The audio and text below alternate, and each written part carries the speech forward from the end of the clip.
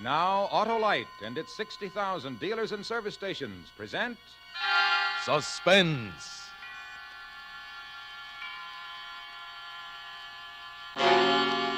Tonight, Autolite brings you the Academy Award nominee, Miss Jane Wyman, in a dramatization of the outstanding mystery novel, Catch Me If You Can.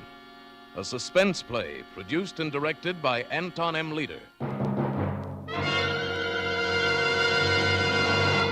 Friends, have you actually tried them? Those dandies, those dillies, down the dales and up the hillies, wide gap Autolite resistor spark plugs? Well, by Cornelius, do. Prove to yourself that wide gap Autolite resistor spark plugs actually make your car idle smoother, give you better performance with leaner gas mixtures, save you gas dollars, and cut down interference with radio and television reception.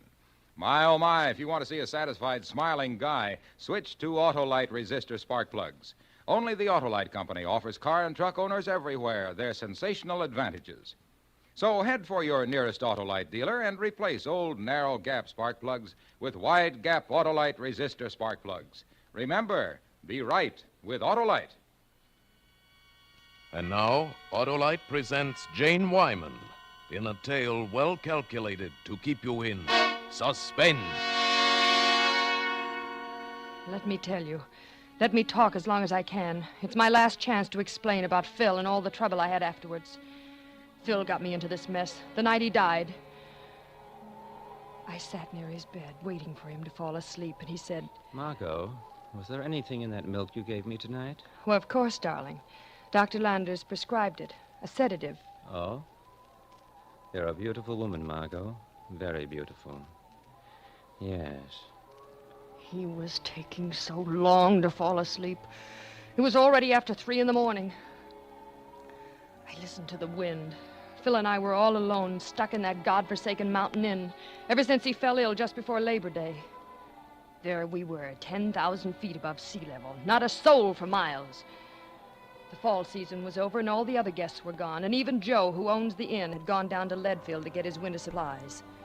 Oh, I shivered thinking of the dark, ragged, lonesome mountains outside, and Phil opened his eyes again. You're a good actress, Margot. Better off the stage than you were on, I expect. But I know you're fed up with our marriage. Have been ever since I became ill. I haven't complained, Phil. No, it wouldn't fit the part. But you feel trapped out here in Colorado, don't you? You'd rather be in New York. I wonder, Margot, those pills you put on my lunch tray last week, they weren't my regular vitamin pills. Maybe you want your freedom and my money enough to poison me. Don't be ridiculous, Phil. Well, anyway, I didn't take them. I hid them with a note saying that you tried to give them to me. Then I called a friend of mine, long distance, an old friend. Who? A detective named Rocky Rhodes. Rocky and I both stayed at this inn one summer. And what did you tell this Rocky? Never mind what I told him. Just remember, he's due here tonight or in the morning. A detective. Phil, you're a fool. I want a divorce, Margot. You do? Yes, without any strings. Those pills are Exhibit A, if they're poison. Blackmail. Phil, darling, if you want a divorce, you can have it without threatening me. You'll sign the papers tomorrow? Of course, darling. I only want to make you happy. But now go to sleep, Phil. You need a good rest. Go to sleep.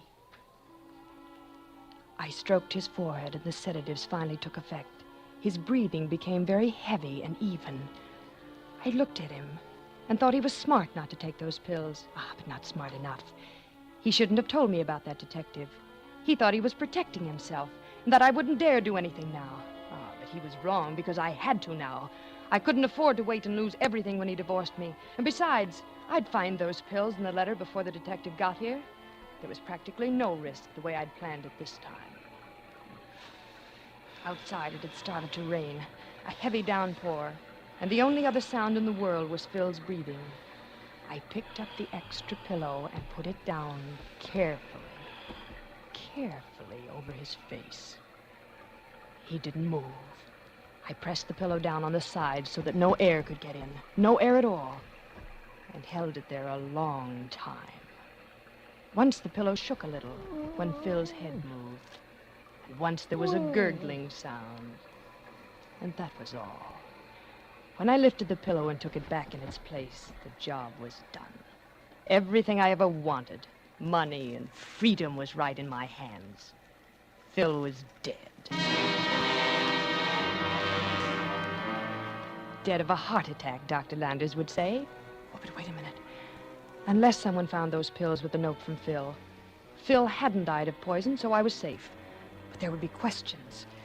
Questions I didn't want to have asked. I had to find those pills myself. I started to search. First, the pillow under Phil's head. No. Then the nightstand beside his bed. And the desk under the window. No. Where could he have hidden it? After all, the bell. Could it be Phil's detective already? Rocky Roads? Oh, I'll have to be very careful. Just a minute. I'm coming. Just a minute.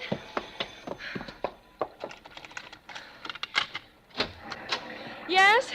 Well, don't stand there. It's raining in. Oh, I'm sorry. I think I'm lost. I'm looking for Pineview Lodge. Well, you are lost. This is Fisherman's Net. Yes, I know. I saw the sign. It's closed for the winter. Well, could you put me up? The manager's away. There's only me and my husband. Oh, the luck of the Irish. I meet a beautiful blonde, and she's married every time. You wouldn't turn me out in this storm. I'm soaking wet. I'm afraid Oh, please, just tonight. In the morning, I'll get my bearings. Well, if it's only for one night. Yes, that's all. Thank you. Oh, what a vacation. Where are you from? Chicago, newspaper man. My name is Mike Sheldon. How do you do, Mr. Sheldon? I'm Mrs. Weatherby. How do you do? Where do I bunk? Upstairs? Yes, you can take the trout room. Every room is named for a different kind of fish. It's the second room on the right from the top of the stairs. Thank you. It's great of you to let me stay. Would you like some hot coffee? Fine, it's no trouble. Oh, not at all. I was going to make some for myself. I could use some, all right. No, wait. What? No, not that room. No. What's wrong, Mrs. Weatherby? Well, I said the second door on the right. The salmon room, not the trout room. I made a mistake.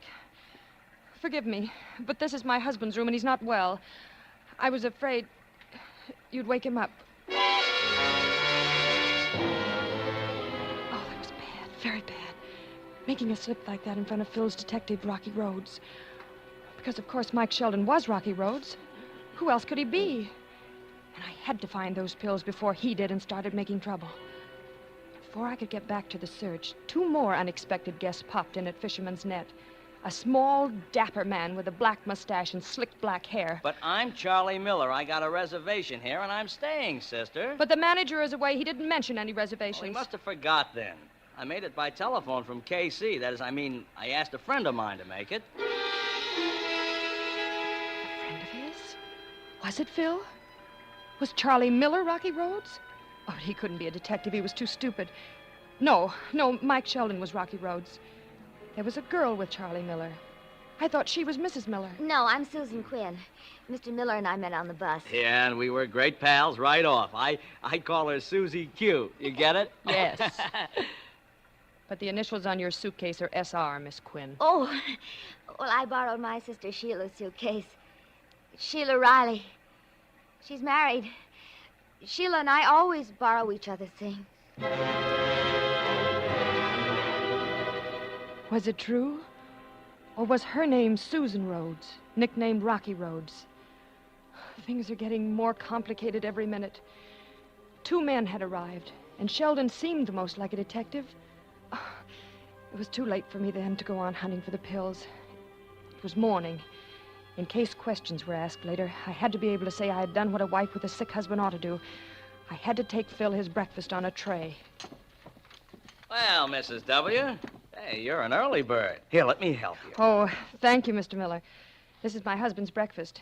If you'll open the door. Sure thing. There you are. Thank you. Phil. Phil, dear, I brought you... Something wrong, Mrs. W.? My husband. He looks... Anything I can do? Say, he does look pretty green at that. Mr. Weatherby. Hey, Mr. You better sit down, Mrs. Weatherby. It looks to me like your husband has passed away. Oh, no. No, here now. Just sit down. All right, now you just cry on Uncle Charlie's shoulder. It'll do you good. You're very kind. Well. Good morning. Oh, say, Sheldon, got a little trouble here. Trouble? Mrs. Weatherby? Well, her husband's passed away in his sleep, it looks like. I brought his breakfast. I thought he was asleep, and... Will somebody phone Phil's doctor? Dr. Landers in Salisbury Gap. Well, of course, but... Excuse me, I'm afraid I better go to my room.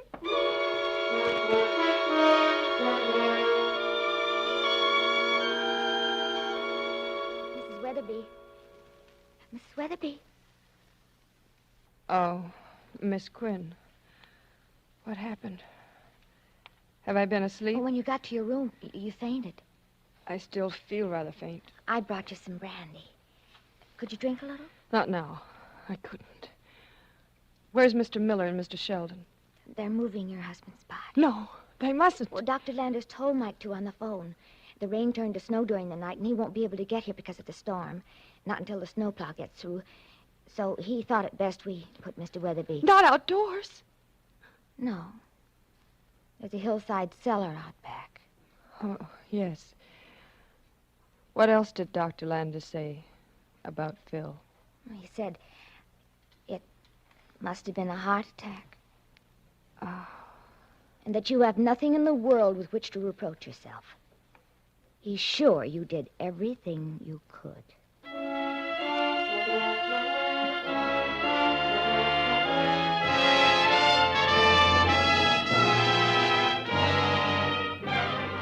For Suspense, Autolite is bringing you Miss Jane Wyman in radio's outstanding theater of thrills, Suspense. Say,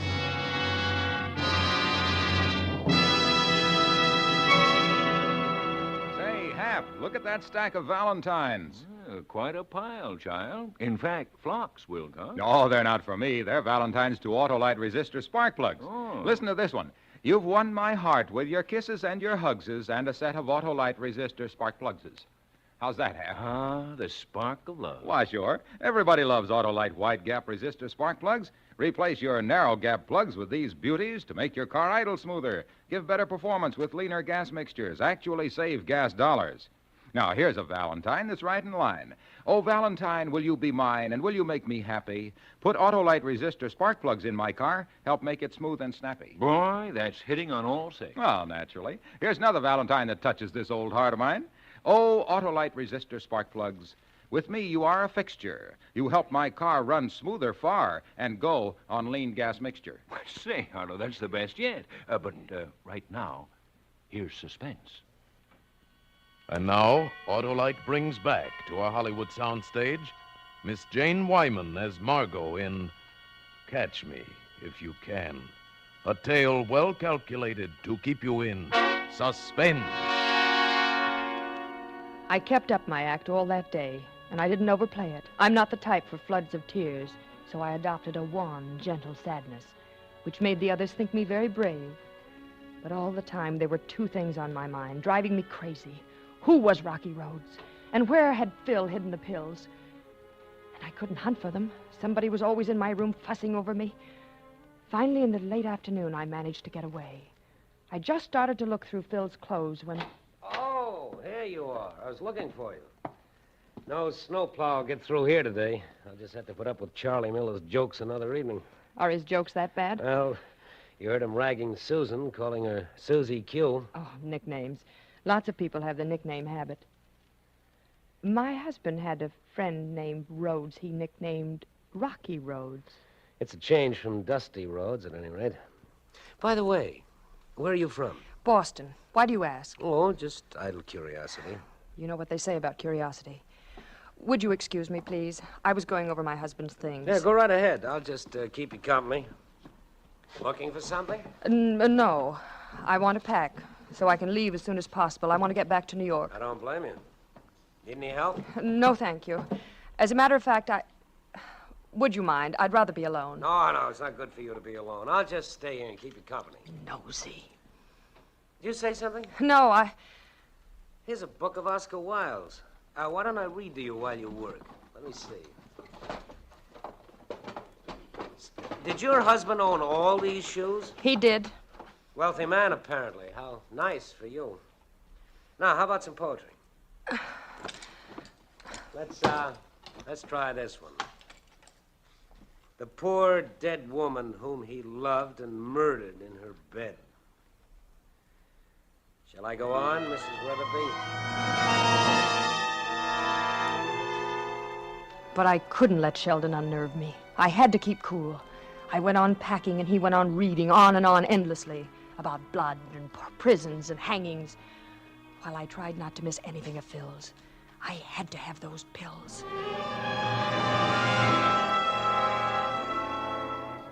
An hour later in my room, I knew I didn't have them.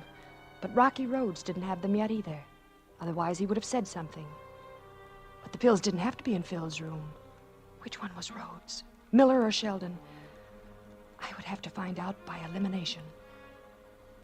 After dinner that night, I went into the main parlor. And Charlie Miller grabbed me and danced me over to the fire. Here you are, Mrs. W. Now, you just sit right here and have a highball, see? And we'll have a nice little cozy chat with little old Charlie. Oh, you're so formal, Charlie. Call me Margot. Margot? I'll bet your mother called you Maggie. You thought up Margot to use on the stage. On the stage? How did you know I was an actress? This was the clue I'd been looking for. Oh, a guy with my experience can always tell. You can? Sure. And I know how you actresses operate. You all take different monikers. I'll bet you were great, baby. Oh, I wasn't very good. There was only one way that Miller could have known about my being on the stage. From Phil. You weren't very good. I know different, baby. So what if you only played Tank Towns? I sure wish I'd seen you. You didn't miss much, really. Tank Towns. That was Phil's story, all right. Miller was Rocky Rhodes, and he was just drunk enough to handle. Hey, look. How about you and me going up to my room where we can be alone, huh? Well, that wouldn't look right, Charlie. We could go out and sit in my car. It's in the garage. Got a heater? And a radio. The hotel radio's broken. We can say that's why we're going, to listen to the music. Wonderful. Hey, you're a wonderful little woman, Maggie. Full of ideas.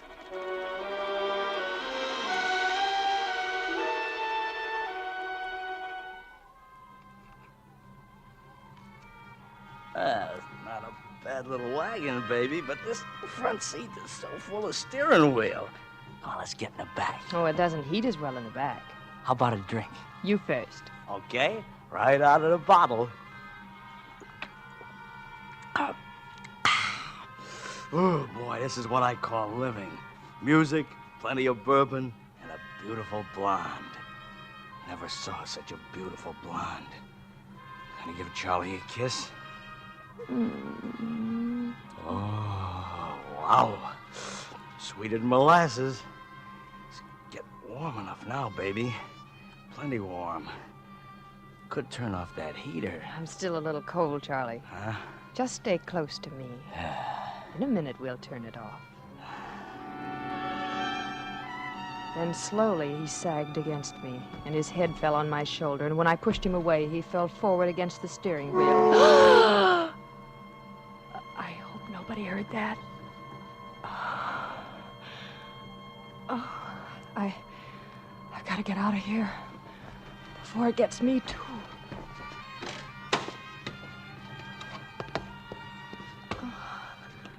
I kept on my feet, going around the car. I was dizzy and getting numb.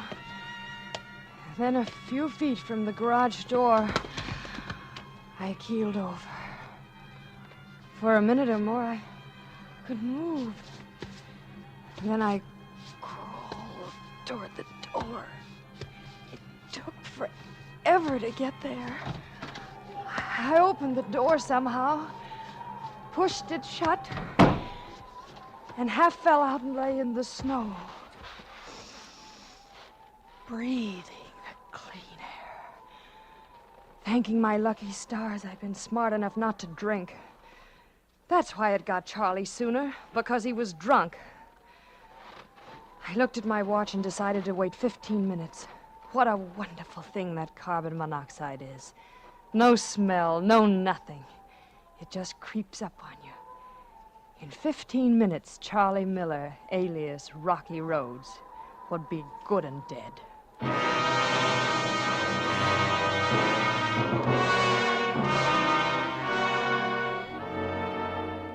He was dead, all right. When they found us, they carried me into the house and gave me a drink and put me to bed. I went right to sleep knowing Rocky Rhodes was dead. When I woke up, I remembered the car key. I had said Charlie started the car, but somebody might think to check the key for fingerprints and find mine. Oh, I put on a fur coat over my nightgown and ran all the way to the garage.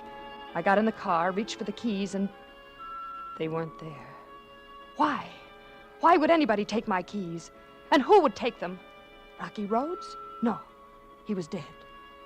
But was he? Had I killed the wrong man? I don't know how I ever got through breakfast. That's too bad about Charlie, Margot. Stop worrying about it. It wasn't your fault. You look tired. You want to take a walk? Get some fresh air? I don't feel up to it. I was planning to go up to that lookout cabin on the peak. No. I'm too lazy for that. I mean a short walk. Is it a long climb, Mrs. Weatherby? Long and steep, believe me. I only made it up there once. But my husband used to go there often. I guess a good climb will do me good. Think I'll try it alone. Bye. I'll be back before dark. Bye. Be careful, Susan. I didn't even hear her leave. I was thinking about Phil's walk to the lookout cabin. There was where he'd hidden the pills. I knew it. I knew it in my bones. Why hadn't I thought of it before? Oh, I'd have to hurry. I couldn't let anyone find those pills except me. I managed to get away from the men and slipped out by the back door without being seen.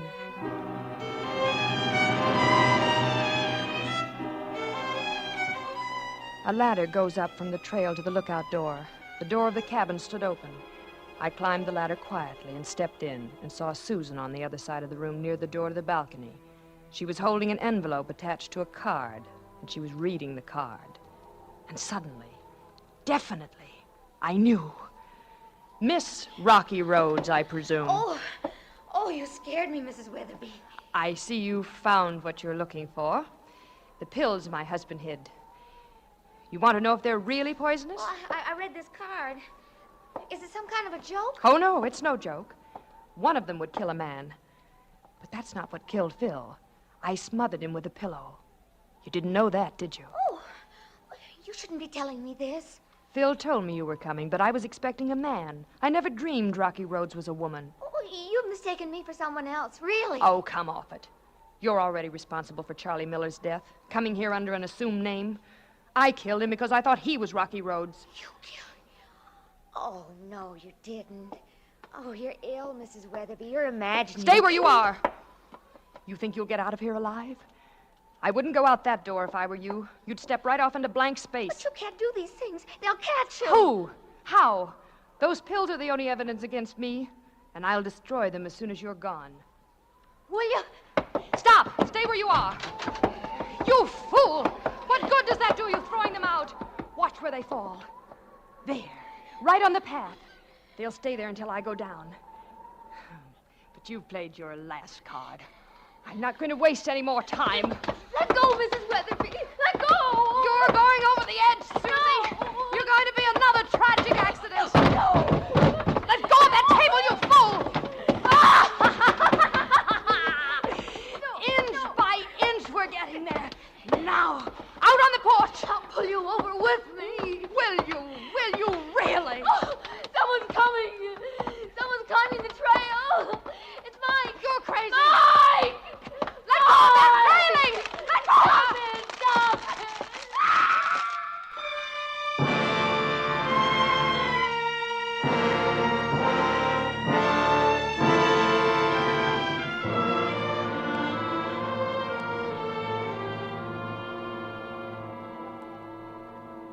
I remember falling. Falling, then a sharp pain. Then I don't remember any more until I woke up here in the snow and found you bending over me. Who are you? Where did you come from? I just came up from the village, Mrs. Weatherby. We know the whole story. The whole story? Now, just take it easy, Mrs. Weatherby. Oh, I know. You must be a doctor. But, doctor, they'll never hang me. No, Mrs. Weatherby. They'll never hang you. You're dying now. No, I can't die. After all I've had to do to live. Where did Mike go? I'm right here, Mrs. Weatherby. Like a vulture waiting for me to die. You're Rocky Rhodes, aren't you, Mike? No, Mrs. Weatherby. You're lying. It has to be you. I killed Charlie, and he wasn't Rocky Rhodes. And Susan wasn't. You have to be. I have to know. I have to kill Rocky, or I've done it all for nothing. Rocky Rhodes mustn't find those poison pills. Your husband didn't die from poison, Mrs. Weatherby. So you would have been safe even if the pills were found. But Rocky Rhodes. None of those people was Rocky Rhodes. Your own guilt made you suspicious of everything they did. But there must be a Rocky Rhodes. Phil said there was. There has to be a Rocky Rhodes. Is she dead, Doctor? I'm afraid she is. And there I was being sorry for her husband being dead. Just think, she killed her husband and one of us, and none of us would ever have known it if she hadn't told Susan all about it in the cabin. It was good of you to get here so fast, Doctor. Well, I'd have gotten here sooner if it hadn't been for the blizzard. And maybe none of this would have happened. By the way, I'm not a doctor, Mr. Sheldon. My name is Rhodes. Rocky Rhodes.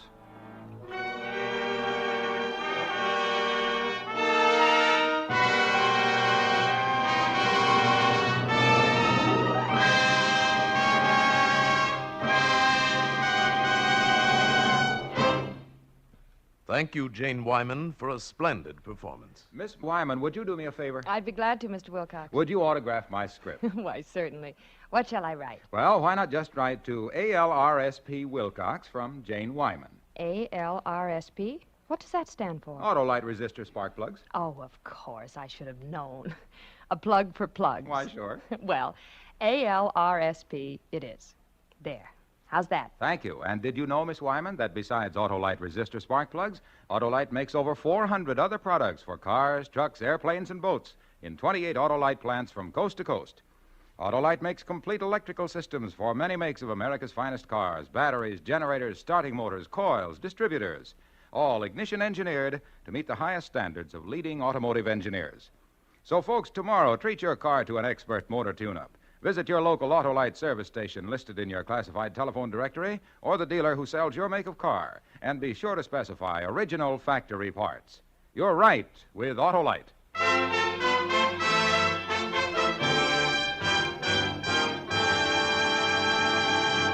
And now, in introducing again our star, Miss Jane Wyman, I wish also to extend to her, on behalf of our sponsor and all of us here on Suspense, our sincere congratulations on her nomination for the Academy Award for her splendid performance in the current Warner Brothers picture, Johnny Belinda, and to wish her the best of luck in balloting. Thank you very much. And may I congratulate Suspense for being one of the top radio programs on the air. Truly radio's outstanding theater of thrills. Thank you, Miss Wyman. And I'll be listening next week when James Mason and his lovely wife, Pamela Calino, appear in the Agatha Christie story, Where There's a Will. Another gripping study in Suspense. Tonight's suspense play was adapted by Sylvia Richards from the current best-selling mystery by Pat McGear. Music was composed by Lucian Morawek and conducted by Lud Gluskin. The entire production was under the direction of Anton M. Leader. Autolite resistor spark plugs have been adopted as original factory equipment by 6 leading makes of cars and trucks. So, switch to Autolite. Good night.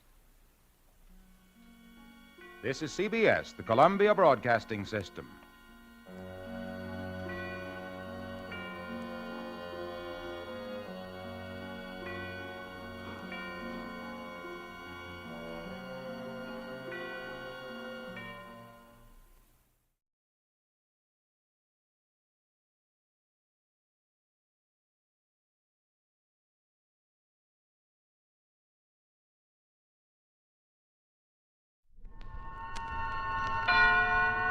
Suspense.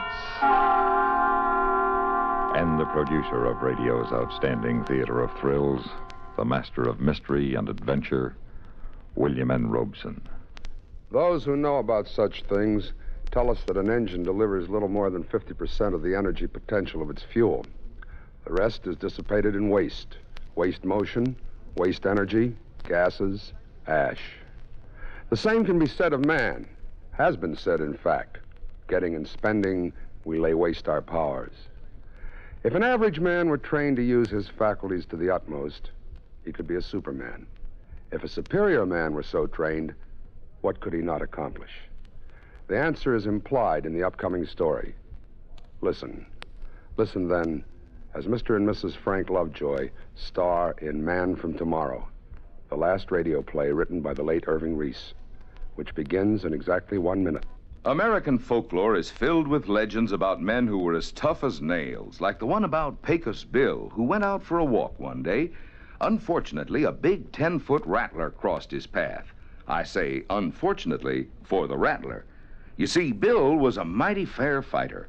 Why, he gave that rattler the first 3 bites just to make things even. Then he waded into that reptile and he everlastingly thrashed the poison out of him. By and by, that old rattler yelled for mercy and admitted that when it come to fighting, Bill started where he left off. Yes, that was Pecos Bill, a legendary American. Folklore belongs to every nation's legendary past, and I guess we Americans have our share of some tall ones. Like the one about... but we'll have to save that one for the next time we travel your way. See you then. And now, Man from Tomorrow, starring Mr. and Mrs. Frank Lovejoy. A tale well calculated to keep you in suspense.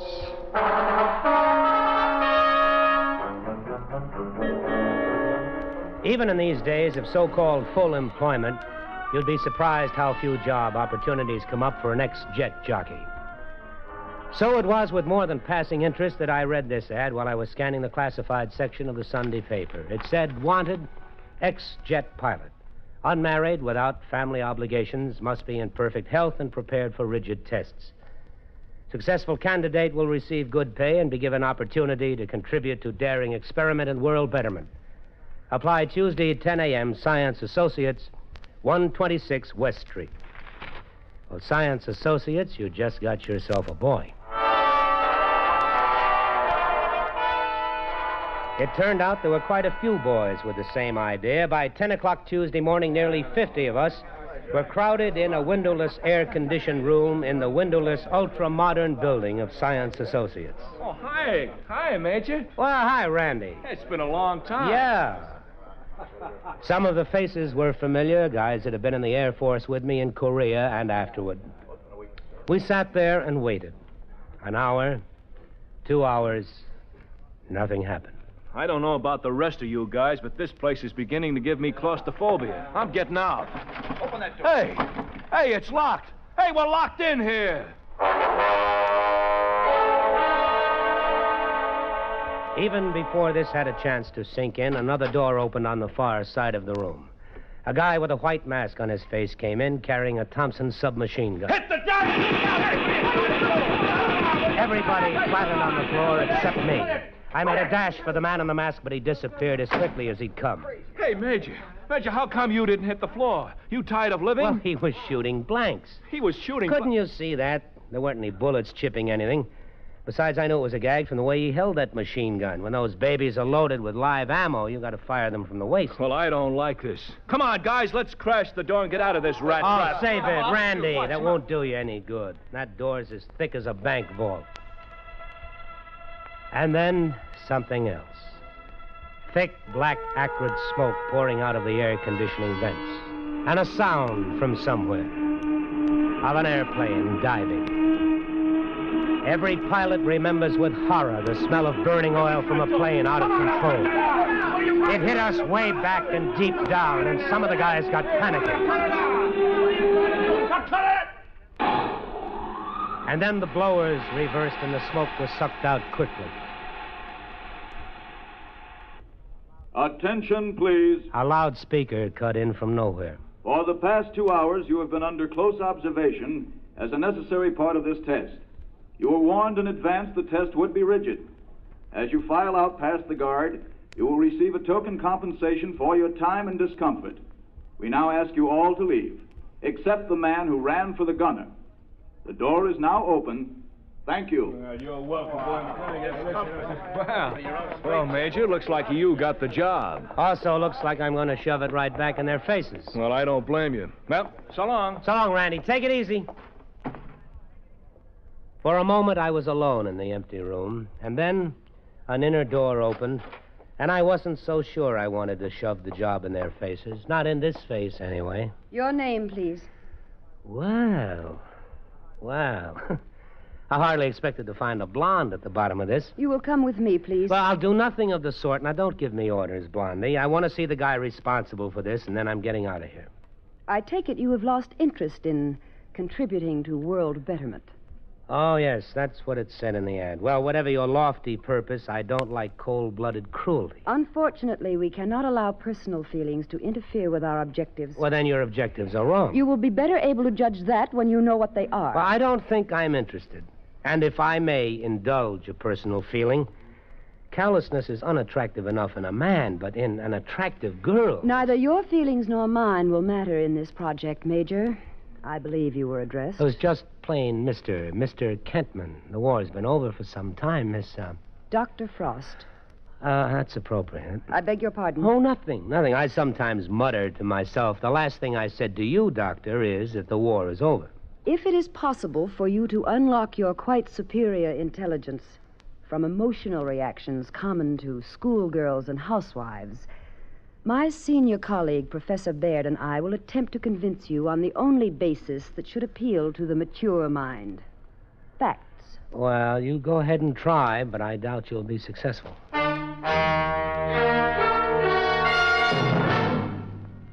The second act of Suspense continues in 1 minute. This is Johnny Baker with Communism on the Spot. The communist attitude toward faith in God is based on the statement by Karl Marx that religion is the opiate of the people. In keeping with his view, the Soviets established as a primary aim the destruction of all religious faiths. Communism can't tolerate religion, which preaches that there is a supreme being who is higher than any human authority. For communism itself is a political religion whose high priests are the dictatorial rulers of the Soviet state. They'll settle for nothing less than total control of the lives of their subjects. They're not only concerned with their victims' bodies and minds, they seek equal domination over their hearts and souls. And now, we continue with Act 2 of Man from Tomorrow, starring Mr. and Mrs. Frank Lovejoy. A tale well calculated to keep you in suspense. It was a big, aseptically bare room with an uncluttered desk at one end. Behind the desk was the cartoonist conception of an egghead.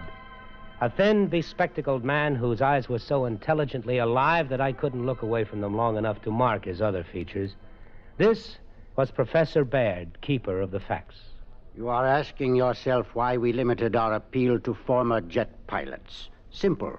Only one man in 10,000 was able to qualify mentally and physically for jet training.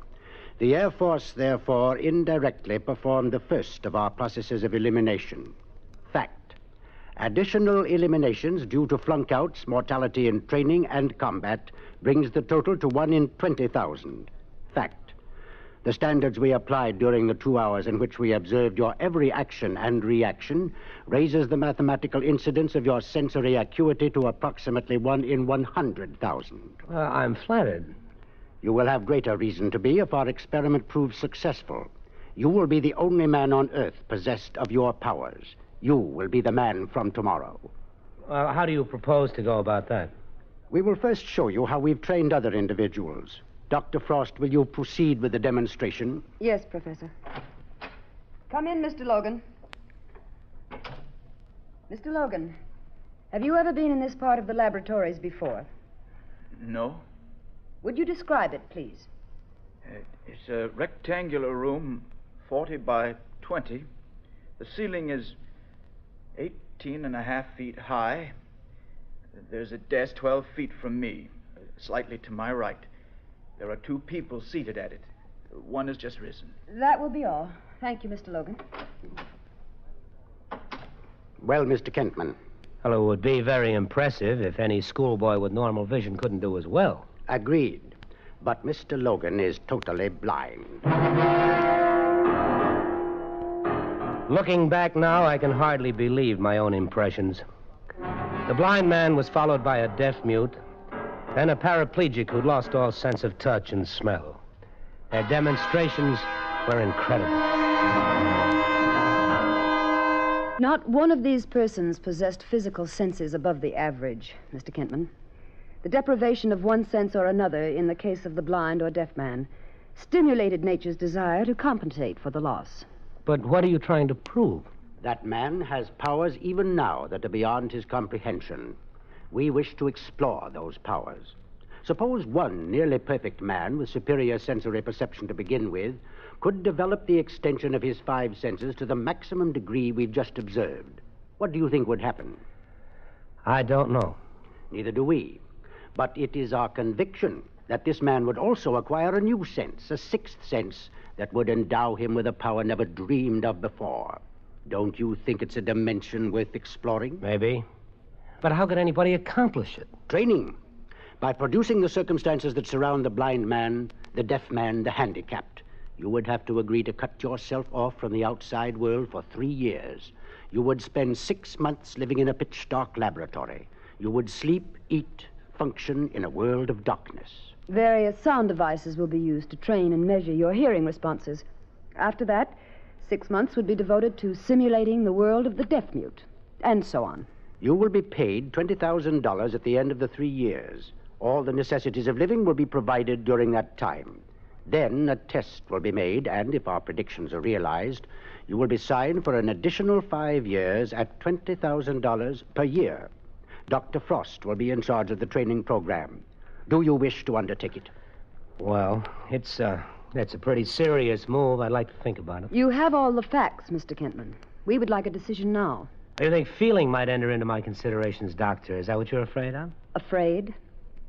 Fear is merely an emotion, Mr. Kentman. I have learned to control all my emotions. I wonder. I beg your pardon? I was muttering again, but what I meant to say is I agree to undertake the experiment. I was led into a pitch-dark room, blacker than the blackest night. It was to be my home for 6 months. It had a bed, bathroom, closets. All I had to do was to find them. I won't waste time telling you what that was like. Just close your eyes tight and try to find your way around a room that's familiar to you, and you'll get the idea.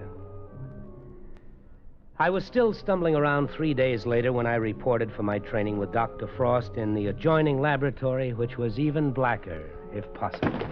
Oh, dear. Are you hurt? You wouldn't care if I broke a leg. There's a chair nearby. I know. I just fell over it. We can begin as soon as you're settled. Lucky it's so dark, I don't have to apologize for wearing my pajamas. Don't you like dressing? I love it when I can find my pants. Today's exercise will be recognition of pure tones. Here is an example. That is 1,000 cycles, or 1,000 vibrations per second, stripped of all harmonics. Now, what would you say that was? Oh, 1,100. It is 1,500 cycles. Now, please tell me when you begin to hear the next tone and what the frequency is.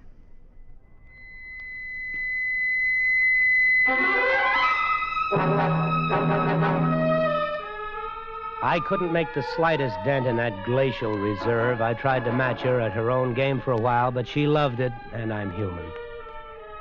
Anyway, at the end of the 6 months, I could ramble through the whole place and never stub a toe. It was amazing how you learn to sense things in the dark and what your ears could do. 800. Out. 4,500. Out. Good. Excellent. Mr. Kentman, your threshold of hearing is 20 decibels greater than the average ear. Dr. Frost, I can't see you, but do I detect a note of enthusiasm in your voice? Satisfaction, perhaps, Mr. Kentman. The experiment so far... Dr. Frost, have you ever let yourself go? Mr. Kentman, I am not nearly so naive as you assume, nor have any of your innuendos or mumblings for the past 6 months escaped me. I told you in the beginning that neither your personal feelings nor mine would have any bearing on this project. You haven't answered my question. I am fully aware of the nature of biological stresses. In a scientific way, of course. What distinguishes man from the animal is his understanding of these stresses, but mostly his control. Well, control is a traffic cop with a stop sign, Doctor, but eventually the traffic has to go somewhere. I can understand the frustration of your masculine ego, especially in this enforced loneliness of the experiment. Oh, thank you. We have only begun. We have 2 years or more to go. The first phase is highly successful. As a scientist, I am very pleased. Strange, Doc. My hearing is so good, but I have yet to hear your heartbeat.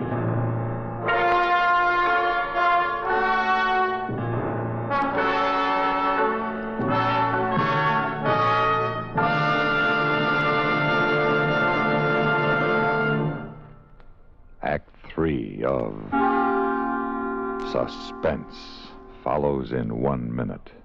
Do you know the Social Security benefits to which you will be entitled when you separate from the service and take a civilian job? Here's a tip from Social Security. Here's one do-it-yourself project that costs you nothing and won't end up in cuts and bruises. The Social Security Administration wants each one of you that pays Social Security taxes to check up on your account to make sure you are getting credit for every dollar that's coming to you. With records of millions of people to maintain, it's a pretty big job to catch an error that you or your employer might make in reporting your wages and income. You can help by checking every 3 years to see that your record is correct. How? Easy. Simply by mailing a special postcard. Just write to Social Security, Department 15, Hollywood 28, California, and ask for Form 7004. Mail it. And in a couple of weeks, you'll receive a notice that will verify the spelling of your name, your Social Security number, and the wages credited to you for each of the past 3 years. Do it tomorrow. You'll be glad that you did. And now, we continue with Act 3 of Man from Tomorrow, starring Mr. and Mrs. Frank Lovejoy. A tale well calculated to keep you in suspense.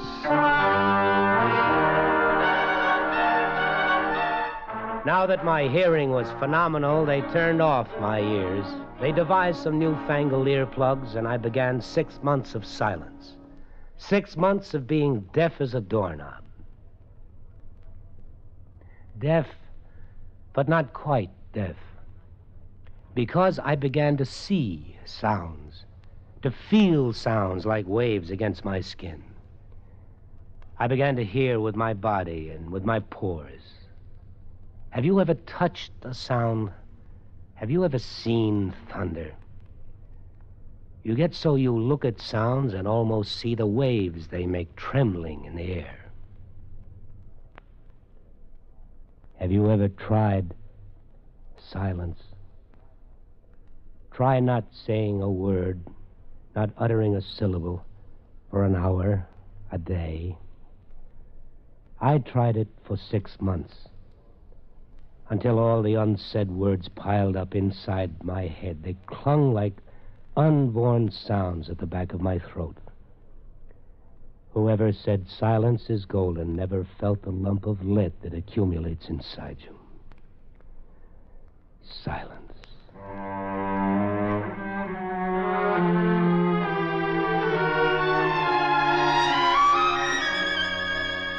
And then the 6 months ended. The day came when she removed the fancy earplugs, and the little canyon I'd been living in widened into a continent.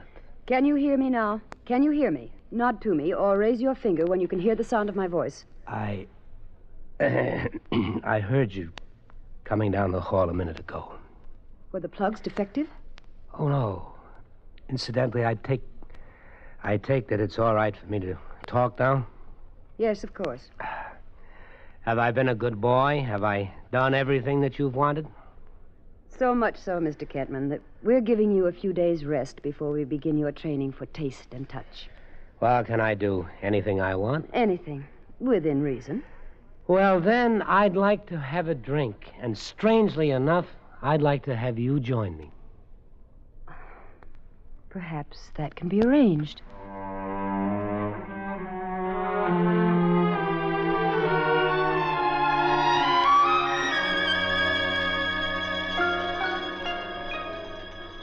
Oh, that wonderful sound of the clink of glasses.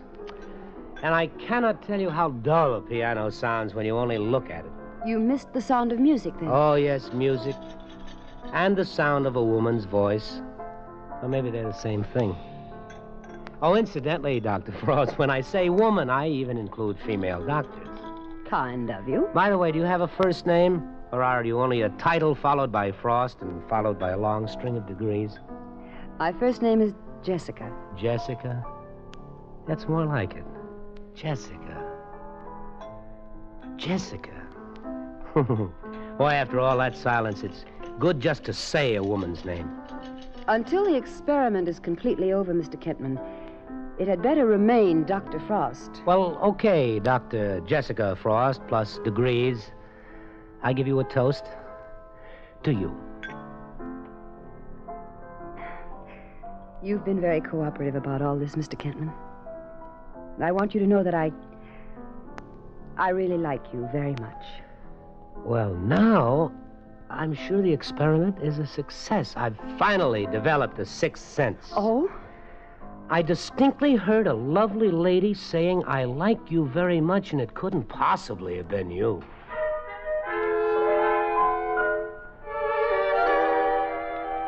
I rather enjoyed the touch tests. It was one area I'd never realized held such hidden possibilities. After a few months, my fingertips knew the difference between crystal and diamonds.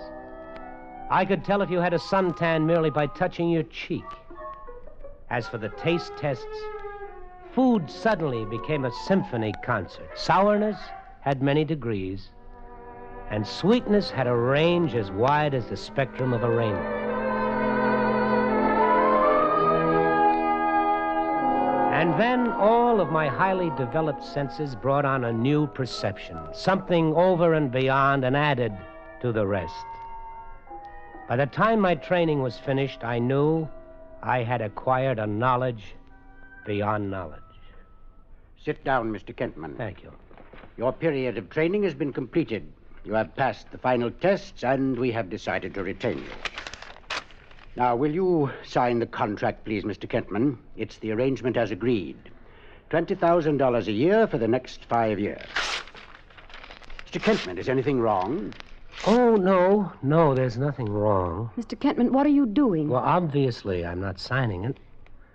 But why? Because I'm afraid. What is there to be afraid of? Myself. And what I know now, and what I'm going to know in the future. What you and Dr. Frost may ask me to do. Afraid to make contributions to scientific progress? Oh, I respect science.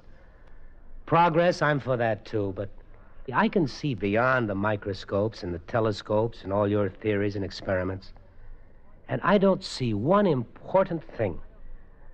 I don't see happiness, only fear and falling buildings. That's what I see coming out of my super sense.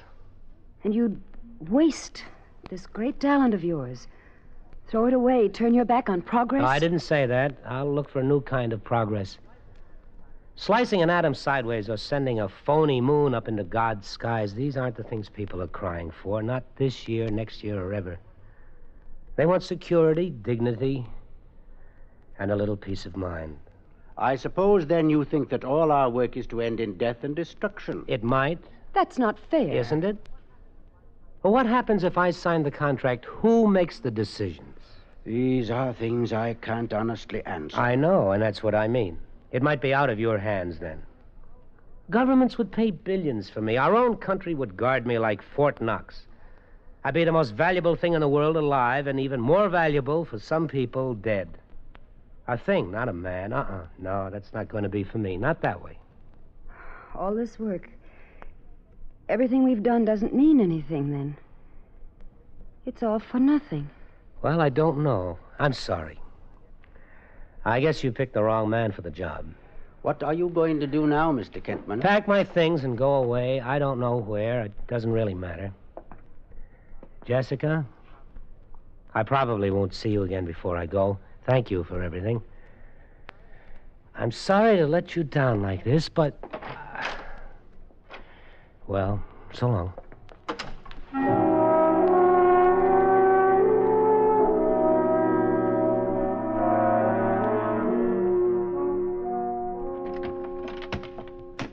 Well, that is that. Oh, I was just going to... Try and talk me out of it? No. Yes, I was. But not anymore. I'm glad you changed your mind. Will you tell me something? What? What are you going to do? I don't know yet.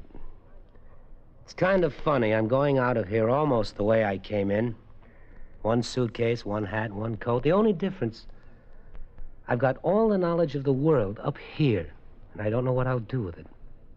I haven't been able to think, not clearly. I know one thing, though. There are a lot of things I can try. What? Ever hear of cancer, heart disease, common cold, a dozen other things man doesn't know anything about? Yes. Might not be bad for a start. No, that's not bad for a start. Do you think you might need someone to help you?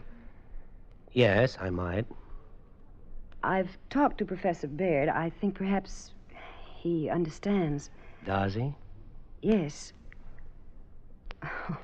It's a little uncomfortable for a woman. I'm not supposed to say anything until you do. And you already know what I'm thinking, don't you? Well, let's be old-fashioned. I love you. Will you come with me? Yes. I love you, too. I know. Come on, let's go.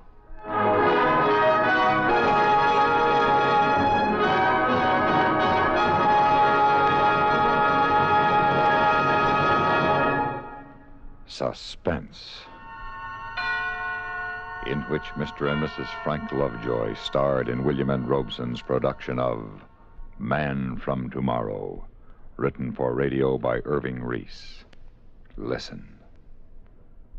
Listen again next week when we return with another tale well calculated to keep you in suspense. Supporting Mr. Lovejoy in Man from Tomorrow were Mrs. Lovejoy, Joan Banks as Dr. Frost, John Hoyt as Professor Baird, Peter Leeds as Randy, and Norm Alden as Mr. Logan.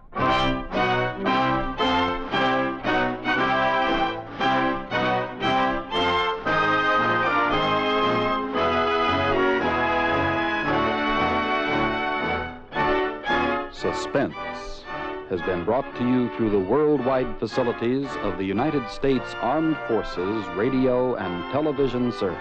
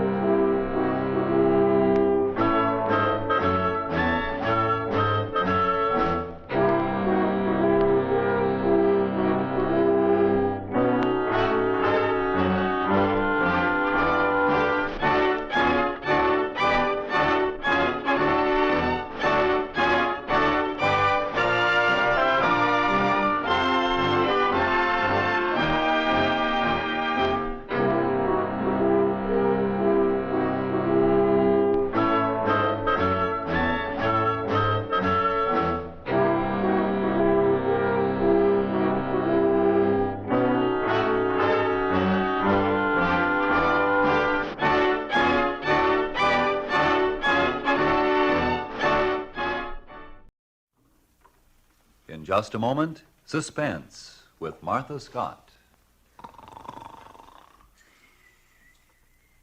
Hey, it's time for the Autolite radio show, Well, Mom. you better wake your dad up. I know darn well he won't want to miss it. You're right. Hey, Dad. This'll get him.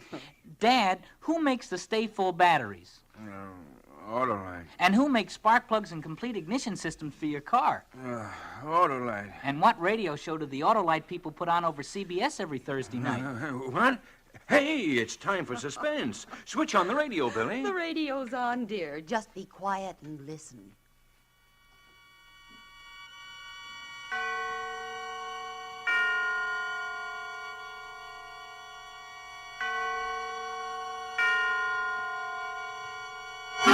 Suspense.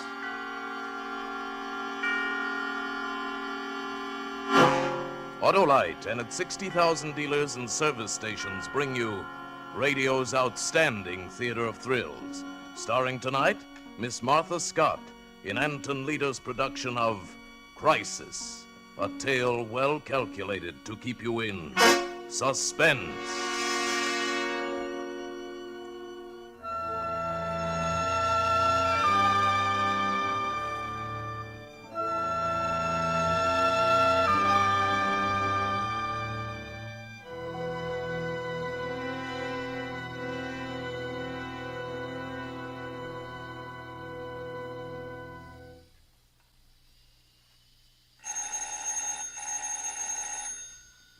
Mrs. Norquist? Mrs. Norquist? It's the doctor, Mrs. Norquist. What? Coming. Oh, I'm sorry, Doctor. I fell asleep. I told you not to. I warned you. I couldn't help it. Let me see the baby.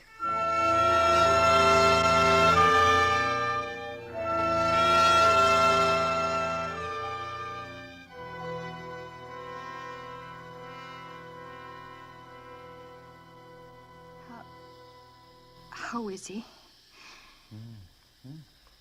Is he better? Well, pneumonia's tricky. Temperature 106. Oh, all day long it's been 106. If he'd only move, if he'd only cry. Oh, Doctor, you've got to do something. Mrs. Norquist, get hold of yourself. Fasten that sheet down. It's important that you don't let any of that steam escape. All right, it's just that I'm so tired. When will the nurse be here? There won't be a nurse. No nurse, but you said there... I've tried everywhere. It's the worst epidemic since 1918. The hospitals are full. Oh, but I can't go on without a nurse. I can't. Well, isn't there someone who can help you? Some neighbor? There's no one. Well, what about your husband? When's he due back? 2 or 3 days. Maybe you'd better send for him. You don't mean the baby? Well, you can't keep this up. You need help. Oh, I didn't want to worry Paul. This business trip's so important to him. Besides, I expected to get a nurse. Why, he doesn't even know the baby's sick. You'll have to do it alone, then. How's the sulfur holding out? I have enough. Good. Now, don't neglect the steam for an instant.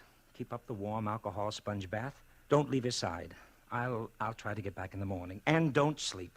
No matter how tired you get, no matter how you scream for it, you must not sleep. Here, take these pills. They'll help you. Thank you, Doctor. Doctor, is little Kurt going to make it? Well, that you'll know one way or the other before morning. Oh? Crack that temperature tonight, and he'll pull through. It's the crisis.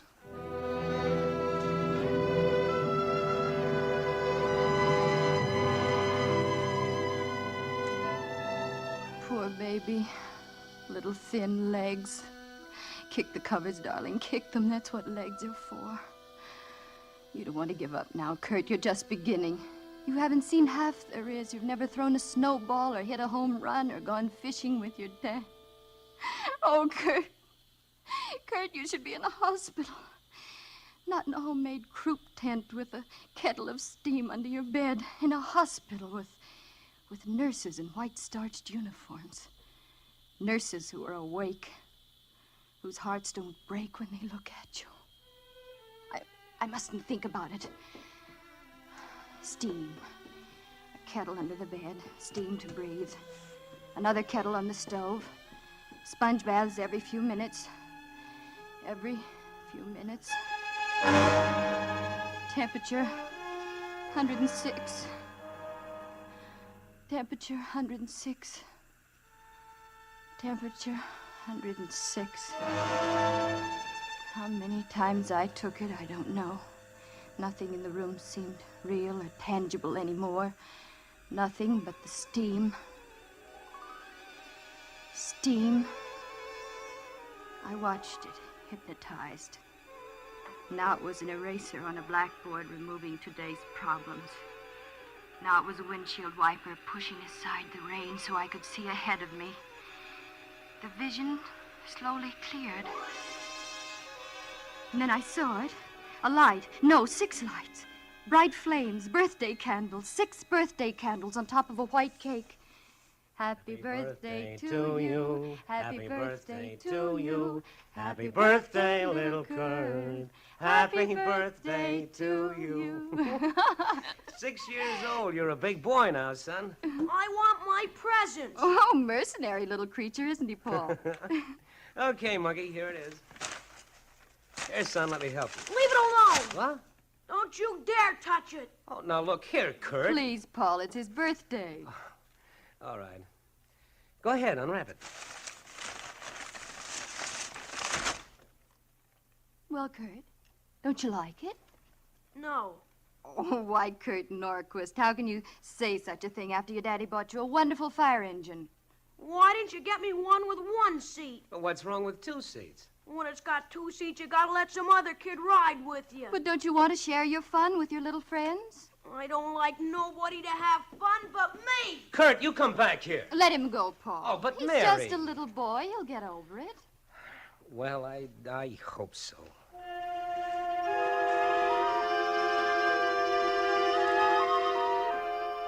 There were more birthdays, but as Kurt grew, a mounting fear began to grow in me, too.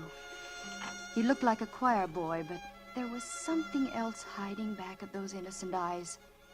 At 8, he forged his report card. At 10, he stole some things from the dime store. By the time he showed promise of being taller than his father, his personality, in spite of everything we tried to do, was really beginning to frighten us. You wanted to see me, Father? Yes, I did. Your mother and I are very concerned about you. Again? Why weren't you in school all week? It bores me. Well, where were you? What have you been doing? Thinking. Just thinking. What about, Kurt? What is it you think about?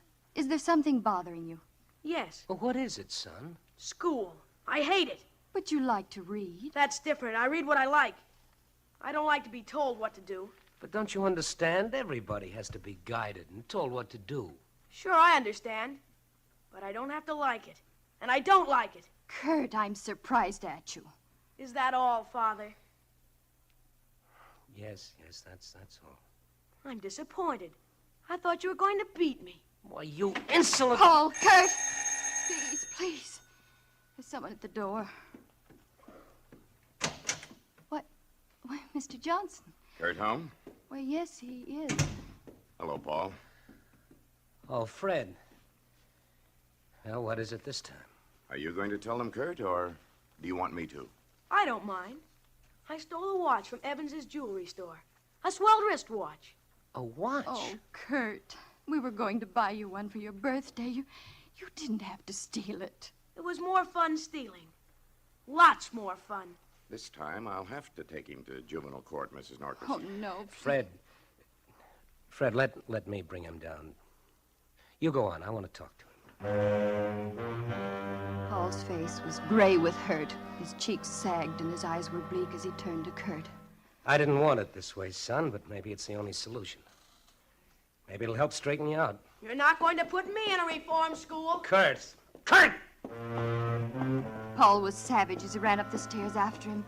Kurt slammed the bedroom door in his face, and as Paul flung it open... You've had this coming to you for a long time. Oh, no, you don't.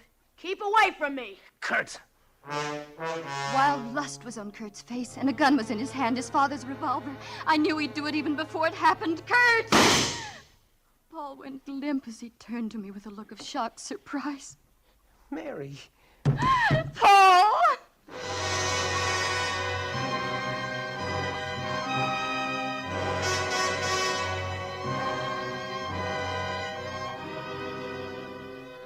For Suspense, Autolite is bringing you Miss Martha Scott in radio's outstanding theater of thrills, Suspense.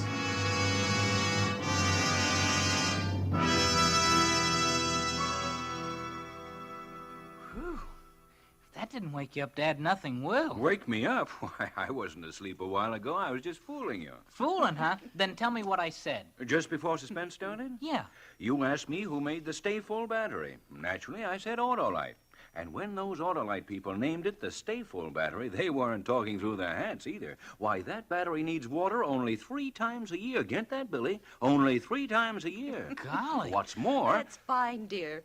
But don't you think you ought to let Mr. Martin give the commercial? Yes, folks, what Hap says is true. Autolite stay-full batteries need water only 3 times a year in normal car use. This means less trouble and care for you. For Autolite's greater liquid reserve practically eliminates one of the major causes of battery failure. Car owners everywhere tell us the Autolite Stay Full is the greatest battery ever built. So, friends, visit your neighborhood Autolite dealer and get an Autolite Stay Full battery for your car. Enjoy the advantages of extra plates and fiberglass insulation. It means so much to long battery life. And remember, Autolite Stay Full batteries need water only 3 times a year in normal car use. No doubt about it. Money can't buy a better battery for your car than Autolite. And now, Autolite brings back to our Hollywood soundstage Miss Martha Scott as Mary in Crisis, a tale well calculated to keep you in suspense.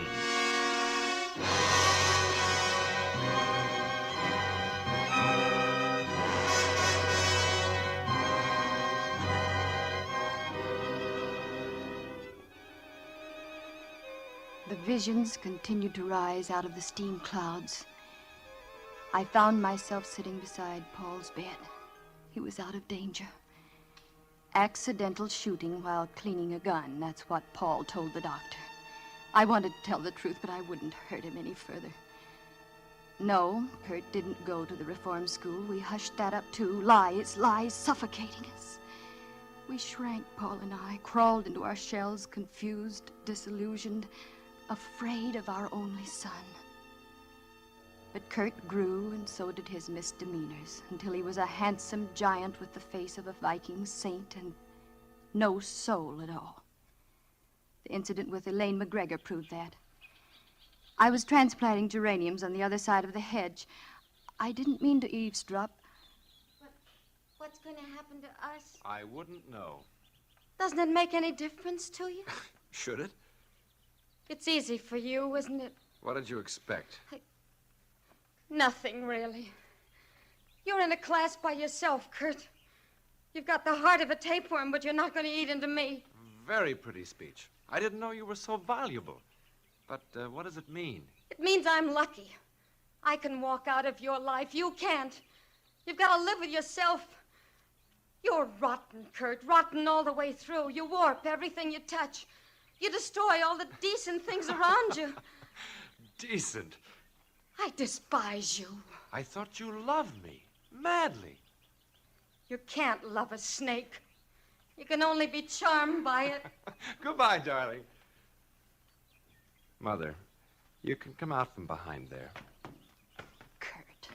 How could you? Mother, I knew you were there all the time. I didn't mean that. I mean the way you treated Elaine. Oh, Kurt, maybe marriage would be good for you. Come, Mother. First you want me to get a job, any job.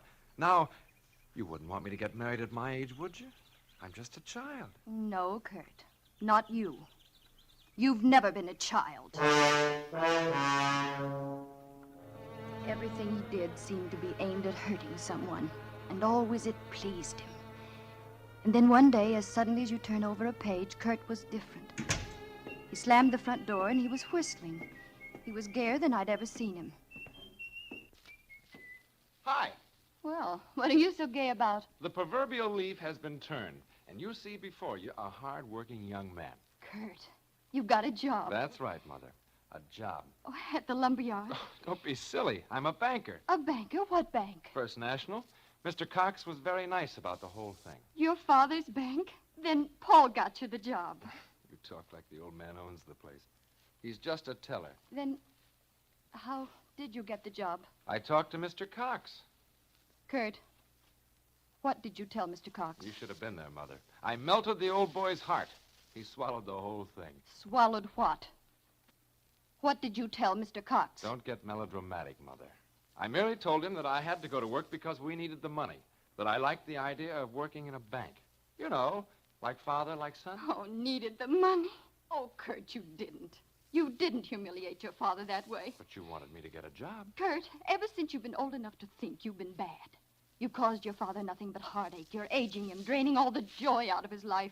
And now this crowning humiliation. But I'm warning you, Kurt.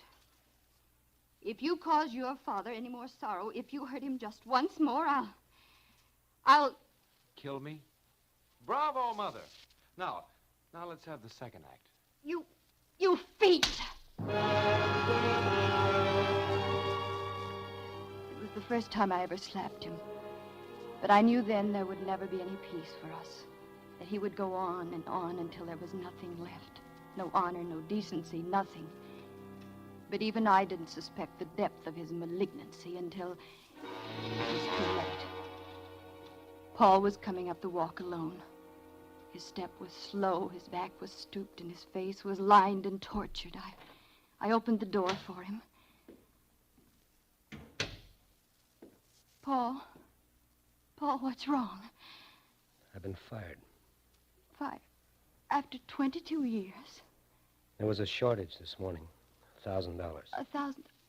Oh, surely they don't think you took it. You've handled millions of dollars down there and never touched a penny of it. How could... Kurt took it, didn't they? Yes. And you took the blame. Not exactly. He's very clever, Mary. He's devilishly clever. He worked hard. He did his work well. I tried to kid myself anyway that he was outgrowing his badness. It was all part of a warped scheme. He won the respect of everyone in the bank and very simply stole the money and planted the evidence that led straight to me. Why didn't you tell Mr. Cox what we've been through, what a bad boy he is? There are records at Juvenile Hall. We could prove it. You know what Mr. Cox said to me? He said he wouldn't prosecute because of my wonderful son. My wonderful son. I never had a son. I couldn't look at him, Mary. When I walked out of the bank, Garvey in cage 1 didn't even say goodbye or good luck or too bad or anything. He just got suddenly too busy to look up. He forgot all about the months we lay in the mud together at Taro and the Navy Crosses. We won on the same day. Garvey was too busy to look up. I couldn't tell him the truth. I'm not strong like you, Mary. I can't take it anymore. He was looking at me, but he didn't see me. His eyes were covered with a film of tears. Then he turned and staggered out of the house. He walked like he was drunk. Yes, that's what he was. Drunk with despair. He got in the car. I wanted to go to him, to hold him in my arms, but I couldn't. I was frozen. The car lurched away from the curb, skidded around the corner. It was like a madman driving.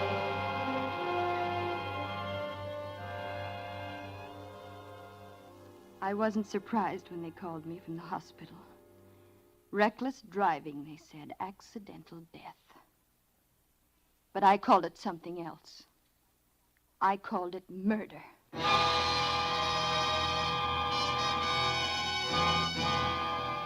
At that moment, I died too. Oh, I went through the motions of living at the cemetery and after. I kept on, not counting the days coming or going, and one day I realized Kurt was 25, a man, a handsome, ruthless man. We lived in the same house, but we had nothing to do with each other. Until one November afternoon, I was in the kitchen making an apple pie. It had always been Paul's favorite. Suddenly, the room was throbbing with Paul's presence. Paul! I dropped the knife on the floor and ran up the stairs into my bedroom. Mine and Paul's. I was wild out of my mind. I turned about the room, everywhere searching. I needed him terribly. I could feel his presence, and yet it wasn't enough. It had to be something tangible, something I could touch. And then I remembered. The Navy Cross and the Purple Heart, they were his. They were part of him. I pulled out the shirt drawer and threw his shirts on the bed.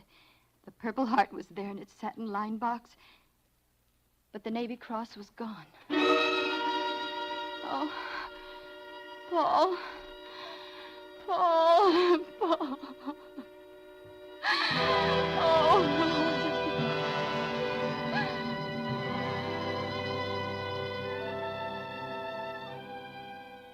The room was dark.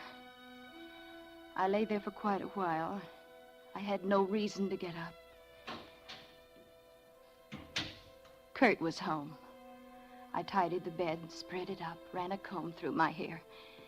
I walked along the hallway to his room. Yes?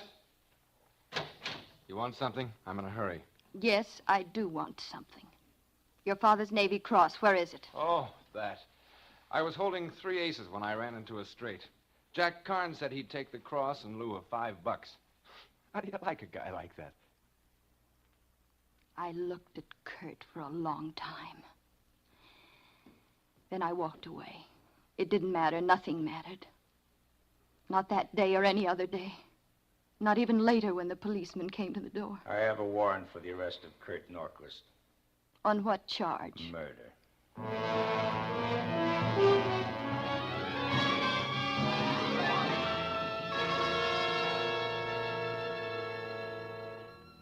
It was a colorful trial. Murder in the first degree. The front pages were blotched with it. Little shop girls hurried to buy the evening editions of the sordid testimony to read on their way home from work. I went to the trial every day and listened with this strange sense of unreality. Sure I killed him. All I could think was, that flashing, handsome young man up there admitting to murder and worse is my son. No, I didn't hate him. I didn't even know him very well. Then why don't I feel anything? I just wanted to see what it was like. That's all. Why don't I shudder with disgrace? Why don't I crawl off into a corner and die? Sorry? What for? He's dead, isn't he? The trial went on for days, and Kurt was unmoved, insolent, triumphant almost. Even as his wretched soul made ready for the lethal chamber, he was untouched. In there, madam. 5 minutes. Thank you. Well, hello, Mother. Mother? Oh, yes, I am your mother. Huh? Oh, you brought me some cigarettes. Thanks.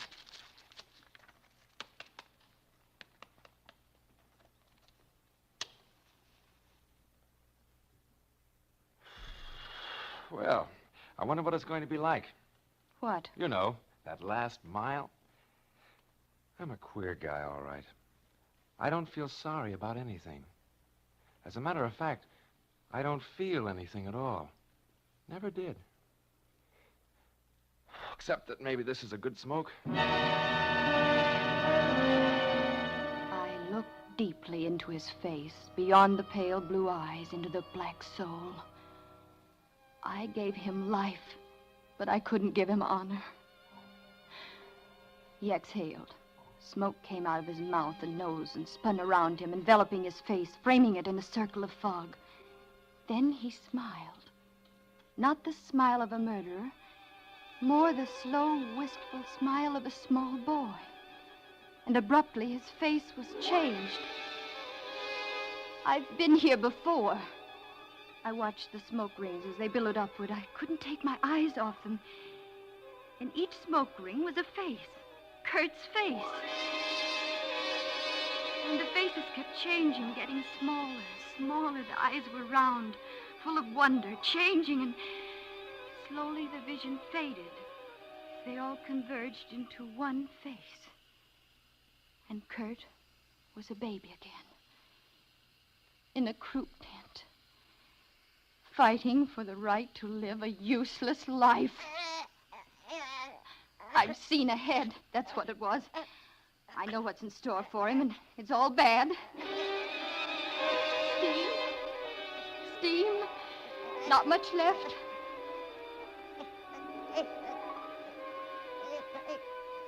In a moment, there won't be any. Oh, let him go. He'll turn out bad. No good, not worth my tears. It won't be wrong. Let him go. Steam. It's gone. I won't get the kettle. It isn't wrong. Let him go. No. Oh, no, little Kurt, wait. Don't go. Oh. The steam. Kettle. Get the kettle. Don't take him. Oh, please don't take him. He's just a little baby. He doesn't know. Steam. I must take his temperature. Oh, I'm afraid. Crisis. Temperature 106. 6/10. 107. Oh, no, no. He's gone. He's gone. He's dead. Oh.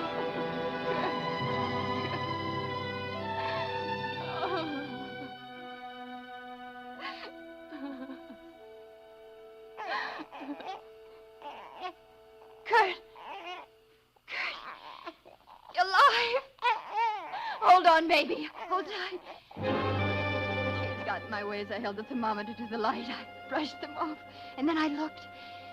The mercury stood at 106, 105, 103. You're going to get well, Kurt. Temperature 101. And grow strong and handsome. Temperature 100. And good, Kurt. You're going to be good. Please, God. Please.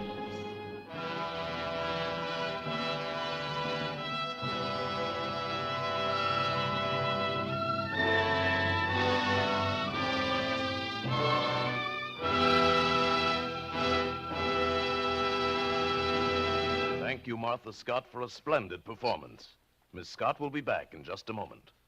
Billy, would you mind getting me a glass of water, dear? You ought to install a stay full battery, Why, Mom. Billy. Sure. Then you'd only need to take a drink 3 times a year.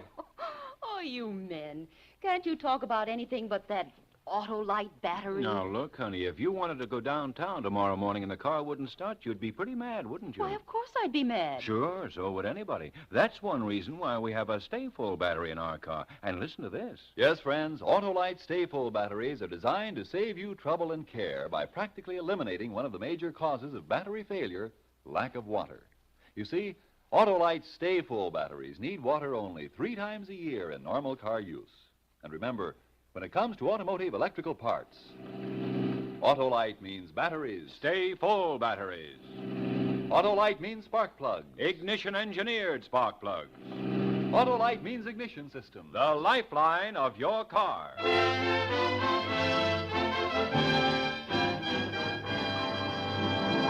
And now here again is Miss Martha Scott. It's been a real pleasure to appear on Suspense tonight. You know, I never miss hearing the program whenever possible, and I'm going to make a special effort to be at my radio next Thursday night when Van Heflin stars in a story called Song of the Heart, a gripping study in Suspense. Miss Martha Scott is currently appearing in the RKO production So Well Remembered. Tonight's suspense play was written by Gwen and John Bagney with music composed by Lucien Morawick and conducted by Lud Gluskin. The entire production was under the direction of Anton M. Leader. Next Thursday, same time, you will hear Van Heflin in Song of the Heart.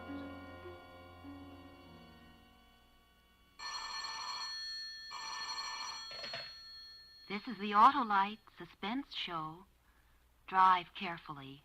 Save a life. It may be your own. Good night. Switch to Autolite. This is CBS, the Columbia Broadcasting System.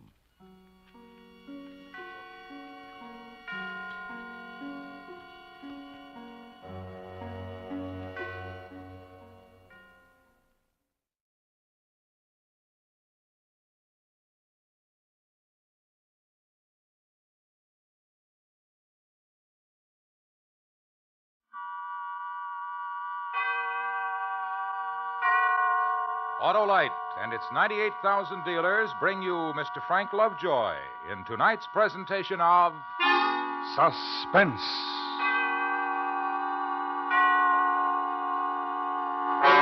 Tonight, Autolite presents a story based on fact, terrifying in its truth. The dramatic report of a man returned home to find he now lives in a frightened city. Our star, Mr. Frank Lovejoy.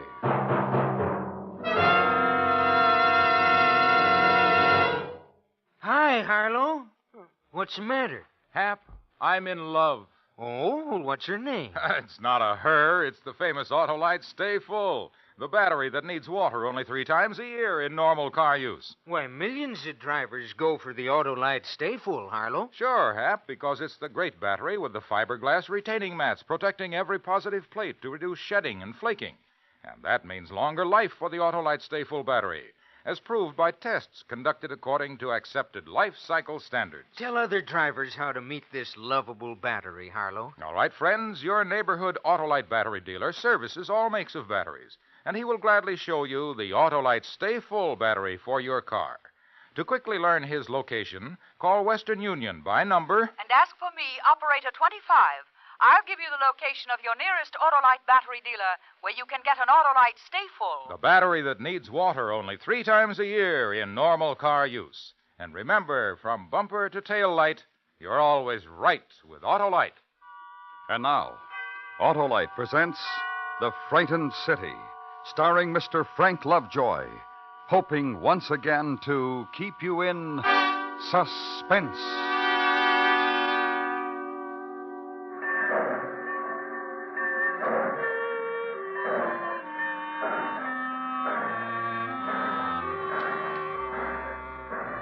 The train pulled out of Easton at 1:20 in the afternoon. It had pulled in 3 minutes earlier. It was a simple thing I had to do then. Watch it cross the bridge over the Wabash, watch it grow smaller, and when it was out of sight, I was finally home. And home was pick up the barracks bag and walk up the small hill from the depot, down into Main Street on an autumn afternoon. Turn left on Sycamore, down 3 blocks, where the houses are painted white and there's rockers on the porches and wide elm trees in November color, and the far-off sound of a dog barking and the smell of smoldering leaves. And 595 Sycamore Street, up the path and up the steps. Jane! Janie! Who is it? Janie! Sis! Nick! Oh, Nicky. How's the baby, sis? Oh, fine. He was teething, but he's all right now. I haven't seen him yet. Oh, he's beautiful. How's Johnny? How's Johnny, sis? What? Johnny, how is he? Your husband, my brother-in-law, Johnny, how... What's the matter with you? Didn't you get my letter? I was aboard ship the last 2 weeks, so... Johnny is dead. Johnny went walking one night, and he's dead. One night, Johnny said he was going to walk down to Main Street. He told me he wanted to stop in the police station. He had something to tell the chief of police. He went out, and he was walking along. Babe. Baby. A car drove by, and someone shot a gun at Johnny. And Johnny's dead. Who? Who shot Johnny, sis? Janie, I'm talking to you. Who shot Johnny? Janie. Come with me, Nick.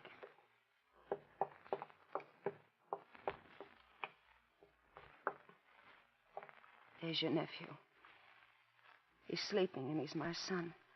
He's pink, and he's fat, and he says Mama. He can say Dada, too, but it's a word he won't need. He's a good baby. And I love him as much as a mother can love a child. Now, I want to show you something else. I've had it here in my apron, and I've been wondering what to do about it. I found it under my door about a week ago, the day after Johnny was shot. I'll read it to you. Don't talk to strangers. What happened to Daddy can happen to Sonny. Give it to me. My little boy is going to grow up. He's going to play with other boys and laugh and cry when he scrapes his knee on the sidewalk and go to school. Give me the note, and Janie. live a life. No. No note, Nicky. These pieces get burned, get forgotten. It gets forgotten like everything else that's happened. Who did it, Janie? You're back from a war. Let everything be peaceful now. Look at my son, Nick. The way he wakes up. So peaceful.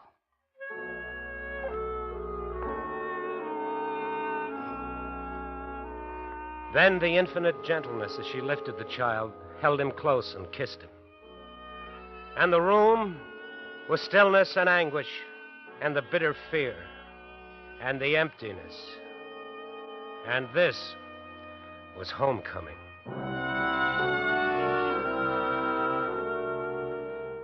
Outside, it was November, a long, quiet avenue.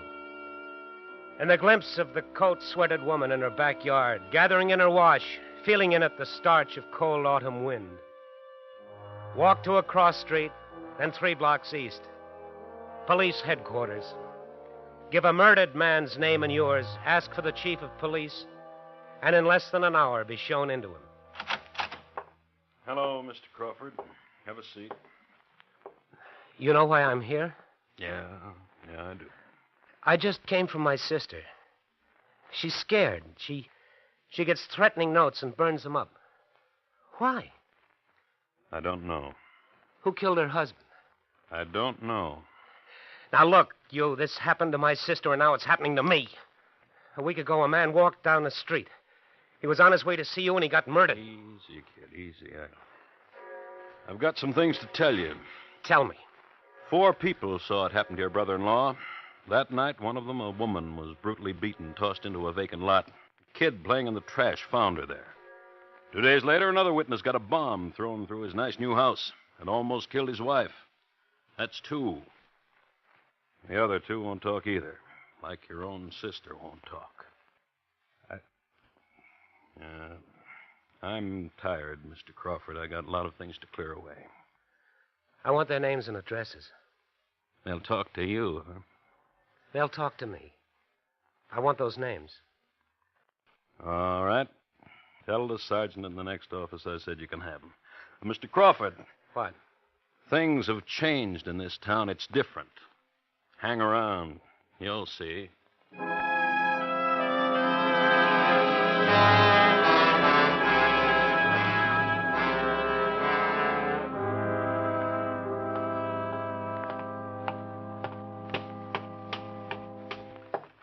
Hello. Evening. Mr. Osborne? Mr. Osborne, something I can do for you? They told me down at your place of business you'd be home. It's about Jimmy Stewart. Mind if I sit down? Not at all. Johnny Stewart, huh? A friend of yours? He was married to my sister. Your sis? Oh, then you must be Nick. Heard a lot about you from Johnny. How you were soldiering. Welcome home, Nick. Johnny worked for you, didn't he? Good accountant, nice guy, Johnny. One of the best. You were with him the night he was killed. That's right, I was with him. Well, you want to tell me about it? Johnny was walking by my store just as I was closing up. I told him to wait a minute. I'd walk with him. We walked. We talked. Got to a corner. I told Johnny to wait for me while I went into the drugstore to buy some cigarettes. Just as I came out, a car turned the corner. Shot him down, drove away. That's how it was. What kind of car? I wouldn't know. Sedan, convertible, old, new? A week ago they put me through this. I didn't know then, I don't know now. Well, he worked for you. He was your friend. You knew all about him and me and his wife. Nick, I like it here on my porch swing. It reminds me I'm alive. Don't spoil it for me, Nick.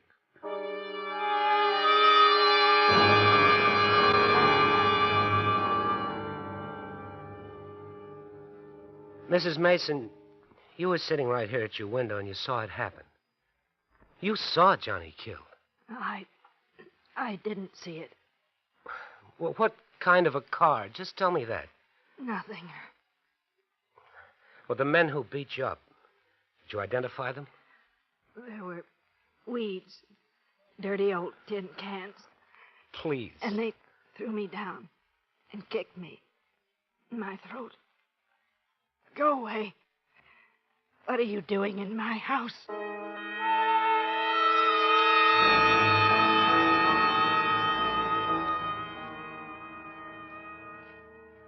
You listen to me, Nick. I can remember when Johnny Stewart was a kid, and he stole penny candy from me, right here in this same drugstore. Yeah, and he grew up to be shot down right on this corner, right outside this store. What happened that night, Mr. Nolan? Nick, I built up a nice business here. 20 years. What did you see?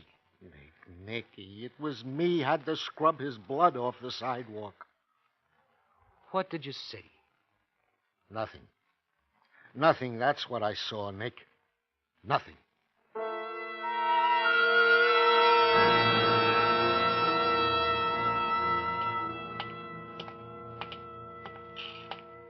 Hi. Hello there. Breaking leaves, you can work up a sweat, even in November. Yeah, big tree, a lot of leaves, Indian summer evening. You sweat. Yeah, I know.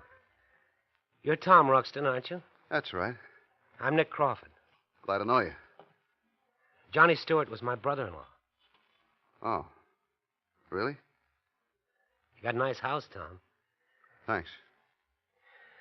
I understand your wife was almost killed when they tossed a bomb into it. That's right. Hazel was out back. Lucky. That bomb was tossed into your house because you were a witness to a murder, wasn't it? House looks okay now. Got nice neighbors. Helped me. We fixed it up ourselves. Who killed Johnny? You're scared to death, aren't you? I've got a pretty good house here, mister. A tract house, GI loan. Once I had a nice uniform, just like you. Now what I've got's a wonderful wife, and anybody asks me, I'll say Hazel's a wonderful wife, and I love her. Like I said, scared. Right now, mostly of you, and whatever you're carrying around with you, I don't want to rub off on me or Hazel. So I'll tell you something. Leave me alone.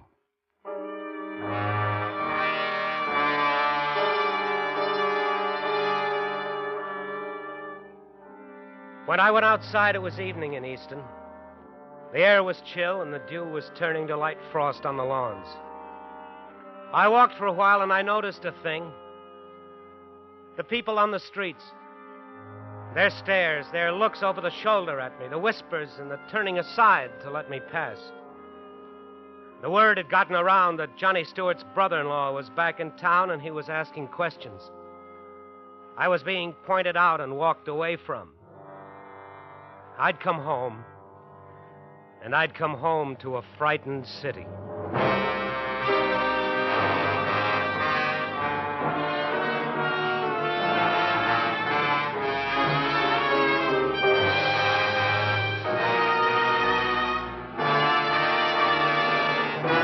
Autolite is bringing you Mr. Frank Lovejoy in The Frightened City.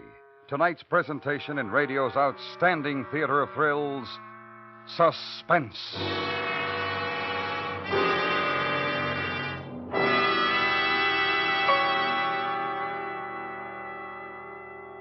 Hey, Hap, isn't that wonderful? Well, Harlow, it looks just like an Autolite Stay Full battery to me. Hap, I'm surprised at you. Don't you realize that this is the battery that needs water only 3 times a year in normal car use? Don't you know that the Autolite Stay Full is protected by fiberglass retaining mats around every positive plate to reduce shedding and flaking? Aren't you aware of its longer life, as proved by tests conducted according to accepted life cycle standards? Why, sure, Harlow. Well, then, Hap, you'll agree when I say money can't buy a better battery. So, friends, visit your nearest Autolite battery dealer. He services all makes of batteries, and he's got an Autolite Stay Full for your car in case a replacement is needed. To quickly locate your nearest Autolite battery dealer, call Western Union by number And ask for Operator 25. I'll tell you where you can get an Autolite Stay Full. the battery that needs water only 3 times a year in normal car use. And remember, from bumper to tail light, you're always right with Autolite. And now, Autolite brings back to our Hollywood soundstage Mr. Frank Lovejoy in Elliot Lewis's production of The Frightened City, a dramatic report well calculated to keep you in suspense.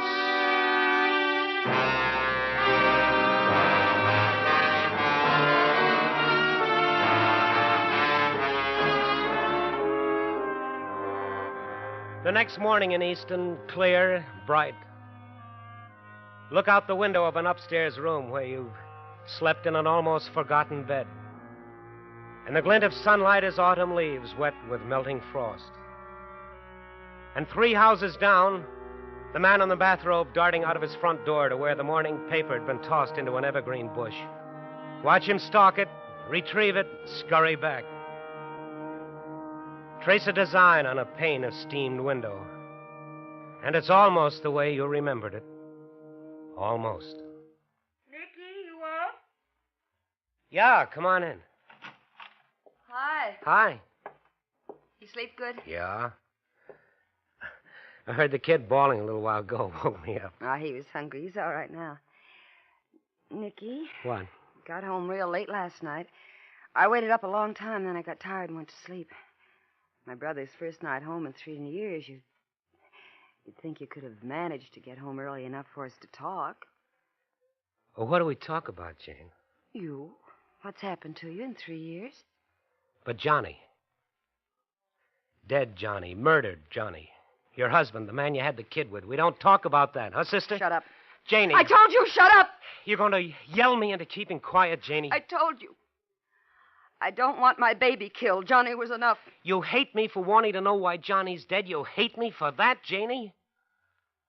My baby gets hurt. I'll hate you to your grave. You've got lots of new things in the house, Jane.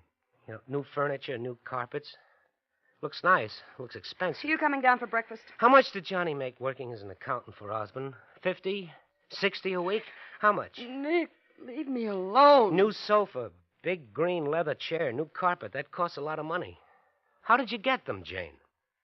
Installment plan? Somebody give you a birthday present? How'd you do it, Jane? You got a home hobby? You take telephone subscriptions for Ladies Magazine? Or did Johnny do it? Is that it? How? He steal, he rob, he kill? Nicky. Tell me. Ask Osborne. Osborne? Ask him what? How we suddenly became rich, how Johnny left a bank account with $30,000 in it. What are you talking about? You said you walked the town last night. Didn't you see what's happened to it? See what? People walking into back rooms, shops with no customers open late, men paying newsboys with bills and not taking change, or newspapers. People walking into back rooms, card rooms, dice tables, numbers. And Johnny was part of it? Johnny worked for Osborne. And Johnny got sick of it and was on his way to tell the cop? Oh, Nicky. Oh, Janie, what's the matter? If you tell anybody what I said, I'll swear you're lying. My baby, Nick, my son. I just died. That's what you did to me. It just died.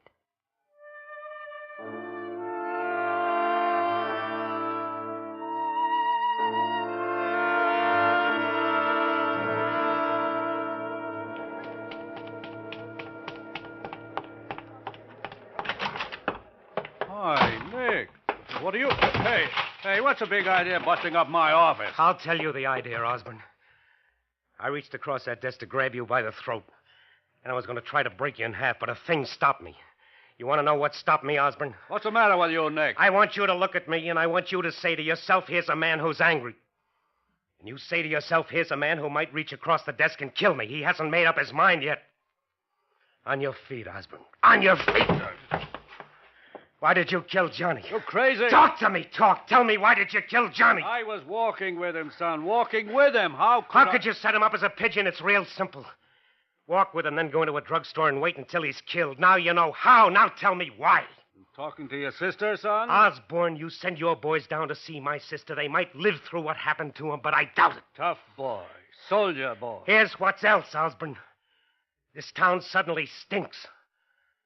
Dice rooms, card rooms, numbers, and everything that goes with it. My brother-in-law gets a shiny garbage disposal, a new grand piano, real fine rugs, and a large bank account. On how much a week? 75 accountants make about that, don't they? We could start you at about 300. Be polite, Mr. Osborne, to a guy who's talking. 500. Polite, Mr. Osborne. That's the word for just now. I could kill you, Osborne. think about it with me.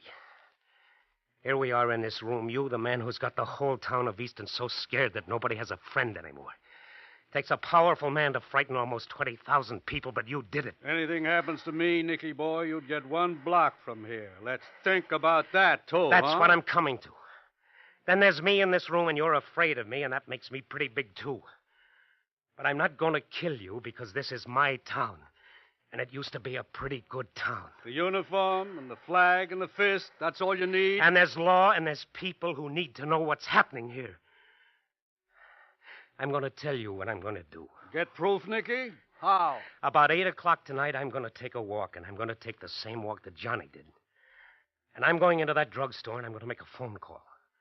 A long-distance call to St. Louis to a newspaper guy I know. And then it's going to be in the papers about a frightened city. And the reporters will come here, and they'll find out, Osborne.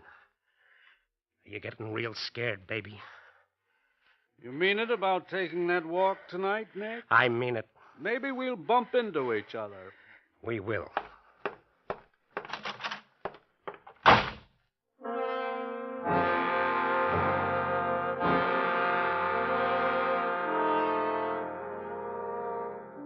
And on the way home, stop at Lane's sporting goods store. Buy a gun, buy cartridges. And Mr. Lane is all business. No good evenings. No, how have you been, Nicky? Just ring it up on the cash register and not look at you and walk quickly away from you when it was done. And the walk home. Small town held in November twilight. Inside the house, try the new piano.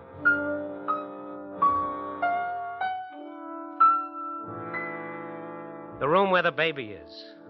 Play with him. And Jane comes in and takes him away from you and tells you there's supper in the kitchen if you want it. And eat alone. Paper propped against water pitcher. Alone. From now on, everything alone. Because the police wouldn't let you be a pigeon. Glance at the kitchen clock. And it's time.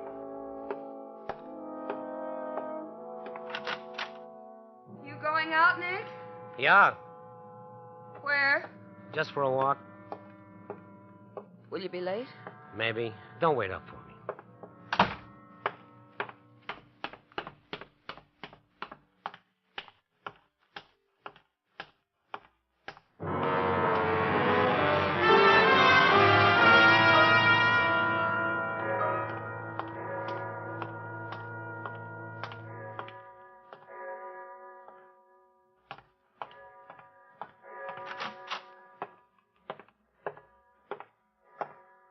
Something for you, Nick?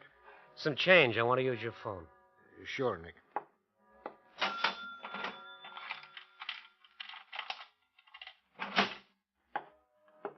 Here, Nick. Thanks.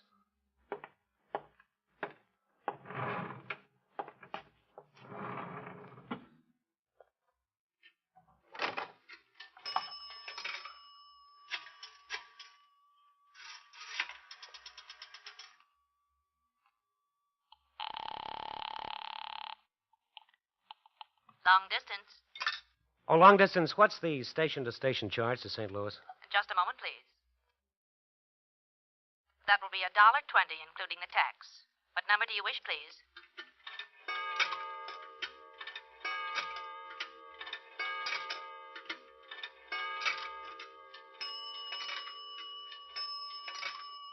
What number are you calling in St. Louis, please? Pick a number. I'm sorry, sir, but you must... Don't be sorry. Get anybody you want to talk to in St. Louis. Have a talk on me. I will return your money, sir. No, don't do that. There's somebody I want to call in St. Louis, but I can't think of who it is. I will give you information. No, just talk to me. I'm sorry, sir, but I can't do that. Operator, I've got to talk into this phone for just a little while longer, just to let somebody think I'm not kidding in case somebody's watching. I don't understand, sir. Would you like information? About what? Do you wish to talk to St. Louis, sir? Do you think I should? I'm afraid I'm going to have to return your money. No, don't do that. I've got a number. Get me, Benton 64373 in St. Louis. One moment, please.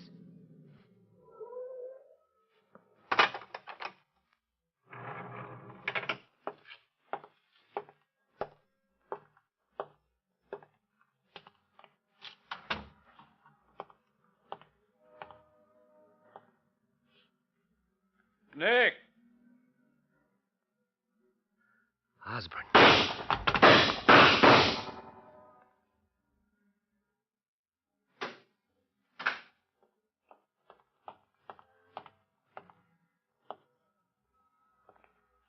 Nick.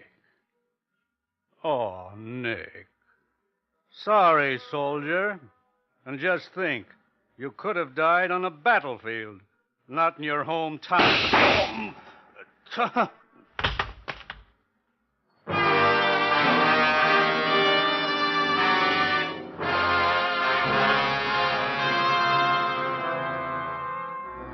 Osborne didn't die. He lived quite a long time, 5 months.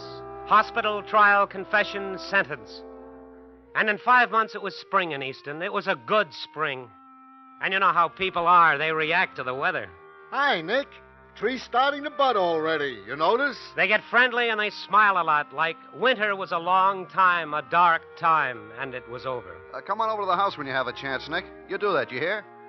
Grass grows in the springtime, but babies grow all the time. Did you see him? Did you see him, Nick? He walked. My son walked. Sure I saw him, sis. He's growing up. That happens, sis. And you know what? He's lucky. He's got a good town to grow up in.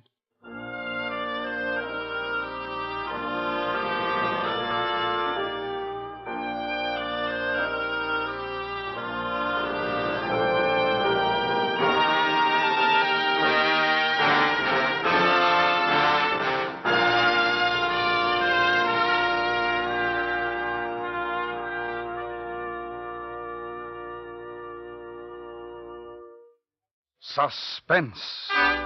Presented by Autolite. Tonight's star, Mr. Frank Lovejoy. This is Harlow Wilcox, and here once again is our star, Frank Lovejoy.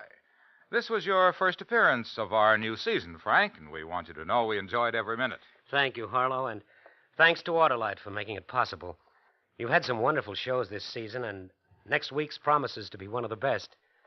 Ladies and gentlemen, if I may, I recommend that you be sure to listen to Death and Miss Turner, starring Miss Agnes Moorehead. Yes, Frank, it should be a great show, brought to you by one of the great names in American industry, Autolite, and its family of 98,000 distributors and dealers in the United States and thousands more in Canada and throughout the world. Our family also includes the nearly 30,000 men and women in 28 great Autolite plants from coast to coast and Autolite plants in many foreign countries, as well as the 18,000 people who have invested a portion of their savings in Autolite. Every Autolite product is backed by constant research and precision built to the highest standards of quality and performance. So remember, from bumper to tail light, you're always right with Autolite.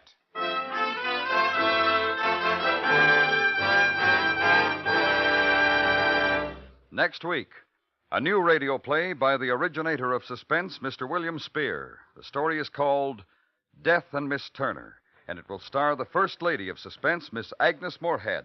That's next week on Suspense. Suspense is produced and directed by Elliott Lewis, with music composed by Lucian Morowick and conducted by Lud Gluskin. The Frightened City was written for Suspense by Morton Fine and David Friedkin. Featured in tonight's cast were Joan Banks, Lou Merrill, Herb Butterfield, Paula Winslow, Hy Averback, and Charles Calvert. Frank Lovejoy appeared through the courtesy of Warner Brothers, whose current release is Operation Secret. Remember next week, Miss Agnes Moorehead in Death and Miss Turner. You can buy Autolite Stay-Full batteries, Autolite electrical parts, and Autolite resistor or standard-type spark plugs at your neighborhood Autolite dealers. Switch to Autolite. Good night. This is the CBS Radio Network.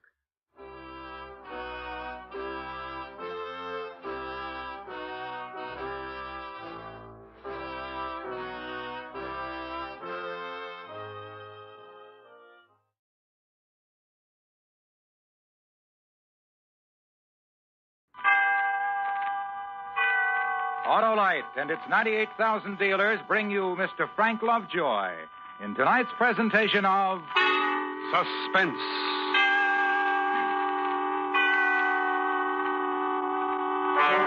Tonight, Autolite presents a tale about a man who felt he was bigger and more important than anything else in the world and lost his life trying to prove it. The story is called The Storm. Our star, Mr. Frank Lovejoy.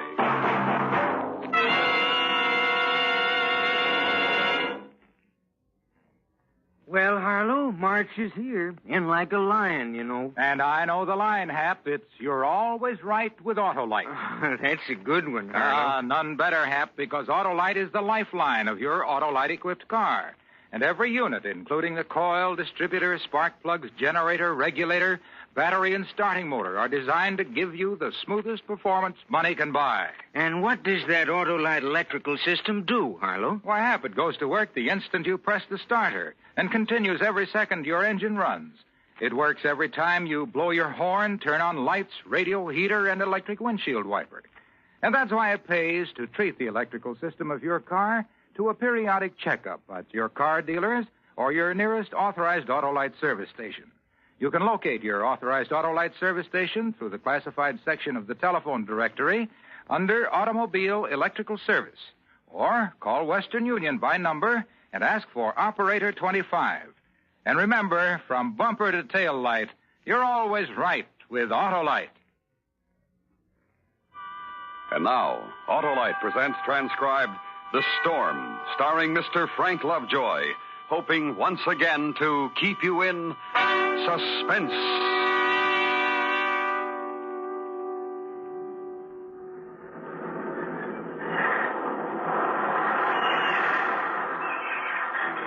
No one really knows how it begins. The birth is invisible, attended only by seabirds that glide gracefully over the warm Caribbean Sea. In the cool upper air, a gull hovers, then dips low toward a single unwary shrimp. Suddenly the bird falters. Its wings beat awkwardly against a sudden turbulence at the edge of a great unseen tower of strange, warm air. 300 miles around, the cool outer wind circles, then sweeps in.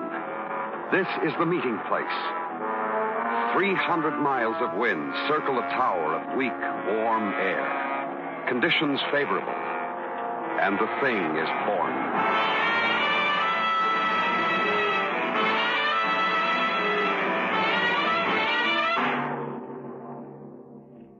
Sure, I knew there was a storm coming. I could see it in Joyce's eyes. The last year and a half, she changed. Why? Women. Most of them don't know when they're well off. After all, we've been through getting to be the top dance team in the country. You'd think she'd try to relax and enjoy it. We were big now. $2,000 a week and a percentage. Nothing but the best places, booked when and where we liked.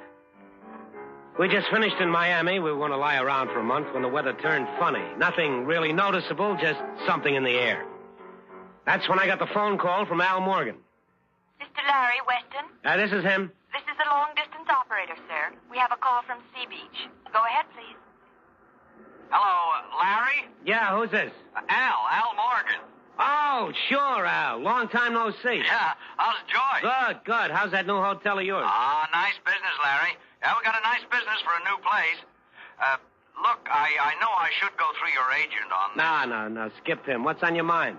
It's the tag end of the season here at Sea Beach, but we still got a good crowd.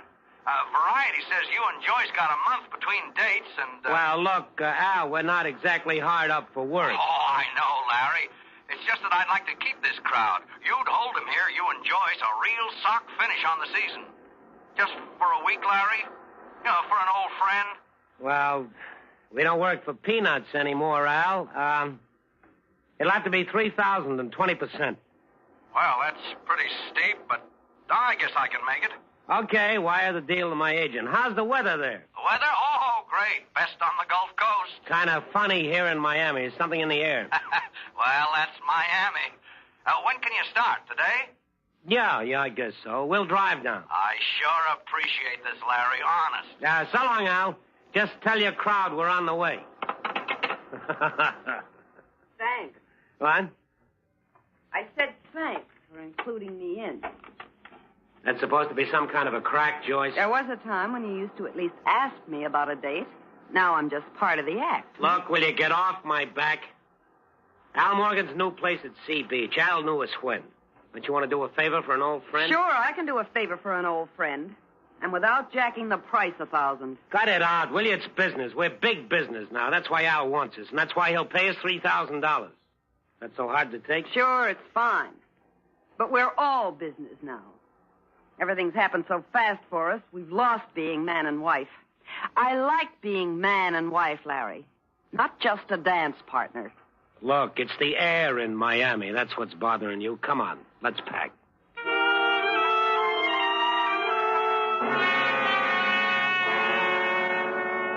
High over Miami, clouds gather and move.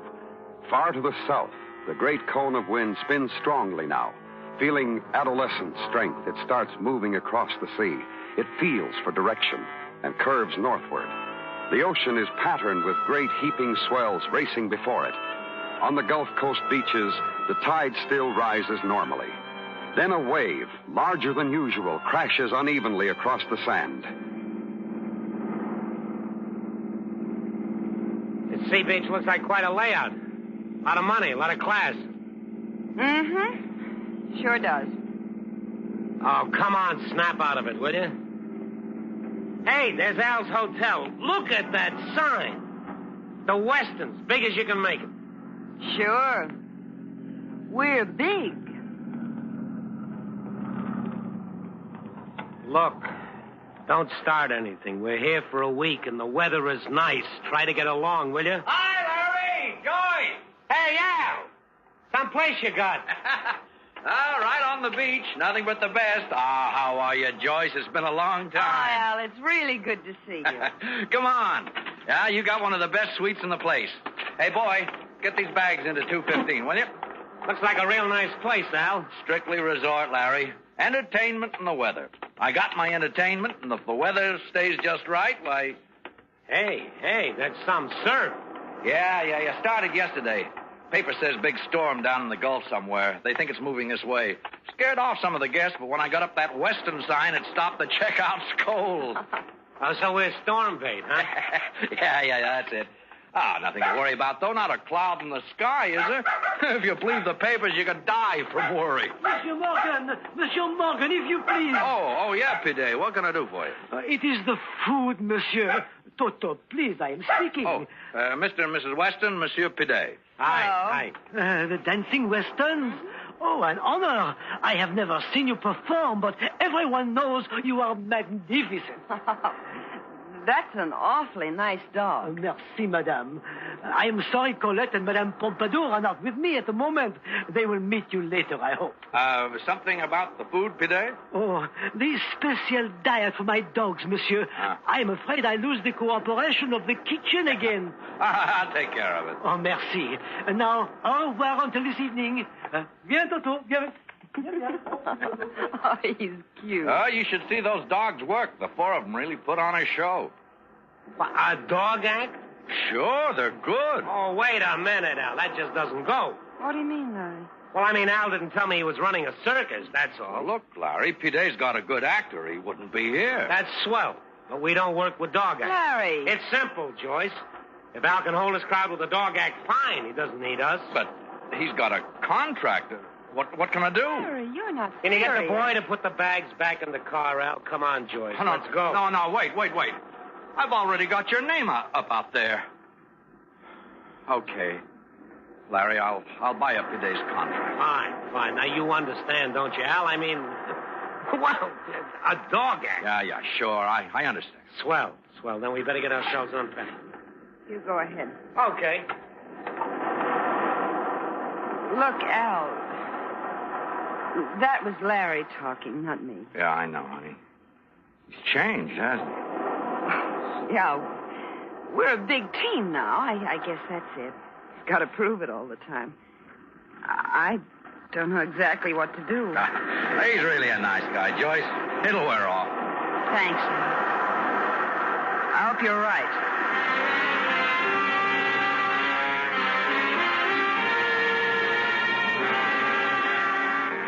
Over the Gulf Coast shore, the sun shines warm on the slow, continuous beat of the heavy storm surf. The sky remains clear until late afternoon. Then a slight yellowish haze, the first land warning, creeps into the darkening blue. The barometer is measured, and from Florida to Texas, red and black hurricane flags unfold in an oddly soft breeze. Precautionary. nothing definite yet. The sunset is brilliant red, and later there's a halo around the moon.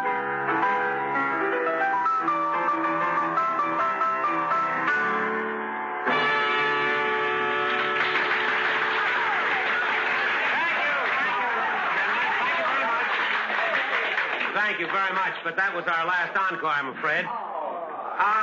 Regardless of what the newspapers and radios have been saying about the weather, we'll be here tomorrow night with a very special performance.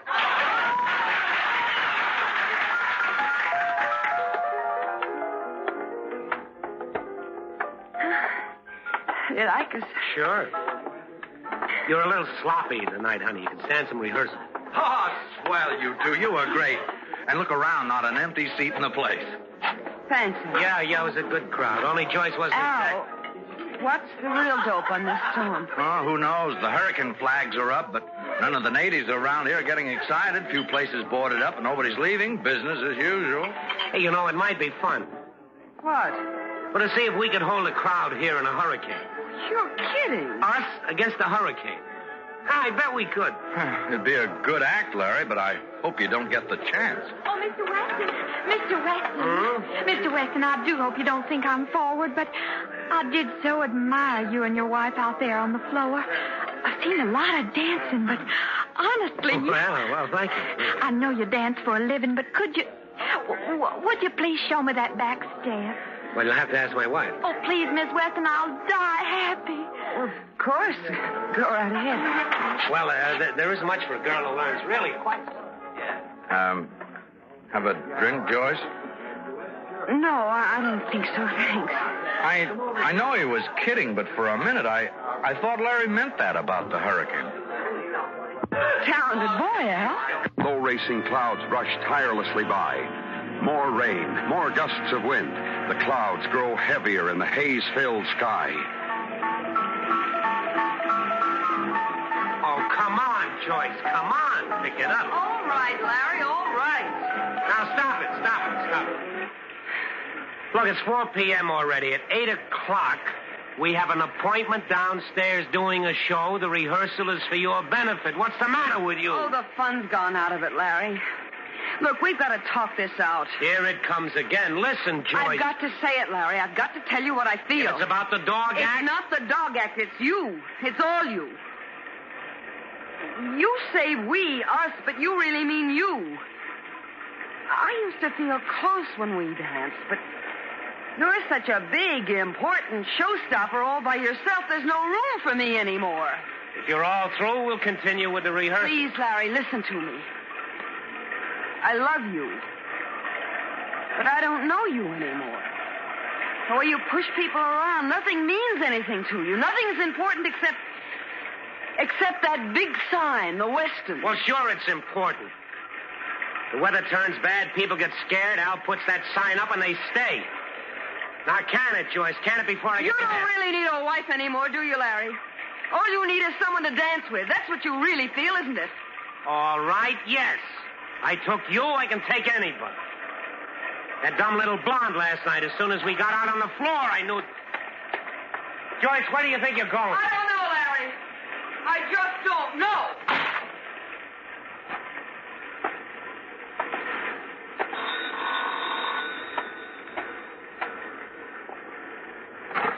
Yeah. Larry? Yeah. I just heard it on the radio. They think the center of this storm may hit somewhere near Sea Beach. Oh? Yeah, could be 100 miles either way. Some of the guests are kind of nervous. Hey, look, could you and Joyce come down and help me keep their minds off it? Sure, Al, sure. What's a little hurricane? Is that blonde I danced with last night around? Oh, yeah, I saw her in the bar. Have her meet me on the floor.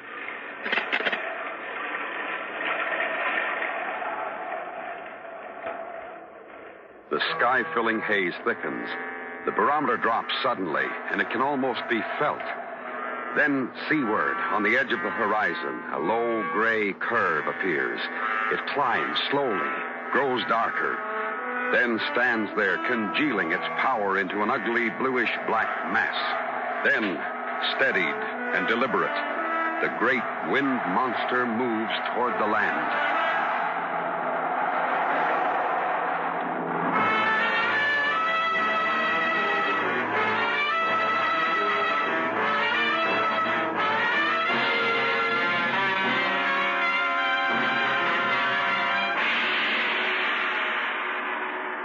Autolite is bringing you Mr. Frank Lovejoy with Joan Banks in The Storm, tonight's presentation in radio's outstanding theater of thrills, Suspense.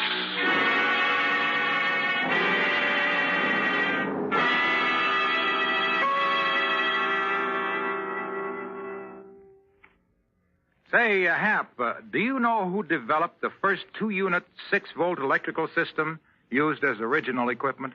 Never gave it much thought, Harlow. Well, you should, Hap, because that development was the forerunner of the precision-made electrical system in modern cars. Now, I'll tell you, Autolite engineers designed that system 41 years ago. I guess that was quite a feat, eh, Harlow? It sure was, Hap. And so are today's complete Autolite electrical systems. They're installed as original equipment on many of our finest makes of cars, trucks, tractors, and boats. Those Autolite electrical systems must really have it, Harlow. Yes, sir. Every unit is perfectly related by Autolite engineering design and manufacturing skill to give the smoothest performance money can buy. So, friends, be sure you get the best for your Autolite-equipped car. Insist on Autolite original service parts. And remember, from bumper to tail light, you're always right with Autolite. And now, Autolite brings back to our Hollywood soundstage Mr. Frank Lovejoy in Elliot Lewis's production of The Storm, a tale well calculated to keep you in suspense.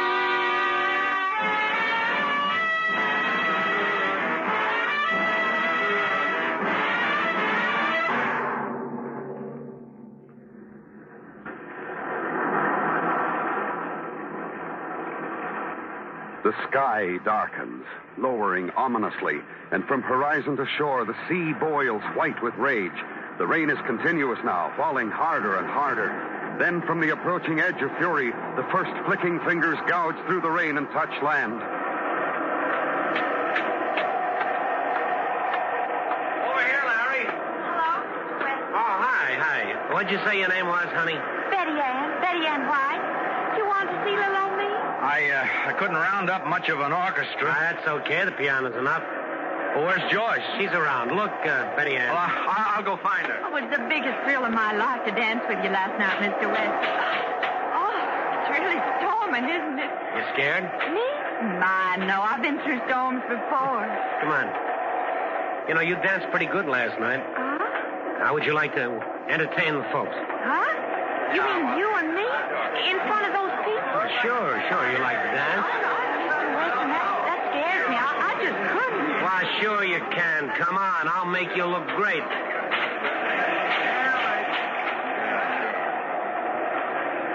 The first winds churn up the beaches, whirl inland, shudder against walls, and whine past. Trees groan. The lighter branches crack and fly off. A board rattles on a flimsy wooden shack, tears loose and hurtles through the air. Come on, listen up, honey. They're all watching. Relax. There's nothing to it. Now spin toward the window. I think I got it now. You mean like this? Spin, honey. Spin.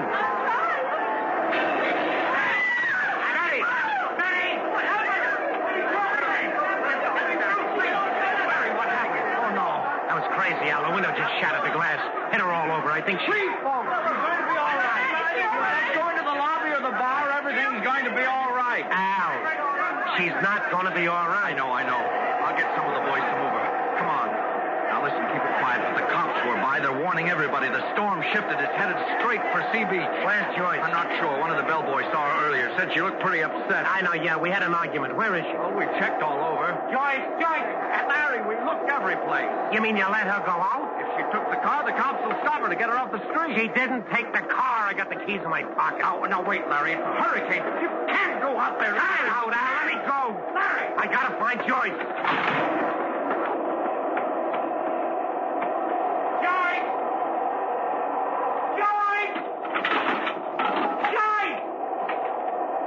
Wind, I can't see.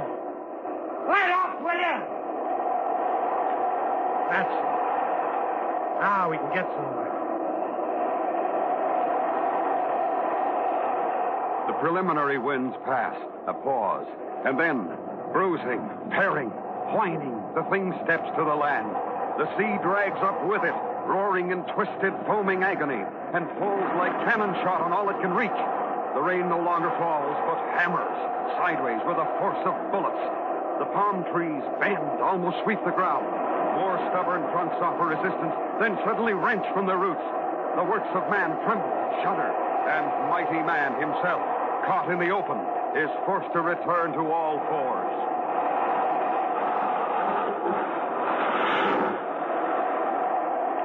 Joyce! Joyce! Joyce, where are you? Hey! Hey, you! Joyce! This way, mister, this way! I can't! Crawl! There's nothing your hands need. Crawl! Hey, now reach me your hand. That's it. Oh, there you are. Oh, you must be crazy, mister. How'd you get out there? I'm looking for my wife. You can't find her now. You're lucky you're still alive. She's out there. I've got to find her. Listen, I'm trying to help you. Somebody's taking care of her someplace, too. She's gonna be all right now. Come on back inside. No, you don't understand. There's only one thing you understand, mister. That's a hurricane. It cuts everything aside. Listen to me. I've got to find my wife. Gotta wait till the calm sets in. Calm? And the hurricane's eye. We can get to the police station then. They'll know where to find your wife.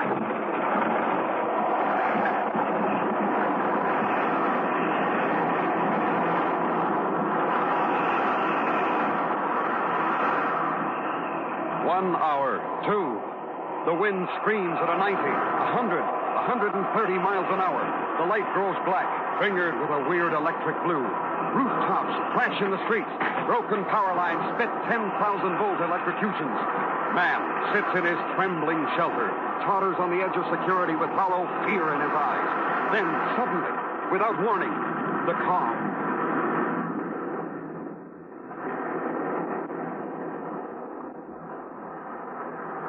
A weird, uneasy silence, surrounded by the force of hell.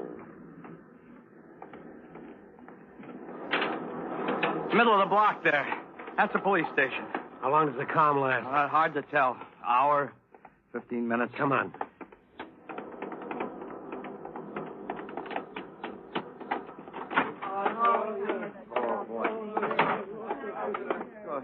Over here, you two. You hurt? Need any first aid? Now, listen, I gotta find my wife. What's the name? Weston, Joyce Weston. Mrs. Joyce Weston? Mrs. Joyce Weston? Mrs. Weston? Sorry, buddy. Joyce! It's Larry, Joyce. What about the fire station? Could be. Red Cross is set up there. Where is it?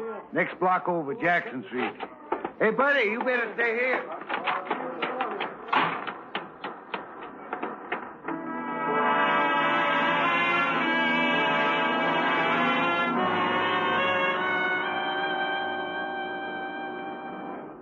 The name is Weston. Joyce Weston. I'm busy with the injured, mister. You'll have to look yourself. Joyce. Joyce. Monsieur! Oh, Mr. Bidet. My dogs, monsieur. Have you seen my dogs? Look, I'm trying to find Joyce, my wife. Oh, but my dogs, they broke away. I went after them. Bidet, will you listen to me? My dogs. Joyce. My dogs. Joyce. Larry! You all right? Oh, I'm fine, Larry. I'm fine. Come on. Wait, I've got to help It'll you. keep. Come on. Larry, wait a minute. The storm isn't over. This is just the calm. Yeah, I know. Why did you run out? Teach me a lesson? What? It was pretty small time, Joyce. You left me in a pretty Wait bad a minute. hole. Where are we going? Back to the hotel. They're waiting for us. You're crazy. And I was crazy to kid myself that you actually came looking for me. Look, Joyce, I'm not going to beg. I don't have to. Oh, you're so big. The hurricane stopper, Larry Weston.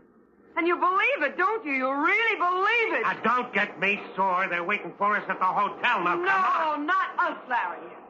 They're waiting for you, the hurricane stopper. Joyce! I'm going back to the fire station. So long, Larry. You don't need it, but lots of luck. Okay. Don't say I didn't give you the chance. You're small time. I made you. I'm the whole act. I know how to be big as a hurricane. I'm big! I'm big! I'm big!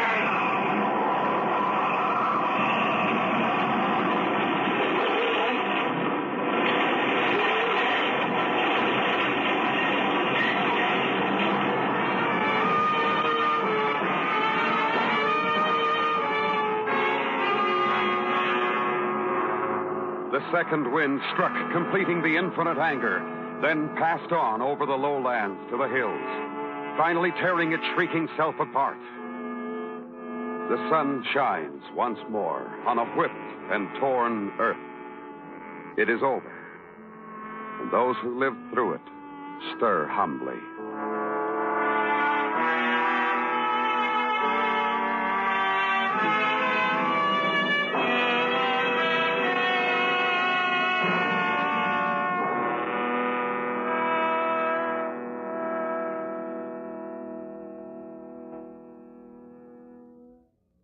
Suspense, presented by Autolite. Tonight's star, Mr. Frank Lovejoy. This is Harlow Wilcox again, speaking for Autolite, world's largest independent manufacturer of automotive electrical equipment. Autolite is proud to serve the greatest names in the industry. That's why during these early months of '53, the Autolite family joins in saluting the leading car manufacturers who use Autolite products as original equipment. Our Autolite family is made up of the nearly 30,000 men and women in 28 great Autolite plants from coast to coast, and in still other Autolite plants in many foreign countries, and the more than 18,000 people who have invested a portion of their savings in Autolite, as well as 98,000 Autolite distributors and dealers in the United States, and thousands more in Canada and throughout the world. Our Autolite family will salute the Kaiser Fraser Sales Corporation on the next Autolite Suspense television program. If you live in a television area, check the day and time of Suspense on television so that you'll be sure to see this program.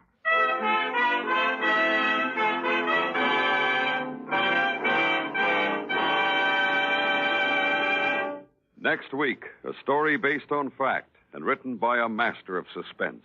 An adaptation of the 19th century Bourne murder case called The Dead Alive. The author, Wilkie Collins. Our star, Mr. Herbert Marshall. That's next week on Suspense. Suspense is produced and directed by Elliot Lewis, with music composed by Lucian Morowick and conducted by Lud Gluskin. Portions of the program were transcribed. The Storm was written for Suspense by Richard Chandley. In tonight's story, Joan Banks was heard as Joyce. Featured in the cast were Sharon Douglas, Joseph Kearns, Rolf Sedan, Jerry Hausner, and Jim Nusser. Your narrator, Larry Thor. Frank Lovejoy appeared through the courtesy of Warner Brothers and can soon be seen in House of Wax, in 3-dimension and Warner Color. And remember next week, Mr. Herbert Marshall in The Dead Alive. This is the CBS Radio Network.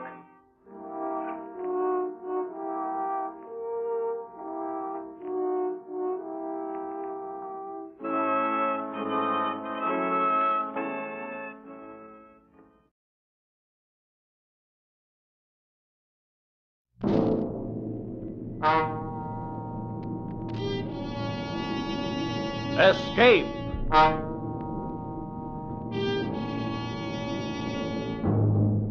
You are fighting your way through a frozen wilderness, torn by the icy blast of an Arctic blizzard, and driving you on towards certain death is a man with a gun from whom you cannot escape.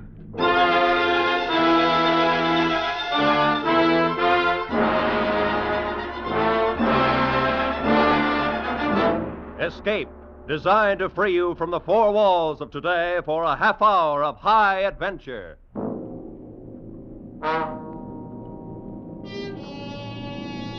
Tonight, we escape to the Canadian North Woods, to a lonely wilderness where justice finds strange paths, as James Oliver Curwood told it in his famous story, The Match.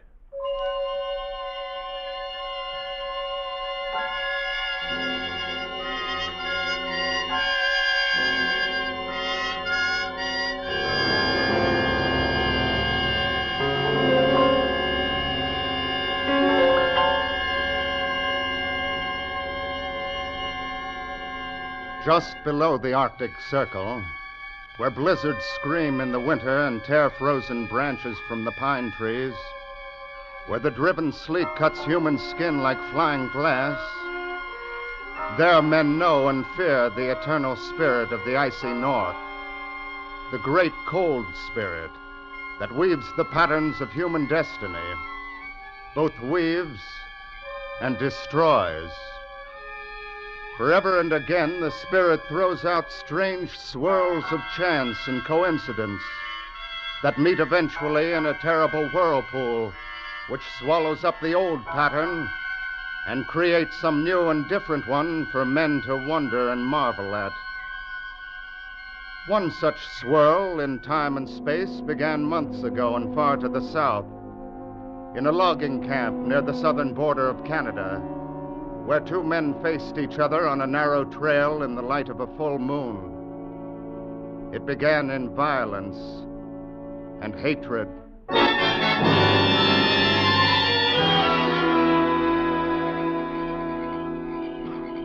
What do you want, Loring? Thorne, I've been talking to Jeannie. She told me what you did. Well, what about it? She told me all of it, the whole thing. Too bad, Loring. But if you can't keep your wife from casting her eye around, then that's your tough luck. There were no eyes cast around, and you know it. All right, then. What are you going to do about it? I'm not sure yet. Then I'll tell you. Nothing. You haven't got a leg to stand on. I'm running this camp and every man in it. And if you don't like what I do, then get out. I'm planning to stay. In that case, you'd better get used to the way I run things. Men and women. And the next time I drop Why, in... you dirty... That's it, eh? Well, then... Drop that knife, Thorne. Drop it! Get up, Thorne. Come on, get up on your feet. Get up, Thorne. What's the matter with you? Thorne. Thorne. That rock under his head. He's dead.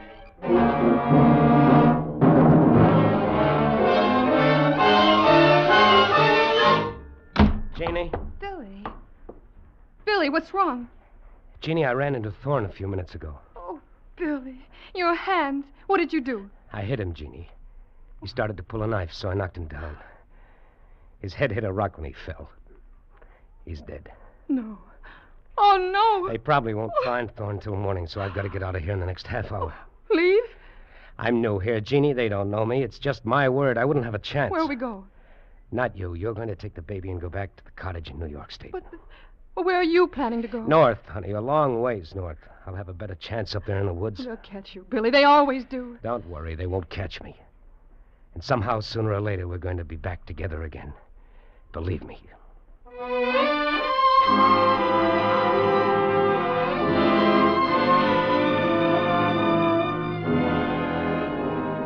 And so in the south, one black swirl of chance is born and moves slowly northward through time and space. Moves even as the great Arctic storms move across the faces of continents. And there ahead of it, among the tumbled ridges of spruce and pine, another swirl of human fate moves at the whim of the bleak spirit of that frozen land. Moves first one way, then another, but centers always near one certain red-coated uniform of the Royal Canadian Mounted Police. Centers on the hard, lean figure of a man called Sergeant Brokaw. Nice shot, Sergeant. Thanks, Trooper. The captain sent me to... Wait. There's one of our targets still up out there. Dead center. Brother, I wish I could shoot like that. Work on it. Good shooting's something you'll need if you stay in the Mounties. I guess it's helped you plenty of times. Yeah, a few. What have you got there? Telegram? Oh, yeah. It's an order the captain told me to bring out to you. Here. Let's see. Special assignment for apprehension and return of a fugitive. Name, Billy Loring. Height, 5 feet 11 inches. Weight, and so on and so on. Last seen near Hobbs Landing on October 3rd and reported heading north. Wanted for murder. Sergeant Brokaw assigned. Instruction, bring back fugitive. They make it sound plenty simple, Sergeant. Bring back fugitive. That's just the way it ought to sound. When you're assigned to bring a man in, you bring him in. That's all there's to it. There's no excuse and no alibi for not doing it. You can take my word on it, Trooper. I've been doing it for 12 years. And so far, you've never missed getting your men? Not so far, not ever. When I go after a man, I'm going to get him, sooner or later. And one way or another, I'm going to bring him back. Every time. And that goes for this, what's his name, Loring. You can bet your life on it.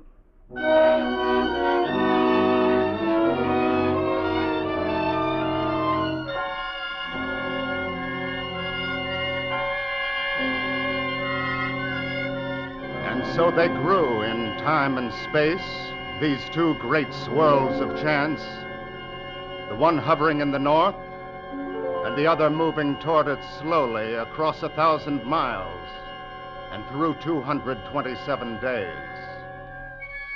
And one night at last, they met in a tiny raw pine cabin hidden in the blizzard-frozen marsh hard up against the Arctic Circle.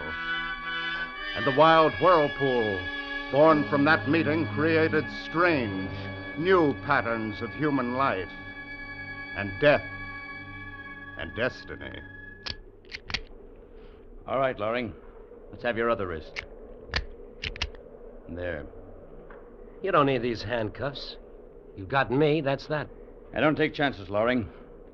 You know it already, of course, but you're under arrest in the name of the Crown for murder. You can sit down in that chair by the stove. Thanks. It's funny, I've lived here all winter, and I've had pretty good luck trapping. I've been selling furs to the Indians. In another month, I'd have had enough to go away and meet my wife. Then you come along. Tough luck, Loring. We'll start back for the post in the morning, or at least as soon as this blizzard lets up. That'll be 3 days. It always is. What's your name? Brokaw. Sergeant Brokaw. That's kind of funny somehow, today being the day you found me. Glad I did. I hate to be camping out in that blizzard tonight. What's so funny about today? It's her birthday. I mean, my wife, Jeannie. Here, let me show you. Hold it, Loring. Oh, no. It's all right. It's just her photograph. Here, let me unwrap it. See? She's a pretty girl. Yeah, that and everything else, Sergeant. You married? No. That's some of her hair. That curl that's pinned to the picture. Yeah. Red, isn't it? It's like red gold. We got married on her birthday. So today's our wedding anniversary, too. She wanted it that way. She said the best things in her life always happened on her birthday. Yeah, well... Yeah, I guess it was crazy. But I was so happy when I got up this morning about what day it was and only 2 months to go and all. I put 2 places at the breakfast table, and I propped her picture up by one of them. I sat there talking to her while we ate together. I guess you get like that up here alone. I haven't seen a white man for 3 months. I had a little dog for a while, but he died about 6 weeks ago, and there wasn't any chance to get another one. Jeannie always liked dogs. Dogs and kids. You don't mind my talking this way, do you, Sergeant? It kind of helps. I don't mind. Why should I? Well, the thing is, we've always been so blamed crazy about each other. We'd never been apart until this came up. And then we had to be. And in another month or two, we'd have been back together. It's your own fault, Loring. It's not my concern. My job is to find you and bring you in. I've done part of that, and I will do the rest of it. Maybe so. I warn you right now, Sergeant, I'll make it as tough for you as possible. I'm going to get away if I can. You see, I promised her that we'd be together again. It's up to you, Loring. But if you start to play rough, I can play a whole lot rougher. One way or another, I'm going to bring you in to stand trial. And there's nothing can stop me. Maybe so, Sergeant. You see, I'm probably the hardest man in the whole Royal Canadian Mounted, Loring. And that's your hard luck, too. Because you might have softened up another man with that stuff you were telling. You think that's why I talked about it? I don't know, and I don't care. The only thing that matters is that I've got a job to do. I always have done it, and I'm going to do it this time. You can depend on that. I guess duty's a big part of your life. Not a big part of it, Loring. It's all of it. Now, if you don't mind, I've come 15 miles through the snow today. Last 5 against a blizzard. I'm tired. Let's turn in. All right, sure. You can take the bunk. Leave your clothes on. Is it all right if I get that photograph off the table? Go ahead.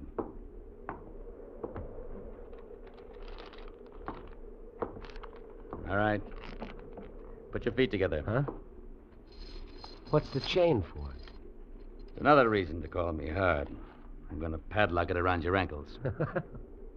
You are cautious. That's right, Loring. There. Now call out if you want anything in the night.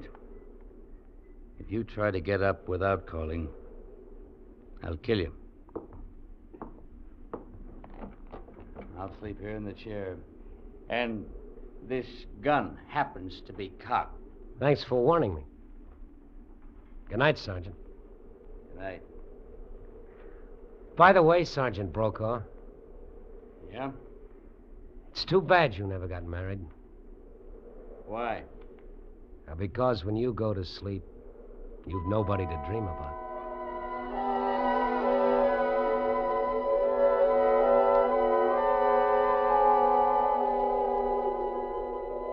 Billy. Billy, darling. Can you hear me? Yes, Jeannie. Yes, darling. Never mind the blizzard. It doesn't matter. We've been in storms before.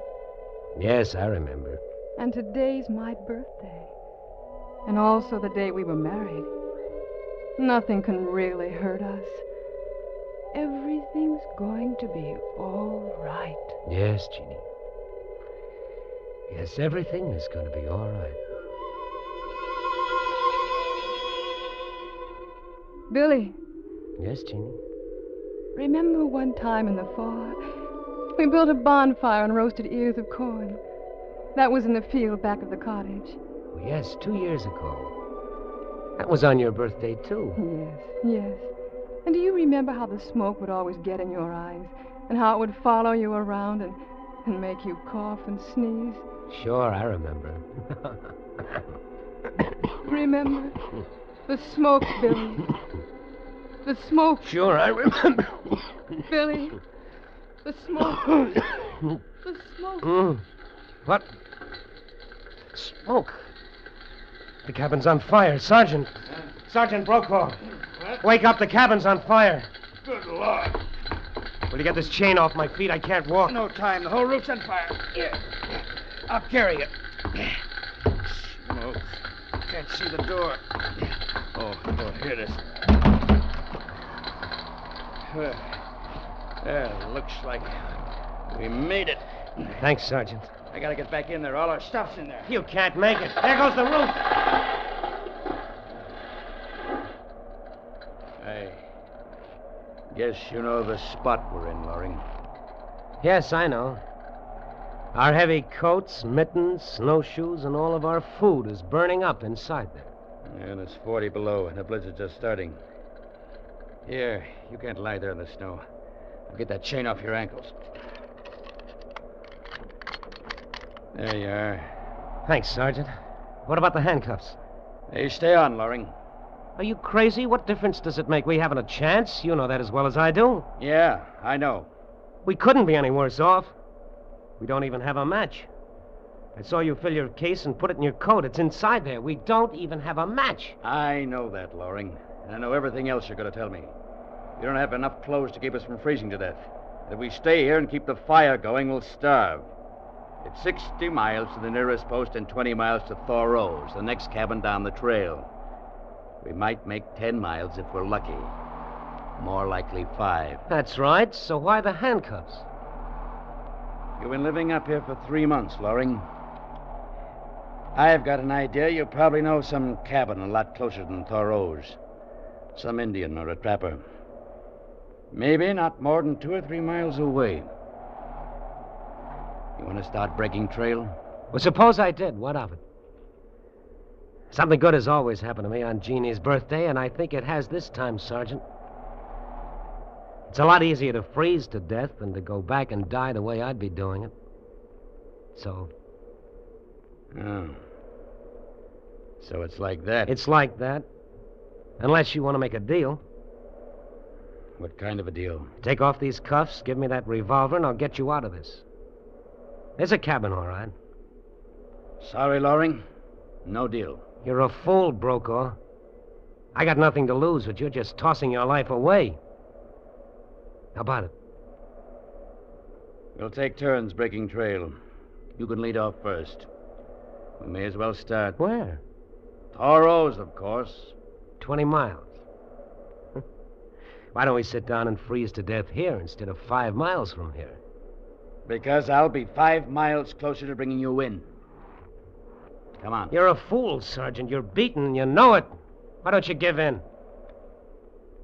Come on, Loring. Let's get going.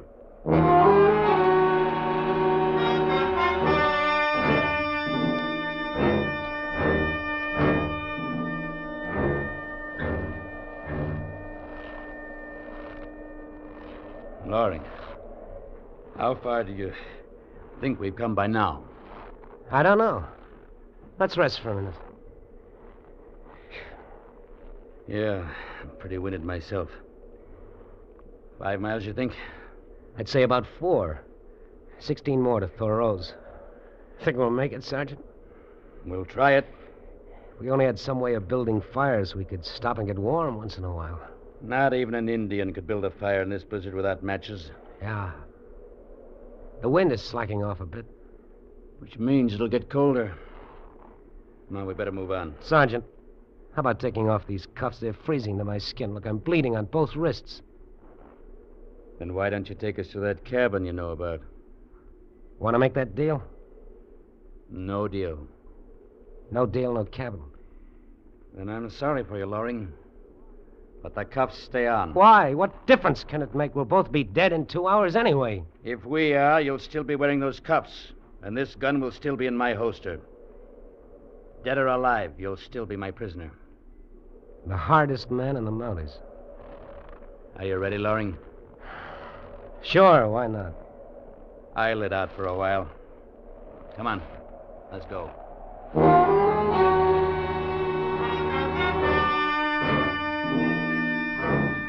Of all those who dwell in this frozen land, the bleak, cruel spirit of the North is known best to men on the open trail. There, facing the breath of the blizzard, eyes blinded by the driving sleet, a man feels his soul grow small within him. And when that happens, his mind may turn to strange fantasies and to memories of a faraway voice.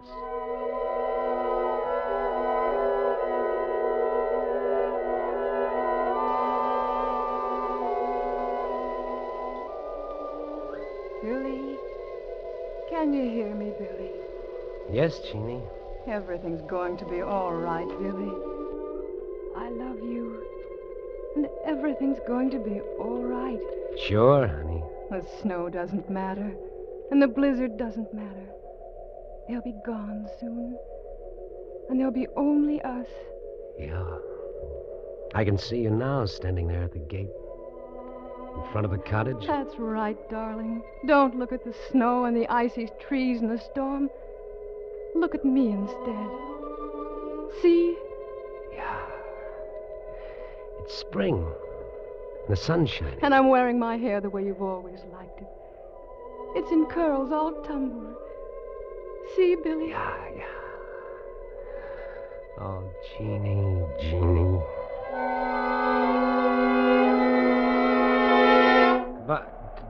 Brokaw? Brokaw, what's the matter? Held up. Tired. Rest a while. You can't lie there like that. You'll be asleep in 5 minutes. That'll be the end. Thoreau's. How much farther? Oh, around 14 miles.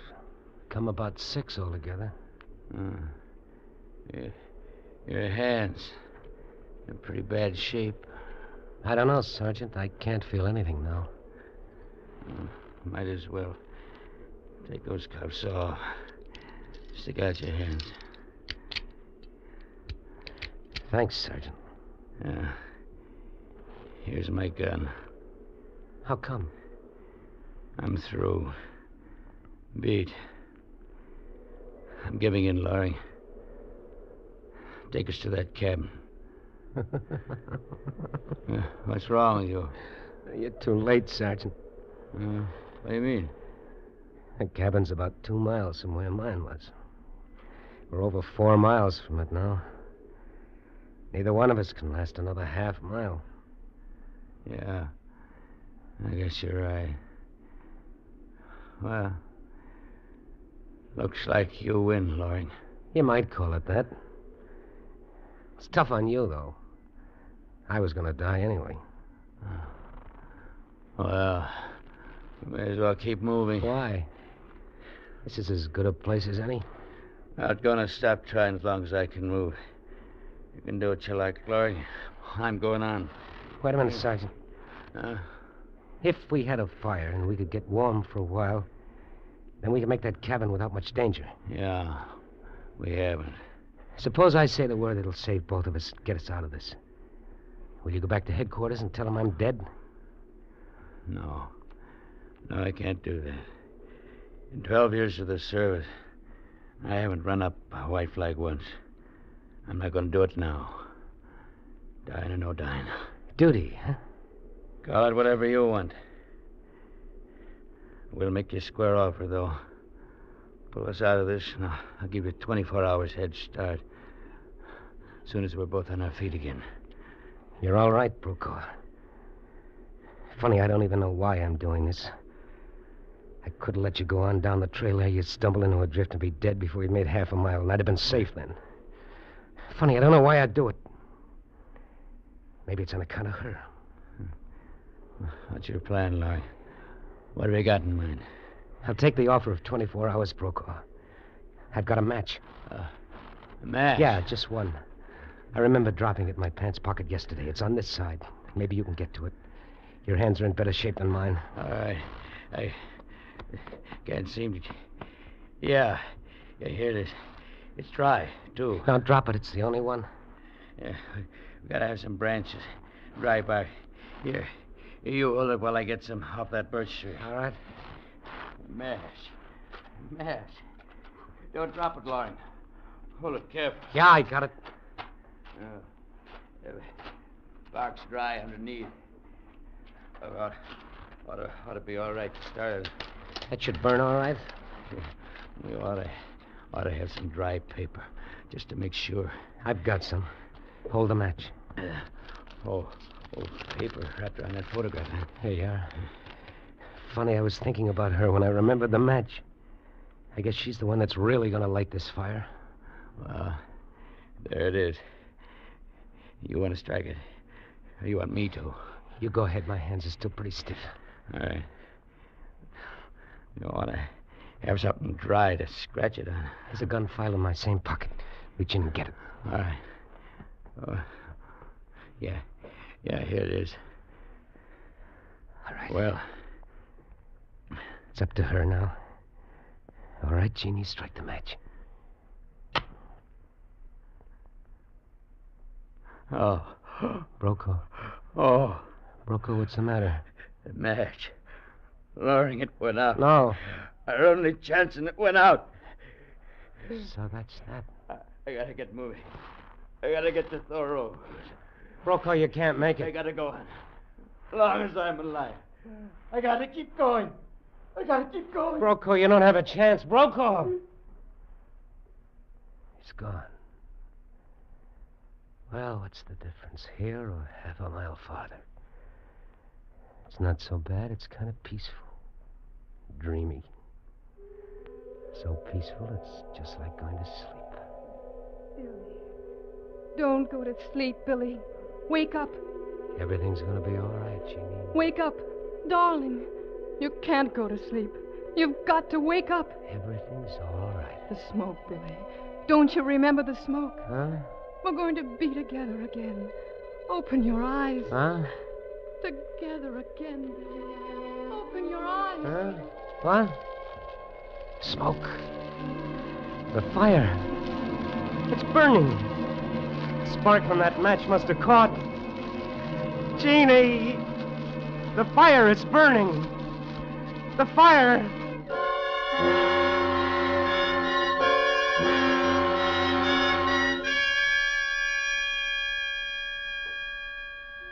And so one man finds eternal sleep on the frozen breast of the snow, and one man dreams beside a fire, whose tongues of flame are like the red curls of a woman's hair. When the blizzard has stripped the little things away, and the soul of a man stands facing the blast, clean and bare and alone, then what is right and what is wrong? Does justice depend on the striking of a match? Is human destiny only a thing of accident and of chance? Ask the icy voice of the Arctic storm. Ask the cold, bleak spirit of the great North Woods.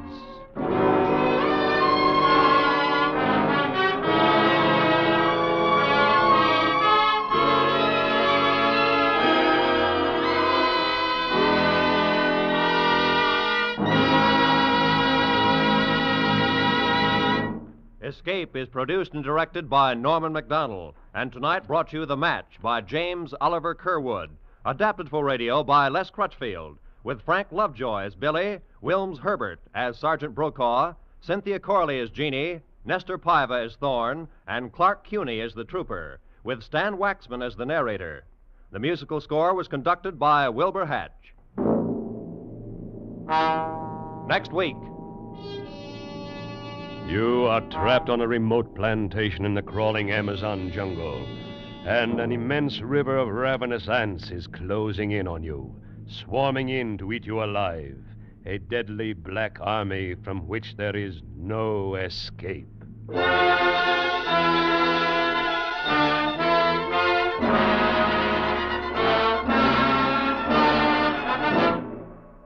Next week, we bring back the escape story you have most requested in your letters, Carl Stevenson's gripping tale, Leiningen versus the Ants. Good night, then, until this same time next week, when once again we offer you Escape.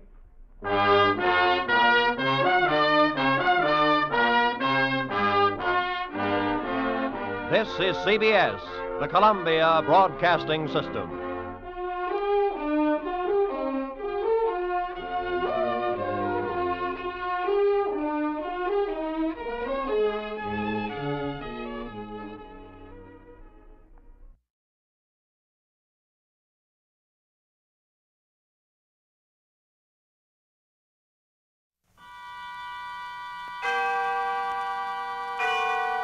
Autolite and its 98,000 dealers bring you Mr. Frank Lovejoy in tonight's presentation of Suspense.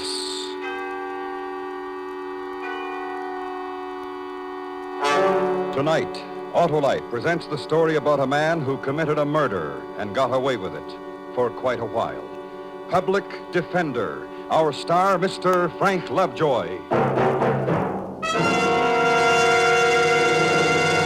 Hey, Hap, why is April like an Autolite Stay-Full battery? Oh, that's easy, Harlow. They're both famous. Right, Hap. The Autolite Stay-Full has 3 times the liquid reserve of ordinary batteries. And that's why it needs water only 3 times a year in normal car use. But that isn't all the Autolite Stay-Full is famous for. No, sir. It's famous for longer life, too. Fiberglass retaining mats surround every positive plate to reduce shedding and flaking and give the Autolite Stay-Full battery longer life, as proved by tests conducted according to accepted life cycle standards. So April's the month, eh, Harlow? Right, the month to visit your Autolite battery dealer, the expert on all makes of batteries. To quickly locate him, phone Western Union by number and ask for Operator 25. I'll gladly tell you the name of your nearest Autolite battery dealer, where you can get an Autolite Stay-Full, the battery that needs water only 3 times a year in normal car use. And remember, from bumper to tail light, you're always right with Autolite. And now, Autolite presents Public Defender, starring Mr. Frank Lovejoy, hoping once again to keep you in suspense.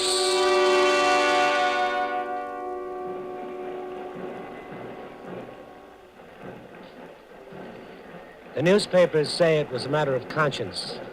Well, they're wrong, dead wrong. It wasn't conscience or anything like that. It was just the way he looked and talked. Conscience? I don't have one. I don't think you do either.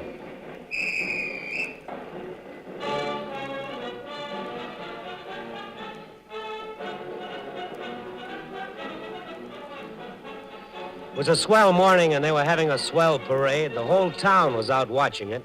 I was there, too. I didn't want to miss anything.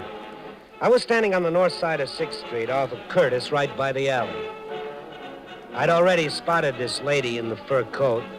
She was about 5 feet from me, sort of standing on her toes, trying to look over everybody's head. I looked around to make sure she was alone before I came up in back of her. What? Easy now. Just a minute, that's my purse. You weren't supposed to notice, lady, but now that you have, this is a knife. Now, don't make a move. Don't make one single little move, or I'll shove it right in your back. I said not to move. I put one arm around her and held her up until the drum and bugle corps passed. No one noticed when I let her slip to the ground. Then I just turned around and walked away.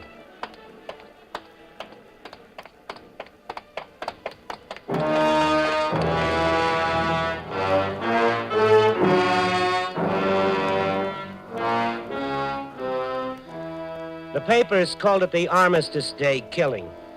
It said her name was Tyler and that her husband did something for the county. Their pictures were all over the front page. That night, I caught myself a bus for St. Louis and stayed there about a month. It's a pretty good town. I got back here in time for Christmas, and no one bothered me up until a few days ago.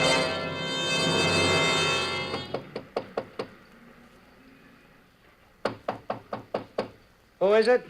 It's Mrs. Weaver. Oh. What time is it? 8 o'clock. There are 2 men downstairs who want to talk to you. They're from the police department. Policeman? Yes, policemen. I told them you were sleeping, and could they come back later, or could you call them? They said they wanted to talk to you right now. You in any trouble? I don't know. I hope not. Tell them I'll be right down, Mrs. Weaver. Well, all right, Mr. Penn. They must have made a mistake or something. Oh, yeah, sure.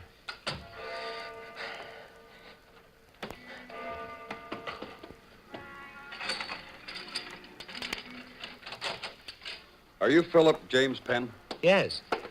Police. I'm Sergeant Quinn. Sergeant Lacey. Uh-huh. I was just looking around for my robe. I was coming right down. Isn't that a robe over there on the chair? Oh? Oh, by golly, it is. What's this all about? What do you want to see me for? Oh, just checking a few things, Penn. Sorry to get you up like this. Well, that's okay. I want to get up early today anyhow. I usually sleep on Sundays if I can, but I had some extra work to do today. Oh, where are you working these days, Penn? I'm not working at all. I'm going to school 8 hours a day. Where? Commercial Electrical College. How long have you been doing that? Since last January. I enrolled on the 15th. Why? How do you live? I'd saved a little money. I worked here and there. Where are you from? Milwaukee.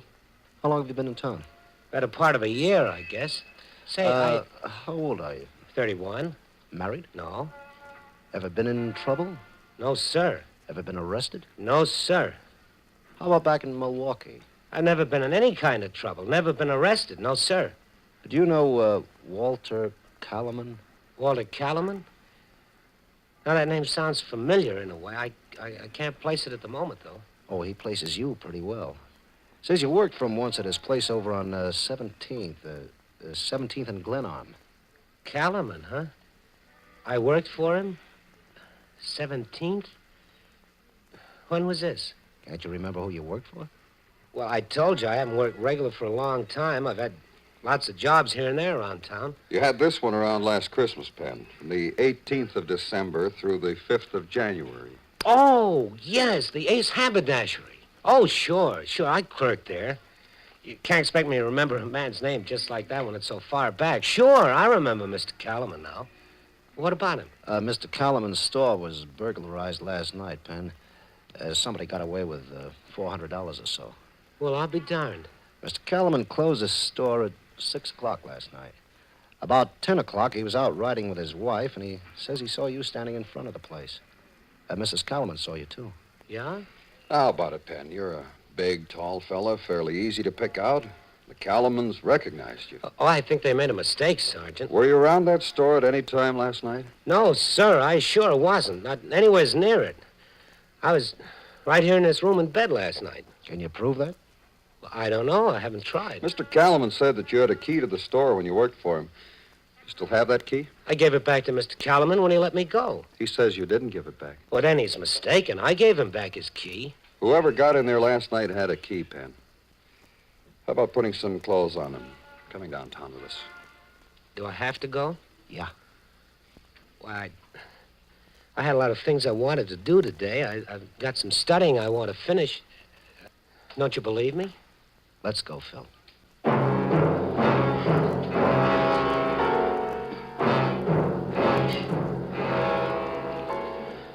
I was afraid to go with him. I didn't want to have anything to do with cops. They asked too many questions, and if I answered too many of them, they were bound to find out something about other things.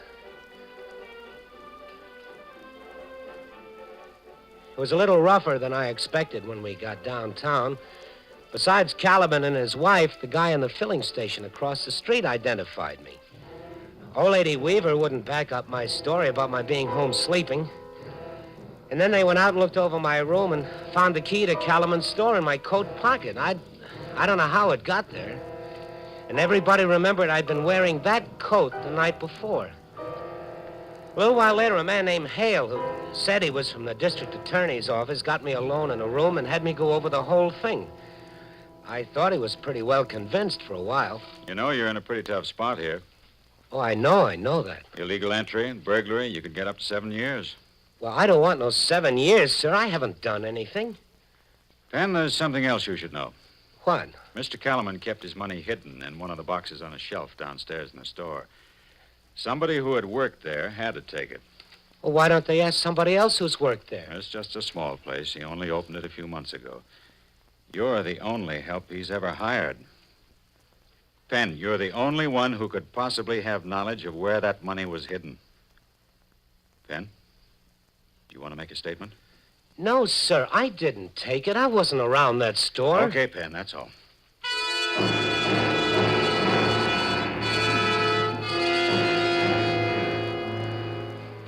They booked me in and I was arraigned. A couple of days later, they had a hearing. Everybody came in and told their little story. Philip James Penn, you have heard the charges of which you stand accused. It is my duty to inform you that it has been determined that a public offense has been committed. This is not a trial court. You will have ample opportunity to produce witnesses and defend yourself at the proper time and place. Are you represented? No, Your Honor, I don't have a lawyer. Do you have any means whereby you can procure counsel? I'm broke, Your Honor. Nobody to help me out. I don't have any money. Clerk, see that Office of the Public Defender is notified. I hereby commit the accused to the custody of the sheriff of this county pending the action of the grand jury. Adjourned.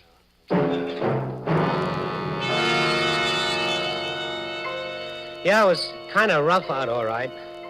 They had it about all fixed up against me, and I saw myself doing a nice little 7 years for a burglary I hadn't committed.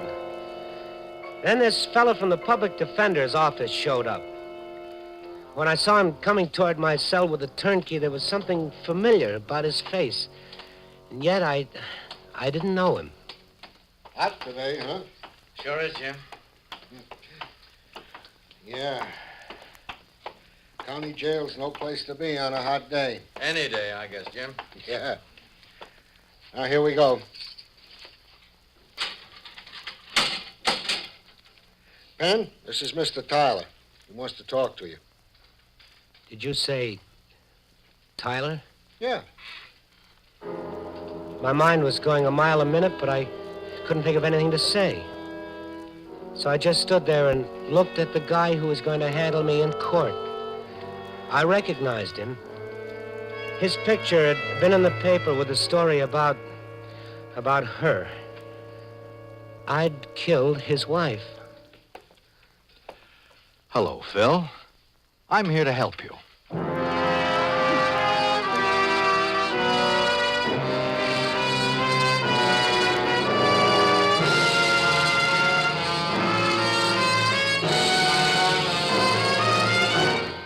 Autolite is bringing you Mr. Frank Lovejoy in Public Defender, tonight's presentation in radio's outstanding theater of thrills, Suspense.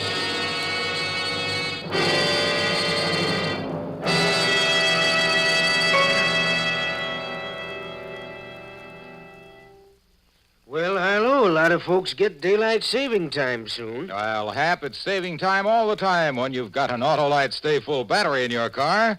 Because with an Autolite Stay Full, you have the power for quick, sure starts every time. Power that really lasts, eh, Harlow? Ah, you know it, Hap. Fiberglass retaining mats protect the power of every positive plate to reduce shedding and flaking and give the Autolite Stay Full longer life, as proved by tests conducted according to accepted life cycle standards. And the Autolite Stay Full hardly ever needs water. Only 3 times a year in normal car use. So, friends, visit your expert Autolite battery dealer. Just phone Western Union by number and ask for Operator 25, Now quickly tell you the location of your nearest Autolite battery dealer. where you can get an Autolite Stay Full battery. And now, Autolite brings back to our Hollywood soundstage Mr. Frank Lovejoy in Elliot Lewis's production of Public Defender, a tale well calculated to keep you in suspense.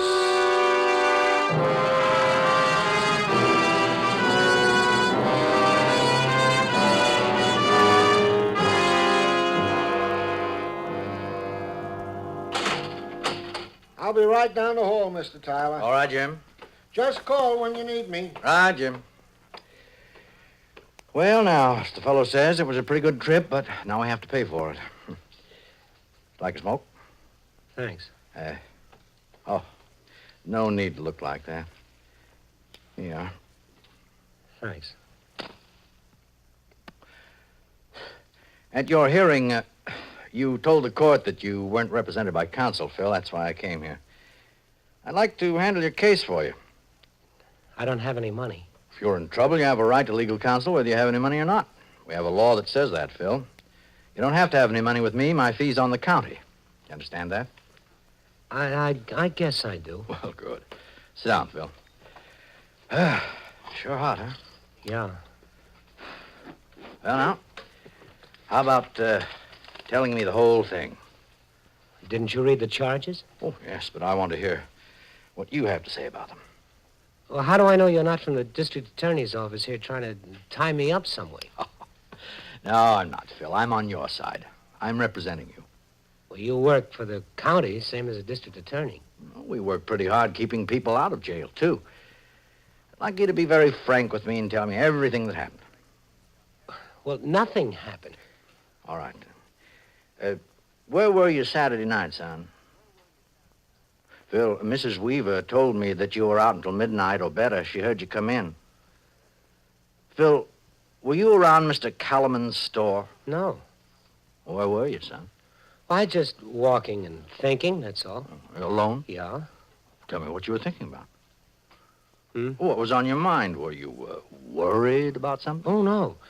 I just, thinking about a lot of things, what I was going to do. Now, tell me what you mean. Oh, just about finishing my course in electrical work and maybe getting a good job someplace and settling down, getting married. Well, a lot of young fellas go around thinking just about the same things. Ever been married? No. You have a girl? No. Do you go to church? Sometimes. Not very often.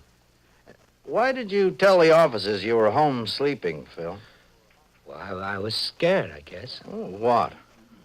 Are you afraid of policemen, Phil? I guess so. Oh, why, Phil? I don't know. Mm-hmm. Well, now, while you were out walking, did you stop in any place, like for a drink or something? No. Did you see anybody you knew, somebody who might be able to identify you, maybe? No, I just took a good long walk. What time did you leave the boarding house? Well, right after dinner, maybe, 7:30, 7:45. Oh, where'd you go from there? I walked downtown to see if there are any movies I'd like to see. There weren't any, so I just kept walking around town. It was a nice night. Yeah, sure was. You walked till after midnight, huh? Yeah. Phil, you had a key to that store. You knew where Calaman hid his money. You were seen in the vicinity of the store the night he was robbed. Now, if you robbed Mr. Calaman's store, I'll have to know all about it if I'm going to help you. No, sir, I did not rob that store. Honest, I didn't. All right, sir. I'll do my best to help you prove it. I'll do everything I can for you. We'll enter a not guilty plea. You have plenty of cigarettes, sir? Yeah. Mr. Tyler, do I have a chance of getting off? Oh, that depends on how good a defense we put up. Mostly on whether or not we have all the facts. Well, you have no arrest antedating this one. That's in your favor. From all I see now, you're a pretty industrious, ambitious sort of fellow. All these things will come into account when we get into court. We'll find it out together. Now, I have to run along now, but I'll be back tomorrow. Meantime, you just sort of relax and straighten out your thoughts. What do you mean? Oh, a man hardly ever takes a 5-hour walk. Maybe you'll have some things to tell me about when I come again. We interrupt this program. We have interrupted this program to bring you the latest on the prisoner of war exchange in Korea. Here are the latest names of American prisoners just released by the communists. PFC Paul O. Blanton, Route 2, Broadhead, Kentucky. From Philadelphia, Private John M. Jankowitz, Jr., 926 North 6th Street. From Greenville, Tennessee, PFC Walter Mitchell. From Covington, Kentucky, Sergeant Orville R. Mullen. Private G. Moreland, no home address listed. PFC Harry Purvis or Purvis, also no home address listed. Sergeant Willie Patrick, Jr., Sergeant Patrick and the next names coming up are also listed as having no home address as of the moment. Sergeant Willie Patrick, Jr., Sergeant Albert L. Howard. PFC Wilbert M. Waring, W-A-R-R-I-N-G. Sergeant Edward G. Anderson. Private Louis Okerstro, that's spelled O-K-E-R-K-S-T-R-O. Sergeant George W. Gray. PFC Earl N. Wiseman. Sergeant William H. White.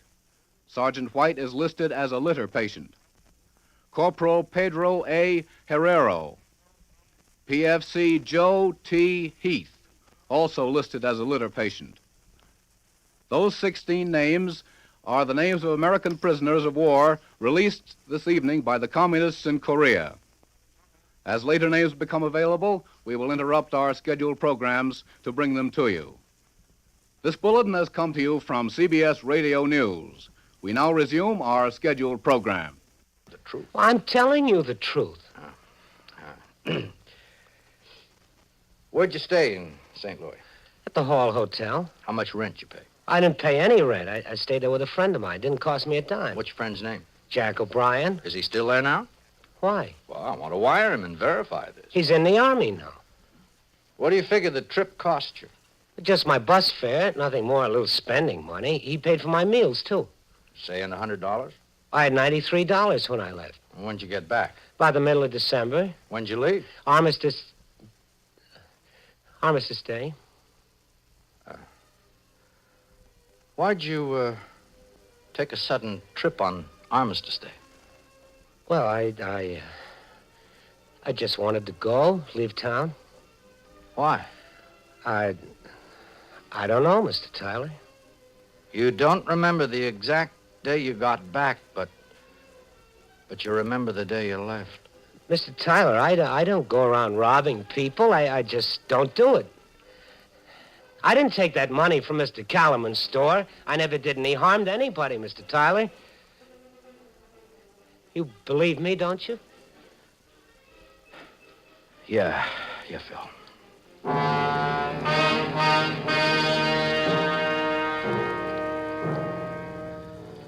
We went to court the next day. Hale, the district attorney's man, got up and told the jury what he was going to prove, and Mr. Tyler got up and told him how none of it was true. And after that, he asked the judge to keep all of the witnesses out of the room except the one that had something to say. The judge said that was all right. And then the two cops who'd arrested me showed up and told about it, and then Mrs. Weaver came in and told how I hadn't been home. And finally, Hale called Calaman in and spent 15 minutes or so having him say I was around the store the night it was robbed, that I had a key, and that I knew where the money was hidden. Well, Mr. Tyler listened to all of it, and then he took his turn. You've testified, Mr. Calaman, that the accused was in the vicinity of your store the night the money was taken. Yes, sir. And you saw him while you were out driving with your wife. Yes, sir. Can you describe the clothing he was wearing at the time? He had on a sport coat and a pair of gray pants and a blue shirt. What color was the sport coat, Mr. Calaman? Tan. Was he wearing a hat? No hat. How close were you when you saw him? Well, I was driving in the outside lane, and he was right on the street, 20 feet away, I'd say. How fast was your car traveling at the time? We were at the stop street. Then you had a good look at him? Yes, sir. For how long a period of time? Maybe 10 seconds, just while we stopped. With the court's permission, I'd like to ask the witness to step over in front of the jury. Any objections from the prosecution? No objection, Your Honor. All right, Mr. Calaman. Right there will be fine. Now, Mr. Calaman, will you look at the juror sitting directly in front of you? Yes, sir. All right, Mr. Calaman. Turn around, please. Now, tell me, Mr. Calaman, what does that man look like? Why, he's got gray hair. He's wearing glasses. Can you tell me the color of his suit? Brown, I think. His tie? No. His shirt? No. This is the witness who, by his own statement, saw the accused for 10 seconds and positively identified him.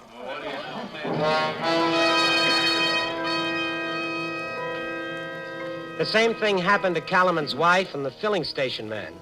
It was all over in less than an hour. The jury went out and came back and said that I wasn't guilty. And finally, everybody had left, and I was standing there with him. Well, son, how do you feel? Pretty good, Mr. Tyler. I don't know how to thank you. Don't thank me, son. Thank the law that protects you.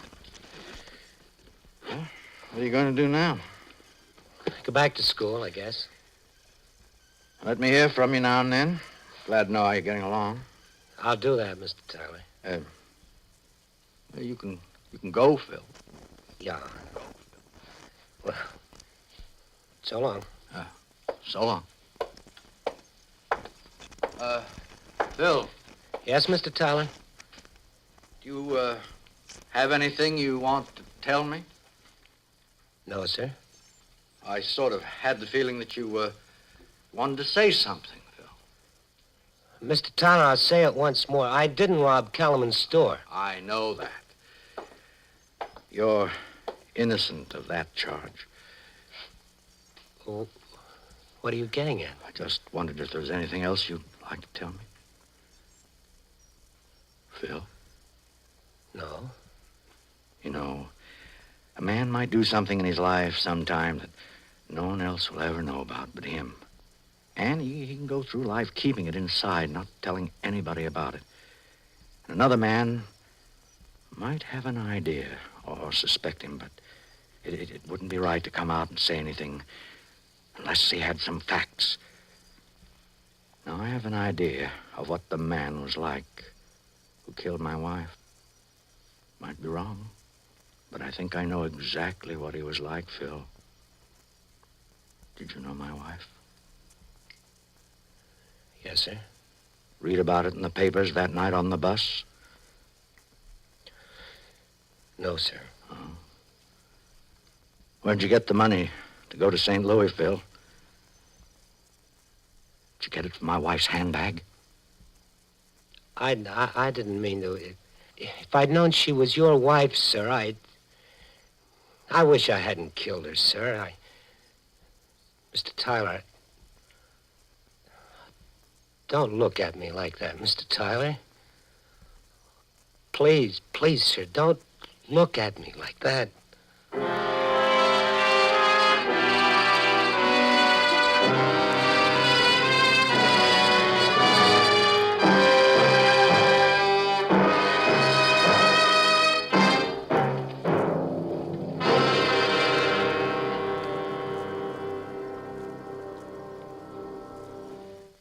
Suspense. Presented by Autolite. Tonight's star, Mr. Frank Lovejoy. This is Harlow Wilcox speaking for Autolite, world's largest independent manufacturer of automotive electrical equipment. Autolite is proud to serve the greatest names in the industry. They are members of the Autolite family, as well as are the 98,000 Autolite distributors and dealers in the United States and thousands more in Canada and throughout the world. Our family also includes the nearly 30,000 men and women in 28 great Autolite plants from coast to coast and Autolite plants in many foreign countries, as well as the 18,000 people who have invested a portion of their savings in Autolite. Every Autolite product is backed by constant research and precision built to the highest standards of quality and performance. So remember, from bumper to tail light, you're always right with Autolite.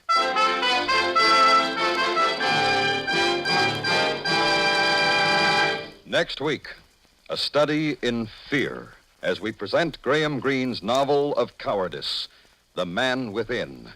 Our star, Mr. Herbert Marshall. That's next week on Suspense. Suspense is produced and directed by Elliot Lewis, with music composed by Lucian Morowick and conducted by Lud Gluskin. Public Defender was written for Suspense by E. Jack Newman. In tonight's story, Joseph Kearns was heard as Tyler. Featured in the cast were Paula Winslow, Larry Thor, Lou Krugman, Whitfield Connor, Herb Butterfield, and Charles Calvert. You can buy Autolite resistor or standard type spark plugs, Autolite electrical parts, and Autolite stay full batteries at your neighborhood Autolite dealers. Switch to Autolite. Good night. This is the CBS Radio Network.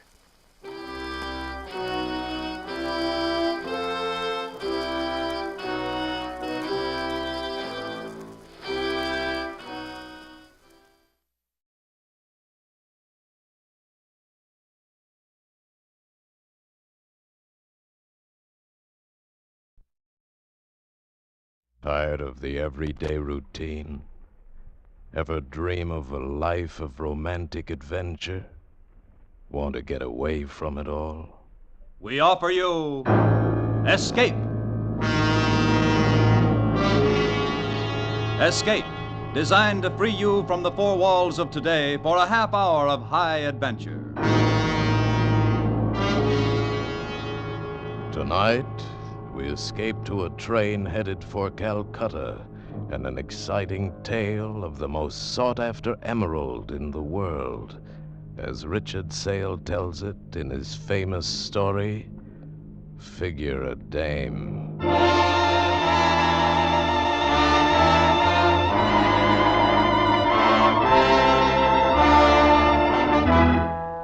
You do it. You figure a dame. Take this Mrs. Arthur Bankner, whose body I'm hired to guard. A widow woman who wanted a piece of green ice so bad she came halfway across the world to this Raj Johor, this whistle stop in the middle of India. And then to the winter palace of a character named Samurai Dal. Him in his English jodhpur, his jeweled silk turban, his eyes like hard pennies. Him I didn't like. The star of Kilimanjaro. It has finally brought you to me. What, Mrs. Bankner? Oh, yes, Samari Dahl. Is that how I call you, or is it Mr. Dahl? However you call me, madame, will be satisfactory when you pay me the $150,000 we agreed upon. American dollars. Give him the money, Joe. I can't wait any longer. Oh, I think I've lived my life for this moment. First we look at the emerald, huh, Mrs. B? But Mr. Dahl wouldn't... Oh, Joe, it's not done that way. This is India. Different customs, different manners. How true, Mrs. Bankner. First we look at it. An old Brooklyn custom. Huh, Sam? Of course.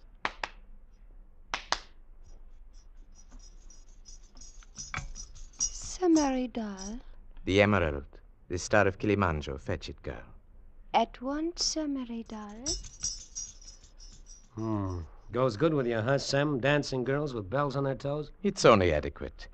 I neglected to ask you this, Mrs. Bankner. Forgive me, but just who is this creature? Joe? Oh, he's not a creature, Mr. Dahl. He's... well, for one thing, he's a detective for the Magnum Insurance Company. That explains a great deal. You see, Mr. Dahl, Joe, Mr. Harriman here, recovered some jewelry I lost in Paris. Oh, I was so impressed with him. I mean with how efficient he was. And She means she persuaded Magnum to let me come along on this little buying trip for protection. Magnum thought it was a good idea, too. Now you know who the creature is. Now everything's gay, huh, Sam? Sir Dahl? Thank you. You may go back, girl, to whatever child's game you were playing. I could weep at having to part with this. Here, the Star of Kilimanjaro. Oh, Joe, look at it, look. Oh, all my life, many, many jewels, but, none like this. None. Yeah. It's something. It'll do. Oh. You are satisfied, Joe? Yeah. And you, Mrs. Bankner, it satisfies you? Oh, yes. Then it remains only for me to be satisfied. Give him the money, Joe. Give it to him. Yeah, okay. Okay, here, Sam. You can count it if you want to. I want to. Oh, exquisite money. Good.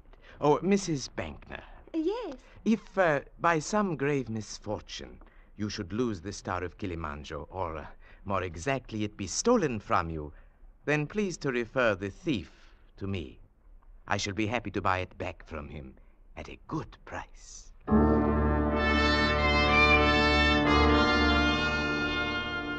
Mrs. B wanted to celebrate, so we went to the town's one hot spot, the Rasa Tal. It was a dive. And the props hadn't changed from Flatbush. Smoke, Oriental cigarette type, bartender, Oriental type, dames, any type. Complete with Lend-Lease jazz band, the joint was a shore-leave paradise with one great big advantage. No local ordinances. You name it, you can have it. I'll have another swizzle, Joe. Finish the drink you've got, and we'll see. Oh, Joe, you don't have to be so solicitous. Oh, I've got the Star of Kilimanjaro. I've got it, Joe, and we're celebrating, remember? Come on now, dance with me. Joe, what are you staring at? Joe. Her. Who, Joe? That girl over there, the one against the bar. She looks like an American, that one. Yeah. She's lovely. I only say that because she is. Now, you've looked at her, Joe. Now look back at me. You know what? I've seen her before. In Flatbush? Here in India. A couple of times before. I look up, and there she is, leaning against a bar, or watching the same rope trick, or being a part of the same crowd as me. She's following you, Joe, to the ends of the earth. And I bet her resistance is getting lower from bar to bar. Following me, yeah. I heard you say something about dancing, lady. Well, now. They're arresting you from the poop deck, sailor boy. Beat it. Oh, Joe, at least buy him a drink. Buy him nothing. Go on, sailor, make an exit while the house is still with you. I was saying to you, lady, I heard you want to dance. This guy with you ain't made a move. Now, what would you have done? Tell me. Me? I'd dance. Yeah, you would.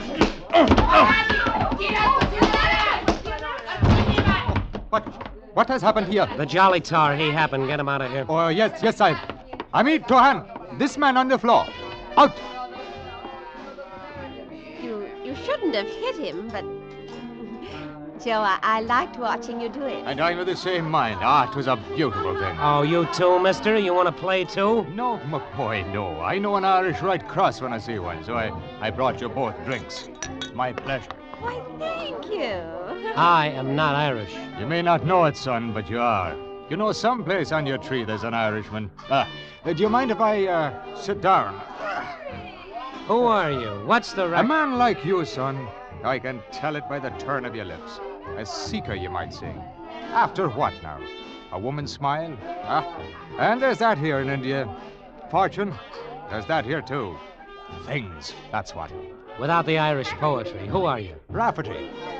John Rafferty. We're happy to know you, Mr. Rafferty, even for just this moment. We're leaving now. Oh, really? But why? Let's stay, Joe. Sleep. We'll need it. The train to Calcutta leaves early tomorrow. And so it does. Then this is not goodbye after all. For I'll be on that train myself. Sleep, I'd said. For the widow with the emerald, maybe, but not for me. I sat on the veranda of the Raj Johor Ritz just outside Mrs. B's room, and I could hear her making happy moans in her sleep. Once I heard a crawling noise. I got up, investigated, and found it was a noise made by something that crawls. Then came the dawn. I hustled Mrs. B and her bags into a Model T cab that took 2 hours to get to the railroad station a mile away. That I'd counted on, so we made the train for Calcutta on time. Oh, Joe, just think, in a few days, Calcutta.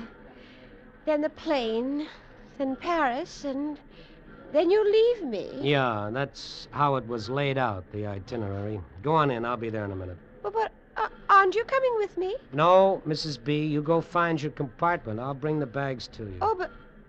Oh, I see. The bar girl. That's who it is, isn't it, Joe? Coming this way. That's who it is, Mrs. B. You won't want to be here when I talk to her, huh, Mrs. B? No, but don't talk long, Joe. It's me that's paying you, remember? So Mrs. B was on her way to her compartment. The star of Kilimanjaro and a little pouch with gold strings around her neck and inside her dress. This was the last lap. If anyone was going to lift the rocket, it had to be done before we got to Calcutta. And then the girl's perfume was inside me. We've met before, haven't we? Where or when, I don't know, but we've met. It's as good a way as any to get to know me. I'm Joe Harriman. Marion Ryder. It seems we're always in the same places. On the train all the way from Bombay, at the cafe last night, here. Coincidental, isn't it? Is it? I wouldn't know. Well, of course it is. Wait, do you mean you've been following me? A dream like you that makes you hungry inside? It wouldn't be hard. Like that? Like that. Traveling for your health, Marion? No, business. In this slop hole, something like you, business? Well, I'm a kind of buying agent for a New York firm. Trinkets. That's it, trinkets. Emerald trinkets? Emerald would be lovely. I must find my compartment, Mr. Harriman. Maybe I'll see you again later? Count on it, Marion. It's a promise I make to myself. All aboard! All aboard!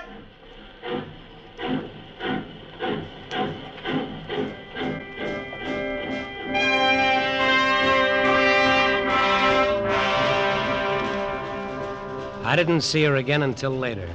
I sat in my own compartment next to Mrs. B's and did a lot of thinking. Important thinking, and I didn't want it mixed up with her perfume. Maybe she was an out-and-out jewel thief, and that bothered me. She was a cinch to get caught if she tried to lift that stone.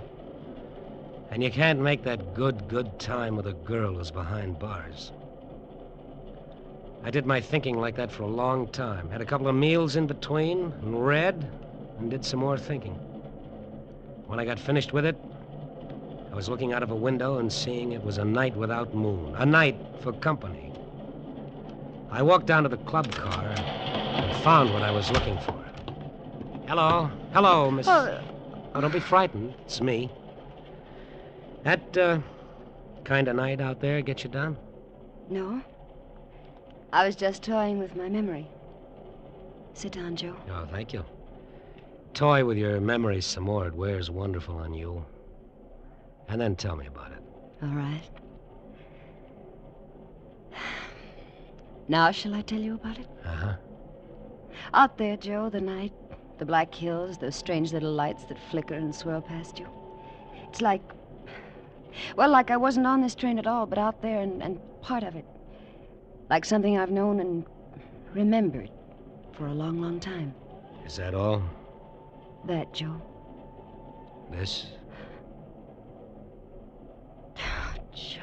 Joe. Don't say we shouldn't have done it, because we should have. I know, but what must you think of me? What? I'll tell you. Because I level with women who level with me. I think you're interested in me. And? And trinkets. Expensive trinkets. Like the star of Kilimanjaro. I don't understand you. Mr. Harriman, please come hurry. Mrs. Bankner. What's the matter with her? She is very upset. I think something is wrong. She says you come right away. She's crying. Excuse me, Marion. I gotta go to work. Come on, you. Yes.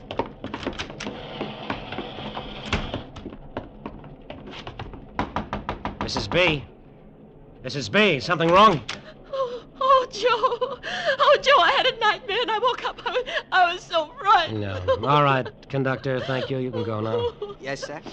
I called for you when I woke up, but you weren't there. Oh, Joe. Sit here and put your arms around me. Oh, Joe, hold me tight. Yeah. Oh, it's better like this. You close to me like this. Uh-huh. Oh, look at me, Joe. What do you see? You're so helpless, I could kiss you. Try me, Joe. Yeah. Joe. Joe, you're hurting me. Joe, what? Joe! Her throat was soft against my hands. Her arms waved around for a little while. The look in her eyes was something I had never seen before. She didn't struggle much. She didn't do anything much, except not believe it was happening to her, that she was being murdered. Then she quit believing anything. She was dead.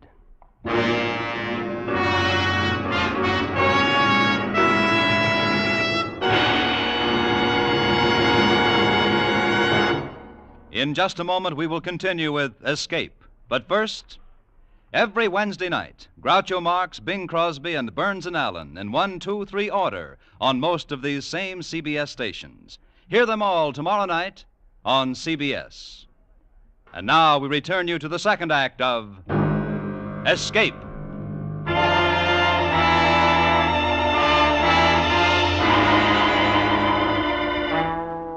There wasn't much trouble falling asleep after that, after I was sure Mrs. B was dead, after I'd stashed the emerald where it couldn't be found. Wasn't much trouble falling asleep at all. Like being out with a beautiful dame, and she liked you. And you went home and put your arms behind your head and smiled to yourself. And you slept the best kind of sleep of all. It got to be 8 o'clock in the morning, and that was all right, too. Because there I was having breakfast in the diner with another promise I'd made to myself. Her name was Marion Ryder. And she poured my coffee for me. I've been thinking, Joe. Uh-huh. I've been thinking it was wrong what we did last night. I'll tell you why it wasn't, Marion. You want to hear? Just don't lie to me. I'm crazy about you. See, I don't even have to look down into my coffee cup when I say it, like you're doing. I'm sorry. It's just that... Wait a minute, honey. Conductor. Hey, come here a minute, you. Yes? What is it you wish, sir? I wish this. I wish that you would go down to Mrs. Bankner's compartment and wake her up. Tell her this mush you waiters serve for breakfast is lousy, but tell her she's got to get some food in her. Yes, sir. Well, don't just stand there. I wish it, so do it. Yes, sir. Right away, sir. Joe. What are we saying, honey? Don't call me honey. Why not? It's a word I don't care for. Just don't do it. Yeah. No class, huh? Sure, wait till we get to Calcutta. I'll find the words that'll fit. Joe, leave me alone now. But... Calcutta is only a few hours away, Joe. Sure. I know about dames, Marion. They need thinking time to make everything right with themselves. Sure. I'll see you later. Morning, my boy. Morning to you. Morning. Oh, hello, Mr. Rafferty. Have you had your breakfast yet? Yes, don't remind me of it. Oh, you come along and have a coffee with me, then. Thank you, but no. Oh, by the way, my boy, Mrs. Bankner. What about her? Well, nothing about her, but I'm in the next compartment to hers, and I heard the conductor knocking on a compartment door just now, and she doesn't seem to answer. Oh, she sleeps heavy. Oh, well, she's lucky. Well, I'll see you later. Yeah.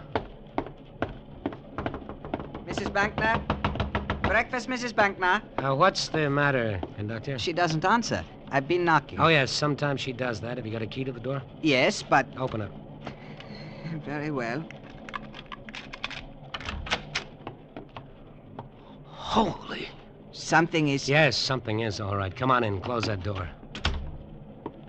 Look at her, will you? Something is... You said that. She's dead. I'll tell you something else. The lady's been murdered. You said... I said murdered.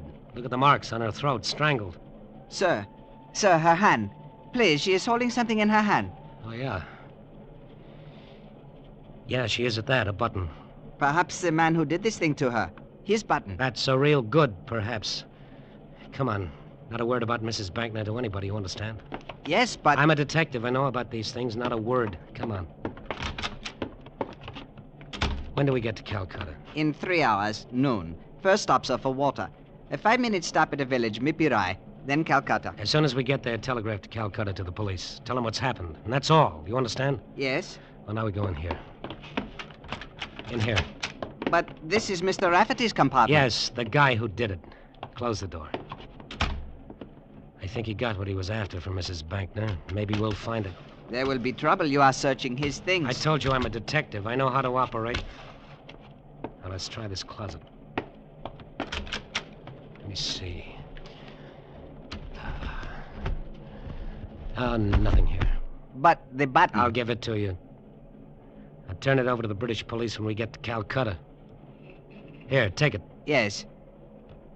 But the button in Mrs. Bankner's hand was brown. Gray. Can't you see the button is gray? Take it. We stood there staring at each other for maybe a minute, and then his eyes eased off mine. He made a kind of sloppy salute.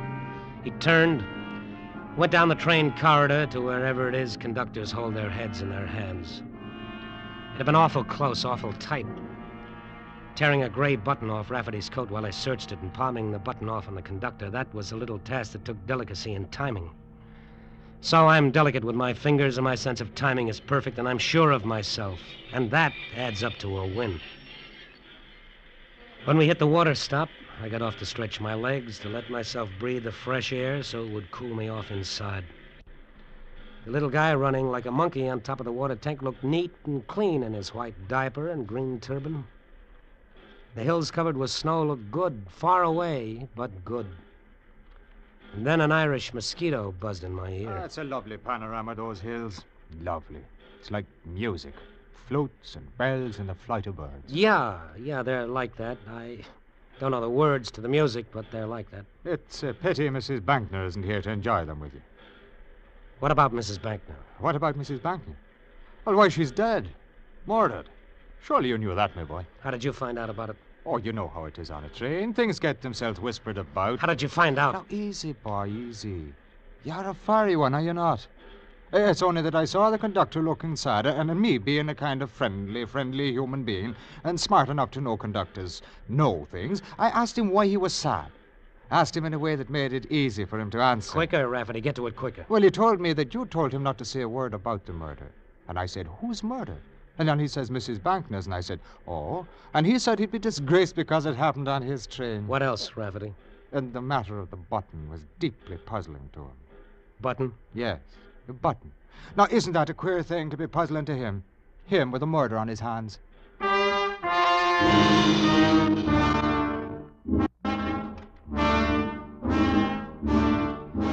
train got going after that. Me too, my brain, that is. Things going around in my brain. Everything got mixed up with that crummy little button and that crummy little conductor. Imagine a guy so scared he had to shoot his mouth off like that, and shoot it off to Rafferty, of all people. Conductor needed a little talking to, a finger waved under his nose.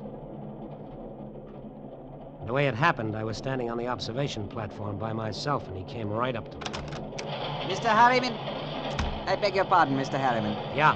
I beg your pardon, Mr. Harriman, but lunch is being served in the diner. An early lunch.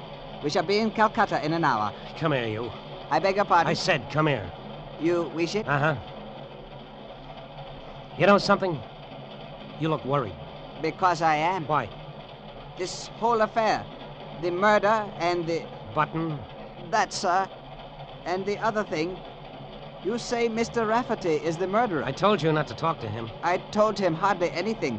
I didn't tell him he was suspect. Oh, it's good you didn't. Real good for you didn't. Just let Rafferty coast, you understand? Then when we get to Calcutta, the police will arrest him because you've got the evidence. The button. I've got it, only... Only what? Only I thought it was brown. You did, huh? It was brown. You're sure of it? It was brown. When it was in Mrs. Bankner's hand, it was brown. When you gave it to me in Mr. Rafferty's compartment, it was gray. See, I have it here. It is gray. Yeah, I'll take it. Sir? Give it to me. Thank you. Now, you know what? It was brown. Yeah, it was. But I'm saying something. I'm saying, you know what? Sir? I'm saying you've got to go. You really got to go. Sir, what are you doing? Right now, you Sir, got to go. It was gray. No, no, no!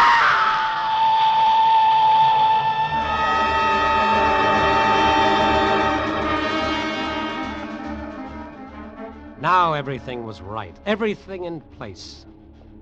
The button I had had proved Rafferty the murderer of Mrs. B. The conductor, everybody would say the poor guy had a bad accident. Now all it needed was the payoff to a dream. And that would be something named Marion Ryder. Who is it? It's Joe. I'm bringing you pretty flowers. Let me in. I don't see any flowers. You will. Shut the door, Marion. All right. Keeps twisting around inside me.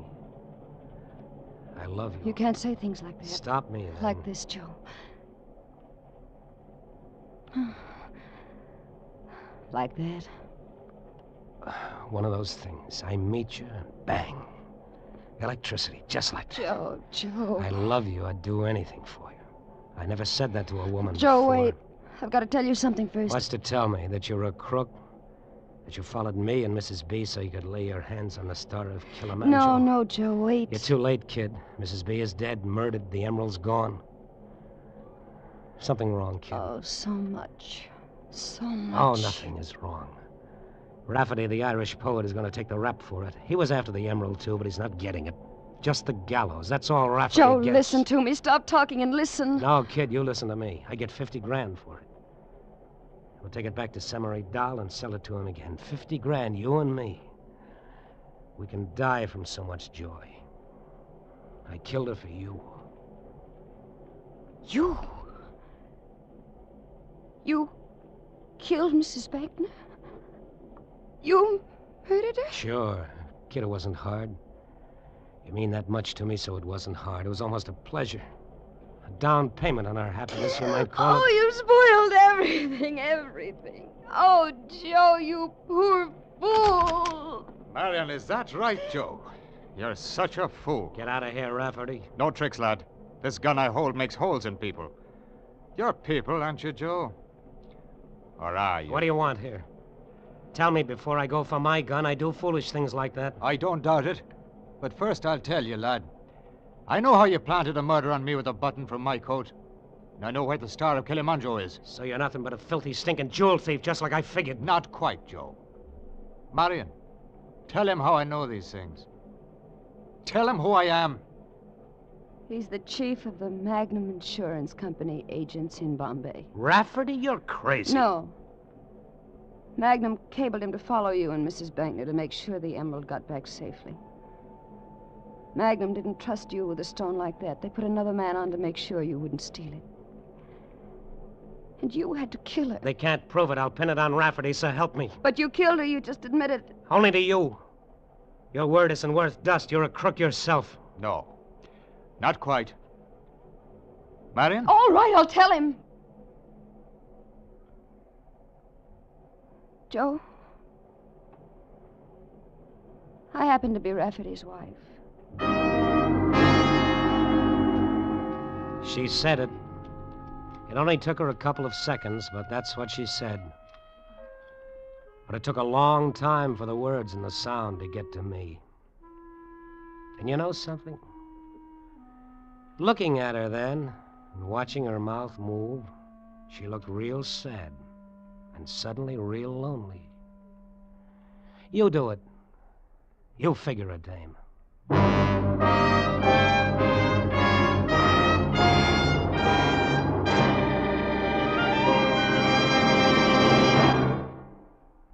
Escape is produced and directed by William N. Robeson.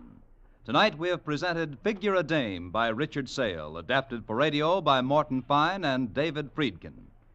Featured in the cast were Frank Lovejoy as Joe, Joan Banks as Marion, Sarah Selby as Mrs. Bankner, and Ben Wright as Rafferty. Also heard were Paul Frees, Harry Bartell, and Gary Merrill.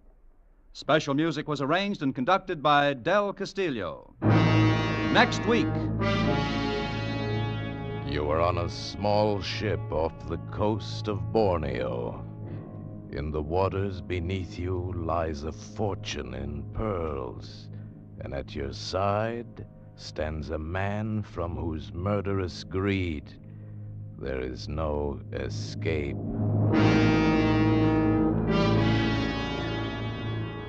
Next week, we escape with Floyd A. Nelson's exciting tale of reckless men and their lust for treasure, Seeds of Greed. Goodbye, then, until this same time next week, when once again we offer you Escape.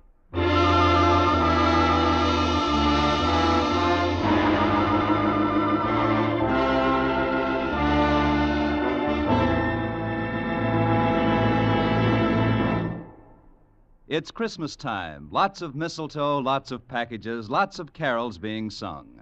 And never a man to overlook a chance to celebrate, George Burns gets into the act with a special program of what he claims are Christmas carols. George's sponsor had certain ideas about George's voice a few weeks ago and fired him from the show. And tomorrow night, you'll learn how George's fellow singers and Christmas shoppers in general react. For one of the merriest of holiday shows, don't miss George's and Gracie's program on most of these same CBS stations this Wednesday night. Now stay tuned for Hit the Jackpot, which follows immediately over most of these same CBS stations. This is CBS, the Columbia Broadcasting System.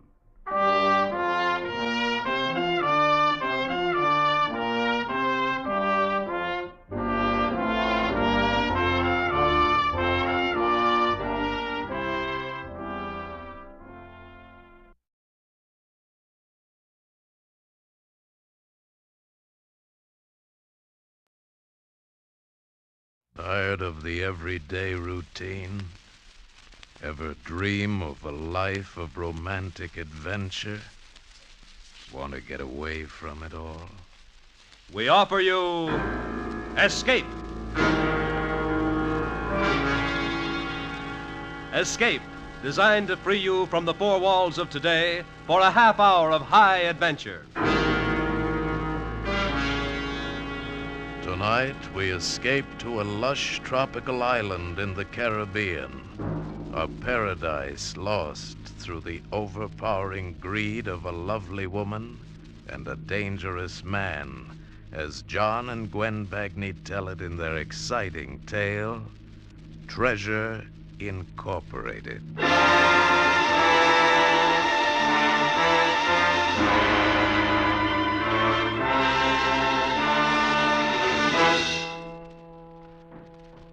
Well, are you coming?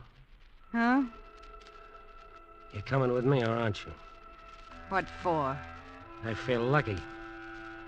Got a feeling today is going to be the day. You said that for months.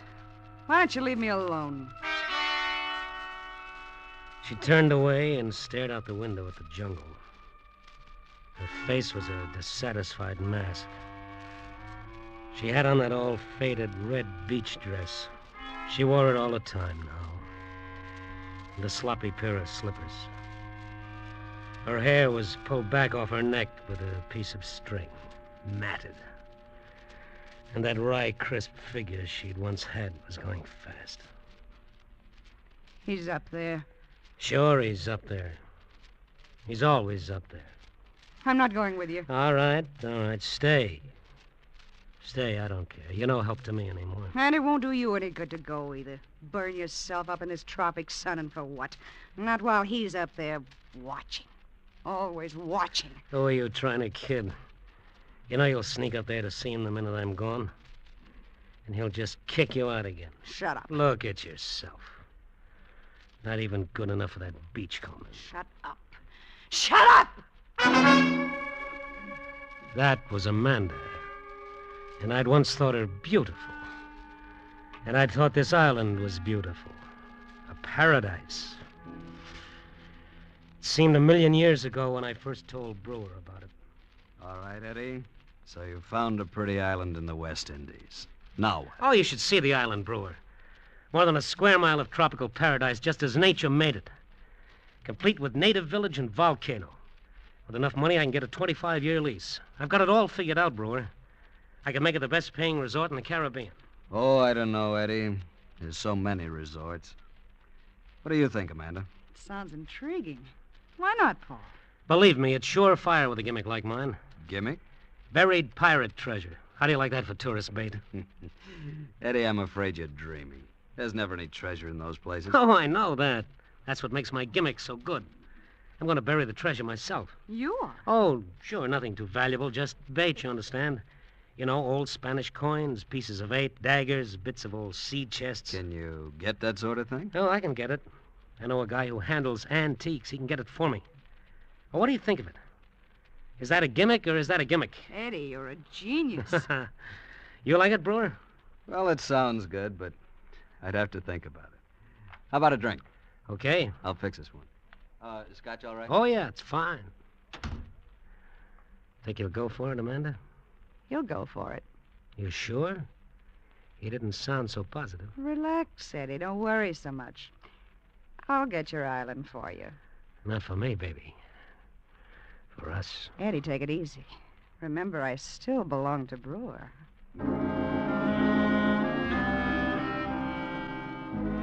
That's Amanda, the kind of a woman that always gets what she wants. She got me my island. I started planning the resort. Brewer was to supply the money, and I was to be the front man. It was a great plan. It couldn't miss. But I'd figured without Clive. I'll never forget the first time I saw Clive, the only white man on the island. He was bald, but he was young. He had a blonde beard. He was sitting in a tangle of jungle wearing nothing but a pair of white ducks ripped off at the knee and some binoculars slung about his neck with a length of vine. He was painting a seascape. Hiya, Gillespie's the name, Eddie Gillespie. I've been looking over the island. I know. I've been watching you. Terrific place. Say, that volcano, any chance of it erupting? No, it's dead. Dead many years. Well, that's a relief. Say, I'm sure surprised to find a white man here. You are? Why? Well, so far away from civilization, nothing to do. And then what are you doing here? Me? You know what I'm going to do? I'm going to put this island on the map. Really? Yep. See that beat-up building down there by the beach? That once was a fine old plantation house. Yeah. Well, I'm going to turn it into a swanky hotel. Hotel? Sure. Perfect spot for it with all those palm trees around it. And a golf course sweeping up over that hill. Of course, we'll have to clean all those dirty vines out. That dock is a pretty sick-looking thing, but the harbor's a natural. What are you looking at through the binoculars? Devil's Cove. Why? What's going on down there? Nothing. I'm painting it. Through binoculars? Why don't you walk down there if you want to paint it? I prefer it this way. That's the tropics for you. How lazy can you get? Mr. Gillespie, after you've been here a while, you'll learn to go with the island, not try to change it. Oh, you just wait and see. When I get through with this place, I'll make Nassau and Jamaica look like Rockaway Beach.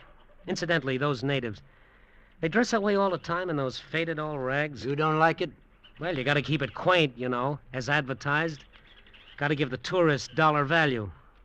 We'll fix up the natives with bandanas and bright sashes, necklaces of coral, big earrings, baskets of fruit on their heads. Of course, they'll have to quit wearing those shoes. How about rings through their noses and a bone in their hair?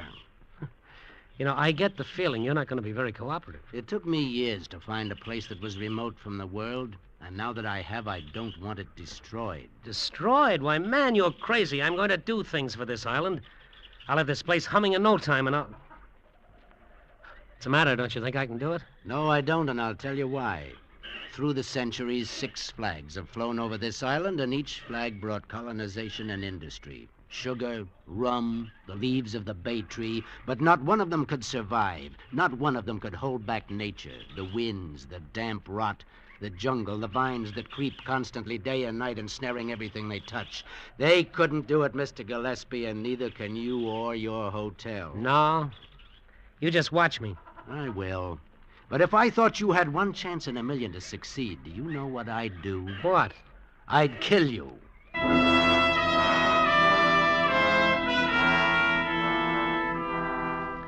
In the beginning, he stayed up on top of that hill of his like he owned the world. He ignored me completely until my tractors and bulldozers went to work. Then he began to come down more and more. I never heard him coming, and yet he always seemed to be around. And as I ran into trouble, wind, rain, rot, rats, I had to fight them all. It seemed to amuse him to watch me. Is your paradise fighting you back, Mr. Gillespie? Why don't you go up on your hill and stay there? What a beautiful swimming pool. A symbol of civilization. Do you expect it to last? Why, of course it'll last. Why don't you leave me alone? Be careful. It's bad to lose one's temper. The heat, you know. Yes, heat. Always heat. But I wouldn't give in to it. I drove myself. I drove everybody who worked for me. Come on, boys. We got 2 more hours of daylight. Get those vines out. They do grow, don't they? What do you want? I like to watch you fight them. It's such a useless task. They'll grow over you in the end, you know. Yeah? Well, I'll civilize this island. I'll show you. Go on and laugh all you want, but you'll see. When Eddie Gillespie starts something, he finishes it. Before the summer was over, we cleaned away all the vines and seeded the golf course. We dynamited the harbor, rebuilt the docks, working 18 hours a day. And then one afternoon, just before the hotel was finished, she arrived. I just knocked off for the day, and I was sprawling in my hammock in front of my hut. Hello, Eddie. Amanda! What are you doing here? You weren't supposed to come until the hotel was open. Aren't you glad to see me? Where's Brewer? How did you get here? In a launch. All the way from New York? Of course not. We've been anchored at Charlotte, Amelia for a week. You didn't break with Brewer, did you? Told you not to break with him until after the hotel was finished. Don't get excited, Eddie. Brewer doesn't even know I'm here. He left this morning for Puerto Rico on a big deal. Oh, You haven't said you're glad to see me.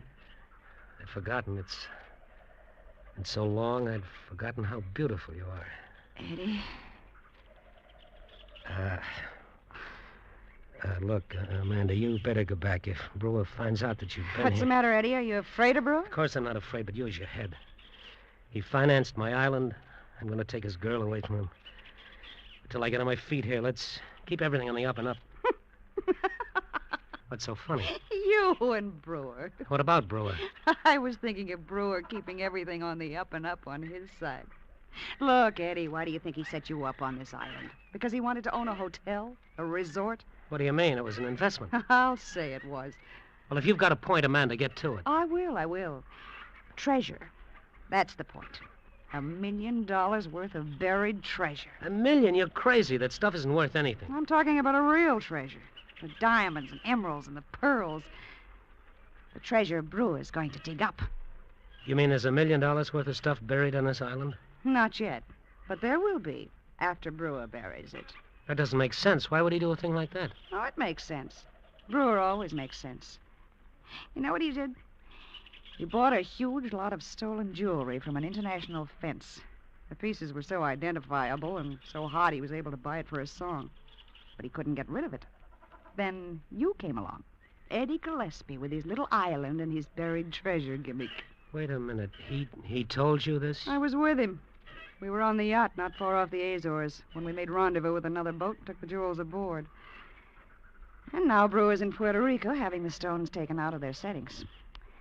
And when the time comes, he's going to dig them up out of your island in a moldy old sea chest in front of witnesses. Got every angle covered. All legitimate. So what? Aren't you interested? Well, if that's what he wants to do, that's his business. I've got the island, and I'll have you. Will you? Amanda, what's the matter with you? What's eating you? $1 million. I want it, Eddie. If you really want me to break with Brewer, you'll get it.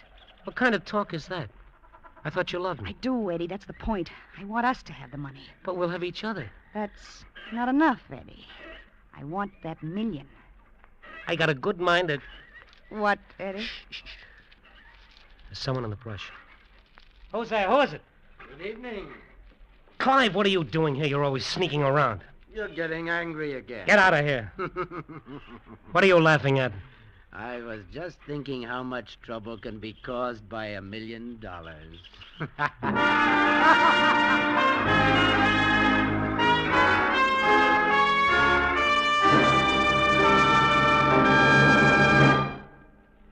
In just a moment, we will return to Escape. But first, it's a long time between fun on the weekends. But it's a lot shorter if you find the midweek fun that's here on most of these same CBS stations every Wednesday night. Midweek fun with Groucho Marx, Bing Crosby, and Burns and Allen in 1, 2, 3 order. Try listening to them all every Wednesday night. Groucho, Bing, and George and Gracie. And you'll find the week speeding by much more merrily. And now we return you to the second act of Escape.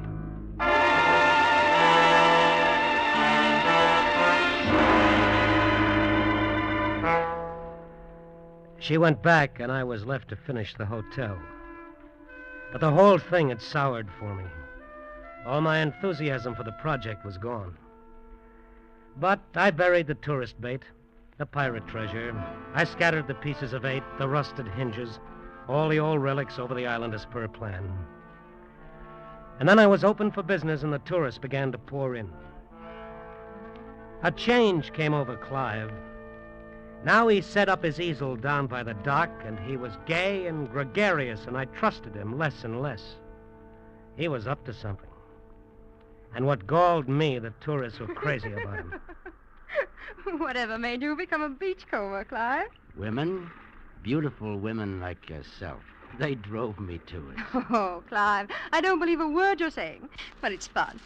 Where did you get him, Mr. Gillespie? He's priceless. Clive, why... I came with the island, standard equipment, along with the volcano and the treasure. Is there really treasure on the island? Well, you found a piece of an old saber yesterday, didn't you? Yes, and my husband found a golden sovereign, but I mean real treasure. Chests full of gold. Look for it, Mrs. Chapman. Every cove, every bay. It could be anywhere, on the mountain, in the jungle. Legend says that Captain Kidd himself stopped here, loaded with treasure from the Spanish Main.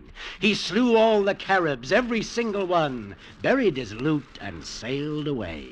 And, as legend has it, he never came back. Just think of finding it. Then dig, Mrs. Chapman, dig. Take one of our donkeys and a pick and shovel and go out on the trail. Oh, I will. I'm going again this morning. Mr. Gillespie, I'm simply mad about your island. Thank you. Cynthia, darling. Oh, there's my husband. Here I am, Fred. Come along, dear. See you boys later. Aren't you overdoing it? I'm just being helpful, adding local color. All that stuff about a legend. You didn't talk that way when I first came here. Things are different now. By the way, when is your pirate coming? Pirate? Brewer, I think you called him. It was 2 days later that Brewer and Amanda arrived. I was on the veranda watching as the seaplane settled on the water. I watched them walk up to the hotel. Oh, yes. Clive was on the dock painting. He watched them, too. Hello, Eddie. Hello, Eddie. Hi. Good to see you, Eddie. You've done a great job with the hotel. Paradise. That's the name for it, all right. It's the best investment I ever made, Eddie. Well, I even read about your island in the New York papers. You got a big spread about tourists finding old pieces of 8 in an old sea chest. That was positive inspiration, Eddie. Wasn't it? What's the matter? Don't you feel well? You look tired. You've been working too hard. Come on up to the room. We'll have a drink. He was so charming and so relaxed, I began to wonder if Amanda had told me the truth. For the next week or so, I watched him all the time. But he was just a guy on vacation having a whale of a good time. Look at him. The life of the party. Come on outside. I want to talk to you. You know, I think you lied to me. I don't think there is any treasure. Don't be a fool. Of course there is. And when is he going to bury it? I don't know. We'll just have to wait. If I find out that you lied... Eddie, you don't believe I... Maybe you're trying to pull some kind of a double cross on me. Let's go back, Eddie.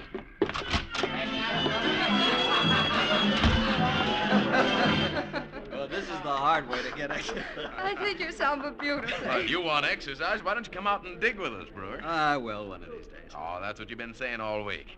Look at my waistline. I've taken off an inch. Why don't you come tomorrow, Mr. Brewer? It's lots of fun. I like to sleep in the morning. Oh, come on. Sure, come on. Be a sport. Okay. I'll dig with you tomorrow morning. Who knows? I might be lucky. Tomorrow morning? Eddie, that means he'll have to bury it tonight. Yeah. You'll have to watch him. Don't let him out of your sight. I waited outside until every window was dark, until the hotel was quiet. I waited and waited, but he didn't come. And still I waited until... Still up, Eddie? Clive! You might as well get your sleep. He isn't going to bury the treasure tonight. What do you mean? How do you know? Because he's already buried it. Well, you're crazy. He couldn't have. I've watched him constantly. Apparently not close enough. What about the hour just before dinner when you and the girl were on the other side of the volcano? Where did he bury it? Tell me. In Devil's Cove. Devil's Cove? Oh, there's no point in your going there now. You don't think I'd leave it there, do you? I dug it up. I know I couldn't trust you. All that talk about getting away from civilization, you know better than anybody else. Oh, I'm not going to keep the jewels. What would I do with money? Yeah? Then where are they? I buried them again. You what? You ought to thank me. I'm making an honest man out of you, Eddie. You advertised buried treasure on your island. Well, now you have it. Like you said, gotta give the tourists dollar value. Why? Just think, tomorrow or the day after, or next month, one of your tourists will dig it up, as advertised. Clive, look, don't do this to me. If you don't want the jewels, just tell me where they are. I'll give you anything, only just tell me. And miss all the fun? Oh, no.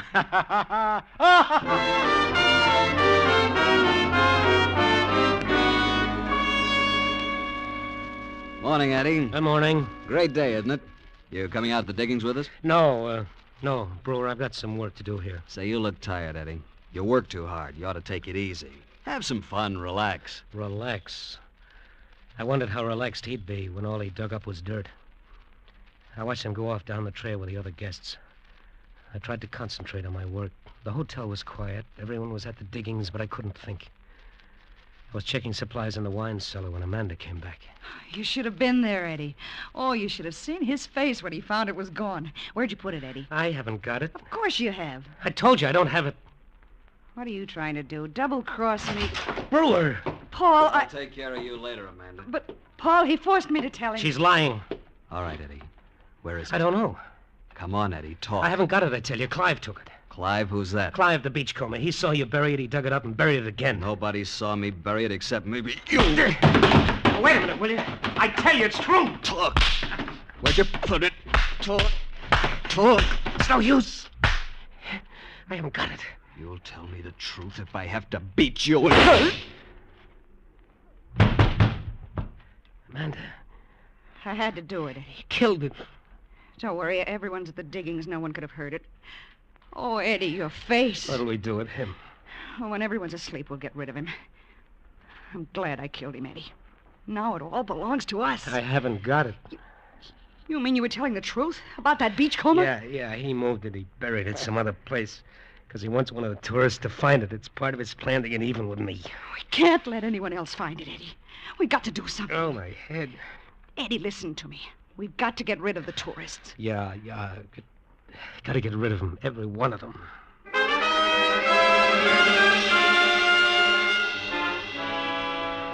We waited until siesta, when all the guests would be asleep in their rooms. Then we went to the construction shed for the dynamite that was left over from blasting the harbor. We loaded it and Brewer onto a donkey and went up the back trail to the volcano crater. I pushed Brewer into the crater, planted the dynamite inside the top edge. Amanda strung the wire down the slope to a cave on the east side of the island. I went down to the cave. My island was asleep. I had my hand on the plunger. I was ready to throw it, and then I realized fully what I was about to do. With one gesture, I'd be destroying everything I'd worked so hard for. Eddie, what's the matter? I can't do it. Give it to me. No, Amanda, no!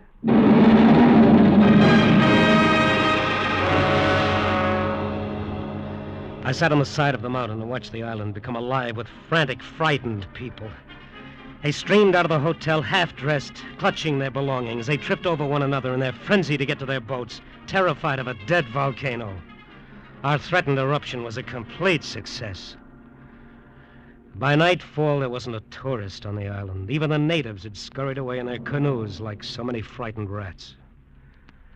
And there were just the three of us left, Amanda, Clive, and me. How will we get the treasure? We can't dig up the whole island. We won't have to. Any man that's got that much loot stashed away will dig it up himself. You can't tell me money doesn't mean anything to him. We'll wait. And we did. We waited and got on each other's nerves. We waited until we couldn't stand it anymore. But Clive didn't make a move to dig it up. It was clear he'd never go near it as long as we were there. Our only escape was to dig. We started in systematically on the east side of the island, then the north.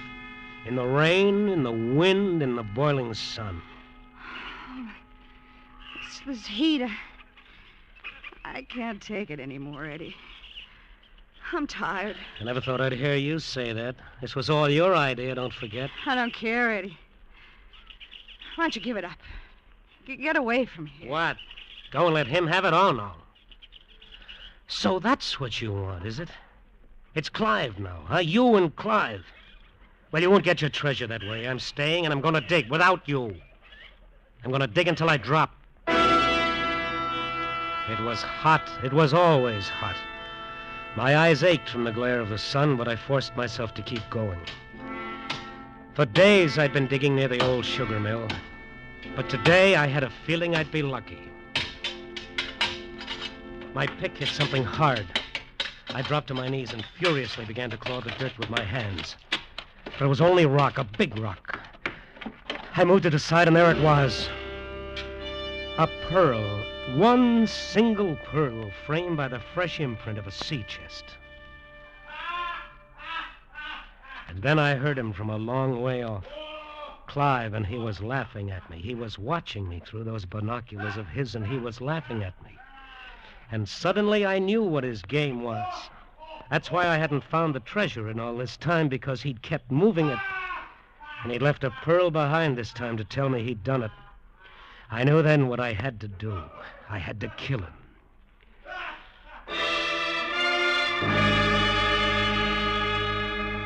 I went up the hill by the back trail. And just at the top, I stopped and took a firmer grip on my pick. Clive's back was to me. He was sitting exactly the way he had been the first time I saw him, in a tangle of vines painting through binoculars. I crept up to him. I raised my pick and brought it down with all my strength. But it was too late. He'd sensed me and ducked the blow. The pick had ripped through the canvas.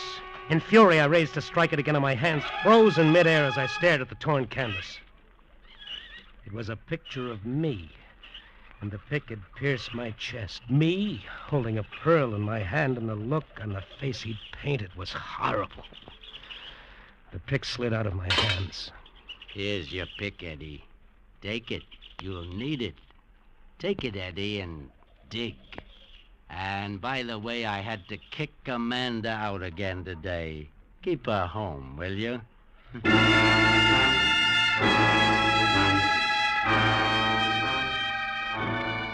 That was months ago. How many months? I've lost count.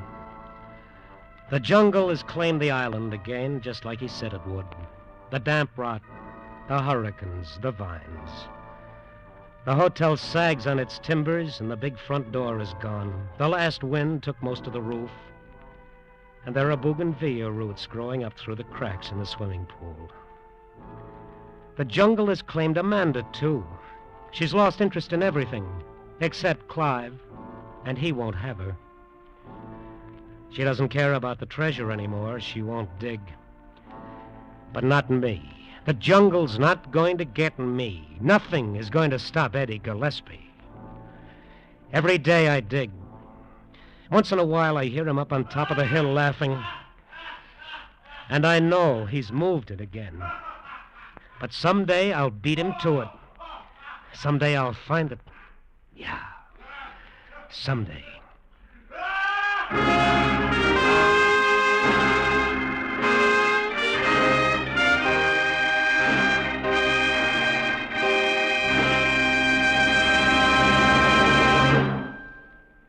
Escape is produced and directed by William N. Robeson. Tonight we have presented Treasure Incorporated by John and Gwen Bagney. Featured in the cast were Frank Lovejoy as Eddie, John Hoyt as Clive, Mary Lansing as Amanda, and Harry Bartell as Brewer. Also heard were Eileen Prince and Paul Frees. Special music was arranged and conducted by Del Castillo. Next week... You are sitting in a cheerless gray cell, staring at the rain through the small barred window above your head, and struggling desperately to keep your sanity. For in 12 hours, you must die or escape. Next week, we escape with James Poe's seething tale of blasphemous terror and violent death, present tense, starring Vincent Price. Goodbye, then, until this same time next week, when once again we offer you Escape.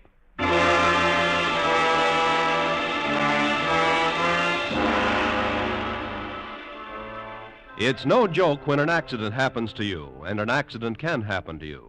This winter, take time to be careful. Whether you're driving or walking in traffic, be cautious. Cross streets with care. Drive safely. Keep your wits and windshield clear. In traffic, walking, or driving, be careful. Be sure to join us at this same time next week when we offer you Escape, starring Vincent Price. And now stay tuned for Pursuit, which follows immediately over most of these same CBS stations. This is CBS, the Columbia Broadcasting System.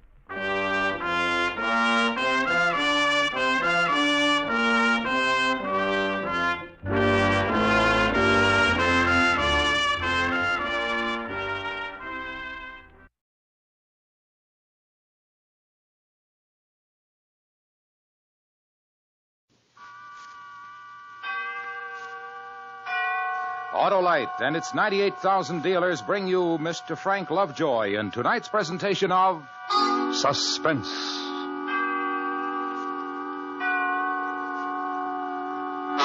Tonight, Autolite presents the story of a man who wanted to save his life, but he had to get into a fight to do it.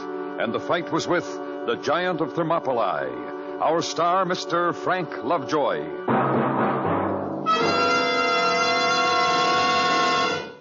Hi, Harlow. Doing some gardening? Yes, sir, Hap, and here's my favorite plant. Well, that's an Autolite Stay Full battery. Sure, the power plant for quick, dependable starts, Hap. And unlike other plants, this one needs watering only 3 times a year in normal car use. Oh, it's a daisy, Harlow. Sure is, Hap. It's far and away the best battery blooming. And it never gets bush. Of course not. The Autolite Stay Full can take it better than a cactus plant because of fiberglass retaining mats around every positive plate. They prevent shedding and flaking to give the Autolite Stay Full longer life, as proved by tests conducted according to accepted life cycle standards. Do you dig me, Hap? Had you planted before you opened your 2 lips, Harlow. Okay. Then cultivate the acquaintance of the best battery botanist in town, your Autolite battery dealer. He'll give your car that hardy perennial, the Autolite Stay Full, the battery that needs water only 3 times a year in normal car use. Remember, from bumper to tail light, you're always right with Autolite. And now, Autolite presents transcribed Mr. Frank Lovejoy in The Giant of THERMOPYLAE, hoping once again to keep you in suspense.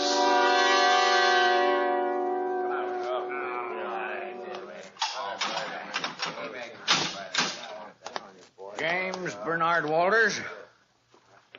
Walters? Right here. All right, son, let's go. Sure thing. How about me, huh? You're a lucky guy. What's happening, Constable? Happening? It's your lucky day, big fella. You're getting out. Yeah? Yeah. And then you can go home and get yourself in trouble all over again, huh? All right, in here. Here, sign. Hmm? For your stuff, son. You want it back, don't you? Oh, sure. There. Atta boy. Yeah. Now then. Yeah. Wristwatch, ring, billfold. Oh, we better count your money. Dark glasses, your belt and your tie. Yeah. That's it, I guess. Seems to be all here. Okay, big fella, take 'em and get going. Through that door. Nothing personal, Constable, but I'm glad to. So long.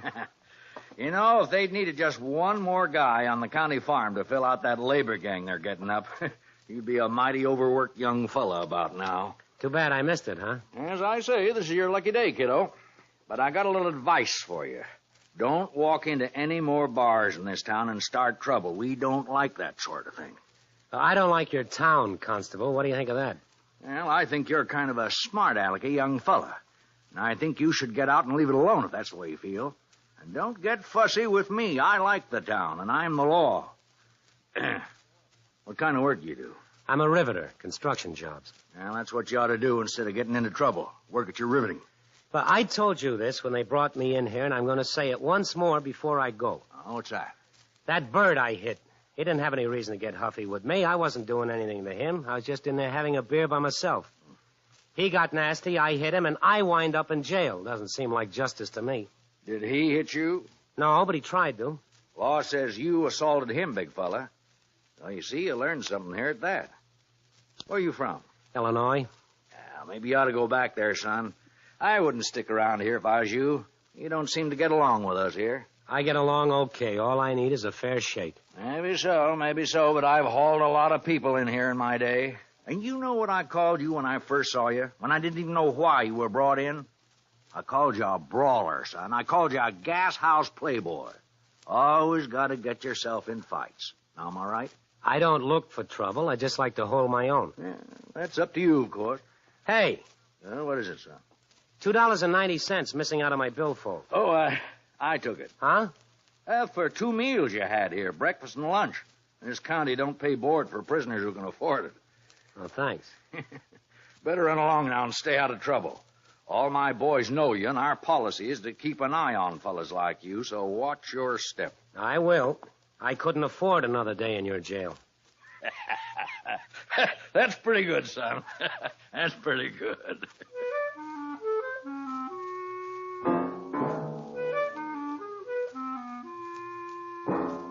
That's about the way this whole thing began. I mean, me getting out of jail after a night and morning of cooling off. I've been in jail before, and I guess I deserved it, but this time I didn't. I've been watching my step for a long time now, and they didn't have any call to book me in. When I walked outside that afternoon, I began looking around for this guy. I didn't know his name or anything, but I sort of remembered what he looked like. Seemed as though it'd be a good idea to hit him once more before I left town. I'd have been much better off if I'd gotten out of there on the next bus.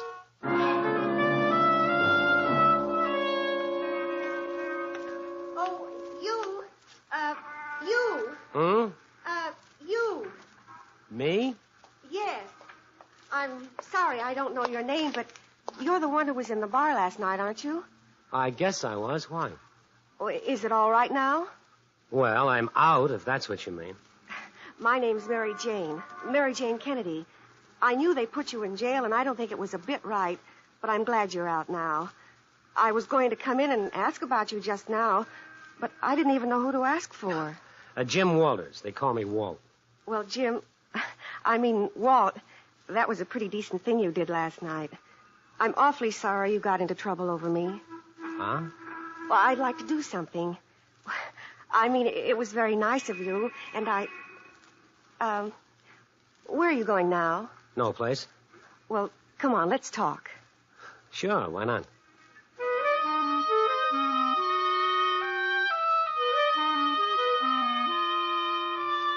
Now, for a couple of seconds there, I forgot all about this fella I was looking for because this little girl was real cute. So I went along with her. But I also thought maybe I'll find the guy this way. So, this is your place, huh? Yes. Excuse me. Sure. Pretty nice. Oh, not so nice. Pretty awful, as a matter of fact. I'm going to move as soon as I get a chance. Yeah? Well, what's so awful? Oh, out there.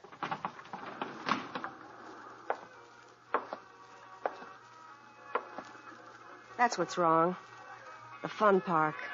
I think it looks kind of pretty myself. The Ferris wheel and the roller coaster and all. I sure do.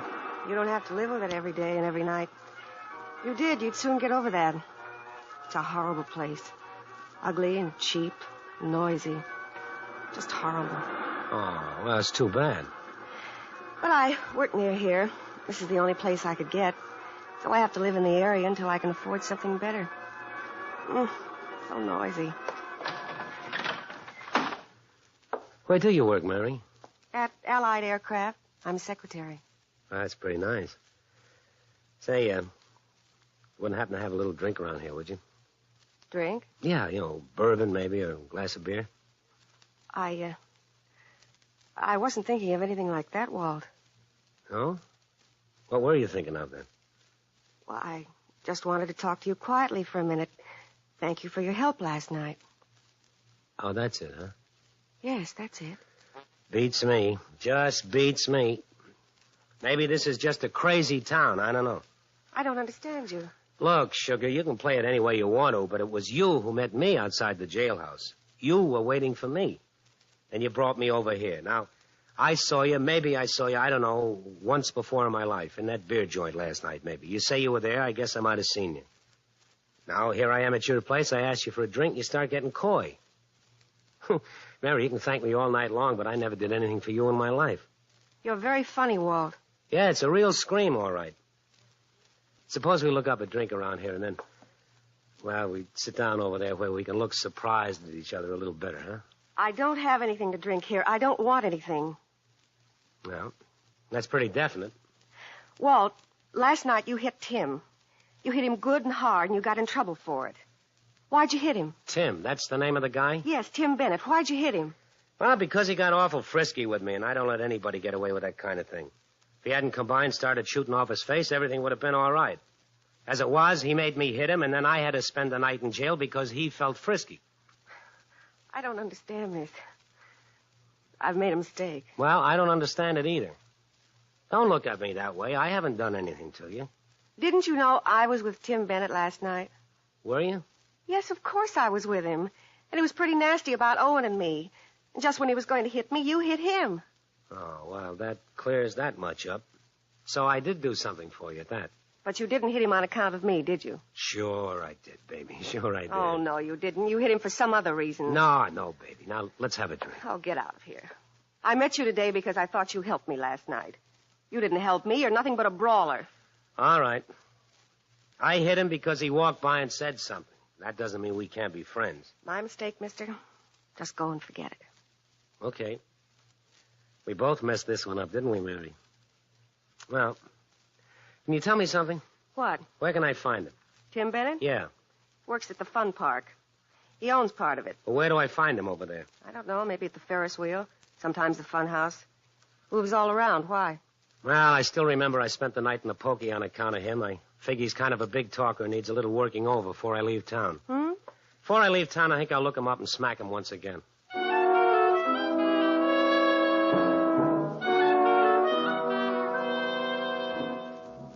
Maybe that was the wrong thing to say, but I had it on my mind and I let it out. It's just the way I am. Get everything squared away and shipshape before I move on to the next town. You know, no loose ends, tidy things up. Besides, I've always been a sucker for an amusement park. Hot doggy here.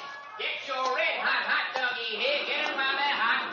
Get your hot doggy here. Hot dogs. All right, get your hot doggies here. Hot doggies. Get your red hot doggies here. Yes, look at her and DMA. Now step right up and get your ticket. Show's about to begin on the inside. Tickets. Tickets. How many, brother? Where do I find Tim Bennett? Tim Bennett, friend. He owns part of this junk heap. He works here. Where do I find him? I want to talk to him. Try the funhouse, Pally. Thanks. Hey, don't I know you? Why should you? Oh, because I hear you had a little trouble in a beer joint with Tim last night. Then I guess you know me. You say the fun house? Yeah, right across the way. And have fun. Don't worry, I will.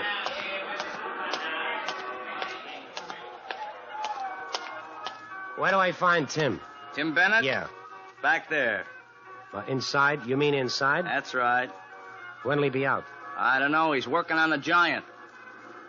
On the what? The giant of THERMOPYLAE. He guards the back exit. He was a Greek. Is that him back there? No, you can't see him from here. What's the gimmick? Well, you seem like a bright guy, so I'll tell you. See, the civilians go in through here. They walk all the way through the funhouse to the back, and they think that's where they're going to come out. But they can't because the giant is standing there guarding the door. So they have to come back through the whole place and come out the front here. Same way they went in. Now, isn't that fancy? We think it is. How big is this giant? Oh, 9 feet tall, maybe. Isn't that cute? Yeah, every once in a while he don't work so good. Tim is the only one knows how to fix him. The levers go bad and everything. Happened this morning. Tim's been back there ever since. Wait. Got her going in, too. Well, you're a real panic. I want to see Bennett. Well, you'll have to go through the house. Okay. And you have to get a ticket. Oh. Well, I wouldn't want to miss him. Here. Sure. That way. Thank you. Oh. You can lay off the air jet when I go in. Huh? Laugh, getter.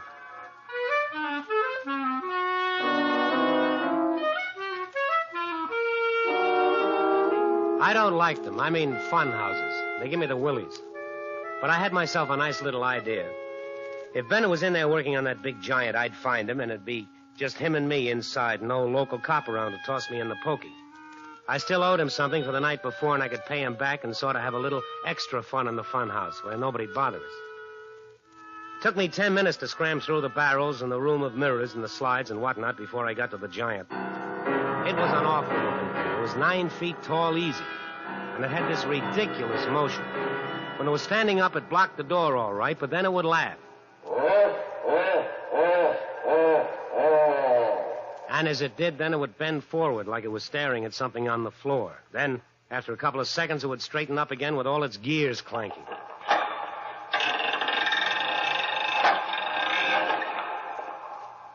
By the time I got to Bennett, he'd gotten it fixed good. Seemed to be working just fine. Sort of automatically, I looked at the floor where the giant was looking. And all at once, I didn't want to see Tim Bennett anymore because he was lying there right at my feet.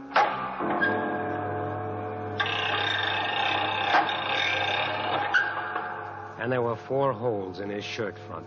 4 holes made by a knife, and Tim Bennett was as dead as you can get.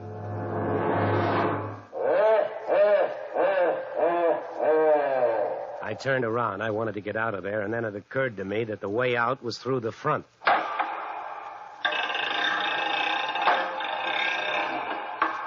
And me and my big mouth. Everybody in the world almost knew I'd been looking for Bennett so I could hit him. I had to get out, sure. But I couldn't get out the front. The back was the way out. Out through the door behind the giant.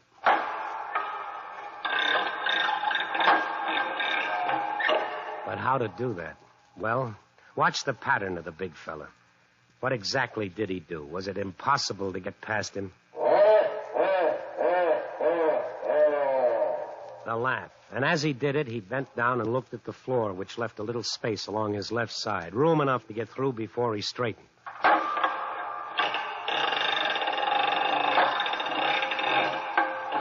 While he stood there not moving, you couldn't get by. It had to be real fast. Now, how fast?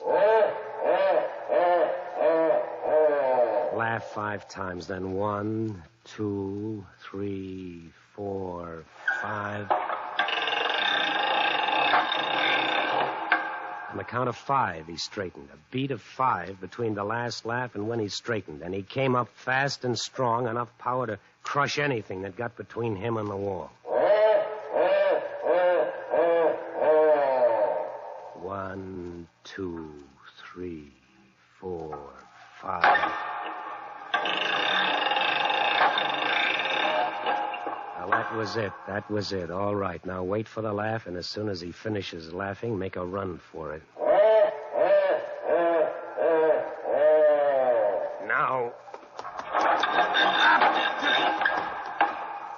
He'd straightened up before I got a chance to move, and now he wasn't laughing. He was just looking down at me, his glass eyes staring.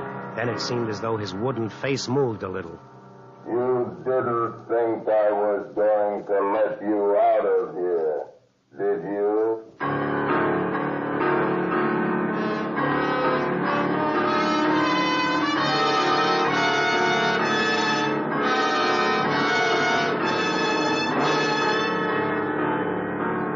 Autolite is bringing you Mr. Frank Lovejoy in The Giant of Thermopylae, tonight's presentation in radio's outstanding theater of thrills, Suspense.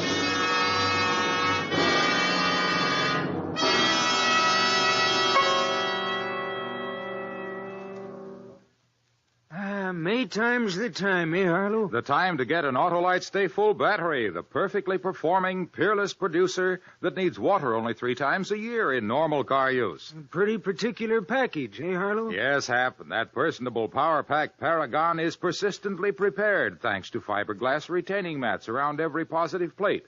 They reduce shedding and flaking to give the Autolite Stay Full longer life, as proved by tests conducted according to accepted life cycle standards. And there's another kind of protection, too, Harlow. Sure, Hap. The Autolite Stay Full has over 3 times as much liquid protection as batteries without Stay Full features. That's why it needs water only 3 times a year in normal car use, and it says so right on the battery case. Right. So, friends, visit your Autolite battery dealer. He's equipped to give you the best in battery advice and service.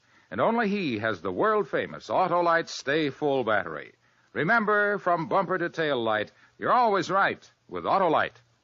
And now, Autolite brings back to our Hollywood soundstage Mr. Frank Lovejoy in Elliot Lewis's production of The Giant of Thermopylae, a tale well calculated to keep you in suspense.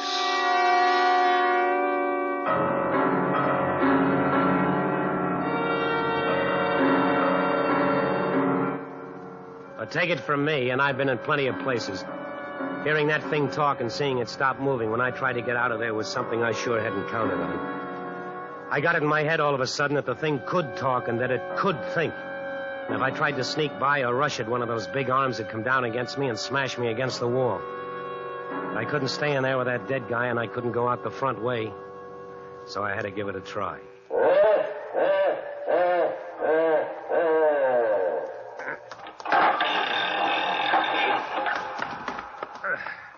I said I won't let you go.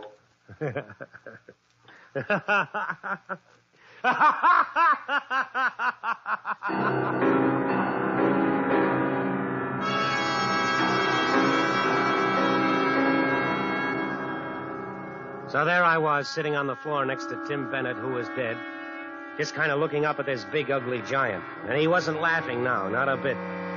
He was just hoping I'd keep rushing him until he battered me to death. Because he wasn't laughing, somebody from out front had come back to find out what was wrong with him, and they'd find me in the body of this guy I'd been threatening all day. After a while, it seemed there were 2 of me. The one sitting on the floor sort of whimpering and crying and looking at the giant. The other one sitting there and saying things to himself. Things about giants and funhouses made of wood and metal and rags and a couple of gears. Well, that one didn't whimper. He said, nothing like this big thing can talk, really. No giant they got standing up in the rear end of a funhouse to scare the suckers can think. And those big arms are only levers, and those eyes are only light bulbs, and that laugh is only a record. And the talk? I decided to find out about that. Go ahead, laugh, you big pile of junk. I'll show you. I'll show you this hunk of frame.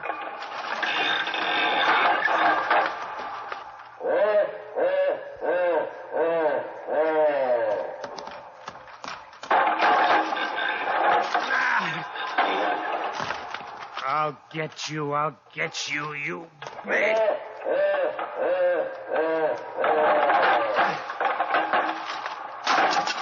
Now, take a good look at this. 4 feet of iron, as tough as those arms of yours. Let's see how you like this.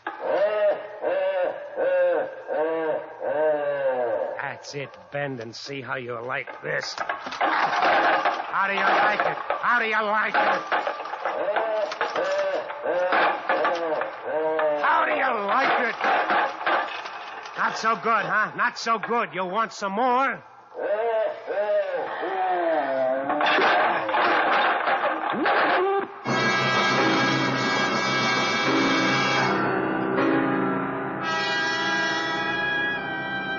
I was right about the laugh, anyway. It was a record, and now it was broken. And then suddenly, for no reason at all, the arms started to move up and down again, but without any noise and kind of helplessly. I didn't waste any more time. I saw my chance to scoot, and I did. I sprung open the door behind the thing, and I got outside. Hey, what is this? Huh? Hey, what have you been doing? You busted up the giant? You crazy or something? Hey, look, buddy, where's Tim? He's in there with... Hey, what's the matter with you? Your giant. He's trying to turn his head. Huh? See, he's trying to turn his head. You busted him. I sure did. I busted him good. I did. He's bleeding. Look. Holy smoke. I showed him. Go ahead, laugh. Laugh at me now. Can't you laugh?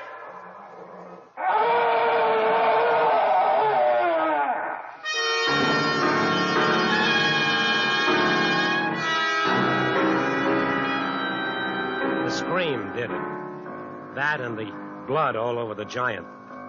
I wanted to run, but my legs wouldn't have taken me anywhere if you'd given me $1 million. So, I wind up here, the same old place, a jailhouse, only this time I'm not in a cell. I'm in a little room, and the doctor keeps feeling my forehead and asking me how I feel and giving me shots. I tell him I feel fine. Like to talk to somebody. And he looks worried and he walks away. I've been wondering about him. Maybe he doesn't feel so good himself. The giant did talk. And he did bleed. And he did scream. I know he did. I know he did. Walters.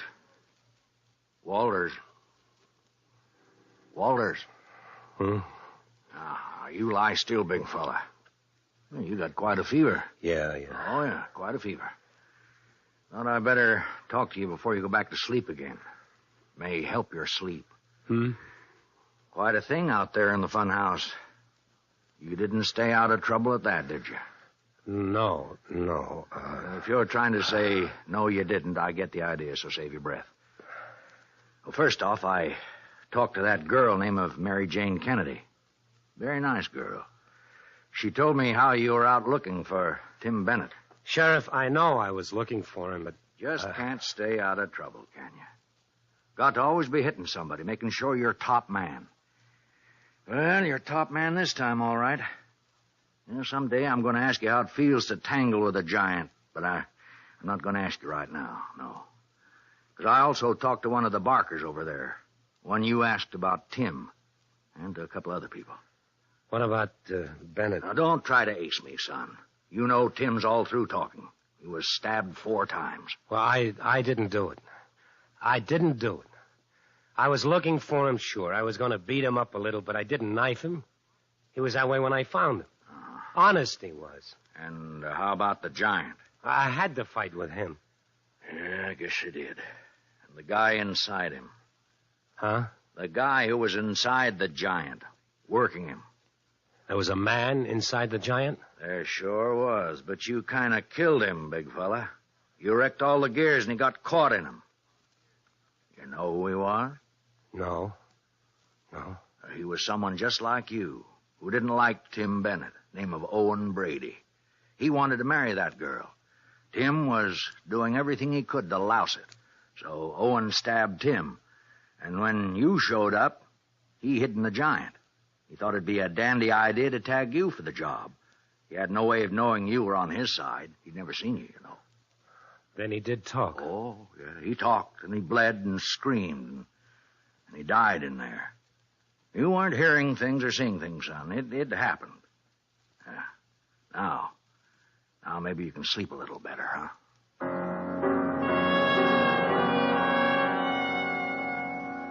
I sleep, but not much better. I know what it was all about now, but I still think of it and wonder about it. And I hear it every now and then.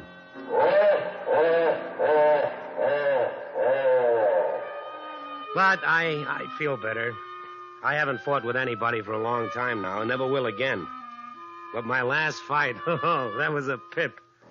I whipped the giant of Thermopylae.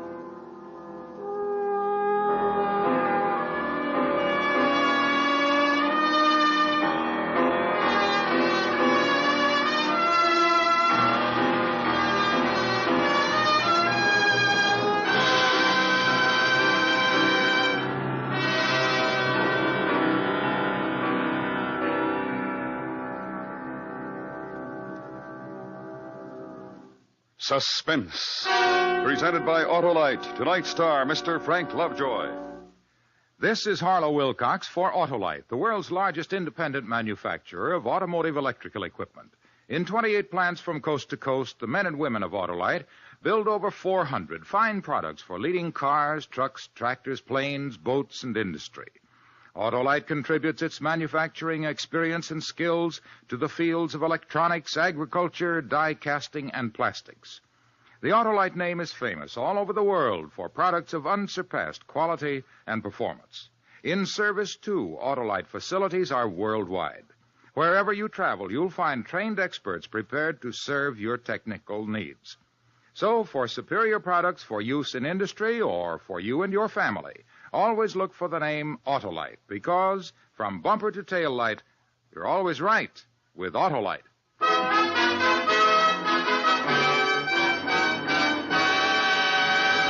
Next week, the true story of a reign of terror, the dramatic report of the final moments of a beast, a man without conscience, a professional killer. It's called The Last Days of John Dillinger. Our star, Mr. Van Heflin. And that's next week on Suspense. Suspense is transcribed and directed by Elliot Lewis, with music composed by Lucian Morowick and conducted by Lud Gluskin. The Giant of Thermopylae was written for Suspense by E. Jack Newman. Featured in the cast tonight were Charlotte Lawrence, Joseph Kearns, Paul Frees, Herb Ellis, and Jerry Hausner. Frank Lovejoy can now be seen starring in the Technicolor picture Beachhead. And remember next week, Mr. Van Heflin in The Last Days of John Dillinger. You can buy Autolite Stay Full batteries, Autolite Standard or Resistor type spark plugs, and Autolite Original service parts at your neighborhood Autolite dealers.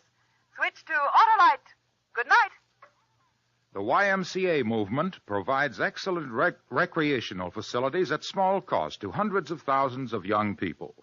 Why don't you check on the many membership advantages at your local YMCA? This is the CBS Radio Network.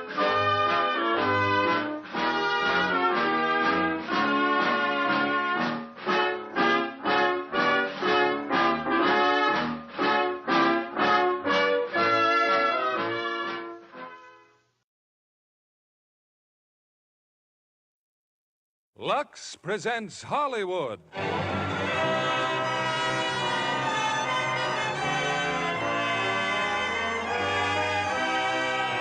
Lever Brothers Company, the makers of Lux Toilet Soap, bring you the Lux Radio Theater, starring Ray Milland, Ruth Roman, and Frank Lovejoy in Strangers on a Train. Ladies and gentlemen, your producer, Mr. William Keeley. Greetings from Hollywood, ladies and gentlemen. Travel by train, ship, or plane usually puts us in the mood to be kind to strangers. A question which would ordinarily receive a courteous but unencouraging answer is almost welcomed when we find ourselves in strange surroundings without the security of friendly conversation. It's a commendable custom, but at times may lead to unexpected and terrifying complications, as our stars tonight are about to portray. Ray Milland and Frank Lovejoy, who are the strangers on a train, and Ruth Roman, who recreates her starring role.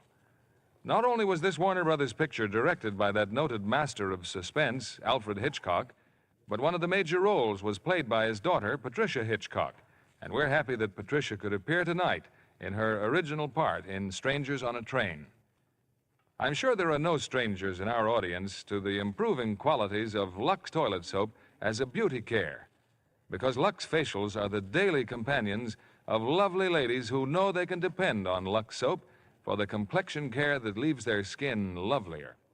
Here's Strangers on a Train, starring Ray Milland as Guy Haynes, Ruth Roman as Ann Morton, and Frank Lovejoy as Bruno Anthony, with Patricia Hitchcock as Barbara.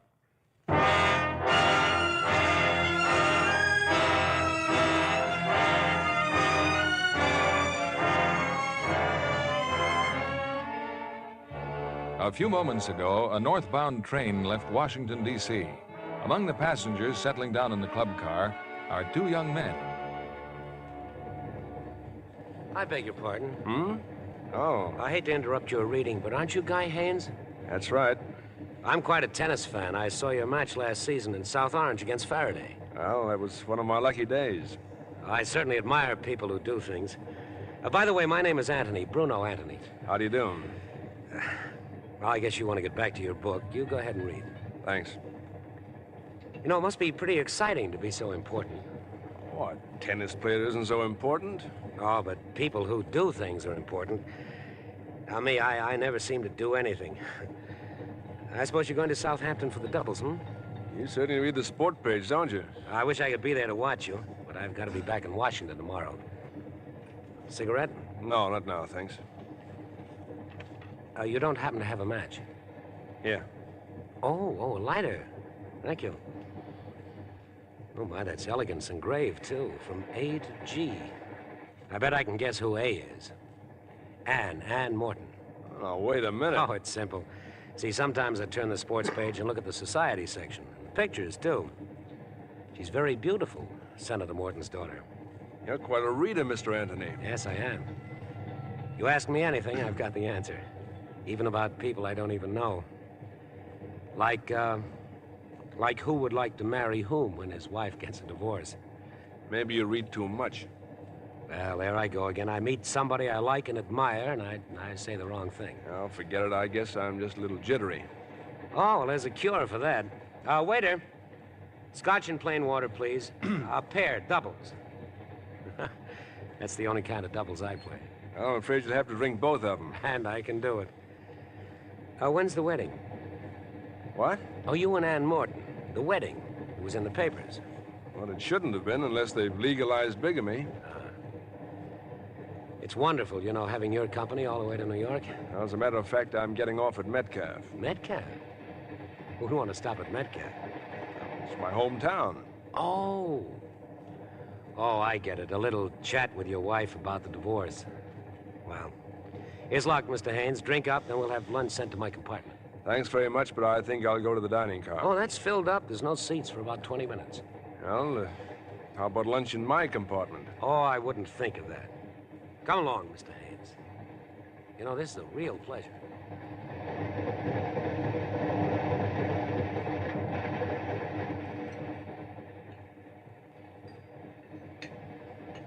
And all told, I went to 3 different colleges. I got kicked out each time. Drinking and gambling, not like you, huh, Guy? All right, so I'm a bum. Who said you were? Well, my father. He hates me. With all the money he's got, he thinks I ought to punch a time clock somewhere and work my way up selling paint or something. Well, I think possibly he's... I hate him, too. I tell you, I get so sore at him sometimes, I want to kill him. You know, I don't think you know what you want. Well, I want to do something and everything. You know, I've got a theory you should do everything before you die. Have you ever driven a car blindfolded at 150 miles an hour? No, not lately. Well, I did. Flew a jet plane, too. Man, what a thrill. Almost blew the sawdust out of my head. Say, what are you trying to prove? Well, I'm not like you, Guy. You're lucky and you're smart. First of all, you're a wonderful tennis player. On top of that, you've got a swell job. Assistant to a United States senator. And on top of that, you're going to marry the boss's daughter. Makes a nice shortcut to a career, doesn't it? Marrying the senator's daughter's got nothing to do with it. Oh, now take it easy, Guy. I'm your friend. Remember, I like you. I'd do anything for you. Look, we'll be stopping soon, and I've got to change trains. Oh, yes, that's right, Metcalfe. What did you say her name was? Your wife's? Miriam. Miriam. I suppose she played around a lot, huh? Skip it, Bruno. Okay. Say, want to hear one of my ideas for a perfect murder? Murder? Look, I may be old-fashioned, but I thought it was still against the law. Well, what's a life or two? You know, some people are better off dead. Someone like your wife and my father, for instance. Now, let's say that you'd like to get rid of your wife. You know, you've got quite a sense of humor, Bruno. No, seriously. Let's say that you had a very good reason to want her dead. But you'd be afraid to kill her, and you know why? You'd be caught. What would trip you up? The motive. Now, here's my idea. I'm afraid I don't have time to listen. Oh, it's so simple, too. 2 fellows meet accidentally, like you and me here on the train. No connection between them at all. They never even saw each other before. But now each one has somebody that he'd like to get rid of. So they swap murders. Swap murders? Each fellow does the other fellow's murder. There's nothing to connect them. Each one has murdered a total stranger, like you do my murder and I do yours. You're coming into my station. For example, your wife and my father. Crisscross. What? Yes, we do talk the same language, don't we? Thanks for the lunch, Bruno. I'm glad you enjoyed it. Think my theory's okay, huh, Guy? You like it? Sure. You got some great ideas. Nice meeting you. Good luck at Southampton, Guy. Bet I got some great... Oh, Guy, your lighter. You forgot your cigarette lighter. Huh. From A to G. I'll send it to him sometime. Yes, I must send it to him sometime.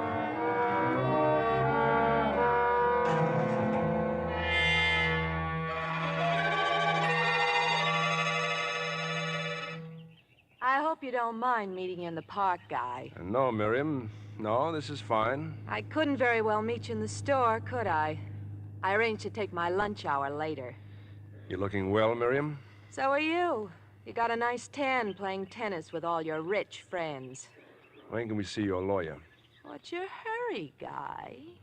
You know, I think you're handsomer than ever. You know, I think it's pretty late to start flirting with a discarded husband. Now, let's see your lawyer and get this over with. Did you bring the money? Lawyers are expensive. It's in this envelope. Here. Thanks. You know, if I'd have known that you'd start doing so well, I wouldn't have run out on you. What are you trying to say, Miriam? I got a big surprise for you. I'm not getting a divorce. But it's what you've wanted. That's all you've been harping about for more than a year. It's a woman's privilege to change your mind. Now, I can buy some pretty clothes. I wouldn't want you to be ashamed of me in Washington. What's that supposed to mean? Don't look so mad, Guy. You always smile when you have your picture taken for the newspapers, especially when Ann Morton's hanging on your arm. Let's not talk about Ann Morton. Well, you can throw all your little dreams about her right in the ash can and make a real pretty story, wouldn't it? The senator's daughter all involved with a married man. What's happened, Miriam? Your boyfriend run out on you? No man runs out on me, Guy, not even you. Just get one thing straight. I never want to see or hear of you again. I could be very pathetic in a courtroom, Guy. The poor, deserted little wife. Better think it over, honey. I'm warning you, Miriam. Either we go ahead with a divorce or I wish I'd time to listen to you, Guy, but I've got to get back to work. I'll see you in Washington in 2 weeks.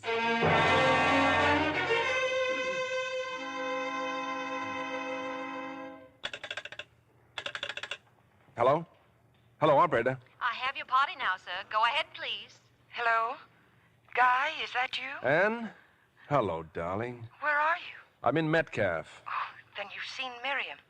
Guy, did everything go all right? No, everything went all wrong. She doesn't want the divorce. Guy, it's unbelievable. I mean, after all these months, but what did she say? Does it make any difference what she said? Oh, I'm sorry, Ann. It's just that I feel darling, so... I know how you feel. But you sound so savage, Guy. I'd like to break her neck. I'd like to break her foul, useless little neck. Oh, there's no use talking like that, dear. I know. I suppose I'd try to see her again, but I've got to get to Southampton. My train will be here in a moment. Then write me. Please write me. Sure, I'll write on the train. And don't worry, darling. We've waited this long. We can wait a little longer. I don't know what I'd do without you. I love you, Guy. Well, I've got to rush, dear. My train's coming. I'll see you on Thursday. Yeah, sure. Good luck, darling.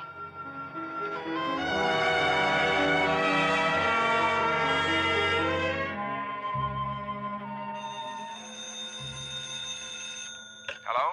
Guy, this is Bruno. How are you, Guy? Who? Who'd you say this was? Bruno Anthony, don't you remember, on the train? Oh, yes. I would have called you sooner, but the operator had a little trouble finding you in Southampton.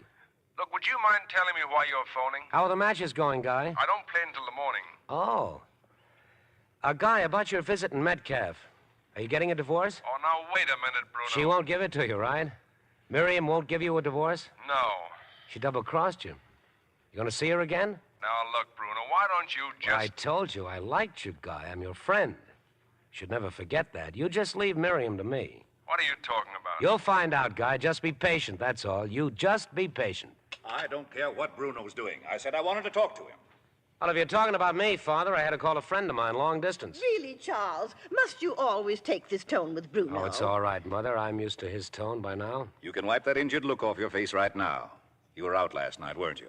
Well, I'm a big boy, Father. I go out at night all the time. You had another accident. You hit another car. Charles, really? Now it's hit-and-run driving, and you knew about it all the time. But, dear, it was a parked car. No one was in it. Why don't you tell that to the police? Well, they won't do anything to Bruno. This was the last time, Eunice. So help me, I'll never lift a finger for him again. It's all right, Mother. Now, dear. You know I can't stand to see you crying.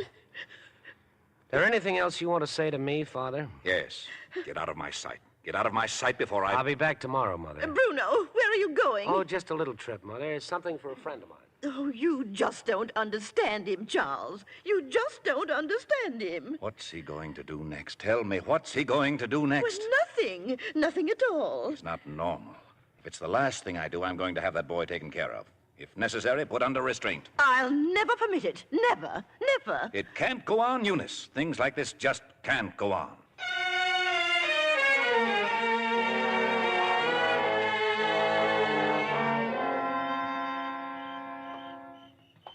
Guy. Over here, Guy. Well, hello. Bruno? That's right, Guy. How are you? What are you doing here?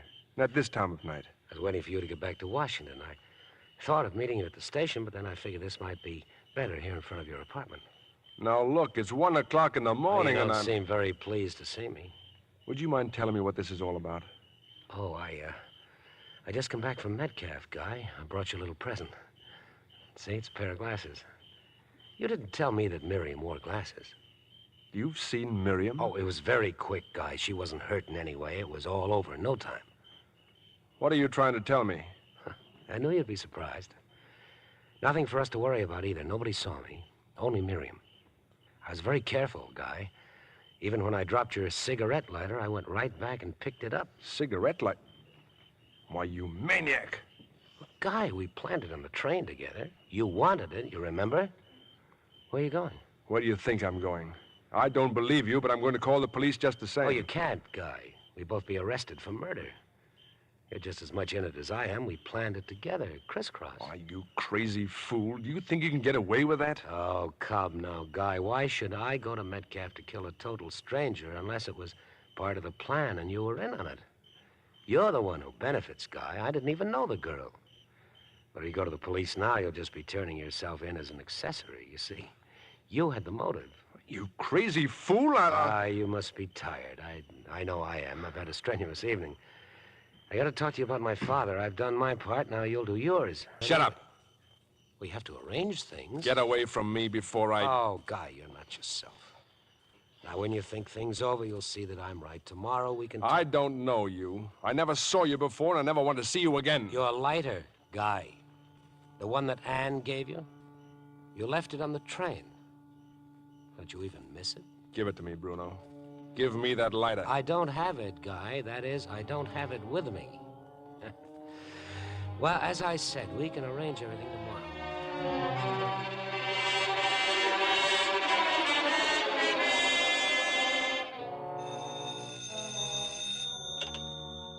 Hello?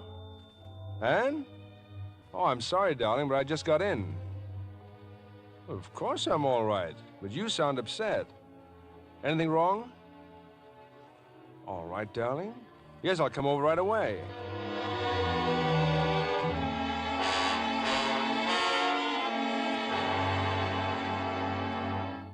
Thanks for coming over, darling. Anne, what is it? You're trembling. I wonder if you know how much I love you. Come along, Guy. Father and Barbara, they're waiting in the library. Thought we might be alone, Guy, but Anne insisted, and so did Barbara. Now, really, Daddy, if I'm going to be Guy's sister-in-law, the least I can do is stay. Sit down and keep quiet. Guy, we wouldn't have called you at this hour if it weren't important. It's about your wife. Miriam? What about her, sir? I'm sorry to be the one to tell you. She's been killed, Guy. Murdered. The police have been trying to locate you everywhere. You're to call headquarters in Metcalf. Miriam. Murdered. Tonight about 9 o'clock, she was strangled.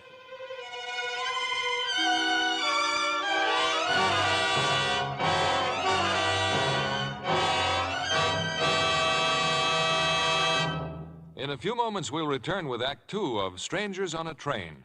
But now, here's our Hollywood reporter, Libby Collins, with the Lux movie news of the week. The big news here, John, is the premiere of Metro-Goldwyn-Mayer's Technicolor production of Quo Vadis. Most every celebrity in Hollywood was there. All Hollywood is still talking about it. And everyone thought Robert Taylor was magnificent as Marcus, the pagan Roman warrior. His love scenes with Deborah Carr playing Lydia, the gentle Christian hostage, provide some of the most compelling drama ever seen on the screen. And Leo Genn as Petronius turns in a terrific performance. Every moment of Quo Vadis is really epic drama. The chariot races at the Colosseum, the spectacular burning of Rome, the martyred Christians that the mad tyrant Nero orders thrown to the lions. I understand that Metro-Goldwyn-Mayer built an entire city outside of Rome for the picture. And spent 2 years filming it. Lovely Deborah Carr's costumes are certainly gorgeous. Just right for her exciting kind of beauty. Her milk-white skin against her copper-colored hair is something. Well, John, Deborah Carr's complexion is something special. It's truly Lux Lovely. Yes, when you see a lovely complexion like hers, you realize why screen stars are devoted to the gentle, protecting care of Lux toilet soap. They know it's easy to be Lux Lovely, John. Daily Lux beauty facials do wonders for the skin. Really make it softer and smoother. Lux soap has active lather that ensures gentle, thorough cleansing. Yes, you simply cream the rich lather well in. Rinse with warm water and follow with a cold splash. Then pat dry with a soft towel. This simple care does wonders. Leaves skin fresh as a flower. Yes, there's a reason why Lux is Hollywood's own beauty soap. If you haven't tried it, why not start your active lather facials tomorrow? Be Lux Lovely, like 9 out of 10 screen stars who use fragrant white Lux toilet soap. Now our producer, Mr. William Keeley. Act 2 of Strangers on a Train, starring Ray Milland as Guy Haynes, Frank Lovejoy as Bruno Anthony, and Ruth Roman as Ann Morton.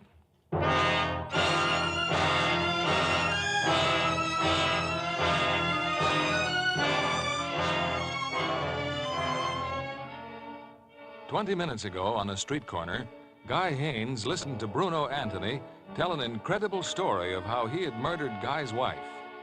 And now, in Senator Morton's home, Guy learns that Bruno's fantastic report is completely true.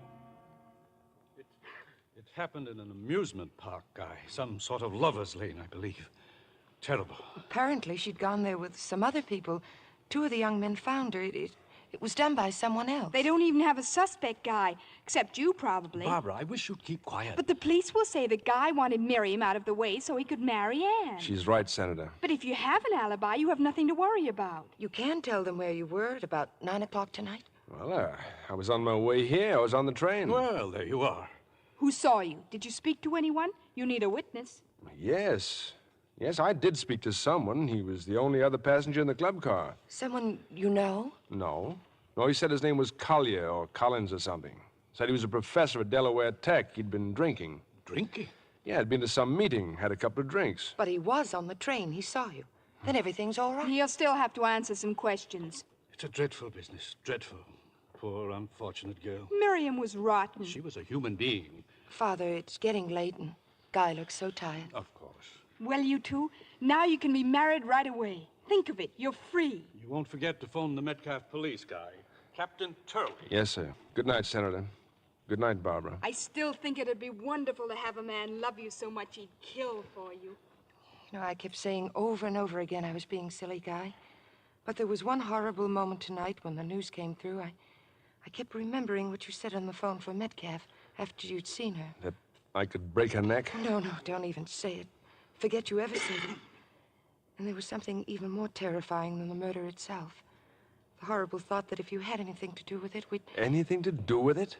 We'd have to be separated, perhaps forever. I couldn't stand that, Guy. I couldn't bear it. Anne! Anne, you don't think that I... Oh, no, darling, no, of course not. Just hold me, Guy. Just hold me.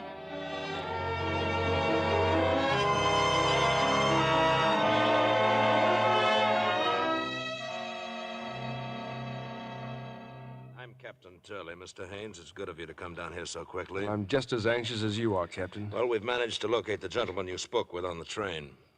Well, Professor, this is Mr. Haynes. Well, I can't tell you how foolish I feel, Captain. I really don't remember meeting this gentleman. You don't remember? But Just a moment, Mr. Haynes. Unfortunately, I remember very little of my trip.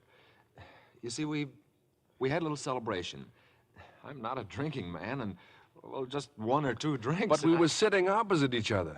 You were going over some speech you made about calculus, mathematics or something. I'm very sorry, Mr. Haynes. I certainly must have been celebrating. If you'll wait outside, Professor. Yes, of course. Is it so important whether he remembers me or not? Surely the important thing is that I've been able to name a man who was on the train with me. Now, you've been able to find him. Isn't that proof of where I was last night? Yes, I'd say you were in the clear, but there is a little more checking I'd like to do. But if I'm in the clear... Take it easy, Mr. Haynes. You're free to go back to Washington right now. Thank you, Captain.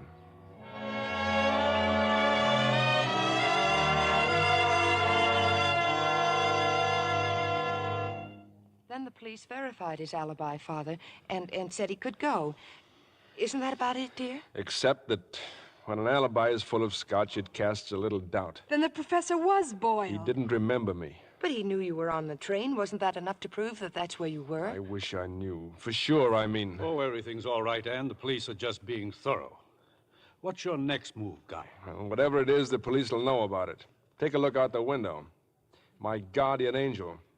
Why, Guy, you're being tailed. That's Detective Leslie Hennessy. He works 16 hours a day.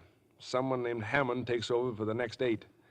As a matter of fact, Hennessy seems like a pretty nice fellow. For your own peace of mind, Guy, perhaps if you worked here at the house for the next few days, well, it would be less embarrassing for you. It would be less embarrassing for you, sir, if I resigned as your assistant. That's ridiculous. Of course it is. Besides, don't you have to play in the tennis tournament? I'm withdrawing. But wouldn't it look awkward if you suddenly canceled all your plans? Father's right, Guy. You've got to go on as though nothing had happened. Escorted by Mr. Hennessy. I beg your pardon? What is it, Bessie? A telephone from Mr. Haynes, miss. They say it's urgent. Oh, you can take it right there, Guy. Huh? Oh, yeah. Hello? Hello, Guy. This is Bruno. I was hoping you'd call me before I had... What's the matter? Must have been some mistake. Wasn't for me.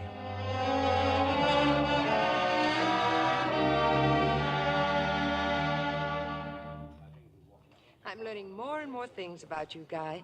I never dreamed you were so interested in painting. Well, I feel a very warm attachment for this art gallery. For the first time all week, we've actually been alone for an hour. By the way, where's Hennessy? Waiting out front. Hadn't we better be leaving? I suppose so. I wonder if we'll ever... Guy! Have a minute, Guy? Come on, we'll find Hennessy and get a cab. But that man, he's calling you, Guy. Oh, excuse me, dear. I'll see what he wants. Sorry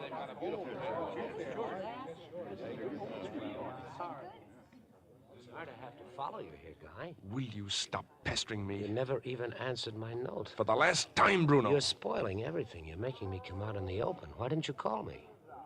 My father's leaving for Florida next week. There's not much time. The detective outside. He'll see us together. Isn't that Ann Morton that you're with? Slight improvement over Miriam. Eh, Guy? I'm telling you to stay away from me.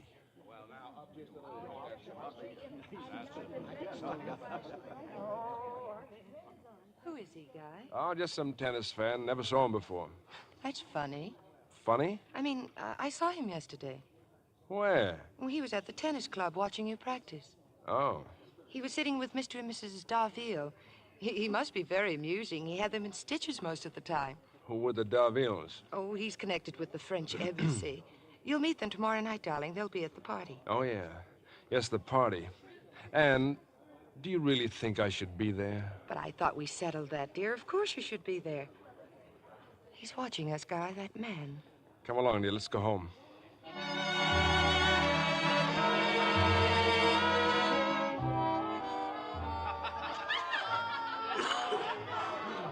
Is he, Barbara? That young Frenchman with the Darville? Oh, he's not French, Daddy. They just introduced me to him. His name's Anthony, Bruno Anthony. Doesn't he look interesting? Why is he looking at you? Daddy, not so loud. He's coming over here. Oh, this is my father, Mr. Anthony. Well, I'm delighted to meet you, Senator. How do you do? Oh, it's a wonderful party, sir. You know, sometime I'd like to talk to you about my idea for harnessing the life force. It'll make atomic power look like the horse and buggy. Well, I'm sure I'm already developing my faculty for seeing millions of miles. Senator, can you imagine being able to smell a flower on the planet Mars? I'd like to have lunch with you someday soon, sir, and tell you more about it. I'll see you later, won't I? That'll be fine. Later, yes. I still don't remember inviting that young man. I told you, Daddy. The Darvilles just brought him along. Just a minute, Barbara. Where are your glasses? My glasses? You're supposed to wear glasses, Barbara. Oh, but Daddy, even at parties... Not another word. Get your glasses and put them on. What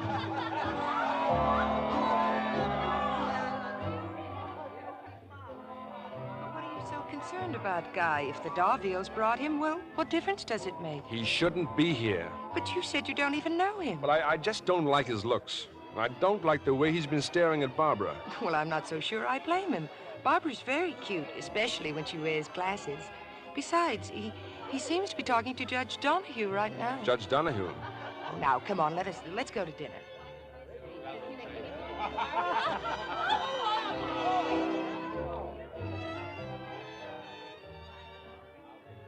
There's something else that I want to ask you, Judge Donahue. After you've sentenced a man to the chair, isn't it difficult to go out and eat your dinner after that? Really, young man? Well, when a murderer has been convicted, he must be sentenced. When he's sentenced to death, he must be executed. Oh, quite impersonal, isn't it? Besides, it doesn't happen every day. Yeah, so few murderers are caught. If you don't mind, I believe I'm being paged. Well, Mr. Anthony, you seem very interested in the subject of murder. Well, no more than anyone else, madam. No more than you, for instance. Me? Mm-hmm. Oh, no, I'm not interested in murder. Oh, come now, everyone's interested. Surely you're not going to tell me there hasn't been a time that you didn't want to dispose of someone? Good heavens, no. You mean to tell me there wasn't a tiny moment when you were made very angry? Well, What did you say? Well, there you are, you see? There you are. Now you've decided to commit a murder. How would you plan to do it? I didn't get your name. Mrs. Cunningham. Well, Mrs. Cunningham, how will you do it? Well, I suppose I'd have to get a gun from somewhere. Oh, no, Mrs. Cunningham. Bang, bang, bang all over the place and blood everywhere? Well, what's your idea, Mr. Anthony? Well, I have the best way and the best tools. Yes? My two hands. It's simple. It's silent, and it's quick. Why, of course. Oh, you must be very strong, Mr. Anthony. Well, let me show you what I mean. Uh-huh. You don't mind if I borrow your neck for a moment, do you? That's so silly. Very well. Go ahead. Now watch what I'm doing. Uh-huh. And when I nod my head, you just try to cry out. Yes. And I'll bet you won't be able to make a sound. I'm ready. All right, now. Just wait till I nod my head.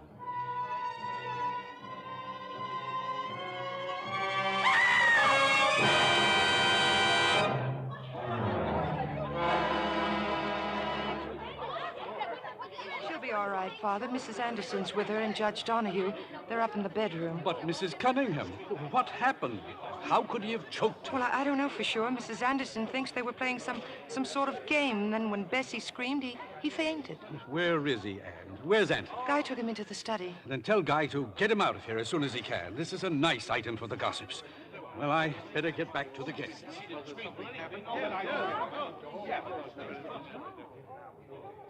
Anne. Oh, Anne. Barbara, what's the matter? It was awful. I saw him.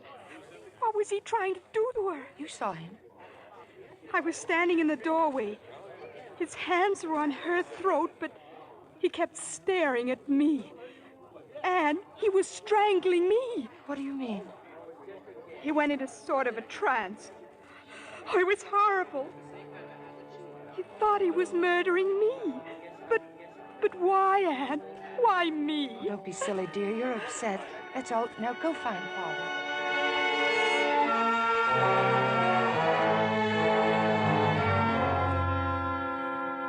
What happened, Guy?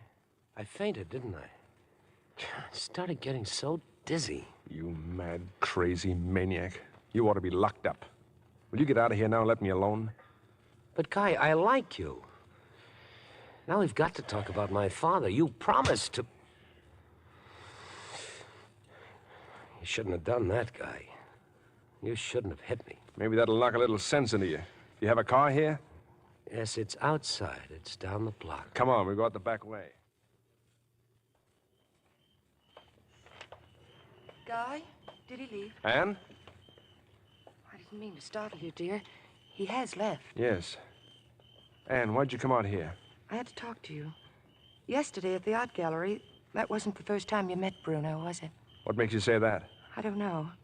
Guy, what did Miriam look like? But I've told you. I want you to tell me again. Well, she was dark, not too tall, sort of pretty. What else? What else is there? She wore glasses, didn't she? Yes? Barbara wears glasses, too. And Barbara looks something like Miriam, doesn't she? Doesn't she? No. No, not at all. How did you get him to do it, Guy? Get him to do it? He killed Miriam, didn't he? Tell me, didn't he? Yes. Yes, he's a maniac. I met him on the train going to Metcalfe. He had some crazy scheme about exchanging murders. If I do his murder, he'd do mine. What do you mean, your murder? Well, he'd read about me in the papers. He knew about Miriam, about you.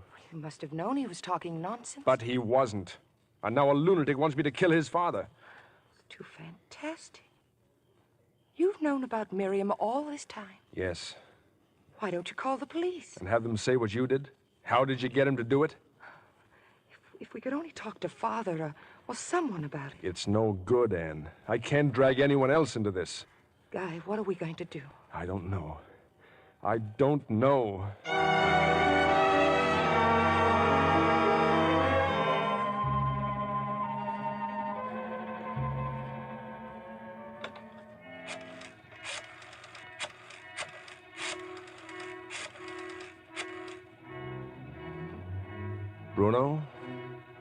Bruno, this is Guy. I've decided to do what you want about your father. Yes, I want to get it over with. Detective? Oh, don't worry about Hennessy. There's a way out across the roof here to the next apartment. Does anyone know you've come home?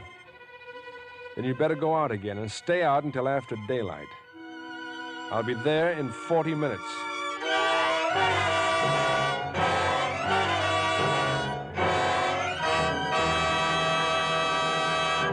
Before we return with Act 3 of Strangers on a Train, I'm going to introduce my guest for tonight. She's very special, a blue-eyed blonde who's to be congratulated on playing the leading role in the very first picture she's made. And when I tell you her name, you'll know she sings, she dances like a dream. Here she is, Miss Aileen Stanley, Jr. Named for my aunt, Aileen Stanley, who starred in so many Broadway musical comedies.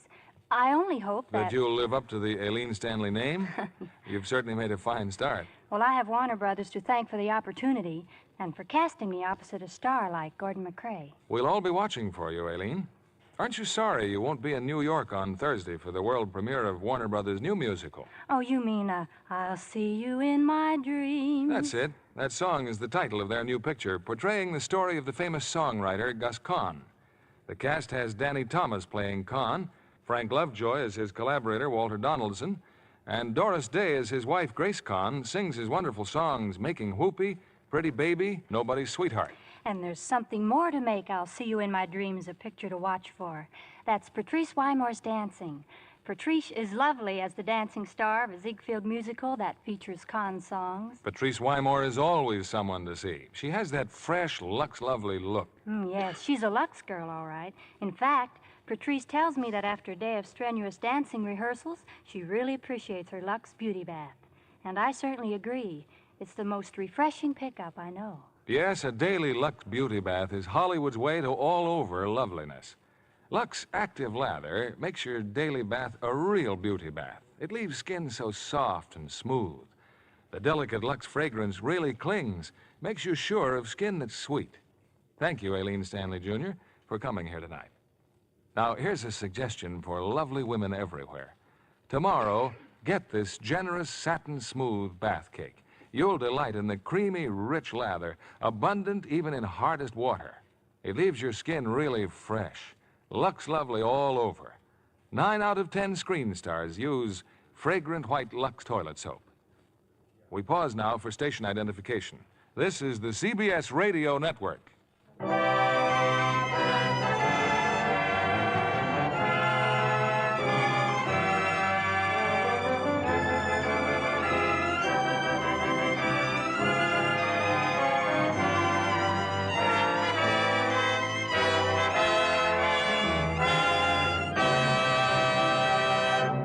The curtain rises on Act 3 of Strangers on a Train, starring Ray Milland as Guy Haynes, Ruth Roman as Ann Morton, and Frank Lovejoy as Bruno Anthony.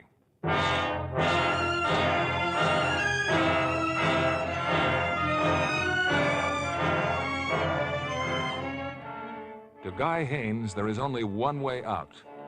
Now, in the quiet of the night, Guy has entered the Anthony home. With the key and the map of the house that Bruno sent him, Guy has no trouble finding Mr. Anthony's bedroom.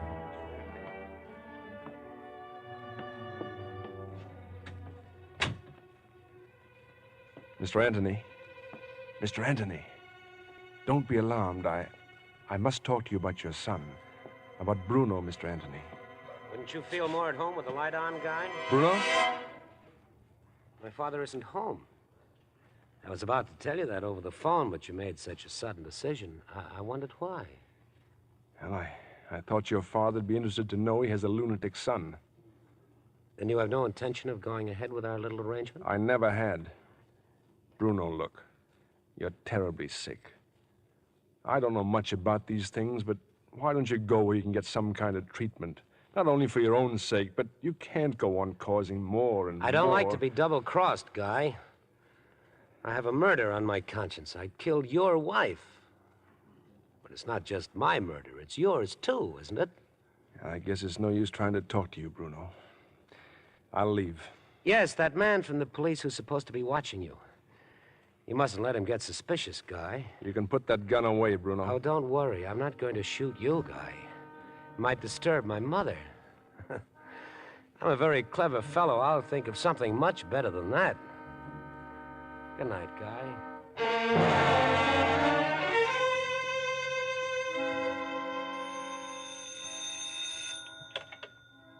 Hello? Hello, I'd like to speak to Mrs. Anthony, please. Bruno Anthony's mother. This is Bruno's mother. I'm Ann Morton, Mrs. Anthony, Senator Morton's daughter. Oh, Miss Morton, good morning. How nice of you to call. I'd like to see you, Mrs. Anthony, just as quickly as possible. Why, that would be lovely. Do come over, do. Thank you. I'll leave right away.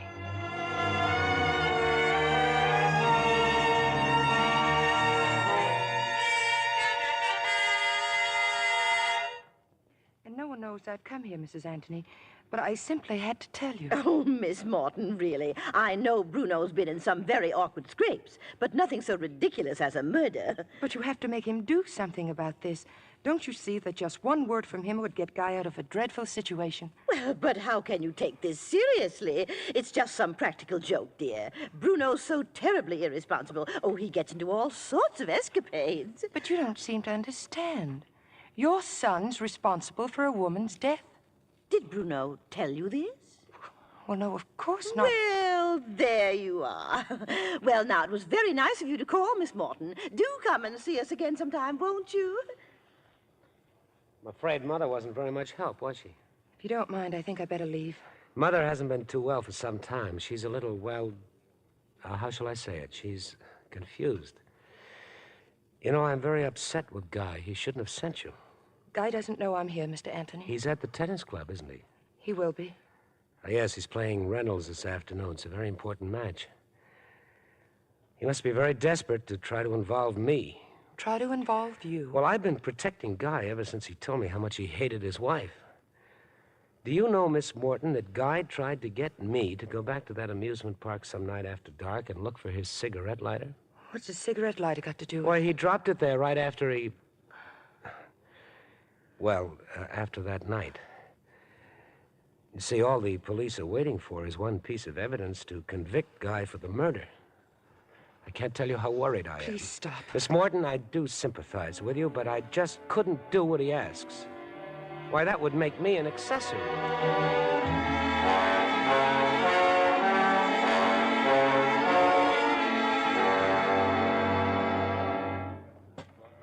Then I left his house and came straight here to the club, Guy. You shouldn't have gone there, darling. Well, Bruno told me if the police ever found your lighter there, that's all they'd need. Something to prove you were there when she was murdered. Bruno has my lighter. I know, you told me. That lie about my wanting him to get it back.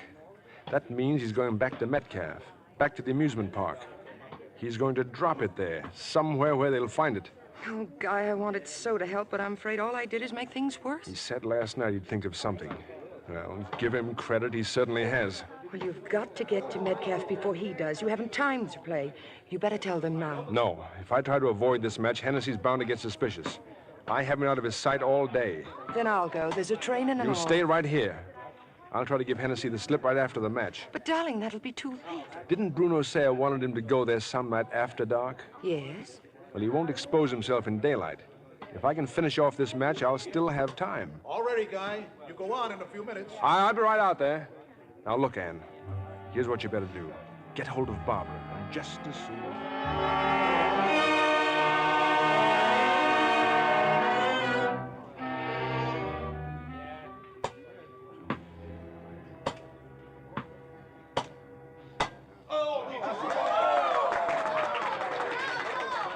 Isn't he wonderful, Mr. Hennessy? Huh?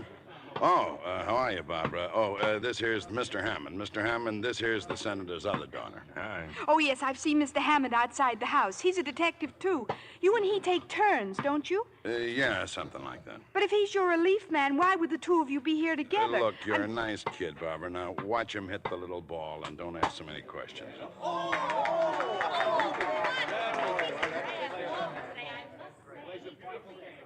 I've got it all arranged, Anne. The cab's outside waiting to take Guy to the station. I gave him $10. But what about those two detectives? They're still over there near the dressing rooms, waiting for Guy to finish the match.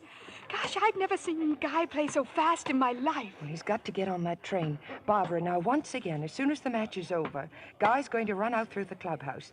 Just do your best to delay those detectives from coming after him. All Guy will need is a few seconds. Oh, just leave it to me, Anne. Oh, I'm real good at getting in people's way.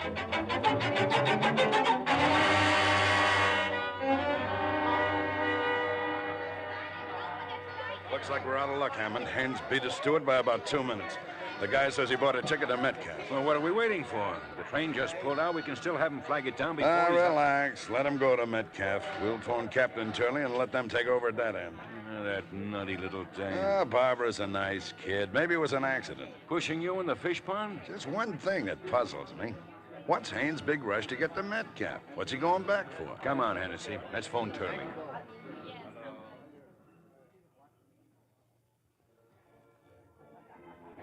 Here you are, folks. Here you are. Get them while they're hot. They're fresh roasted. They're jumbos. Peanuts, mister? What time does it get dark around here? What's the hurry, Jack? Here you are, folks. Those fresh roasted peanuts. What time does it get dark, I said? Well, hang around, bud. Hang around. You'll find out. Get them right here, folks. They're all roasted peanuts. How about that? They're sure doing business down at this end of the park. Are they? Oh, day and night. Ever since that girl got murdered. People want to see the scene of the crime. Oh. Well, where did it happen? Right over there. Them picnic ground across the lagoon. Lover's Lane. Yes, sir. They sure been cleaning up. I don't think it's a very nice way to make money. Well, these folks got to eat too, ain't they? For a while, the smoochers wouldn't go near the place. I'm afraid I don't know what a smoocher is. Okay, so I ain't educated. Wait a minute, mister. You got a match? No. Well, you got a lighter. Keep fooling with that lighter in your hand. Oh, it's just a... Here, buy yourself a box of matches. Characters. Place is full of characters.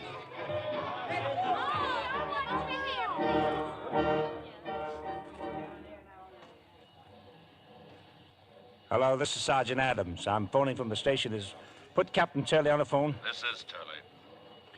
Haynes just got off the train, sir. He took a cab. He told the driver to take him to the amusement park. All right, good. Pick up your men and go to the park. I'll take a group from here. We'll be waiting for him. That's all, Adams.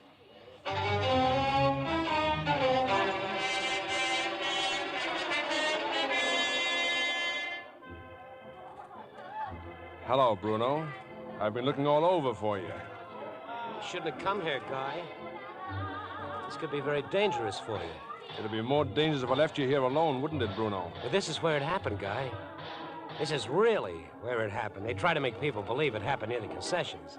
They figure it'll make more money that way. I came after my cigarette lighter. I want that lighter, Bruno. Don't be foolish, Guy. You're just proving a theory for them. Murderer returning to the scene of his... Give it to me. Give it to me before I... Stand where you are, Haynes. Stand where you are. I've got the man you want right here. He's... Stop him. Stop him. He'll get away. Don't make a move, Haynes, or we'll shoot. He's getting away. I can't let him get away.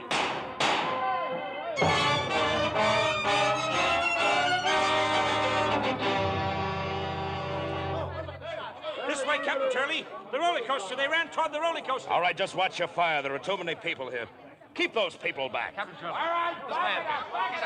The one we want. It's the other one, the one who ran. What do you mean it isn't Haynes? I remembered him. I seen him here that night when the girl was killed. 2 young fellas was with her. And this one, he kept following. He kept looking at her. I remember real plain. You realize what you're saying? I was talking to him before. I asked him for a match. It's the same one. All right, you men, surround the area. Over here, Captain. The roller coaster. They're under the roller coaster, under the tracks. Well, shut it off! Turn off the roller coaster. Well, it's out of order. It's closed down. Who turned it on? He did. The one who was running away. Turned the switch and kept the key. That's one way of keeping us out of But there. the track is being repaired. When those cars come down there, they're scattered all over the place. All right, find the main switch and turn it off.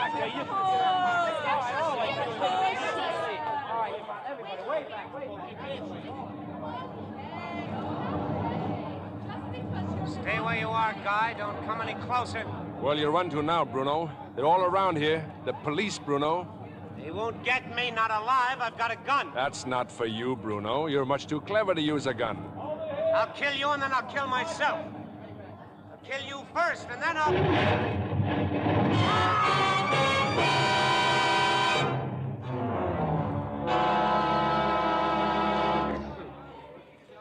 You better start talking, Haynes. What's this all about? Well, he had my cigarette lighter. He came back here tonight to plant it, to pin the whole thing on me. Cigarette lighter, huh? Let me talk to him, please. All right, take it easy now. Over here. He's in a pretty bad way, Captain. Can't you lift that stuff off him? We've done everything we can until the crane comes. Hello, Guy. Who was that with you? This is Captain Turley, Bruno. Police. Oh, they got you at last, huh, Guy? Tell him, Bruno. Tell him you have my lighter. But I haven't got it, Guy. Must still be over there where you dropped it that night. You dropped it, huh? Sorry, Guy. I want to help you. But I don't know what I can do. Captain Turley, may I go through his pockets? No, of course you can't. Besides, he says he hasn't got it. But if he dies before he... There's no more it. This man's dead, Captain. His hand. He's got something in his hand. See what it is, Mac. It's a lighter, Captain. A cigarette lighter. Here, let me see that. From A to G. From Ann to Guy. Well, looks like you were right, Haynes. Well, I better keep this for a while. How about staying in town overnight? I imagine there's a lot you may want to tell me. Yes, I imagine there is. Captain, may I use the telephone? Sure, go ahead. There's one up near the entrance. Say, who was he, mister? That guy. His name was Bruno Anthony. A very clever fellow.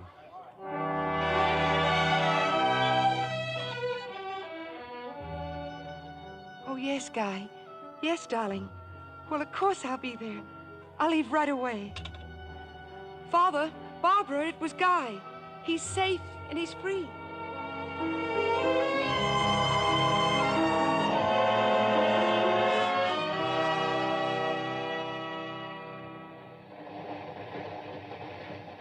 Guy? Yes, dear?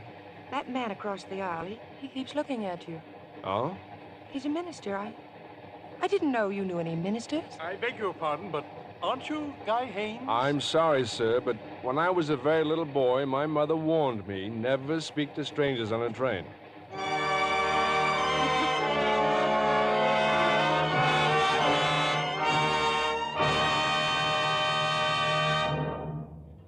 We want you to meet our stars in person, and Mr. Keeley will tell you about next week's show. In the meantime, here's a tip from lovely Maureen O'Hara. With her shining dark hair and flawless white skin, Maureen is a real Irish beauty. She says, yes, indeed, I'm a Lux girl. I've found regular Lux Care does wonders for my complexion. Makes it softer, smoother, really lovelier. Why don't you take Maureen O'Hara's advice? Here's all you do. Simply work Lux Soap's rich, active lather well in. The lather's so creamy it agrees with delicate skin. Then rinse with warm water, splash of cold. Right away, your skin looks fresher, prettier. So try Hollywood's own beauty soap tomorrow. You'll find it's easy to be Lux lovely. 9 out of 10 screen stars are Lux girls. Now here's Mr. Keeley with our stars. And we call them back for another bow. Ray Milland, Frank Lovejoy, and Ruth Roman. Ray, what have you been doing since we worked together on our latest picture? Well, I liked it so well at Warner's that I've just finished a Cagney production there called Bugles in the Afternoon. In the afternoon, I thought bugles were for early morning. Well, Frank, stories about the U.S. cavalry's continual fights with the Indians, which caused a great deal of bugle blowing back in the 1870s. How about you, Ruth? What part of the Warner Brothers cast you in recently? A rather unusual role. I get play myself. And so does Frank Lovejoy. The picture's called Starlift. Oh, of course, based on the actual trips Hollywood stars make to the airbase where the boys take off for Korea. Yes, that's right. We play two of the stars who go to the base to entertain the boys. They really should have called it the Lux Starlift, Bill, because the actresses who go in the Starlift are naturally Lux girls. Including yourself, of course, says Ray. Certainly, I'm a Lux girl. It's my favorite beauty care. You know, by a happy coincidence, Ray is just about to leave on a starlift of his own, all the way to Alaska to entertain our troops for the holiday. Well, it's a privilege to do so, Bill. The only trouble is, what if they're expecting a Lux girl? Won't be a bit of a disappointment? Well, you would be to me, Ray. But remember, the boys are starved for entertainment. They'll really appreciate you. And speaking of entertainment, how about next week's show? Oh, it'll be great entertainment, Ruth. Starring on one of our most popular comedians, a fellow who also spends a great deal of his time entertaining the armed forces, Bob Hope, and as his co-star, glamorous Marilyn Maxwell. We will present them in the Paramount picture Laugh Riot, The Lemon Drop Kid. I hate to miss that one, Bill. Good night. Good night. Good night, and don't talk to any strangers. How would you like double the wear from every pair of stockings you own? Then take this tip from the people who make them. Always wash nylons in Lux. Yes, over 90% of the makers of stockings recommend Lux. Why? Because the Lux way makes stockings last twice as long. Strain tests prove it. No other soap, no suds of any kind, can make stockings last longer. And what's more, new Lux enriched with color freshener keeps colors clearer, makes stockings look sheerer than ever. It's the stocking care famous Hollywood screen stars insist on for their own glamorous nylons. Get a big box of new Lux with color freshener tomorrow. Give your stockings, all your lovely washables, that bright as new Lux look.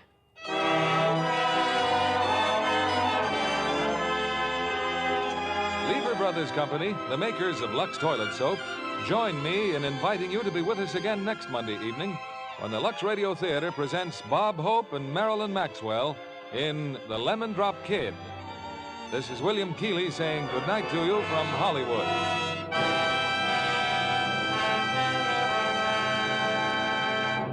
Frank Lovejoy can soon be seen in the Milton Sperling production for Warner Brothers entitled Retreat Hell. Heard in our cast tonight were Patricia Hitchcock as Barbara, Ed Begley as father, Martha Wentworth as mother, and Gene Bates, Herb Butterfield, Norma Varden, Bill Conrad, Norman Field, Ted DeCorsia, Wally Mayer, Bill Johnstone, Olin Soule, Ralph Moody, Eddie Marr, Margie List, Brad Brown, and Alan Wood. Our play was adapted by S.H. Barnett, and our music was directed by Rudy Schrager. This is your announcer, John Milton Kennedy, reminding you to join us again next Monday night to hear The Lemon Drop Kid, starring Bob Hope and Marilyn Maxwell. This is the CBS Radio Network.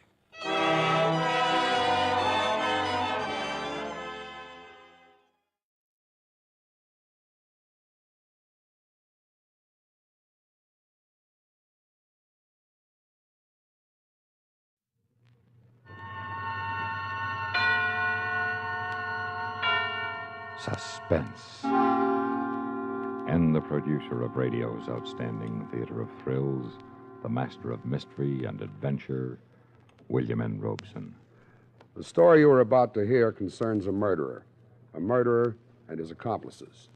One of the accomplices is innocent because it is a blind, brainless phenomenon of which scientists know little except that it does exist.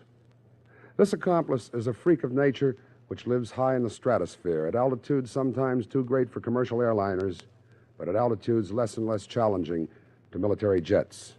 It is a narrow river of wind. Sometimes it dries up like a creek in summer, but at the flood, its velocity is incredible. It has been clocked at 200 miles per hour.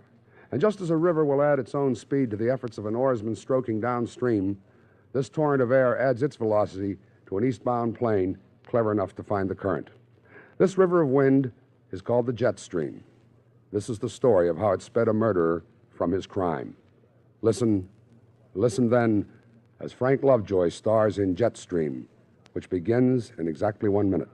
Can you recognize this American symbol of heroism? It is a golden laurel wreath embroidered on a square of cloth, worn centered on the outside of the right uniform sleeve. Points of the laurel wreath up, with the lower edge of the insignia 4 inches above the end of the sleeve. This emblem represents the Meritorious Unit Commendation, awarded for outstanding service and exceptionally meritorious conduct in military operations against an armed enemy for a period of 6 months or more. The action cited must have occurred on or after January 1st, 1944. The campaign streamer for the Meritorious Unit Commendation is scarlet, with the name of the theater of operations embroidered in white. The Meritorious Unit Commendation may also be awarded to Allied nations military units which have participated with us in joint action against an enemy. Those who aid our country in time of war are recognized and honored by a grateful nation. And now, Jetstream, starring Frank Lovejoy. A tale well calculated to keep you in suspense.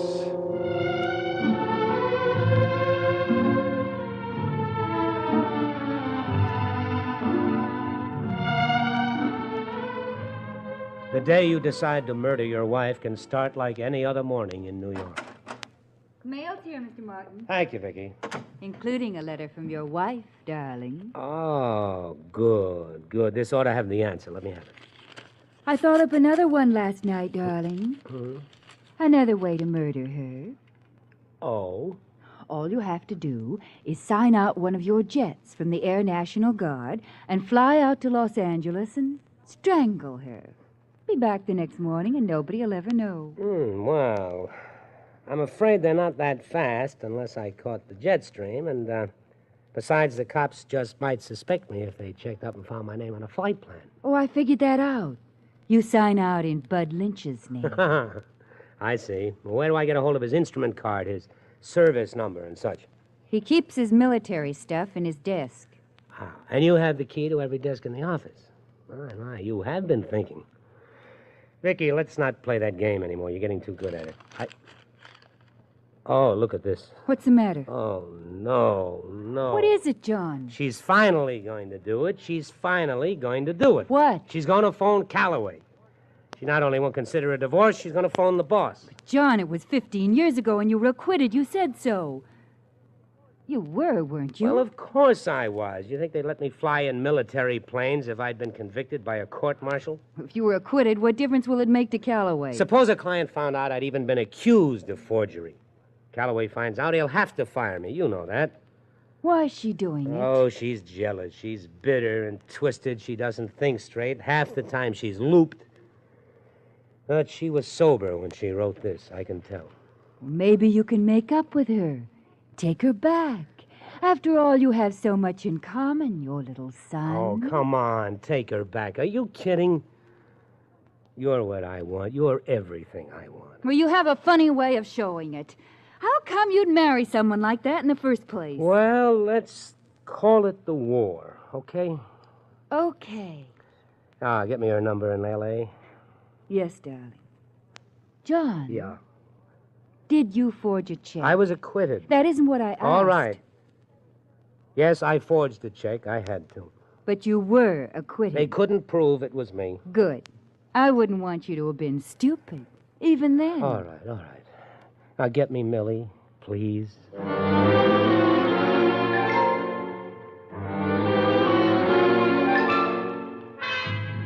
I opened the window and let in the sound of New York.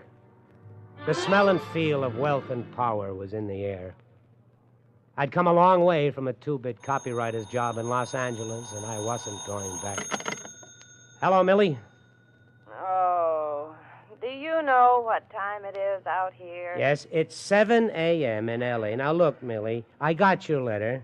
Now, what do you want anyway? I'm sending you half my salary, more than half. I didn't ask for any more money. Well, what do you want? Listen, lover, I'm your wife. Remember, I'm tired of being out here alone with Timmy while you live it up back there with some cheap doll. Now, look, calling my boss is just going to lose me my job. That's your problem. I'm calling Calloway, and I'm calling him today, and I'm telling him all about your glorious Air Force career. You got that? Now, he's out of town. Then I'll call him tomorrow, and the next day, and the next day, and the day after that. You understand? You understand that?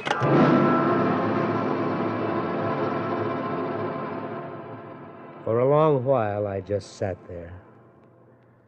And then slowly, I became aware of the model of the F-100 Super Sabre jet on my desk. I hardly heard Vicky come in. Here's your speech for the Air National Guard, darling. You and Bud Lynch are due at the press club, 8 sharp tonight. Oh, okay. Leave it here. And here's something else. I stared at the card she'd handed me for a long moment before it registered. It was a flight instrument card just like my own, but typed on it was Bud's name.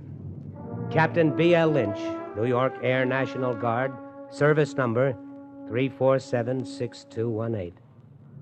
For a long time, I stared at it with the blood pounding in my ears.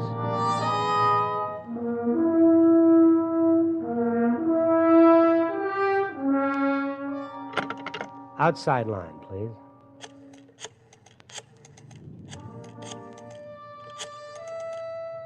Mitchell Field, give me the weather desk. Weather, this is Captain Lynch, B.L. Lynch, Air National Guard. I'm requesting a plane for cross-country to L.A. and return tonight. Is the jet stream active? That much? Good, let me have the operations officer.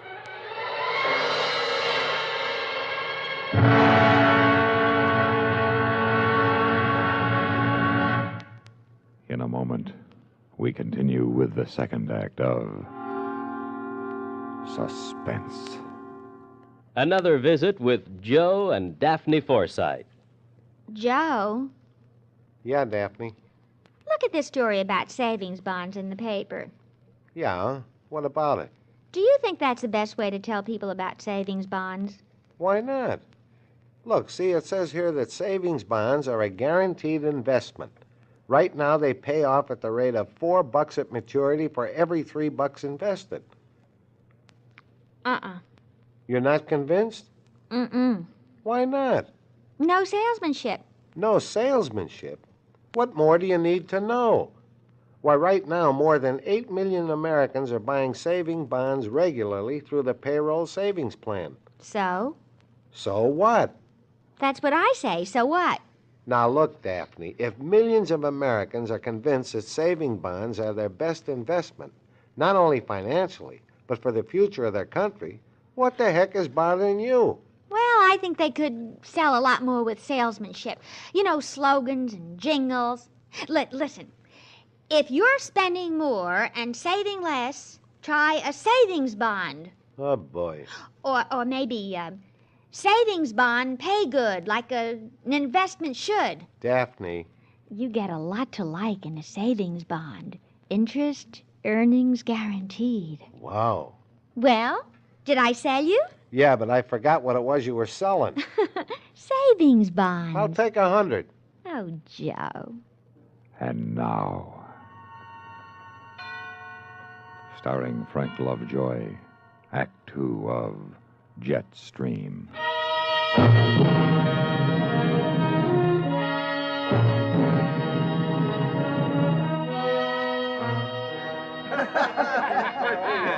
But seriously, some of our buddies in the Air National Guard have given more than time. They've given their lives. From you of the New York press, we ask this. Understanding of the occasional loss of life inevitable when civilians fly high-speed aircraft, and recognition for the records we break, the milestones we pass, and the security we bring to our country. Oh, what a flag waver you are, John. Thank you, Bud. How'd the time come out? It's just 8:30. You came right out on the nose. How about a drink? No, I'll run along. I have some work to do at the house tonight. I had work to do. Not in my apartment, but at Mitchell Field, Long Island. I stood by my locker in my squadron's hangar and struggled into my G-suit.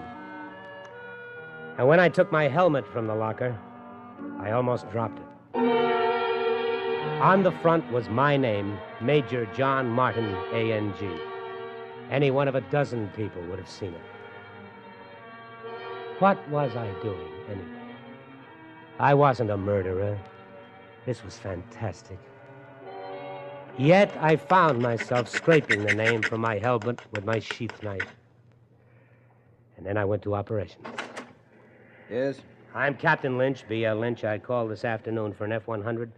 Cross country to L.A. and return. Yes, Captain, she's on the line. Could I see your instrument card, please? There you are. Okay, Captain, have a good flight.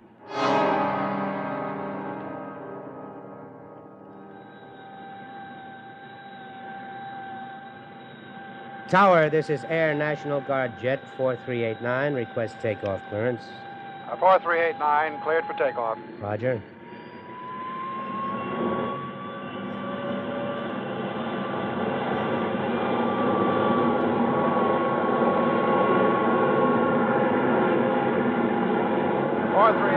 You are airborne at 2129. Good night. Roger, good night.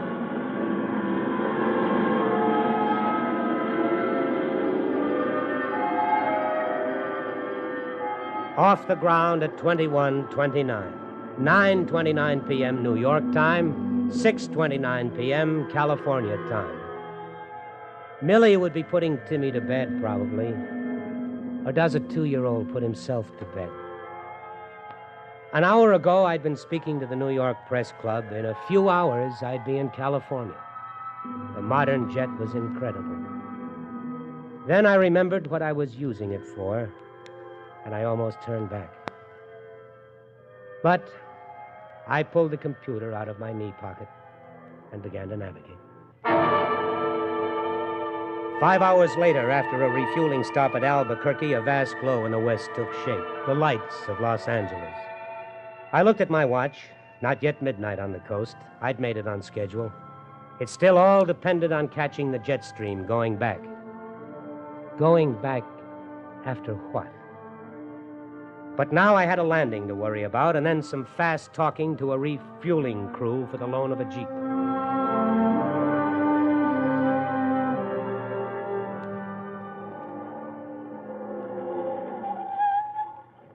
The house looked run down, shabbier than when I'd left it. Maybe she wasn't home. Then I could climb into the Jeep and go back to the airport. Well, John Martin, what are you doing here? I came to talk to you, Millie. You sure don't waste any time. Come on in. You still playing Junior Birdman? My beneficiary in your insurance? Have a drink. No, thank you. You mind if I have one? There. Now, what do you want? A divorce? No. Oh, Millie, there's no sense in our... Unless you come back here to live, I'm calling your boss. Is that clear? But why? Why? Because you're my husband. I don't like your horsing around with whoever you're horsing around with back there. I won't stand it, see? Why do you want me back? You don't love me. You know you don't. Don't love you? Buster, I hate you, hate you, hate you, hate you. We woke him up. Now you'll bawl all night. You care to take a look at your son? Yes, please. See? You got to know your little boy, too. You can play baseball with him like it says on the book. Oh, Millie, you're drunk. And if you're lucky, little Timmy, maybe your daddy will teach you to forge checks. Stop it, Millie. Wouldn't you like to learn how to be a paper hanger, Timmy? Shut up, shut up, shut up, you witch, you dirty witch!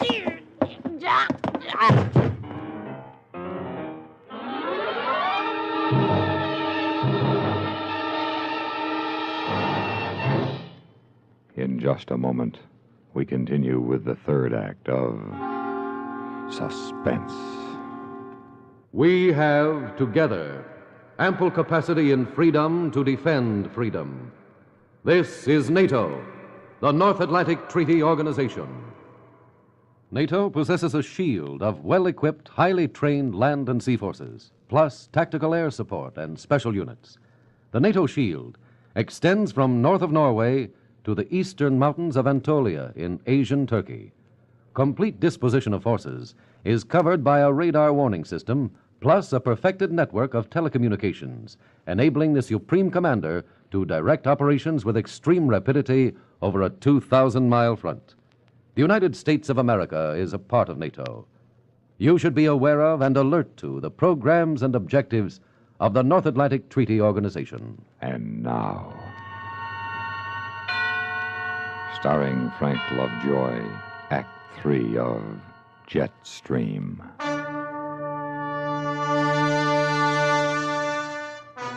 I looked down at the body of my wife next to Timmy's crib. From then on, something seemed to take over, some instinct of self-preservation, perhaps. I slipped on my flight gloves. I knocked over a Mickey Mouse clock in Timmy's room as if in a struggle so they'd know the time of the murder. I went through Millie's bureau and took what cash I found. I ripped her bed to pieces. Then I went back to the nursery. For a long moment, I stood looking down at my son. Would a burglar kill him, too? It would be easy if it would help confuse them. Mommy, I want my mommy. I suddenly was sick with shame. I turned and ran out of the house.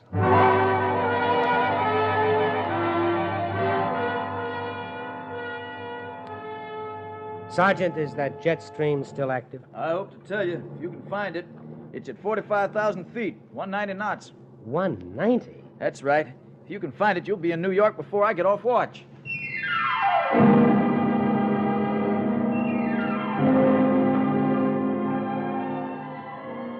You can't feel the jet stream any more than you can see it or understand it, but you can tell when you're in it because all your navigational estimates are wrong. You're flying the beam, but you're passing your stations too fast.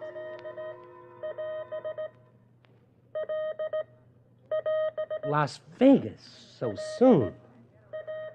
And yet a radio range doesn't lie. I checked my computer. I was in the jet stream, all right. I was in a river of air that was giving me an additional 200 knots over the ground. Now, if I could just stay in it. Denver, Omni. I was already picking up Denver. Denver, Omni. Denver, Omni. Denver radio, this is Air National Guard Jet 4389, moving my Denver estimate up by 15 minutes. 4389, did you say 15 minutes? Affirmative, Denver, 1515. Roger. Now, let me see. Denver to Omaha. I would be half an hour ahead of schedule at Omaha, 45 minutes ahead at Detroit, and 1 hour at New York. I knew now that I'd make it.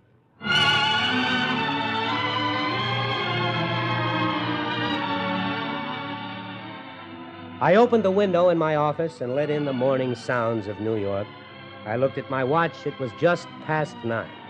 I'd made it. I'd even beaten the office people to work.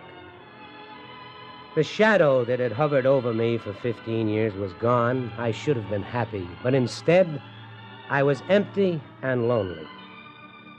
I heard Vicky arrive at her desk outside and flipped on the intercom to call her, and I heard her talking to someone. Expect him in? He may be late today. Yeah. How'd you know? He told me yesterday. Who are you, anyway? I'm Lieutenant Berman from Homicide. His wife was murdered this morning in Los Angeles. We think he did it. Murdered? But John couldn't have done it. He was giving a speech to the press club last night. He was. Well, we'll check on that. Anyway, he's in Los Angeles now. Say, where does... John! See, I told you. Are you Martin? Yes, and you're... Lieutenant Berman from Homicide. I have bad news for you, Mr. Martin, and an apology. Bad news? Yes, sir. About 4 hours ago, your wife was strangled in Los Angeles, apparently by a burglar. I'm sorry to have to tell you. Oh, John. We'll do everything we can to apprehend the killer, sir, but frankly, there aren't any clues. As your secretary will tell you, we even suspected you. It's all right. What's the matter, John? His wife was murdered this morning, Mr. Lynch. Oh, no, John. Hey, which one of you guys is Lynch? I am. Why? You an Air National Guard pilot? Yeah? I'm Johnson from the news. The boss sent me over to take your picture. Me? Why? It's that hop you made last night to L.A. and back. What? You just step away John, over what here. went by the- wrong? I don't know. I thought we were in the clear. What do you mean, we? Leave me out of this. nuts. I haven't flown for a month. Los Angeles and back, you said. So you didn't happen to visit your buddy's wife while you were there, did you? Don't be ridiculous. Had a drink at the club after the meeting, was home by 10. Ask my wife. Oh, Vicky, I guess this is it. John. I made the flight, Lieutenant. I used his name. What, John? He's crazy, Lieutenant. He's in my squadron, but, well, he'd need my instrument card for one thing. Where is that? Here, in my desk. It's gone. And who has the key besides you? Well, nobody, just Vicky.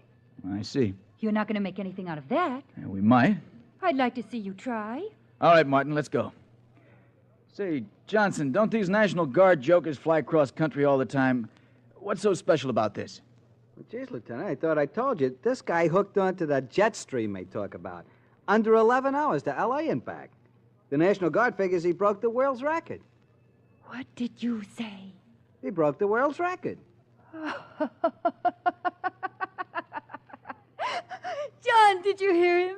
You broke the world's record. Oh, you idiot! You stupid, stupid idiot! Stupid, All right, stupid. miss. All right, you better come along, too.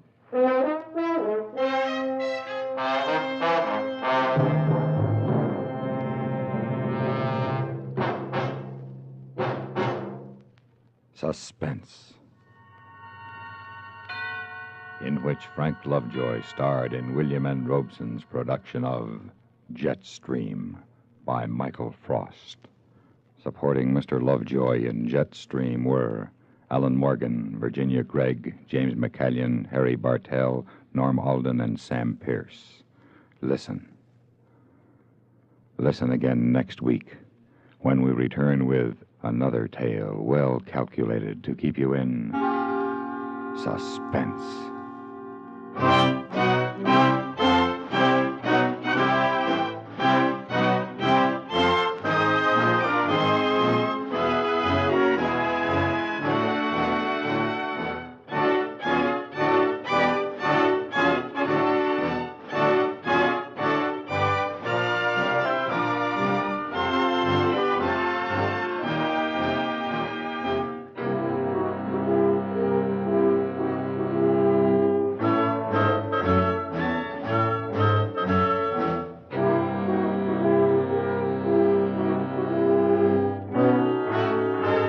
Suspense has been brought to you through the worldwide facilities of the United States Armed Forces Radio and Television Service.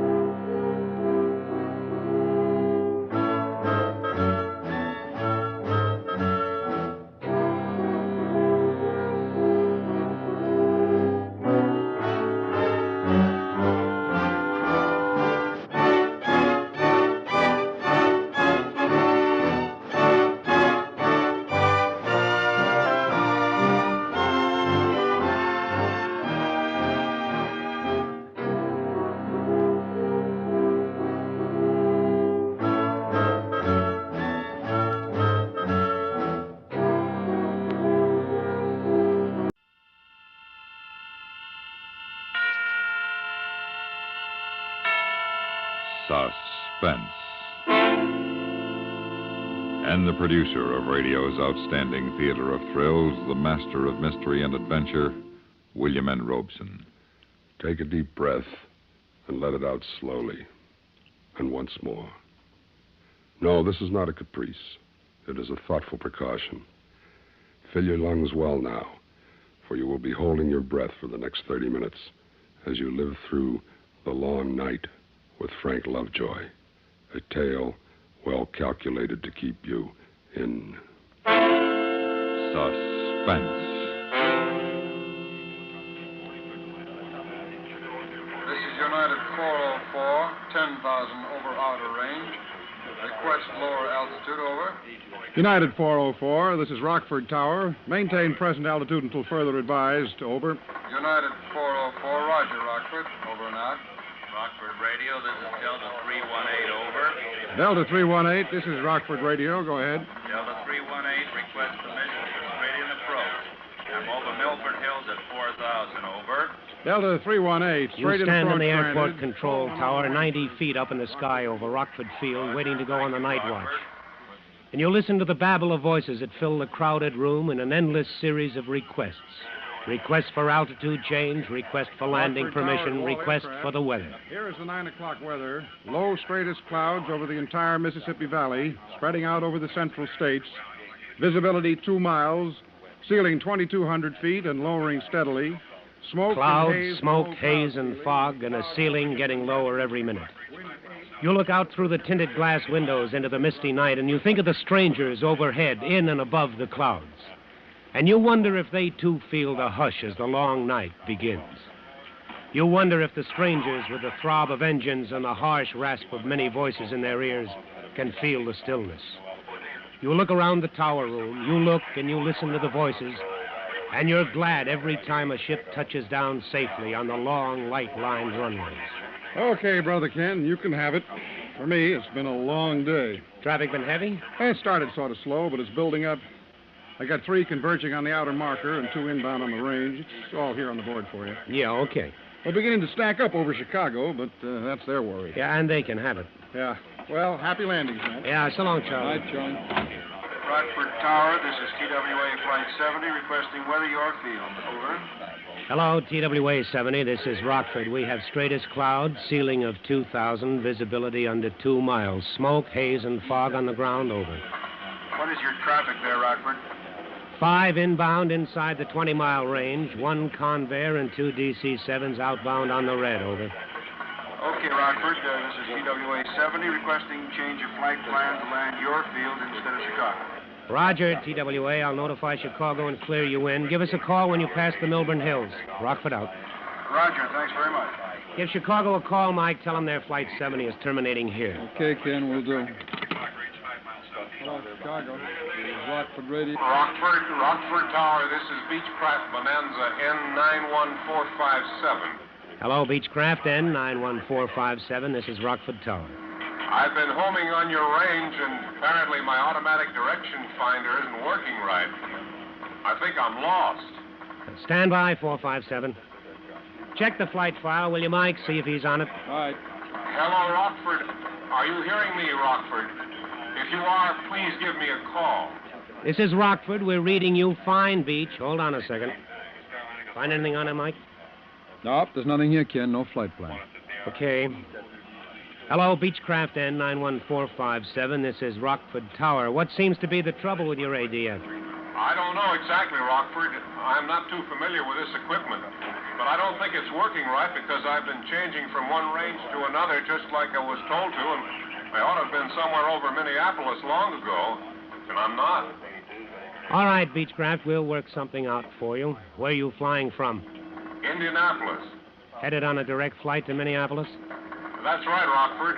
I set my automatic direction finder just exactly the way I was told to when they installed it. Did you make any visual checks against what your ADF showed? I'm sorry, I didn't get that. Did you check your course when you passed over the Airways range stations by looking at visual ground objects like signs on the top of oil tanks telling you what city you were over, anything like that? No, I'm afraid I didn't. I thought my ADF was working, so I didn't think about anything else. Okay. Now, what was your last known position? Well, I'm trying to think. I guess the last time I positively knew where I was when I departed Indianapolis. What time was that? About 5:30, maybe 5:45. 5:30? Verify that time. That would be more than 3 hours en route. You should be well out of my range. Yeah, I know. But I've been circling for more than an hour, trying to make the ADF work and looking for Rockford. What is your remaining fuel supply? Well, I guess there's no use kidding myself. I think I've got about 45 minutes, maybe at the very best, an hour. Well, here is the situation. The weather here is solid overcast at 600, visibility 1 mile in smoke and haze. Do you see any towns, rivers, highways that you can identify? No, I can't see anything but clouds. I'm on top. Holy smoke, did I hear that right? Yes, you did. Beechcraft, did you say you were on top? That's right, on top of a solid layer. Have been for a long time. At what altitude? I'm at 5,000 indicated, about 1,000 above the clouds. 457, take a good look around you. Are there any breaks in the overcast? Can you see any holes, any thin spots in the area at all? No, it's solid. It's a completely solid layer. Are you an instrument pilot? What do you mean? I mean, are you checked out on instruments? Do you have instrument training? No, I've never been on instruments in my life. I'm just lost.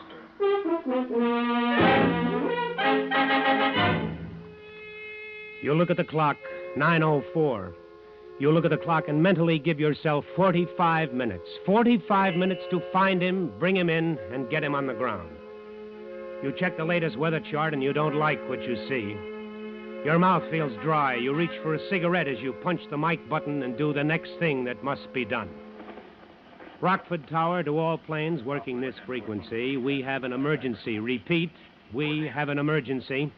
Please maintain radio silence on this frequency until further notice. Out. Rockford Tower to Beechcraft, N91457. Come in, 457. Okay, Rockford. Tell me, how did you get on top? Well, it was almost clear when I left Indianapolis. I climbed straight out to 5,000, and later, while I was trying to get the ADF working, I found myself on top. It just happened. Yes. Are you familiar with range orientation? No, I don't know anything about that either. I'm just a businessman with a new airplane. I know only enough about the radio to tune in the stations. I know I'm lost, though, and need help. These gas tanks aren't getting any fuller. Yes, I know, 457. I understand. Sure, you understand, but he doesn't. He knows he's lost and he needs help. He understands that. But he doesn't know what the odds are on getting him straightened out and over the field and then getting him down through that solid layer of clouds. You fight down a sudden urge to push the microphone button and scream at him. To tell him that nobody forced him into an airplane he hardly knew how to fly. Nobody forced him to take off on a long night cross-country in weather suitable only for experienced professionals. But you know there's no time for hindsight. There's hardly any time for hopes. So you push the black button and you try to sound calm. Hello, 457. This is Rockford Tower. Now, listen to me carefully. Are you reading me okay? Yeah. Hello, Rockford. I'm hearing you fine. Loud and clear. All right. Now I'm going to try to get a fix on you. But before I do, I want you to know what the situation is. I'm sure I can find you. I'm reasonably sure I can get you over the airport before you're out of fuel. I am not sure, though, that we can get you on the ground. Do you understand? No, I don't understand. I'm lost and I'm about out of gas and I don't understand why we're wasting time talking about it. You get me over an airport and then we'll worry about getting on the ground. All right, but you understand this. It's my job to help find you. It's my job to help you find the airport, and I'll do everything I can to get you on the ground. But flying that airplane through those clouds will be the hardest thing you've ever done in your life. Do you understand that? Okay, I understand. Now, what are we going to do? Now, we're going to orient you by radio and bring you in over the Rockford Airport.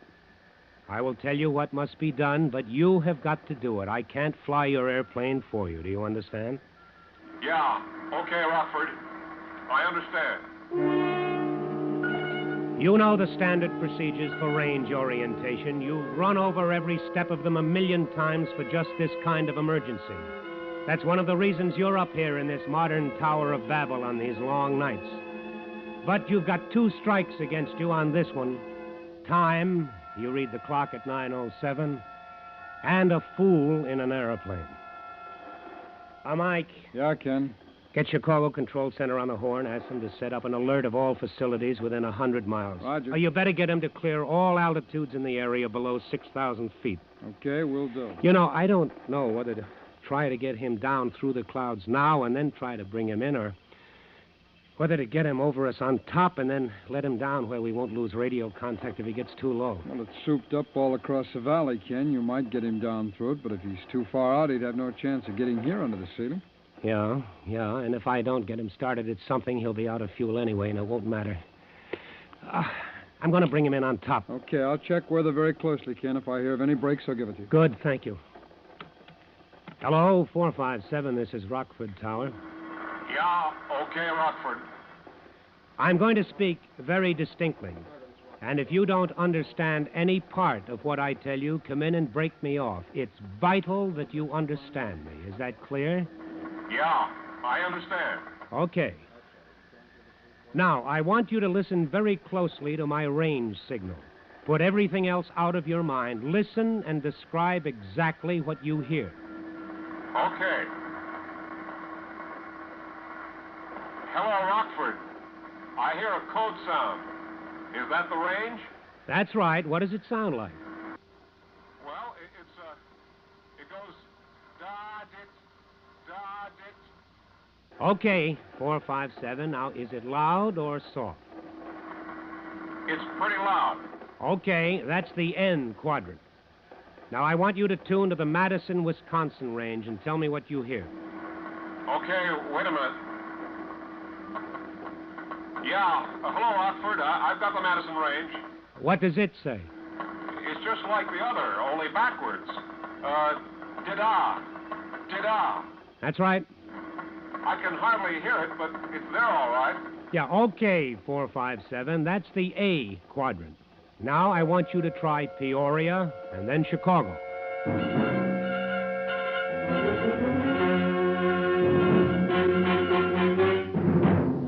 Rockford, Madison, Peoria, Chicago. 4 corners to check from. 4 radio sounds that you hope he's reading correctly. You finish the check and he comes through without a bobble, and you know you have him fixed. You know at least his direction from you. You take a deep breath, and for the first time you feel a tiny flicker of hope that you're going to find your stranger and get him in all right. But you're a long way from home, and you light another cigarette and push the black microphone button hard. Now listen carefully, 457. I'm going to run a check procedure on you. I want you to take up a northeast heading, turn your volume down as low as you can, and still receive my range signal. At the very moment you detect a change in signal strength, either higher or lower, advise me. All right, Rockford. I'll do my best. I'm not sure that I'm not at all sure. Hello, 457. Can you hear me? Do you hear me, Beechcraft 457? Rockford. Yes, I read you now. I lost you for a second, but I hear your range signal now. Did you get all of my last transmission? Yeah, I think so. I think I can do it. Hello, Rockford. My gauges indicate empty tanks. There's some gas left, I know, but I have no idea how much. Do you know where I am? I'm quite sure of your direction from me, and I believe I know how far out you are within, say, 20 miles. If what you've told me is correct, I estimate you have 30 minutes fuel remaining. I believe your gauges are indicating normally. Now, try to concentrate on doing just what I've told you to do. Yeah, okay, Rockford. I don't want you to think I'm ungrateful. I realize you can't afford mistakes. But I can't last much longer. I'm not trying to hurry you, but the gauges say empty, and my son is getting sick. You didn't say anything about having any passengers aboard. How many are there of you? Just my son and me. Is the air rough? Is there turbulence? No the air is smooth. But you said your son is getting sick. Yes. You see, he's only 9, and he's getting scared. That's what's making him sick.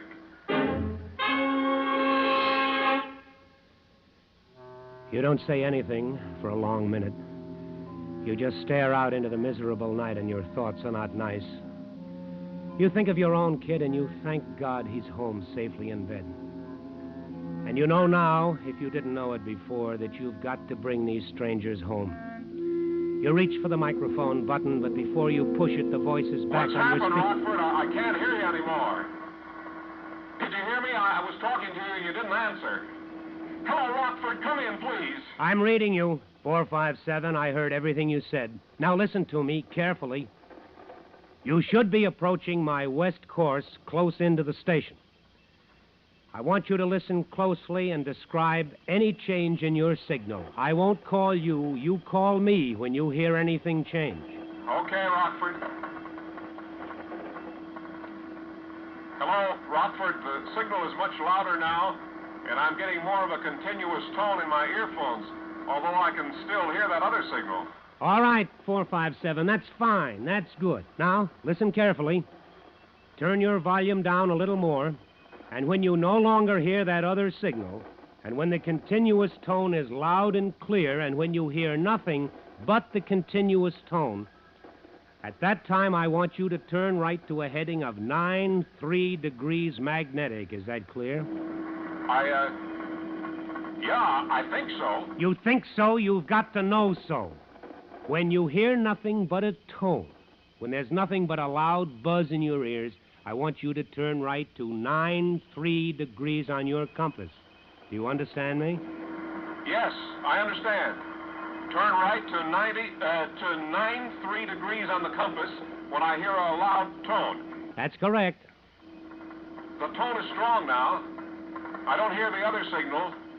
Nothing but the tone. Shall I... Yes, turn right, turn to 93 degrees, and advise. Advise? Advise when on course, when on 93 degrees, advise. Roger. Advise when I'm on course now, on 93. All right, good. Chicago Control Center has everything cleared on the 6000. They're monitoring the calls, too. Okay, Mike, thanks a lot. What's the time? 9:40, straight up. 9:40? That's 12 minutes to make it in. Hello, 457. You're approaching the range now. You're almost over the station. The range is about 2 miles from where I'm sitting. The signal you hear will continue to increase in volume until you cross the range. At that time, it will fade out quickly. For a moment, you may hear nothing. Then it will increase again rapidly. Now, at the very instant your signal fades, I want you to make an immediate left turn to a heading of 45 degrees magnetic. Take that heading and advise. Understand? I understand. Mike, get on the phone and alert the local police and fire departments. Tell them what we've got and to be on the lookout for a fast move. Roger. Get all the lights on in the field, the runway markers. When we get him down through this, he won't have any time to spend looking for the field. Okay, we'll do. That is, if we get him down through it. You light another cigarette. You watch the clock on the desk. You try to keep your mind clear, to think ahead, to think of everything that can possibly happen, and the waiting is worse than anything yet. You keep reaching for that microphone, wanting to call him to ask him why he doesn't tell you he's over the range. And you know he hasn't called you because he isn't over the range yet. And you wait, and you wait, and then it comes loud and clear. Rockford, I'm over the range and starting a turn. It's just like you said. It's exactly the way you said it would be. Roger, 457. You're doing fine. Now come left to 45, straight and level. Hold it until I tell you different. I'll call you back. I think you got him, Ken. Well, if he's where he ought to be, we should hear him in about 20 seconds. I'm going out to the platform and listen. Call me if he calls in. Okay. You stand on the steel grating of that tower platform and you try to hear over the sounds from the field below. You strain your ears for a sound that should come to you out of the southwest. And you've never wanted to hear anything so much in your life. And then you hold your breath. You stop breathing to hear better. And it's there. A single engine singing a quiet, sweet sound and approaching directly on course. You flick your burning cigarette out into the black space and stumble back into the tower room. You grab the mic and you almost shout into it. 457, this is Rockford. You're over the field. I hear you clearly. Start a 360 turn immediately and orbit in your present area. Beginning of 360. For God's sake, tell me what to do. This engine is ready to quit. You snap a look at the clock. 9:46. 5, maybe 6 minutes more if you're lucky. 6 minutes at the outside to get him lined up properly for a straight-in approach, to talk him down through 4,000 feet of solid clouds. 6 minutes to bring off a miracle. You waste 15 precious seconds debating the best way to do it. All along up to now, you've planned it this way. A good, steady, full-scale power approach, nose up a little, flaps down just enough, power on exactly right. Your mind has told you that this was the ticket, the only answer. With a good, steady airplane, no turbulence to speak of, well-trimmed and hands off, he might just make it. He might. But suddenly, you're not sure. Maybe if he could pull his power, slow her down, trim her slow and steady, a touch of flaps, that might be the answer. That might do it. It would save precious gas. If he missed his approach or he goofed up in the clouds, he could get back on top for another try. Maybe. You push the microphone button hard and try to sound calm. 457, I hear you plainly. You're circling the airport. There isn't time to talk this out. You'll have to do exactly what I tell you the first time and do it right. There simply isn't time enough. Oh, wait a minute. Do you have chutes? Do you have parachutes aboard? No parachutes. All right, 457, we'll have to do it this way. Now listen to what I have to say. You don't have to talk, just listen. Come around to a due west heading, due west. As you do, start slowing her down. Slow her down and trim her up for a power approach. A normal power approach, do you understand? I understand, Rob. Don't talk to me. Bring her around, head west with the power on. Slow her down, flaps down to approach position. Trim her up, make her steady. Advise when you're headed west and slow down. 10, 15, 20. Where is he? Where is empty? 5. 457, are you there? 457? I'm trying to get her steady. I'm trying to do what you told me. All right, 457, don't talk. Advise when on course. Rockford, I'm on 270 now. Slowing down. I don't know. I just don't know. I know you don't know. All we can do is try. I understand. I'm down to 80 now. Flaps down and power on. Roger. Continue trimming her. Trim her down good. Adjust your power and trim her until she's descending at a steady 500 feet per minute. That's 500 per minute. Trim her good, do you understand? Trim her so good that she will let down at 500 feet per minute with your hands off. Do you get that? With your hands off. I understand. Now, 457, you're going to bring her around very slowly and precisely to an east heading. You're going to handle her very gently so she won't fall off on you flying so slow. You hear me? Yes, I hear you. Let her continue to settle at 500 feet a minute. Just bring her around slowly to the east, recover, and then take your hands off the controls. She won't fly with my hands off. She will fly. She'll fly better than you can. Now listen to me. When you are eastbound, hands off. She will descend slowly into the clouds. After you're in the clouds, do not touch the controls. I don't think I... Then don't think, do as I tell you. Now, when you get in the clouds, everything will change for you. You will think the airplane is all wrong, that it's doing everything that it shouldn't do. If you leave it alone, it will start a slow spiral to the left, but I don't think it'll be enough to do any harm until you've broken out under the ceiling. Now, whatever it does, you will think it's going to the right or up or down or even spinning. But it won't be doing any of those things unless you make it do them. Now, don't touch it. Now, are you eastbound? I'm eastbound, yes. Take your hands off the controls. But I... Take your hands off now. Okay. Hands are off. Now let her have it. Let her fly herself.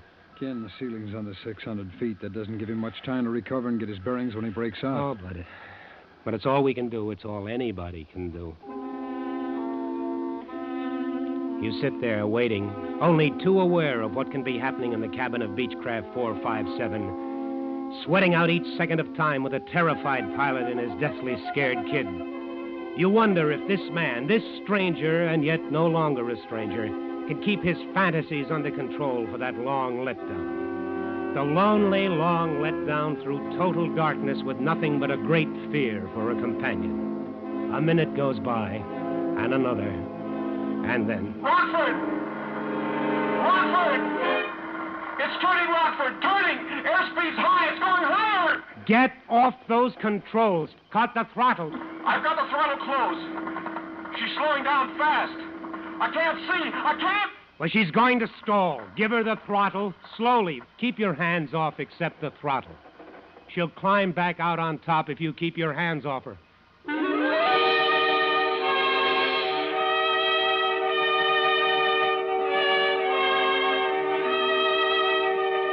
2 minutes wasted, more than 2 minutes, because he couldn't believe what you told him. You had him and then you lost him.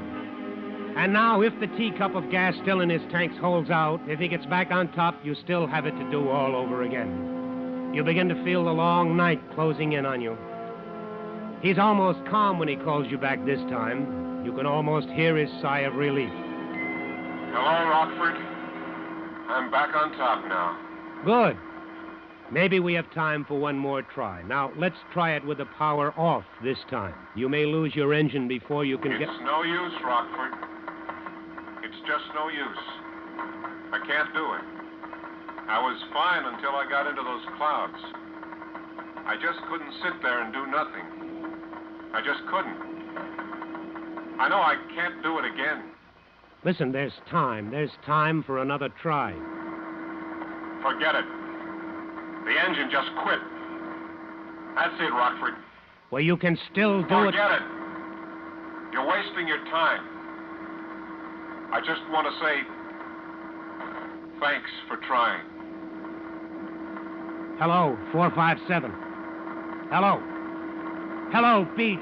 Hello, 457. Ken, he can't hear you. His hands froze to the mic. Yeah.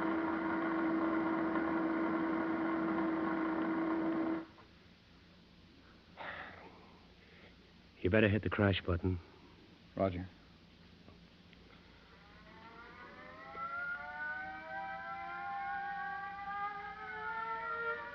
Rockford Tower to all planes awaiting landing instructions.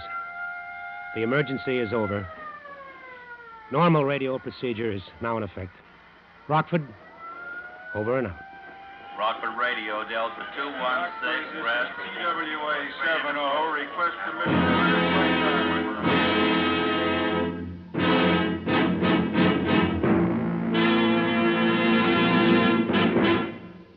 Suspense, in which Frank Lovejoy starred in The Long Night, adapted by Sam Pierce from the Atlantic Monthly story by Lowell D. Blanton. Listen. Listen again next week, when radio's outstanding theater of thrills brings you another tale well calculated to keep you in suspense. Suspense is produced and directed in Hollywood by William N. Robeson. Included in tonight's cast were Stacey Harris, Byron Kane, Court Falkenberg, Sam Pierce, and Jack Crucian.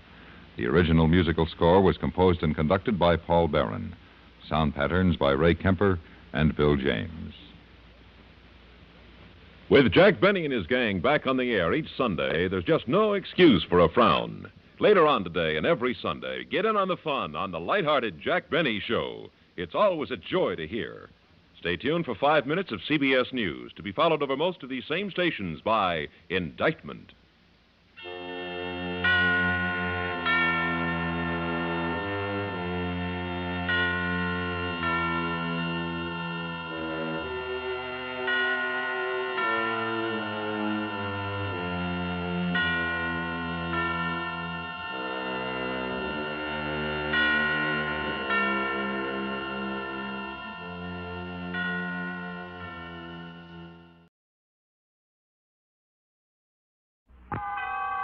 Autolite and its 96,000 dealers bring you Mr. Frank Lovejoy in tonight's presentation of Suspense.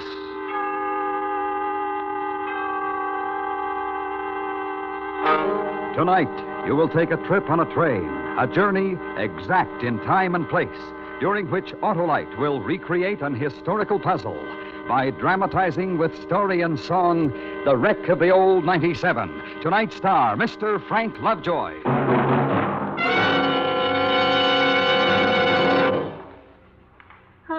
Hello. Hi, Mr. McSorley. Hey, you'd better be starting for the St. Patrick's Day parade. I can't get started, Harlow. My car battery's dry as an Irishman's wit. Why, you ought to have an Autolite Stay Full battery. A battery that needs water only 3 times a year in normal car use? 'Tis one and the same. The dependable battery that will start you swift and sweet as a Colleen's smile. And the Autolite Stay Full gives longer life, as proved by tests conducted according to accepted life cycle standards. Well, where do we get an Autolite Stay Full? From your Autolite battery dealer. He services all makes of batteries, and if a replacement is needed, he has an Autolite Stay Full battery for your car. So, friends, just call Western Union by number and ask for me, Operator 25. I'll tell you where you can get an Autolite Stay Full. the battery that needs water only 3 times a year in normal car use. Remember, from bumper to tail light, you're always right with Autolite. And now, with the wreck of the old 97 and the performance of Mr. Frank Lovejoy, Autolite hopes once again to keep you in suspense.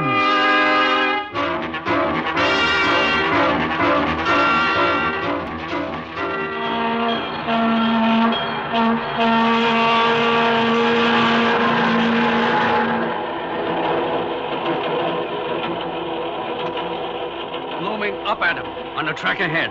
The snow was real heavy that night. Visibility less than 0, if that's possible. Not snowing as hard as now, but nearly. No warning, mind you. Nothing. People sleeping, eating, drinking, just talking like we're doing, and bam, all over. Finished. Terrible wreck. Snowing this bad, huh? Yeah, but then, of course, they didn't have signal systems like we have, or safety measures like we have. Did they, Joe? No, I don't believe so.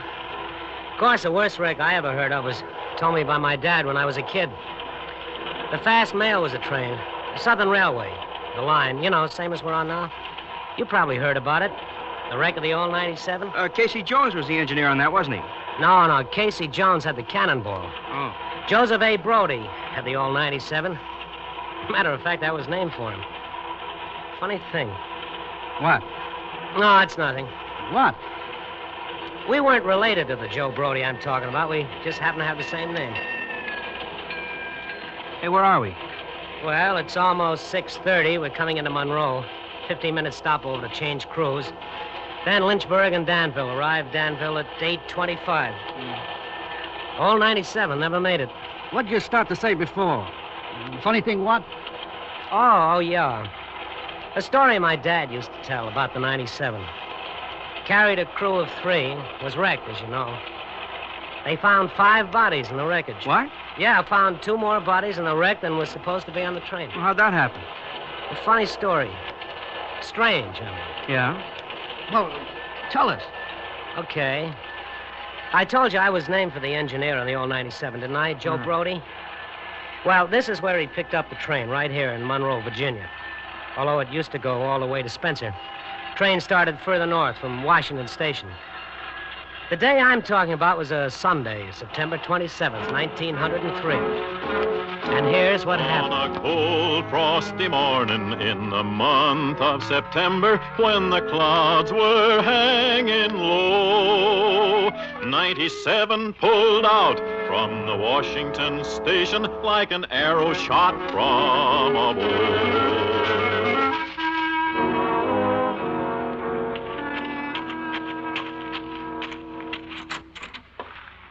Morning, Joe. Morning, Mr. Elkins. Yeah, seems we got a little trouble up the line. What's the matter? She ain't running on time. How late is she? 40 minutes at Rapidan. Well, that's bad. Joe, it's terrible. Old 97's never run a minute late since she went into service. Don't you worry, Mr. Elkins. She won't be late on our division. I'll get into Danville on time.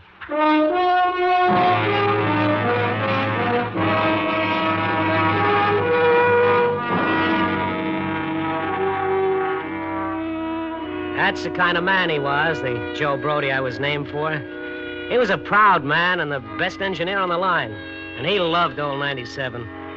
It was Joe who had driven her down from the World's Fair at Chicago when she was on exhibit as the newest, most powerful engine in the world. And it was Joe who'd driven her over the Blue Ridge Mountains from Monroe to Danville ever since. The old 97 was Joe's baby. And in Danville that morning, his wife was expecting a real baby. A better than usual reason for getting to Danville that day. There was another man on that train who wanted real bad to get to Danville on time.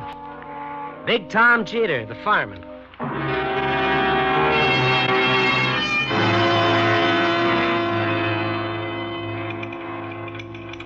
Morning, Mr. Brody. Morning, Mr. Elkins.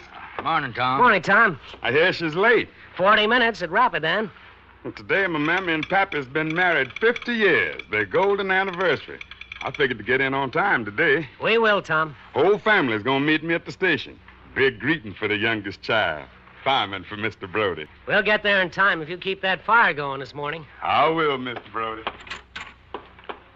Oh, here, Joe. I'll get your orders ready. They gave him his orders at Monroe, Virginia, saying, Joe, you're way behind time. This is not 38, but it's old 97. You must put her in Danville on time. So there they were, the engineer and the fireman, each one with a special reason for wanting to get to Danville on time. And there was the third member of the crew, old Mr. Clovis, the clerk in the mail car. He had his reason, too. Oh, morning, Mr. Clovis. Morning, Mr. Elkins. Morning, Joe. Morning, Mr. Clovis. How's she running? Late. Late, huh? Too bad. She had to be late, especially today, Mr. Clovis. Oh, say, I'd forgotten. You were retiring today, aren't you, sir? Yes, this is my last run. Well, I'll try to make up the time for you, Mr. Clovis. Can't end 30 years of railroading behind schedule. I don't care so much myself, but I believe some of the gentlemen from the division office were going to meet the train in Danville. I believe there was to be a ceremony. I know dang well there is. They're going to give you the prettiest gold hunting case watch in the Blue Ridge Mountains, all engraved. I saw it myself last week. Well, that's very nice, but quite unnecessary. How's it feel to retire, Mr. Clovis? It feels fine, Joe. I'll step down to the platform, and from that moment I'll have nothing to do but die. Well, you can live, can't you, Mr. Clovis? Then for what? This is my life. What time is it? Hey, Mr. Perkins, did you hear the news? Oh, what news? Them two fellas that had up in the jailhouse. Them two held up the bank over in Amherst and killed the teller. What about them? They broke out. When? Less than an hour ago. They split the turnkey skull open, walked out of the jailhouse big as you please. The sheriff's getting a posse together. What for? The figures are headed for the hills. Go and track them down with hounds. If they're headed for the hills, they're crazy. Why, Mr. Brody? Well, if I was trying to make a break for it, I wouldn't take any chances being tracked by bloodhounds. What would you do, Joe? I'd head for the railway, hop the first train that came through.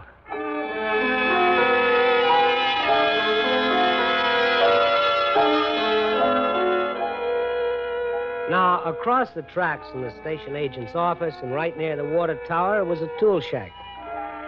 And at that very moment we were talking about, these two killers were hiding there. Or at least that's the way I was told the story.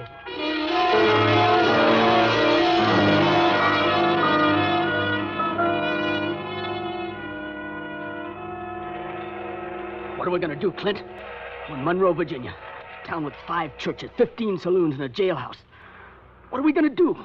You think a posse couldn't track us down if we took to the hills? We ain't going to take to the hills, honey boy. We're going to take the old 97 right straight to Danville. At Danville, we got a man waiting for us. To put guns in our hands and tell us where to use them. Honey boy, when we get on that old 97, we don't have to worry about a thing. Clint, you suppose you hit that turnkey too hard? I hit him hard enough to knock him out. You suppose you hit him hard enough to kill him? What's the difference? We killed a man yesterday. We might as well kill another one today. We didn't kill that teller, Clint. You did. Listen, honey boy. Makes no difference who pulled the trigger. Understand me? No difference. Sure, Clint, sure. Here she comes. Come on, let's get out of here and wait for her. They'll see us, Clint. Nobody's gonna see us. They're all watching the train.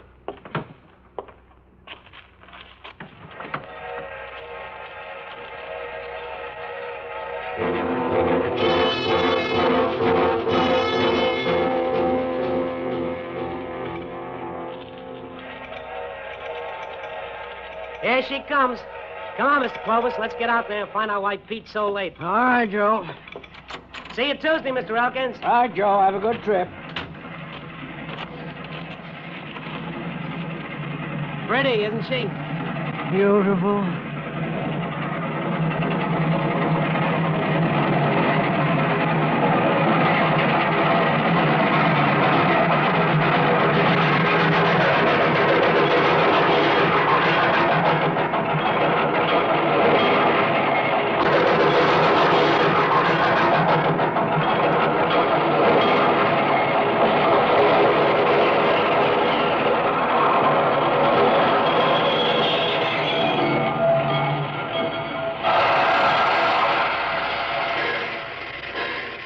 Look at Big Tom. He's in more of a hurry than I am, if that's possible. To get to Danville and be presented with a gold watch. What? Here comes Pete. Oh, yeah. Hey, Pete. Hi, Joe. Mr. Clovis. Hello, Pete. What's the delay? Washout south of Rapidan. And a section gang made up completely of numbskulls. Wouldn't let you through? No. Section boss was afraid the ballast wouldn't hold.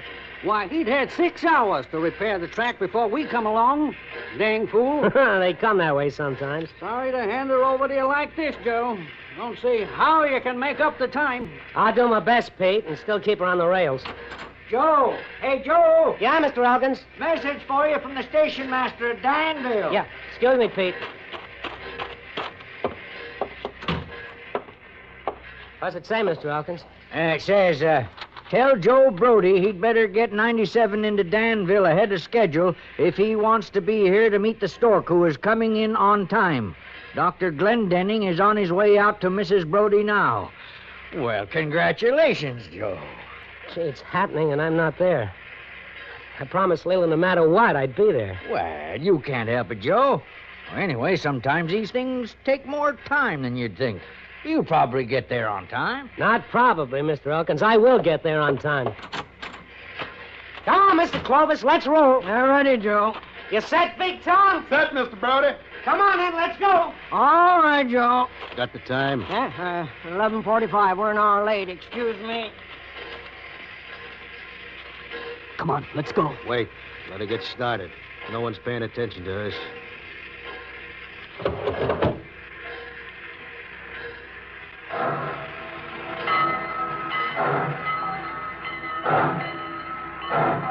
There she goes. Come on, Clint.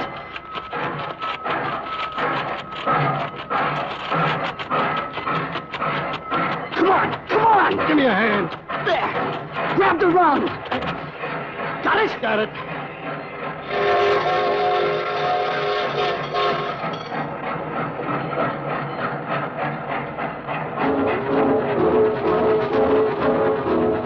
Brody looked round and he said to his fireman, just shovel in a little more coal.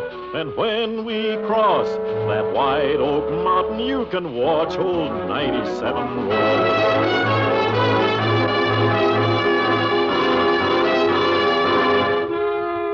Autolite is bringing you Mr. Frank Lovejoy in The Wreck of the Old 97. Tonight's production in radio's outstanding theater of thrills, Suspense.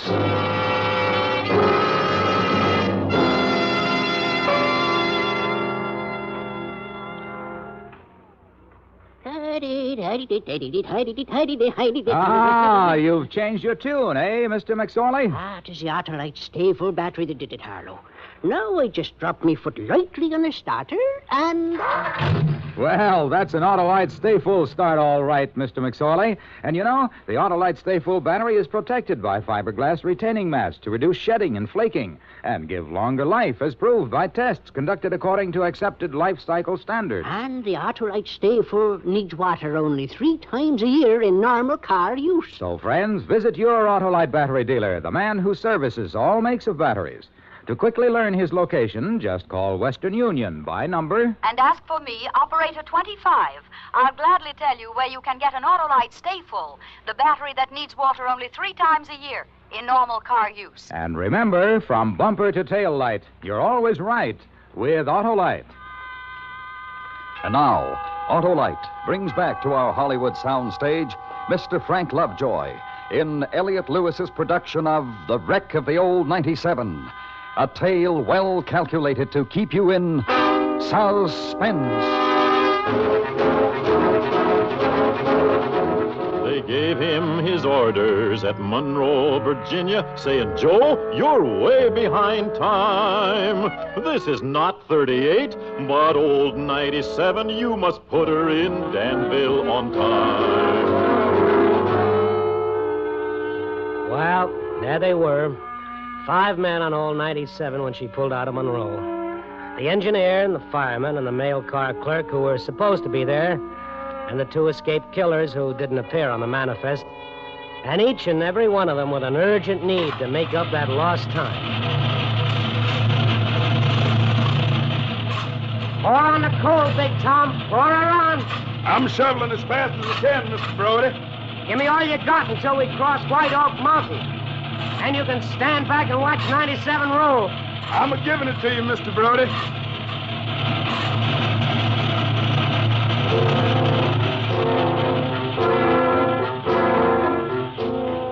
166 miles from Monroe to Spencer, partway up grade, and then from Lynchburg down a 3% grade, ending with a curve and a sign, a big sign that said, slow speed trestle.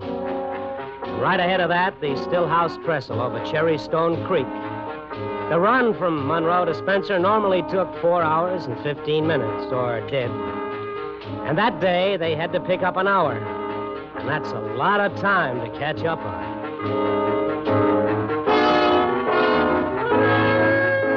Joe Brody turned to his old fireman, said, shovel on more coal. For when we hit that old white mountain, you can see old 97 roll.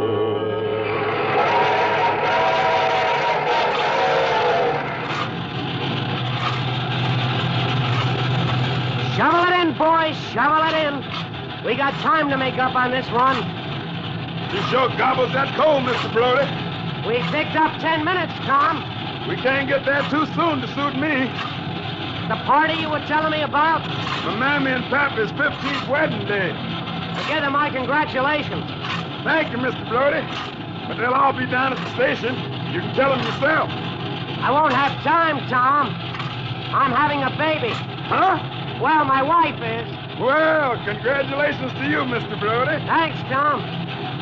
Pour her on there, boy. The gauge is dropping. Yes, sir, Mr. Brody. Yes, sir.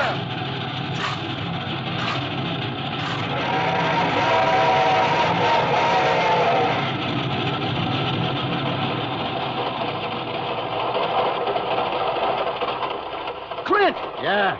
This train ain't going very fast. She's climbing, honey boy. Wait till we get over the mountain, you'll see her go. I don't like it. I don't think we ought to hop this train. You don't like it? Just step off any time you like to, honey boy. Clint? Shut up! Get off or shut up!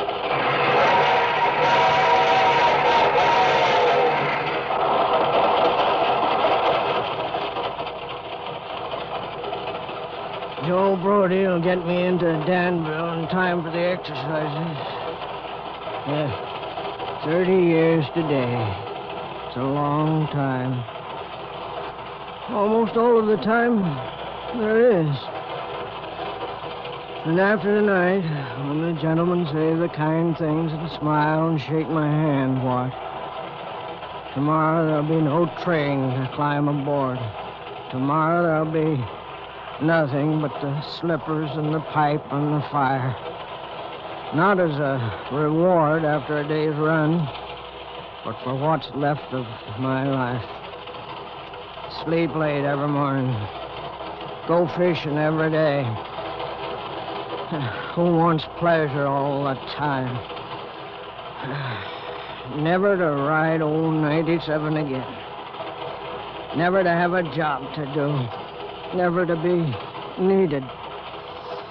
They call it retirement. I think it's death. I wish we'd never get to Danville.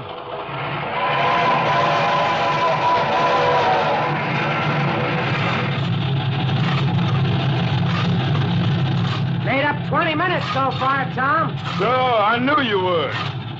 This is one great engine, Tom. Look at that. 85 miles an hour, and she isn't half out. You going through Lynchburg this fast? I'll slow her. I don't want to scare the folks.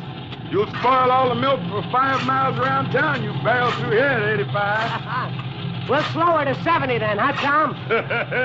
Yes, I guess that'd be real considered, Mr. Brody. A long, tough road from Lynchburg to Danville, and it's down a 3-mile grade. It was down that grade that he lost his air brakes. You can see what a jump he made. Now, I want to point out a few things to you. Joseph A. Brody was the best engineer on the line. He knew that road like his own hand. The fast mail, old 97, was a cracked train, not old at all. In perfect condition, carefully checked always, mechanically perfect in every way. Yet, it had a wreck. And here's why my dad's story makes some sense. Here's what must have happened. Now remember, the two killers were hanging on right behind the locomotive.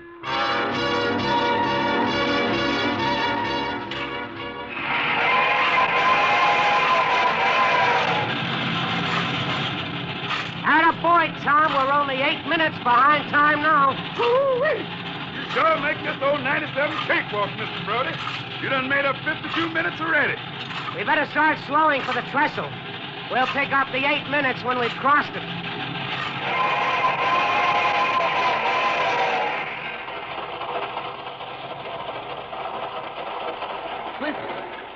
Clint, he's slowing down. Yeah, I feel it. I wonder why. 97 doesn't stop between Monroe and Danville except for emergencies. Maybe there's an emergency. Yeah, us. We're the emergency. Sheriff at Monroe's telephoned ahead. They guess we're skipped town on this train.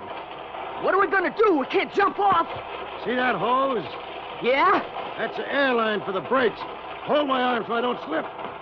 What are you going to do? Turn that valve, honey boy. Shut off the air brakes. This train ain't stopping this side of Danville. The valve's tight. Gotta get this thing. There it is. That does it, honey boy. He ain't stopping now.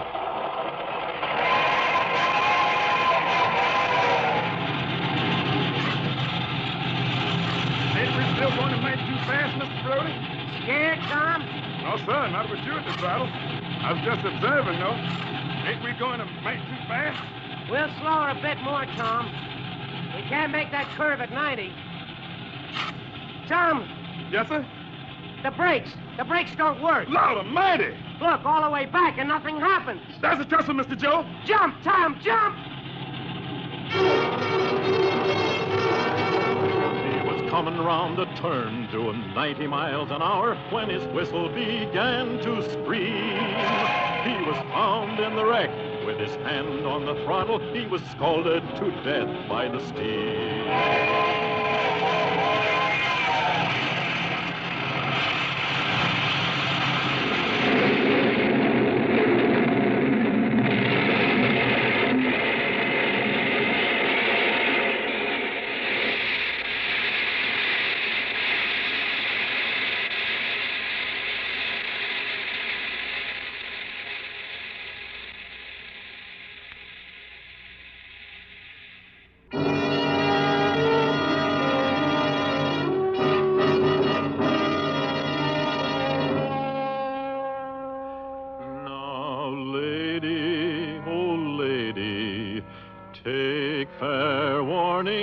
From this time and now on, never speak harsh words to your true and loving husband. He may leave you and never return.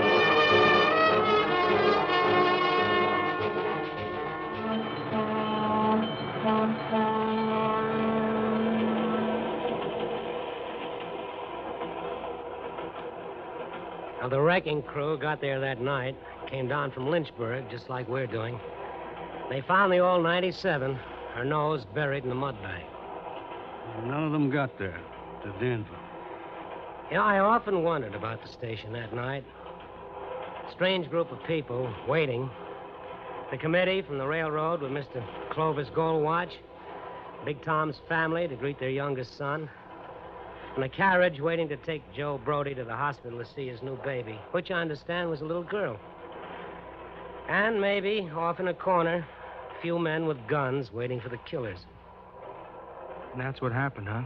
Well, that's what my dad used to tell me. What time is it? It's 8:20. We'll have breakfast in Danville. Oh, there you are. See, down there? That's Cherrystone Creek. And see that old mud bank? That's where Joe Brody wrecked the old 97. On a cold, frosty morning in the month of September,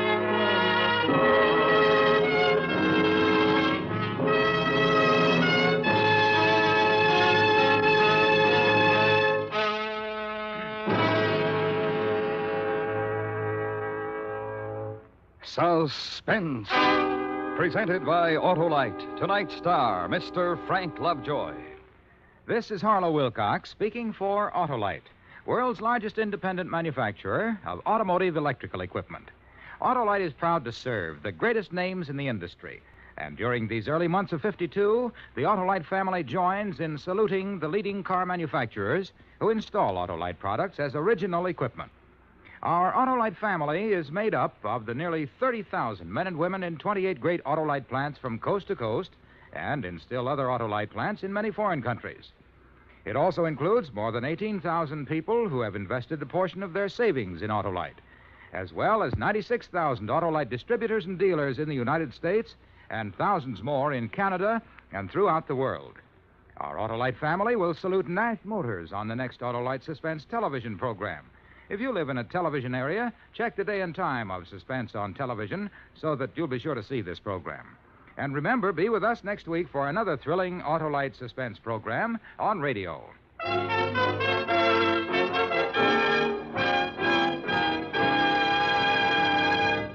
Next week, a murder is committed efficiently and safely. And then our star, Mr. Robert Young, finds there was a witness to the murder. The problem: who was the witness? The story is called Backfire, and it will be presented next week on Suspense. Suspense is produced and directed by Elliott Lewis, with music composed by Lucien Morawick and conducted by Lud Gluskin. The soloist was Harry Stanton. The Wreck of the Old 97 was written for Suspense by Mindrit Lord and Christopher Anthony. Featured in the cast were Herb Butterfield, Clayton Post, Eddie Firestone, Junius Matthews, Jack Crucian, Roy Glenn, and Joseph Kearns. Frank Lovejoy can be seen starring in the Milton Sperling production for Warner Brothers, Retreat Hell. And remember, next week on Suspense, Mr. Robert Young in Backfire. This is the CBS Radio Network.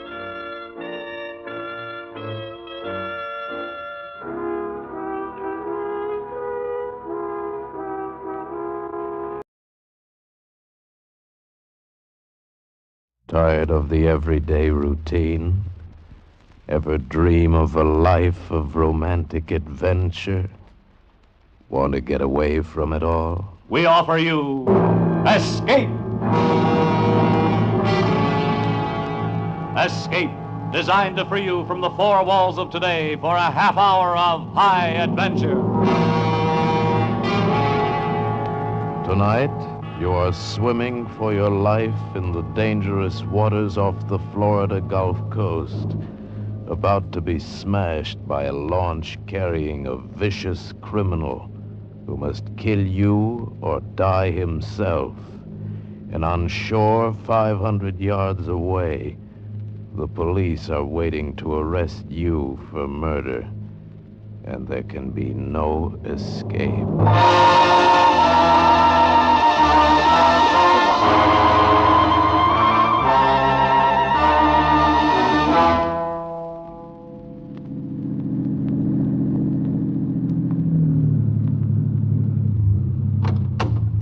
All right, buddy. This is the end of the line. Thanks for the ride. Don't mention it. Compliments of Miami Police. Now, you see that sign? Yeah, I see it. Read it. What's the matter? Don't they teach you cops to read? I said read it. Miami, city limits. Good. See that you stay on the other side of that sign. We don't take kindly to bums down here. I tell you, I'm not a bum. I came down here to take a job. Sure. You guys always have jobs. That's why you come down and sleep in our city parks as soon as it gets cold up north. Well, now get going. And keep going. And don't come back.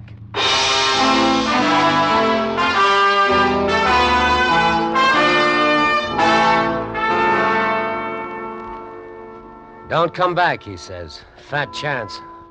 One night on the streets and you're a vagrant. They give you a cot in the city jail and some coffee and spud nuts in the morning and escort you out of town. Every step I took was away from that place, and that was all right, too. They could have their sunshine and their orange juice. All I wanted was a ride north, anywhere north. But one after another cars passed me up until my thumb got tired. I walked almost all the way to Fort Lauderdale. I got a ride into Pompano, and then I hoofed it again. It was getting hot.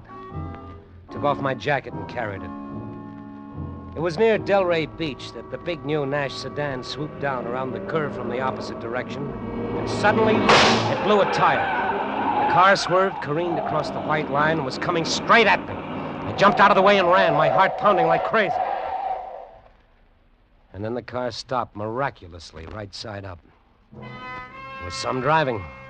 I walked back to it. There was a red-headed girl in the driver's seat and a man beside her. The man's face was cut. Darling, you're bleeding. You're parted. It's nothing. I just hit the windshield. Can I help? Yes. You can change the tire. If you do it fast, there's $5 in it for you. You all right? It's just a cut. It's nothing. Look, we're in an awful hurry. Oh, sure. Where do you keep the tools? Oh, in the back. Here's the key. I'm sorry I scared you. I couldn't help it. The car got out of control. You sure know how to drive. Oh, look at that tire. It's a mess. Will it take long to change it? No, not very. Oh, it's certainly lucky for us that you were right here to help us. Where are you going? Well, I was trying to hitchhike. The only ride I got was on the back of a fish truck. Where are you hiking to? Any place but Miami. What's wrong with Miami? Oh, nothing. It's a great town. But the cops don't like you if you don't have a job. I should think a good-looking man like you could get a job. Seems to me that... I'm coming. Good-looking man like me. It's funny she should say a thing like that. And that was what I was thinking about her. Oh, she was beautiful. She was the most alive person I'd ever seen. And yet, she was controlled like an ember. As I worked on the car, putting on the spare that cost more than the suit I had on my back, I got to wishing that I could afford a car like that, and a girl like that. And I wondered about the guy it all belonged to. He was used to being waited on, you could see that. He sat in the front seat, and the girl sat close to him. Every now and then, she'd look back at me and smile. Couldn't hear what they were talking about, and I was glad. Because I suddenly didn't want to know what he said to her. A jerk, that's me, a daydreaming jerk. How are you coming? Oh, I'm through. What's your name? It's Joe Mazurka. Would you like to go to Miami with us, Joe? Oh, I can't go to Miami, not without a job. Well, that's what I mean. You want a job, don't you? I'm fixing tires? No. I've been talking to Mr. Ress. If you really want a job, he has one for you. Are you kidding? He has a job for me in Miami? Would you like that? Oh, boy, would I. Then put the tools away. Come on, let's go. Now, wait a minute. There's something I want you to know. I had a job. I came down here to take the job as swimming instructor at the Bay Club, but I was a day late and the job was gone. Oh, so that's how you got those shoulders. Swimming. Oh. Well, I just wanted you to know that I'm not a bum. Of course you're not a bum, Joe. Whatever made you think I thought you were? And, we haven't got all day. Come on, he's getting impatient. Yeah, but the job, what kind of a job is it? Mr. Ress will tell you about it on the way in. But You want to go to Miami with us, don't you? Yeah, I sure do. Then come on, let's go.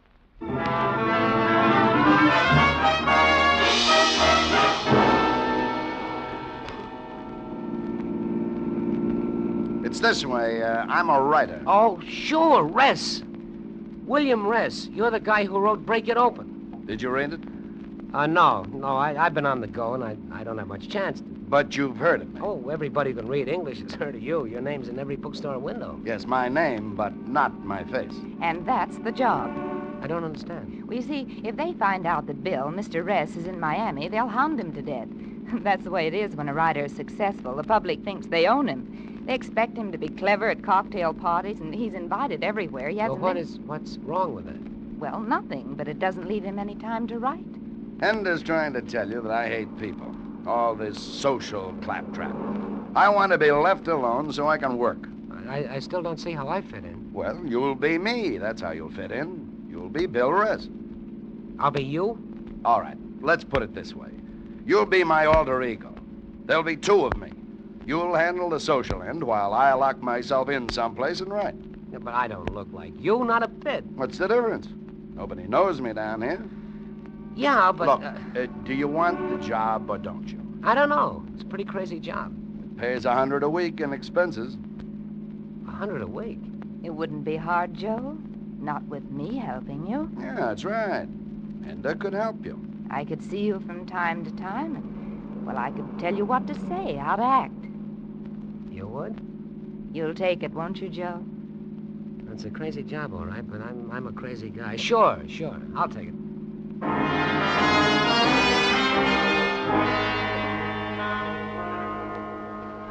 They coached me all the way into Miami. I memorized facts about him. Where he went to college, what he ate for breakfast, how he felt politically. But there was one thing he didn't tell me, and it was the one thing I couldn't ask. What was his relationship with the girl? That's what I wanted to know more than anything else. We passed the city limits sign, went on into Miami on Biscayne Boulevard.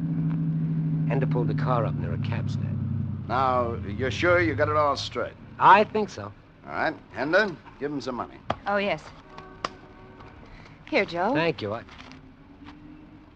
$500? Yes. I want you to buy some good clothes and a couple of good traveling bags. You're a successful writer, remember? You've got to look good. And check in at a good hotel. The Ronnie Plaza. Yes, that'll be fine. Ronnie Plaza. Aren't you coming with me? Oh, you'll want to get settled first, Joe. Get yourself a haircut and a manicure. I'll see you tonight. But what if I should have to get in touch with you before that? Why? Why would you want to get in touch with her? Oh, well, you know. Ask some questions about you in case something comes up all of a sudden. All right. If you need me sooner, you can call me. 99730. Give me your pen, Bill. But don't bother us unless you have to. No, I won't. And, Joe. Yeah. You'd better pick up a copy of Mr. Ress's book. It might be rather embarrassing if you didn't know what it was all about.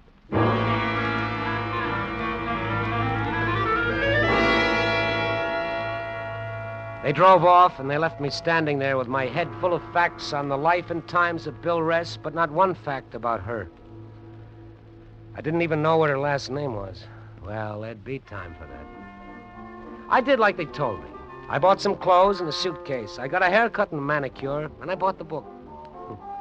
Funny. A few hours before, I'd been a vagrant. No job and no money. Now I was set up in the swankiest hotel in Miami. Come in. Mr. Ress? Oh, yes. I'm George Cole. I'm the public relations man for the hotel. This is Walters, our photographer. Glad to meet you, Mr. Ress. How are you? Well, come on in. Oh, thank you. Well, we're certainly excited having you here at the Ronnie Plaza. Well, thank you. We were frankly pretty surprised when you checked in. Is that so? We knew you were in Miami. You know how those things get around. Miami's really just a small town. But you have the reputation for being such a recluse. Well, you know how it is. I wonder if you'd let us release a little publicity on you. Well, we'd like to take some pictures. Well, all right, sure. Go right ahead.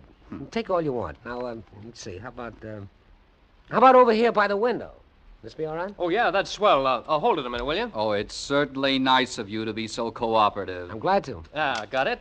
Now then, over this way, please. Walters, I think it would be good to get one of him autographing his book. I took the liberty, Mr. Ress, of bringing up a few copies. Would you autograph them for some of our guests? Yeah, all right. Have you got a pen? Oh, certainly. Here. There, now, that's just fine. Hold it. Oh, thank you very much. Would you autograph this one to Herman and Betty? To Herman and Betty? Mm-hmm. Yes. Oh, shall I get it for you? Oh, no, thanks. I'll answer. Yeah? Are you Bill Ress? That's right. I'm Arnold Springman. Well, what can I do for you? Do for me? That's funny. I beg your pardon? So you don't even remember my name. Springman. Arnold Springman. Think hard. What do you want? You ruined my life, you destroyed my future, and now you don't even remember my name. It's all it meant to you, isn't it? Sensationalism. Muckraking. What do you care if you break a man so long as your book sells? Ah, now look, you've got the wrong idea. I guess we'd better be going, Mr. Rest. Come on along, Walters. No, you wait. I want witnesses. I want the world to know that I'm the one who got rid of Bill Rest. Now, wait a minute. I'm gonna kill you. Kill? Oh, no. Put that gun away. Oh, don't shoot, don't. Oh, Mr. Rest, are you all right? Oh, yes, I'm all right. Oh, my. It took a lot of courage wrenching that gun away from him like that. You ruined my life. When you get the house detective and get this guy out of here. Oh, yes, sir. And you get out, too. Oh, yes. Don't send anybody up to my room again. Understand? No, sir. Yes, sir. Nobody. No, sir. Oh, come along, you. Operator. This is the operator. This is Bill Ress in 416. Get me, let me see, 99730. Yes, sir. Thank you.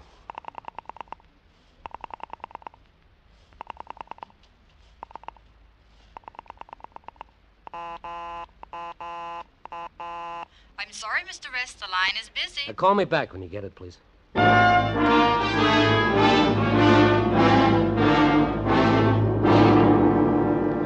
As I waited for the operator to get hand on the line, I leafed through Bill Ress's book.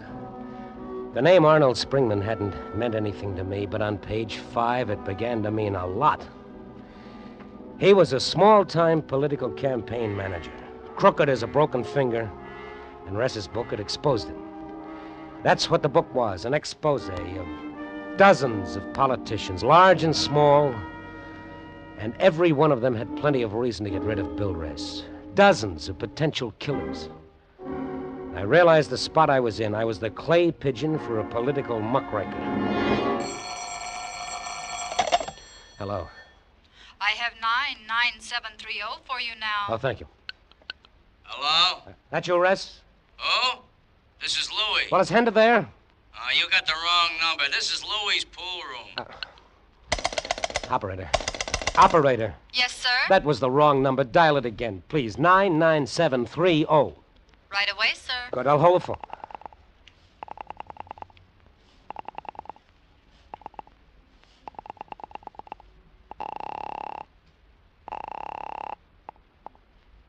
Louis's pool room. Louis talking. Is this 99730? Oh, it's you again. Yeah, this is 99730. Is Bill Ress there? Never heard of him. Are you sure there isn't a girl there by the name of Henda? Tall, slender, red hair? Look, buddy, the dames have invaded the bowling alleys, but the pool rooms they ain't touched yet. And for that, I'm thankful. But she gave me this number. Buddy, for my dough, she gave you the runaround. I couldn't believe it. But why not? If I was sucker enough to hope I had a chance with her, I deserved the mess I was in. Well, no law said that I had to stay in it. Not even for $100 a week would I stand still and let Bill Ress's enemies take potshots at me. I grabbed my hat, my new $15 hat, and I walked out of the room, took the stairs to the lobby, and went out the side door of the hotel. It was at the corner I heard the newsboy. Murder famous muckraking author killed Bill Ress dead. Dead? Paper missed the latest edition, just hit the street, all about the Ress murder. Yes, give me Here, the y'all, paper. thank you. Extra, read all about it. Author killed Bill Ress. Bill Ress dead.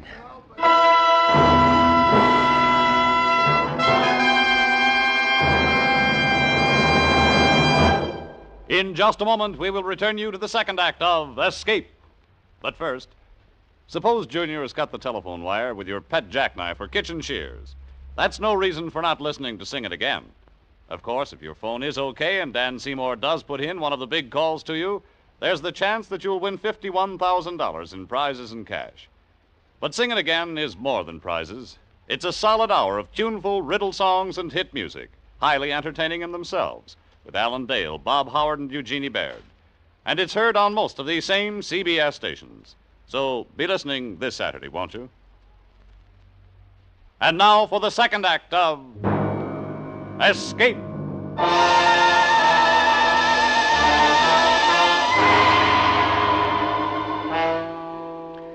I stood there holding the newspaper that said the man I was impersonating had been murdered. I was on the spot and I knew I had to do something fast. But suddenly it was done for me. Joe! Joe! Huh? Over here, Joe. Henda, Hurry up, get in. I'm blocking traffic. I tried to get you. That number you gave me, 99730, that's a pool room. 99730. Oh, Joe, no, it's 99703. Oh. Well, anyway, he's dead. The newsboy's yelling that he's been murdered. I didn't dream it'd work out like this. Who killed him? I don't know. A lot of people hated him. I know that. One of them took a shot at me. At you? Did you tell anyone you were Bill Ress? Did I tell him? Of course I told them. I signed the register, I autographed some books, they took my picture. Oh, that's terrible. But you told me to. I know. Well, what does it mean? I'm all mixed up. Well, they'll think you did it. You can't go back to the hotel. Where are we going? Matecumbe. They won't find you there. Matecumbe? What is that? It's an island, one of the keys. Well, wouldn't it be better if I went to the police? I haven't done anything wrong. You impersonated another man. You signed his name. And now he's dead, murdered. How will that look for you? Yeah, but that was my job. You were there. You heard him hire me. You can tell them that... Well, can't you? No, Joe. That's just the trouble. I can't tell them anything. I don't get it. Why not? Bill was married. Oh, he was going to get a divorce, but he was still technically married. He was going to marry you? Yes, but nobody knew about me. I never met any of his friends. Nobody ever saw us together. As far as the world is concerned, I don't even know Bill Ress. You see, Joe, I wouldn't be a very good alibi for you. I've got to keep out of this mess, too. I see.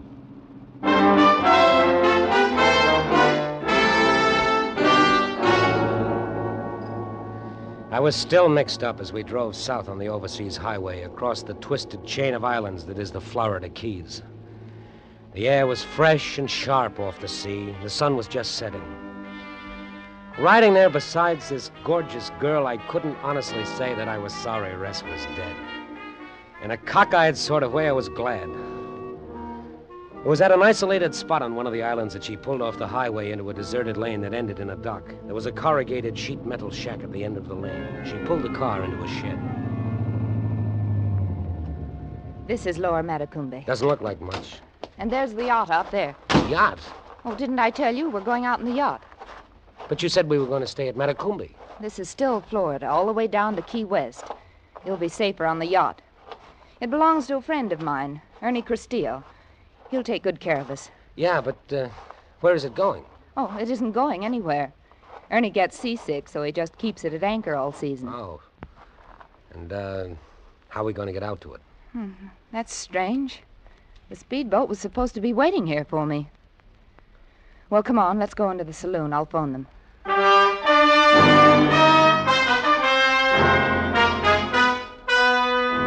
The sheet metal shack was an honest-to-goodness saloon. Sawdust on the floor, pictures of boxers over the mirror, chipped beer mugs. The only actual modern note was the radio, and that was an old Atwater Kent. The saloon was presided over by a talkative Cuban. Cerveza? You want another glass, maybe? No, thank you. I'm just waiting for the lady to make a phone call. Then better you have cerveza. When a lady goes into a phone booth, goodbye, you wait. I like radio music. I like fish fishing. What do you like? Well, Amberjack, they call me. Amberjack is good guy, it's good fish. But bonefish I like best. News bulletin. In connection with the murder of Bill Ress, the police Bonefish is a tough baby to quiet. Well-built young man of about 26 or 28 who has been posing publicly as the author. He was last seen at the Rome Plaza Hotel, where he was wearing a gray flannel suit and a dark red tie. He is about 6 feet tall, muscular, with light wavy hair and dark eyes. The police are watching every avenue of escape out of Florida. If you have any information leading to his whereabouts, please notify your local police. The police all the time look for somebody. Gray suit, dark tie. Could be anybody. Could be you. Yeah. I like to be police. All the time ride the motorcycle, go fast like anything. Joe. Yeah, I'll be seeing you. Come again, young fellas. Always got plenty of cerveza. Joe, come on, the motorboat's here. Henda, I'm going to go to the police. Joe, you can't do that. Why, Henda, why? Did you kill him? Did I? Of course I didn't. Why do you ask that? Well, then you've got to come with me. You've got to make him believe me. But I can't. Oh, here comes the man Ernie sent in with the speedboat. Come on. Oh, no, Henda, you've got to help me. Hey, You ready to go, Hender? Yes, Chuck, we're ready. No, we're not. Go on back to the boat. I don't take orders from you. Oh, get lost. Don't be stubborn, Joe. He came to get us, and we're going with him. Well, maybe you are, but I'm going back to Miami. Oh, no, you're not. What? Show him what I mean, Chuck. Sure, glad to.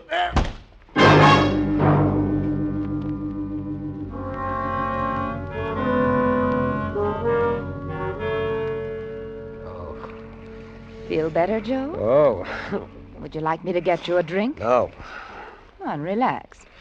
Don't get up so fast. It'll make you dizzy. You can quit being charming. You made your point. We're on the yacht. Now, isn't this better than going to the police? It's so quiet out here. So peaceful. So you killed him? No, I killed him. What? I said I killed him. Oh, I must be losing my mind. You're supposed to be dead, Res. Not Res. My name is Castillo. Ernie Castillo. Castillo? But you're the guy that hired me to double for Res. That's right. Maybe I better straighten you out. I killed Bill Rest this morning at Delray Beach. Reason? He was writing a new book exposing the narcotics syndicate. Matter of fact, it was to be my biography. Delray Beach, of course. That's where the newsboy said he was killed. That's where you were coming from when you picked me up this morning. Right again. I killed Rest and I disposed of his longhand notes on the new book. Why'd you drag me into it? Why'd you bring me here? Very simple. To give the police a definite suspect. Ress's impersonator, you. Hender was to pick you up later tonight, but they found Ress's body sooner than we counted on. She just made it in the nick of time, don't you think? So I was your red herring, huh? We got the idea while you were changing the tire. It worked fine. Oh, sure, it worked fine. Why'd you have to pick on me? Who is he, anyway? A joker on the road, a guy without a job, a vag, huh? You're getting emotional, Joe. You think you can hold me? You're crazy. Are we?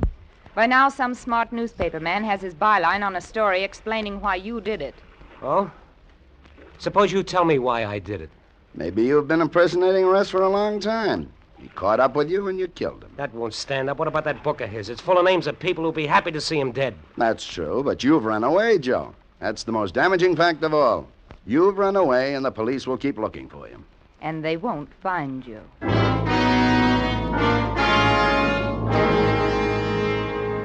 There had been just the three of us on deck, and now I was conscious of others. 2 or 3 men, including the one who had slugged me. They were securing the motor launch to the deck. Even as they worked, I could feel them concentrating on me. It was like waiting for someone to give a signal. What's that? What's that noise? The anchor. The anchor? We're sailing? Right out to sea. Your last voyage, Joe. Way, way out to sea. The engine started up and the yacht began to move, nosing into the Atlantic. I looked back at MATECUMBE Key, at the overseas highway silhouetted against a dusky sky, a little fishing boat innocently anchored near the reefs, only a couple of 100 yards away. That's all they were, a couple of 100 yards. There was one wild, crazy chance, and I took it. Stop it! Get it! It's diving overboard! Over the launch! I'm going after it! There was one thing I knew how to do. It's swim. If I could just get to the reefs before they could get that boat in the water and come after me. I was less than 50 yards off the reefs now. 50 yards from the little fishing boat. I looked back just as that motor launch hit the water. And Ress was in it. And he came right at me. He was going to cut me in two. I swam faster. A few more strokes, I'd be at the fishing boat. I could already see the guy in it. Hey, look out! That motorboat! You idiot! Get away! Get away from me! I grabbed a hold of the fishing boat's gunwale just as the launch swerved to avoid collision. You crazy jerk! You want to kill somebody? Hey, look at that. He's out of control. He's heading for the rocks. Crazy nut. He'll crack up. Hey, what a mess. Give me a hand up, will you? Pull me in the boat. Sure. Hey, you know that guy almost killed you. Yeah. You all right? Oh, I'm great. Just get me to the police.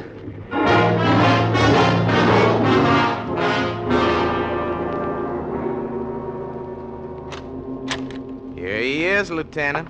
The mysterious Mr. X. Look, I tell you, I didn't do it. I didn't kill anybody. I was hired by Ress. I mean Castillo. Castillo and that girl. They picked me up on the highway. They were both in her. Relax. Take it easy. What? Castillo is dead, and the Coast Guard picked up the girl. Oh, did she tell you? Sure. She talked. They always talk. Oh, I was afraid you wouldn't believe me. Well, when they booked you, we thought you could have done it. That crazy cock and bull story you told about working for him. But when we checked the blotter, we knew you couldn't have killed Bill Ress at all. Oh, you knew? Well, sure. You know, when are you guys going to learn to come to the police when you get into trouble? We knew all along you couldn't have killed him because the murder was committed between 6 and 8 a.m. You were right here in the Miami jail until after 8:30. Oh, then I'm free? Why, sure. Like a bird. Thanks. Regan? Yes, sir? Okay. He's all yours. What do you mean? Come on, buddy. Let's go. Oh, no, hey, wait a minute. Come on, I said.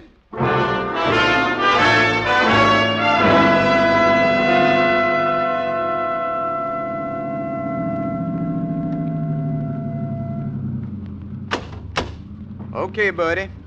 See that sign? Yes, I see the sign. It says Miami City Limits. That's right. Now... Oh, wait a minute. I know. You want me to stay on the other side of that sign. Is that it? Yeah, that's it. Now get going. Keep going. And don't come back, yeah? Because the next time you're liable to get yourself in some real trouble.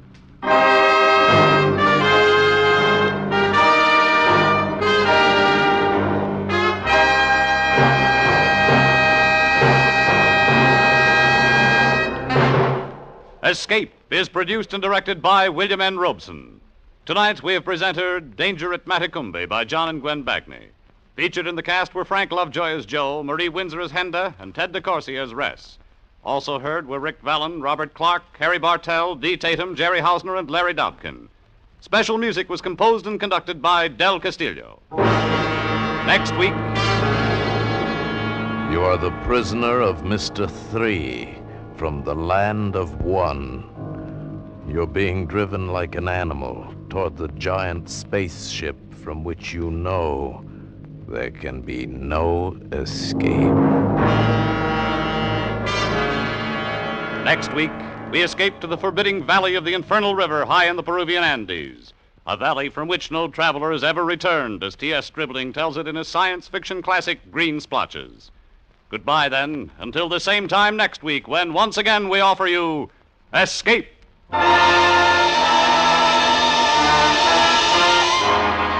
Whether your hair is long or whether it's short, musically speaking, that is, you'll get a kick out of that hour of music with Vaughn Monroe and Gene Autry, heard on most of these same CBS stations every Saturday night. Vaughn is here with the 5 top tunes of the week as chosen by Variety magazine, and Gene Autry comes riding with the best in Western music and song. CBS cordially invites you to join Vaughn Monroe and Gene Autry every Saturday night. This is CBS, the Columbia Broadcasting System.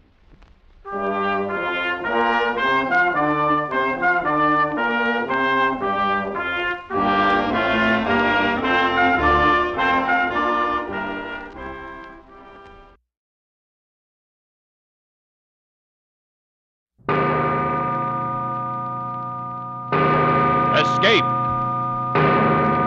Escape tonight to the China Seas in Typhoon.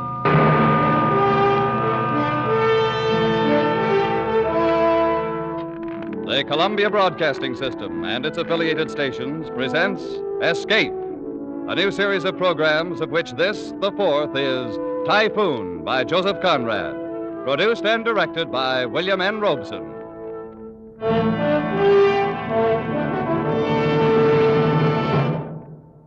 Of all the great authors who wrote of the sea, none so captured the wonder and the horror of it as did Joseph Conrad. Tonight, we escape to the China Seas in his great story, Typhoon, told in the words of a certain Mr. Jukes, chief mate of the China coast steamer Nan Shan, a young man of very remarkable perceptions.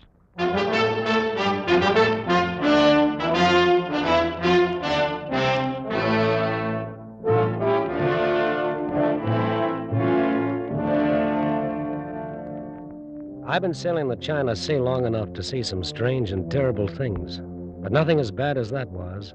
Why, God himself forgot us, and the whole blinking universe set out to do us in that night. It was the... Oh, but that comes later.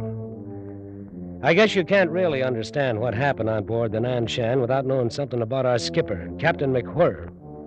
Stupid McWhirr, I called him. And after sailing with him for 3 years, I ought to know what I'm talking about. Why, I tagged him right off, first day he came aboard to take command.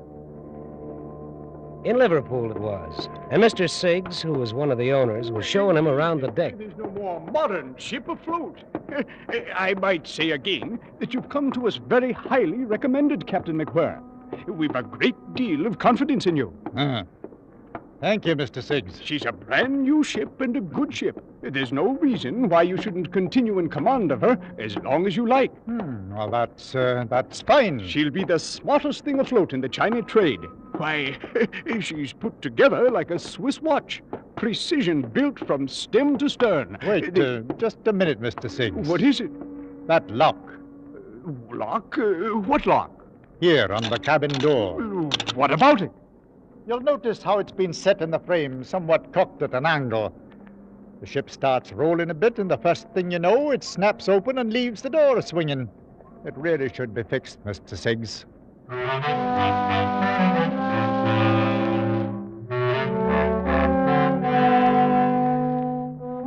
That's Captain McWhirr, the best berth he'd ever had. New command, a brand new ship. But instead of pinching himself to see if he's awake, he complains about a lock on the cabin door. See what I mean? Captain McWhirr, I see what you mean. I'll have it attended to right away. I think you'll do all right. Thank you, Mr. Siggs.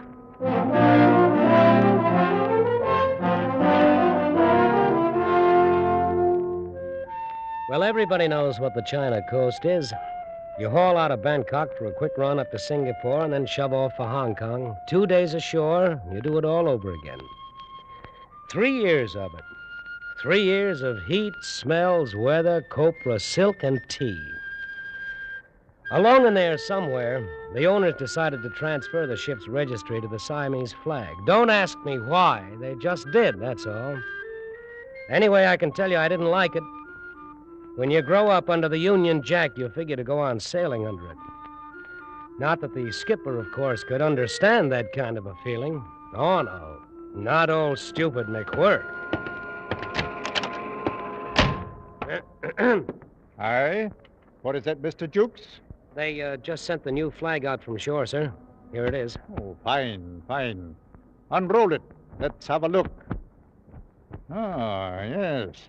In my opinion, sir, it's a queer kind of flag for a man to sail under. Oh? And what's the matter with it? Well, it just looks queer to me, that's all. Well, now, let's see. A white elephant on a red field. Oh, just a minute. I'll look it up in the book. Here we are. Siam. White elephant on a field of bright red. Length exactly twice the breadth. So. Well, there's nothing wrong with this flag, Mr. Jukes. Oh, isn't there? Not a thing. I hardly thought there could be. After all, these people ought to know how to make their own flag. It stands to reason. Does it now? You must have it confused with some other flag, Mr. Jukes. Well, all I can say is... Of course, you'll have to take care the seamen don't hoist the elephant upside down. That is, before they're quite used to it. I presume it might be taken for a signal of distress. And in that case, well, the way I see it, that elephant stands for something like the nature of a Union Jack in the British flag. Oh, you think so? Well, it's like a bloomin' Noah's Ark, that's what it is. Mr. Jukes. I'm sorry, sir. I can't see where the color of a flag could anywise affect the navigation of a ship. All right, sir, I'll instruct the hands. It'd certainly be a most distressful sight to see that elephant hoisted upside down.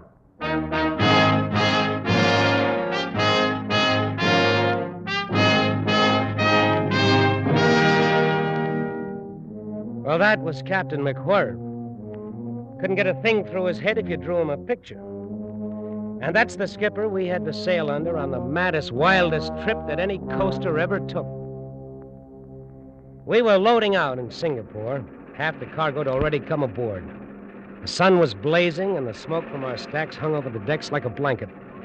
The Nanshan's winches puffed away aft, and cargo chains creaked and clattered across the coamings. I was in the waist supervising the loading when Mr. Rout, the chief engineer, came up. Hey there, Jukes. What's going on down there on the dock? Looks like a bloomin' army. Oh, I don't know, Mr. Rout. Must be a mob of coolies on the move. Here comes the captain. Could be some of his doing. Mr. Jukes. Aye, sir. Keep the forward queen deck clear of cargo. There'll be 200 coolies coming aboard, and we'll plan to bank them down there. Good Lord, where are they bound? Foochow. We'll have to put in there this trip. Yeah, but we're not fixed to handle passengers, sir. Oh, they'll bring supplies aboard with them. Every man's got a camphor wood chest, so you'll have to nail deck battens down there to keep them from sliding. Yes, sir. I'll see to it. They've all been working on a plantation north somewhere. 2-year contract. They're dying to get home. It wouldn't have been quite right to turn them down. You may as well start them coming aboard, Mr. Jukes. All right, sir. Ollie number 1, boy, Ollie same. Listen, you savvy, huh? Ollie fellow, catch him here, topside, catch him step, bottom side, Ollie time, chop, chop. Single file now, one fellow, one time, all the time. What do you suppose they carry in those boxes? Oh, I suppose they're personal belongings, Mr. Jukes. And, of course, they're 2 years' pay in silver dollars. Well, they're as vicious a looking bunch of murderers as I've ever seen. Murderers? Oh, come now, Mr. Jukes. 1 or 2 of them, maybe. But in the main, I'd say they're honest workmen. Have to be to stick out a 2-year contract on one of these plantations. Just the same, sir. We'd better not take any chances. No, I checked the lading weights carefully, Mr. Jukes. We can carry them without any overloading at all. I mean that... All right, sir. I'd better go hide the silverware in the officer's mess. He's a hard lad to understand sometimes.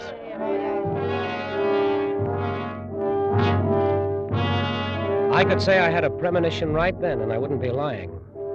Anyway, that's how it started. At the hottest time of the year, 200 half-civilized coolies aboard, a captain with no more imagination than you could stick in your ear, we steamed out from Singapore and laid a course for the port of Foochow.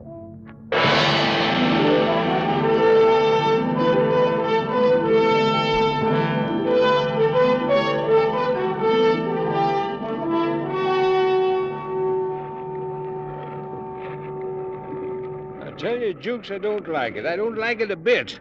What don't you like about it, Mr. Round? Well, the looks of things. Something ominous about it.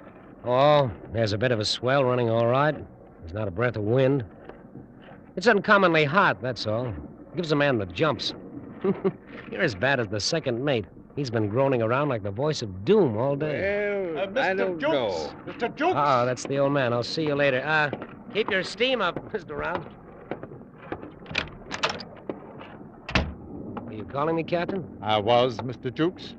What was all the long conversation with Mr. Rout? Oh, why, nothing much, sir. I didn't see any harm in talking a bit. I'm not on watch, you know. Oh, no, nothing wrong with it, nothing at all. I just wondered what you could find to talk about. Well, different things. I don't know. I've seen people on shore sit around a table and talk for 2 or 3 hours. I never could understand it. It's just conversation, that's all, about nothing in particular. Seems pretty silly. Well, you've noticed the barometer, no doubt? Yes, sir, it's dropping. Falling fast. Quite low now. Take a look. I'll say it's dropping. Bad time of the year for that sort of thing. Very bad. Anything you want me to do, sir? Oh, no. Must be some uncommonly dirty weather knocking about somewhere. Eh, Mr. Jukes? Yes, sir. Well, that's all. Just thought you ought to know about it, that's all. Carry on, sir, carry on.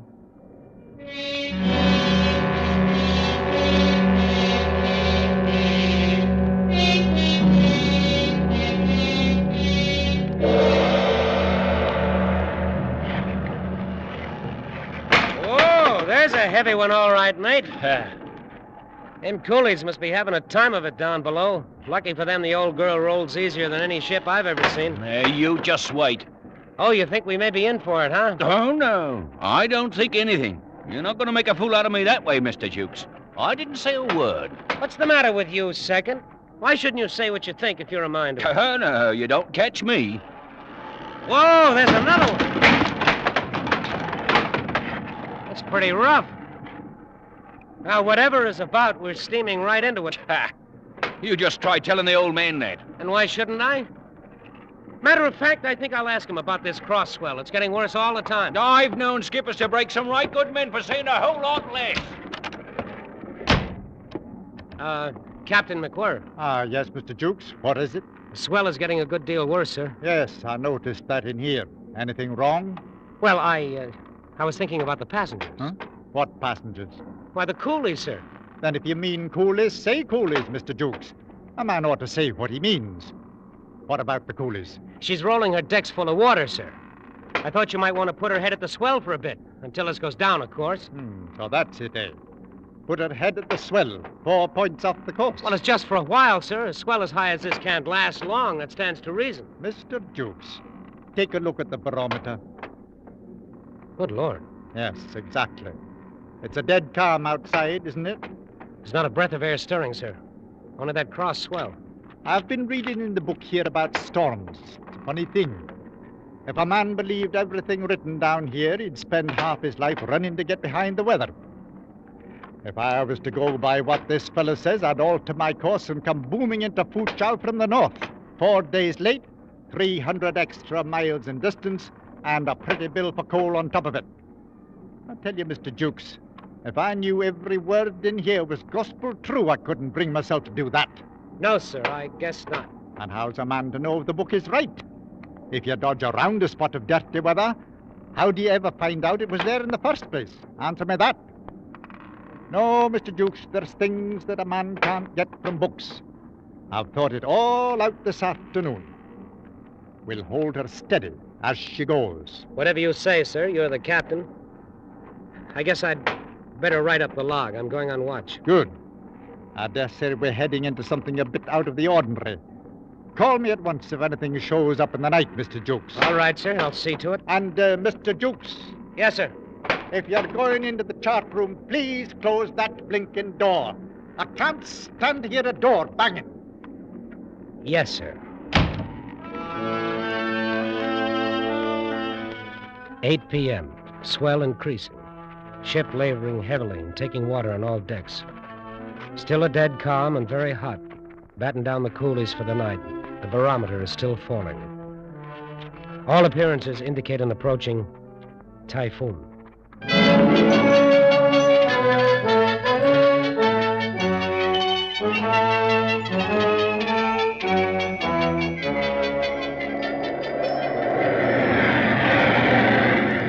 All right, Hackett, hold her steady as she goes. That's all we can do. Aye, sir.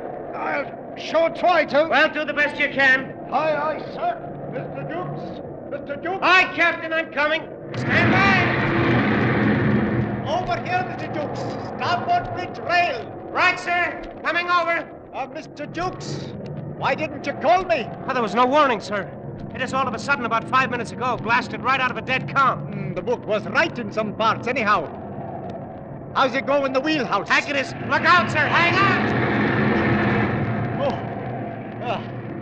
What about Hackett? He's on the wheel. Second is putting up shutters. The window glass will go if she starts breaking any higher. Oh, she'll break higher, Mr. Jukes. Much higher. It's a happy thought. You haven't altered her course? No, sir. Heading straight at the wind. Good. Nothing else we can do, Mr. Jukes. Understand? Yes, sir. Some things a man can't find in books. Just keep her at it, that's all.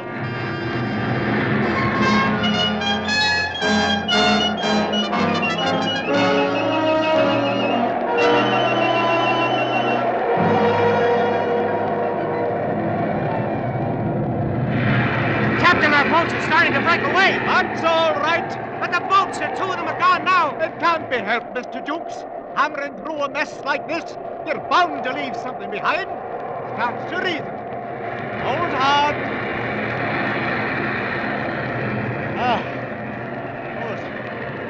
She's still rising, all right. That one broke over the wheelhouse. We're done for sure. What's that, Mr. Jukes? You say something? I said. Is there any chance at all, sir? Can she live through it? She may. We can hope so now, at least. She's a good ship. That's all a man can ask. What's that? Somebody yelling? It's below us on the foredeck, sir. Up here, starboard bridge. Man shouldn't be on that deck unless he has to. It's a bit dangerous. Are you there, sir? Over here. What's the trouble, bosun? In Chinese, sir. Wait, hang on. The Chinese. What about them? They've all fetched away, sir. One big lump. It's horrible. Yeah, now what do you mean, fetched away? Rolling around in a hold in one big lump. Screaming like bloomin' maniacs, sir. All adrift. Mr. Jukes? Yes, sir. I can't make head nor tail of this. I guess you'd better go below and see to it. Put things in order. Well, what shall I do, sir? I can't tell you up here. Find out what's wrong. Straighten it out, that's all. That's all? Take the bosun with you. I'm going to try for the wheelhouse. All right, sir. Come on, bosun. Aye, sir. Just straighten it out, that's all. Well, how's the wheel stand, Hackett? As steady as she goes, sir. You realize, of course, we've hit a typhoon? Aye, sir. Sorry I can't give you relief. Can you manage a while longer? I'll hold her to the course, sir. As long as there's a ship beneath her. That won't be long. Oh, anything wrong, second? Wrong. We're all as good as dead men, that's what's wrong. Oh, no, I wouldn't say that. She's still afloat. And we've got it lucky here on deck. Plenty of chance to see what's coming before it hits us. A man always feels better when he can see what's coming. But it's a different story down below there. Not having knowledge of what's going on. Not knowing if we're afloat or sinking. Now there's the lads that's got it tough. The ones down there in the engine room.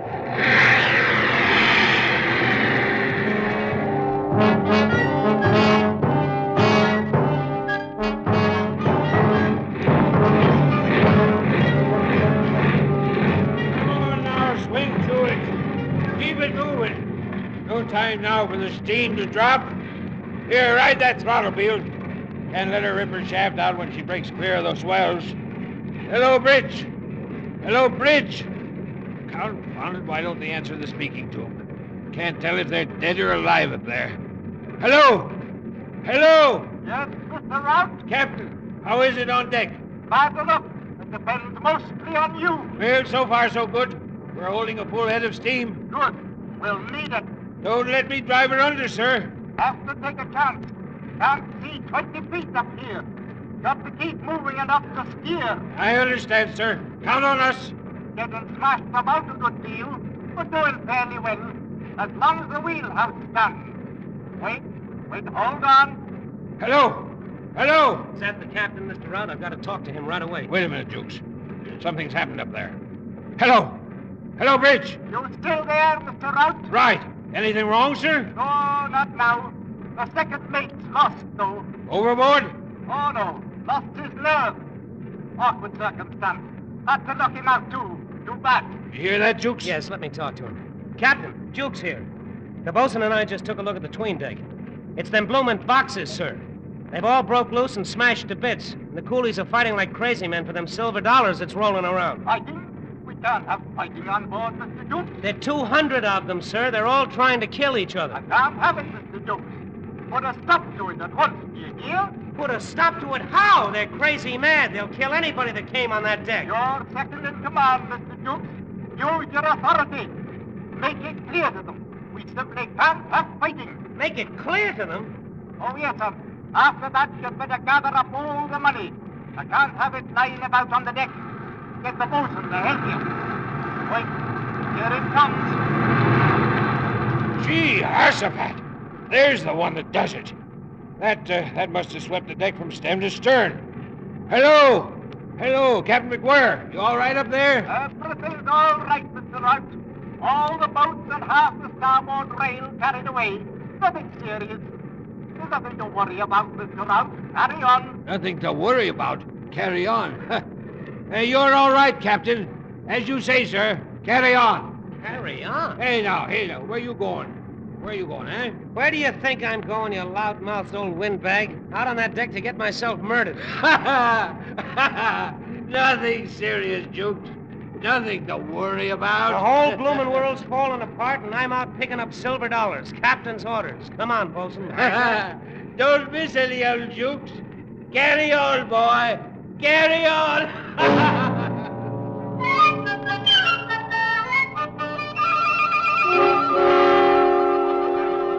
Blimey, sir. Look at him. It's sure death to go among them. No help for it. Our gallant skipper says to stop the fighting. Use our authority. All right, then, quiet down. Come on, bosun. Aye, sir. Stow it there, you fools. Cut it out now, do you hear me? Authority, huh? You're clean out of their heads. We gotta drive them to the bulkhead. Back up now. Hey, none of that. Stay to it, bosun. We gotta show them what for, nothing else to do. Back up there. Captain's orders, you know. Follow me, bosun. Right with you, sir. No, you don't.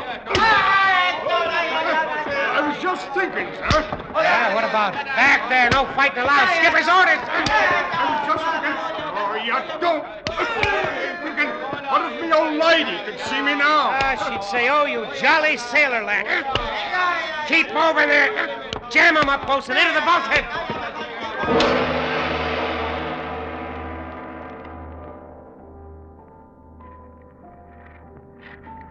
Captain. Where are you, Captain? Over here, Mr. Jukes. You got everything cleared up down below? Oh, yes. We took care of everything, sir. I thought you would. The wind fell all at once, stopped cold. It's been like this for 10 minutes now. If you think it was an easy job to bring that mob under control. The coolies? Oh, I dare say it wasn't. Had to do what's fair by them, though. Mr. Jukes, that barometer in there stands at the lowest point I've ever seen a glass in my life. You mean there'll be more of it? The worst yet, according to the book. It'll break sudden now, any minute. A puff or two of wind, and then it hits. She's taken a horrible beating, sir. She has indeed. And she's in for a worse one. We haven't much chance, have we, sir? She may come through it. She's a good ship. There's the first puff. It'll hit us hard when it comes. You left them pretty safe, did you? The coolies? We strung lifelines, gives them something to hold on to. Good. I'd like to give them all the chance we can, whatever happens. Oh, they'll be all right, sir. I broke out rifles, paraded the crew, put them to guarding all the companionways leading off the 'tween deck. You armed the crew, Mr. Jukes? Oh, sure. We won't have any trouble with them now, sir. Mr. Jukes, please have those rifles returned to the magazines at once. What? There'll be work for every man aboard in a few minutes. I can't spare seamen to stand around and hold rifles when it isn't necessary. Isn't necessary? Don't you realize those savages will think we stole their money? But they'll tear us to bits if they ever get out of that deck. Oh, I think they'll understand we're dealing fair by them. Collect the rifles, Mr. Jukes. Captain, it's suicide. The best thing we can do is turn the whole mess over to the authorities in Foochow, if we ever get there. Well, I don't know. I figure that when anything happens on shipboard, it's up to me to settle it on shipboard. Part of the duties of commanding a vessel, Mr. Jukes. I've no doubt I'll be able to reach an understanding with these men later. Understanding? You ought to seen him a while ago when me and the bosun was down there. Lost their heads a bit, I guess. No wonder at that when... Here she comes. Pick up those rifles, Mr. Jukes, and something else. Yes, Captain. If anything happens to me, you'll be in charge. Only advice, keep her facing it. Best way to get through, facing it. That's enough for any man. All right, Captain, I'll remember. And one thing more, Mr. Jukes. Yes, sir. Something that always helps at sea is to keep a cool head. Just keep a cool head. Oh, no, keep a cool head. A stitch in time saves nine a rolling stone. What in the name of heaven do you do with a man like that?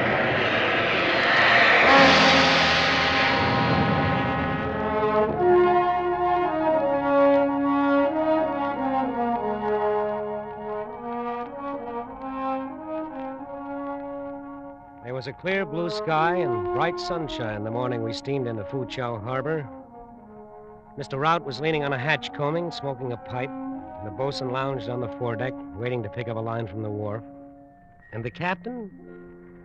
Well, he was engaged in a most unusual occupation. Keep moving. He was sitting at a table on the foredeck, handing out silver dollars to them blinking coolies. All divided up even, the same amount to each one. Craziest thing you ever heard of in your life.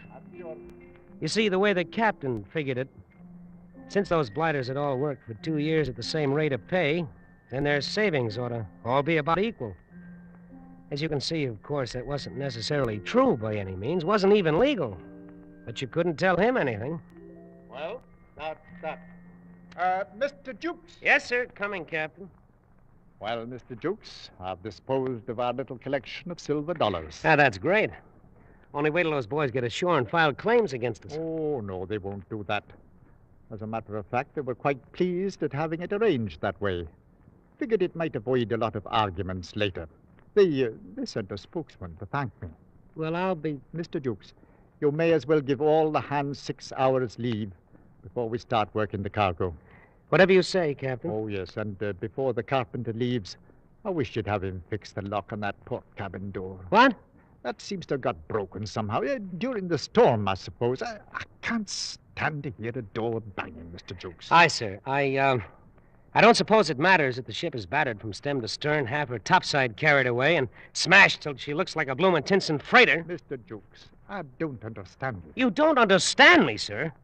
Do you understand that we've come through the worst typhoon on the China Seas in 20 years? We're the only ship that got through? It's true. I suppose we were a bit lucky. Lucky, sir? With 200 murdering cutthroats running loose aboard and the very heavens doing their worst? We had a job to do, and we did it. That's all, Mr. Jukes. That's the important thing. Yes, sir. That's all. That's all, he says.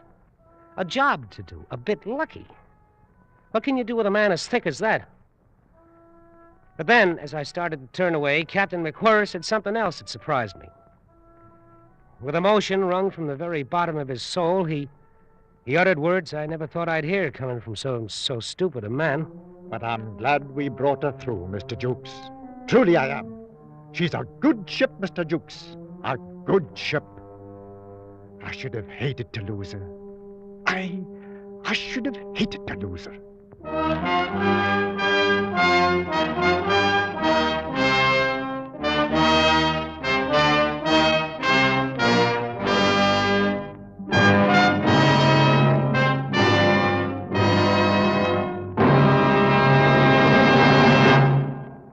Typhoon by Joseph Conrad was adapted for radio by Les Crutchfield and produced and directed by William N. Robeson, with Frank Lovejoy as Jukes, Raymond Lawrence as Captain McWhirr, and Cy Kendall as Ralph the engineer. The special musical score was conceived and conducted by Cy Feuer.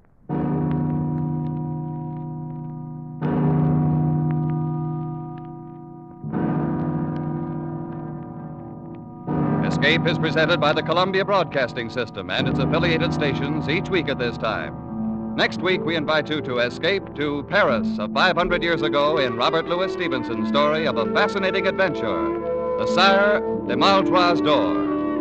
And so good night until next week at this time, when again it will be time to escape.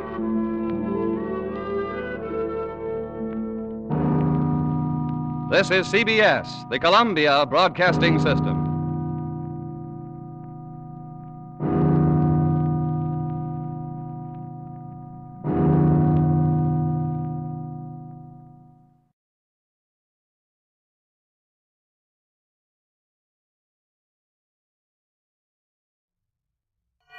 Suspense. And the producer of radio's outstanding theater of thrills, the master of mystery and adventure, William N. Robeson. Psychiatrists can tell you some very interesting things about the symbolism of money, and they may be right. Have you ever noticed the furtive way people deposit and withdraw money in a bank? As though it were an almost indecent act, something which should be done secretly and in private. Of course, bank employees are different. Money to them is a commodity, the raw material of their business. They handle it impersonally, without feeling. That is, most of them do. But every now and then, a man can't stand working around so much loot, and he dips his hand into the till and gets it caught. Not so the hero of our story. He has time and patience and brains. He robs a bank and is never caught by the police. Listen then as Mr. Frank Lovejoy stars in Death in Box 234. Which begins in just a moment. Here's actress Joan Bennett. It's terrible to try to act with a dreadful cold. To feel better quickly, I take 4-way cold tablets. The fast way to relieve nasty cold distress. Yes, tests of 4 leading cold tablets proved 4-way fastest acting of all. Amazing 4-way starts in minutes to relieve aches, pains, headache, reduce fever, calm upset stomach, also overcomes irregularity. When you catch cold, try my way. Take 4-way cold tablets. The fast way to relieve cold distress. 4-way, 29 and 59 cents. Here's a word about another fine product of Grove Laboratories. Had dandruff for years? Now get rid of it in 3 minutes with Fitch Dandruff Remover Shampoo. 3 minutes with Fitch regularly is guaranteed to keep unsightly dandruff away forever. Apply Fitch before wetting hair. Rub in 1 minute. Add water. Lather 1 minute. Then rinse 1 minute. Every trace of dandruff goes down the drain. 3 minutes with Fitch, embarrassing dandruff's gone. Fitch can also leave hair up to 35% brighter. Get Fitch Dandruff Remover Shampoo today. And now, Death In Box 234, starring Mr. Frank Lovejoy. A tale well calculated to keep you in suspense.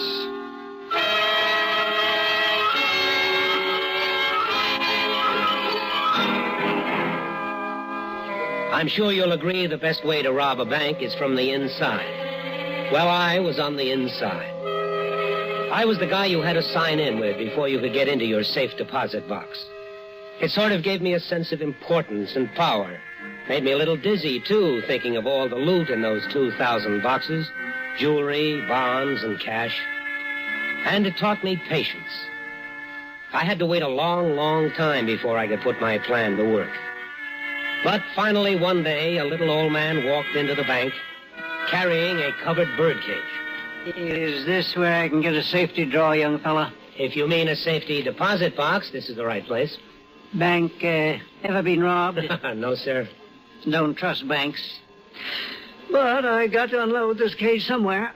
You want to put a bird in a safe deposit box? No, I got my money in the cage. Always keep it there, have for years. I own a pet store.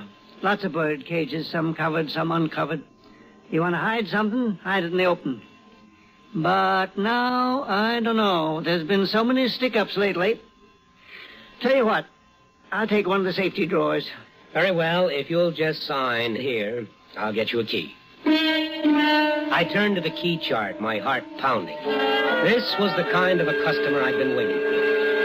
I searched the chart until I found 2 empty boxes, one above the other. I gave Mr. Jensen 234, and I mentally reserved box 233 for myself. After the old man had left with the empty bird cage, George, the guard, confirmed my suspicions. Man, you know what that old guy had in that bird cage? He told me it was money. All I said was that cage was stuffed with dough, and not a bill less than a C-note. George, I'm amazed that anyone who worked in a bank as long as you would be impressed by $100 bills.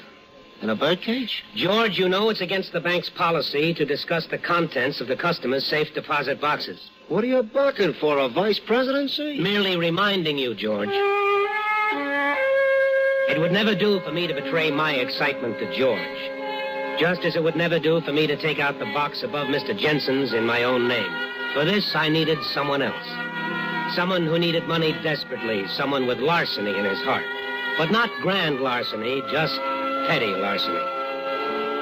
I began to search the classified ads, and a couple of days later I found one that sounded just right. Young man wants work, it said. Will do anything for money. Phone UL 23742. Hello? Are you the man who placed the ad in the paper? Yeah, that's right, Dad. You got a job for me? If I told you that for just 3 hours a week you could earn $30, would you be interested? Crazy. What's the gimmick? Well, it might involve a little risk. I've taken risks before. What do you want me to do? I can't discuss it over the phone. If you'll meet me at the sandwich mill on the corner of Van Buren and Gilbert Streets tomorrow at 1:30, there's a $10 bill in it for you, whether you take the job or not. I'll be at the table by the door. I'll be there. I hadn't been in the sandwich mill for more than 5 minutes when he showed up. His name was Gil. He looked like he could use a buck, so I didn't waste any time putting my cards on the table. 3 times a week, I'll meet you here. I'll give you $20. You'll come to the bank, you'll put $10 in a deposit box and keep 10 for yourself.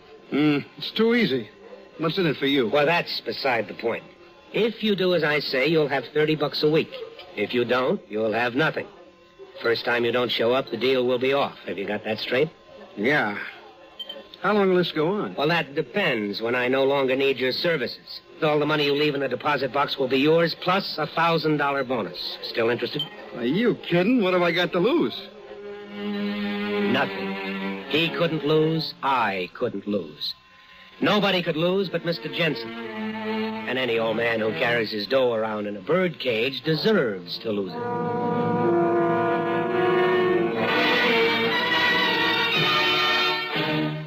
Now that most medium-priced cars have raised their prices, must you settle for something less? Not if you buy an Ambassador V8 by Rambler, the medium-priced car that did not raise prices for $59. The luxurious but compact Ambassador, American Motors' finest, is next year's car at last year's price. Come test our best. See how Ambassador gives you full hat room, shoulder room, and leg room for all 6 passengers. Discover luxuries that even the most expensive cars do not offer. Personalized luxury, including front seats that adjust back and forward separately for your individual comfort and leg room. Thrill to the new experience of a perfect power-to-weight ratio that enables Ambassador's 270 horsepower V8 to outperform other cars in its class.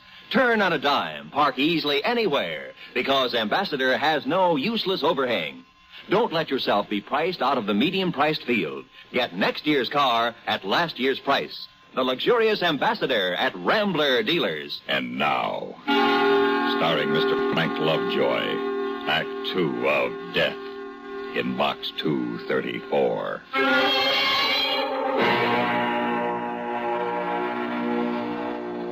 Like I said, robbing a bank takes a good plan and lots of patience. I had both. 3 times a week, Gil, my hired stooge, deposited $10 in his safe deposit box. And once a week, Mr. Jensen deposited a bird cage full of $100 bills in his. There was only one hitch in the whole beautiful setup. I began to like the old man. Everything under lock and key, young fella? Safe and sound, Mr. Jensen. That's the kind of talk I like to hear. How's it with you? Well, not so good. Oh? What's the matter? I'm having trouble with Priscilla. Somehow I didn't think you were married. I'm not. Oh? Then Priscilla's your girlfriend? At my age? Thanks, young fella. No, Priscilla's a parrot. A lady parrot? I think so. Never been sure, though. Had her for 10 years, and I'm still not sure. Hard to tell with parrots. What kind of trouble has Priscilla been giving you? Well, I worry about her. She's been off her feed. Hasn't had a single seed for nearly a week now. Usually eats right out of my hand. Now she just sits in a cage and droops. Well, I don't like it. I don't like it at all. Well, if I were you, I wouldn't worry about it. If you were me, you would worry about it. What do you suppose I run that pet shop for? Ain't the money. I got more than I'll ever need. It's for friends. Friends? Sure. Priscilla and the other birds and the puppies, even the goldfish. Friends. They're all the friends I got. But it's more friends than most fellas my age has got left. You see what I mean? He's a nice old guy. As George the guard escorted him in his birdcage into the vault, I couldn't help feeling like a heel. But only for a moment. On his way out, Mr. Jensen stopped at my desk again. Well, young fella, I won't be seeing you so often anymore. Oh, you're going away? No. No, but you got all my money here now, so I'll just drop by every month or so to check up on you. Now, you take good care of it, young fella. Don't you worry, Mr. Jensen. I'll take care of your money as if it were my own. Now, only one thing stood between me and Mr. Jensen's money. My friend George, the guard. George knew Mr. Jensen. George would blow the whistle if he saw Gil emptying Mr. Jensen's box. So George had to be put out of action during our action. But how? Well, in order to get anywhere in this world, you've got to use the other fellow's weakness. Gil's weakness, like mine, was that root of all evil, the love of money. And George's weakness was alcohol. He kept a pint stashed in the glove compartment of his car, and every day after lunch, he sneaked out to the parking lot for a quick belt. And a Mickey in George's pint would put him in the emergency hospital for the afternoon. That night, I called Gil to make sure he'd meet me at the usual time and place. And the next morning, on my way into the bank, I doctored George's booze. I'd by slowly. 10:30, 11, 11:30. Everything was set for the big heist, the perfect bank robbery. I'd covered every detail. Nothing could go wrong now. I'd thought of everything. Good morning, young fella. But this. There stood Mr. Jensen, looking like death dug up, a dirty bandage around his right hand. I come in to look at my money. Of course, Mr. Jensen. What happened to your hand? It's that Priscilla. She bit me. Finally got her appetite back and had a piece of my hand for breakfast. Have you seen a doctor? No, but don't believe in doctors. But you never can tell. A thing like that might be dangerous, give you blood poisoning. Don't you worry about me, young fella. Nature'll take care of it. Always been a great believer in nature. It ain't the bite that bothers me. It's Priscilla. I can't understand why she turned on me. She was my oldest friend. Mr. Jensen was in the vault for a long, long time, and I began to wonder if I'd missed my date with Gil. I couldn't leave, of course, until I was sure he was out of the bank. But at last he came back to the desk and returned the key. Young fellow, you're doing a good job. A real good job. Thank you, Mr. Jensen. Yes, sir. I just counted every single penny of my money, and it's all there. Just as safe as if I was minding it myself. Nothing like counting money, you know. Especially if it's your own. Best indoor sport I ever heard of. Well, keep up the good work, Si. I will, Mr. Jensen. You better get that hand looked at. Ah, look after my hands. You look after my money.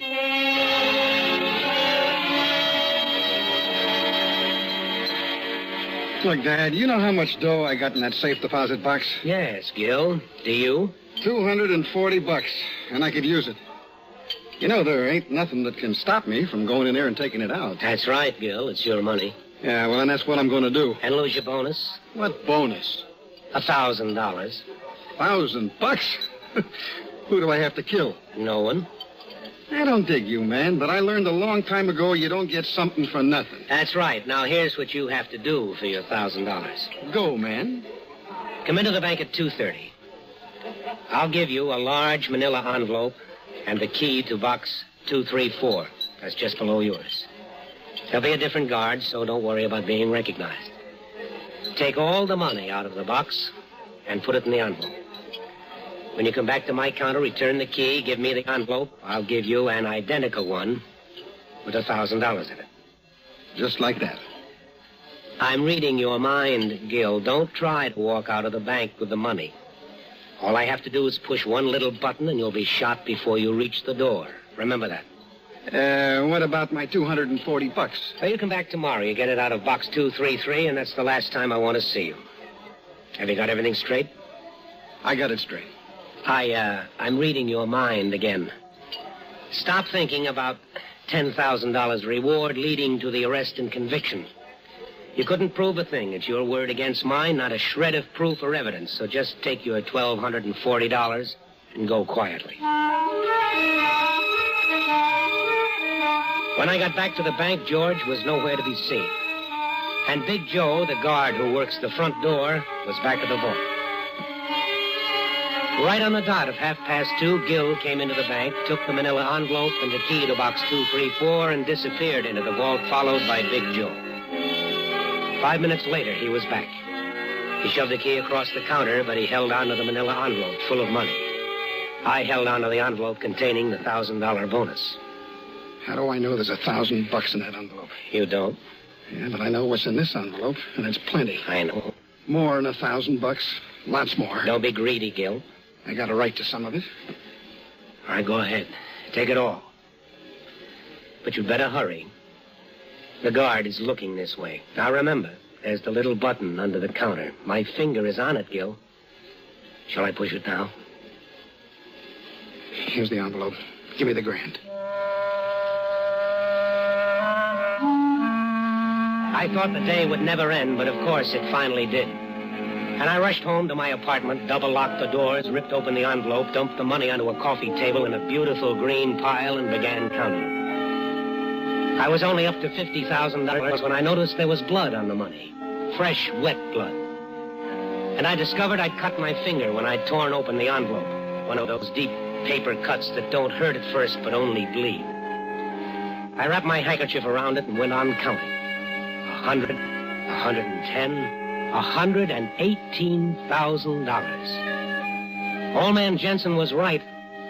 There's no greater indoor sport than counting your own money. And every cent of it was mine now.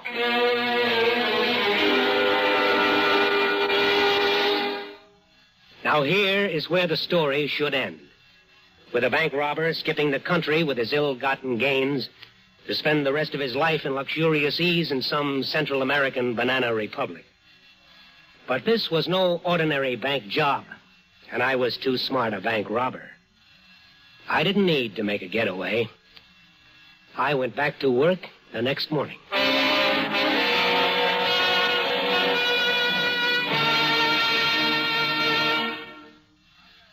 It's early evening and you're out visiting friends. The conversation is stimulating. Perhaps a pleasant game of cards has started. You're relaxed and enjoying yourself. But your enjoyment could be spoiled if you should suddenly feel a troublesome twinge of acid indigestion, heartburn, or gas. Then your evening is ruined. But not if you bring Tums along. You take a Tums tablet with no fuss or inconvenience. You relax and let the remarkable medically tested antacid ingredients in Tums go to work. Tums work fast. As a matter of fact, in a matter of seconds, you're feeling better. You're enjoying yourself again. You see, nothing but Tums works so fast to make you feel so good so long. So wherever you are, always carry Tums for quick relief from acid indigestion, heartburn, gas. T-U-M-S, Tums, 10 cents. 3-roll pack, a quarter. Or get the new 6-roll Tums pack, just 49 cents. And now, starring Mr. Frank Lovejoy, Act 3 of Death in Box 234.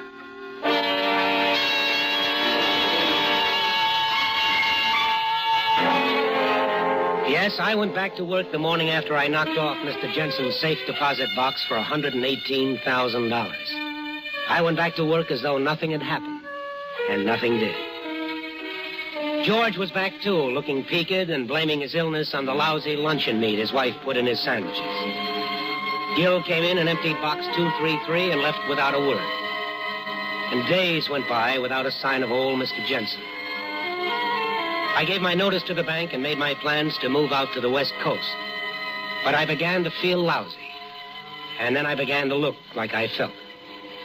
George noticed it first. Hey, Harry, you look bad. I mean real sick. Gee, thanks. I mean bad, like old man Jensen last time he was in here. George, you say the nicest things. But I knew he was right. I had looked at myself in the mirror.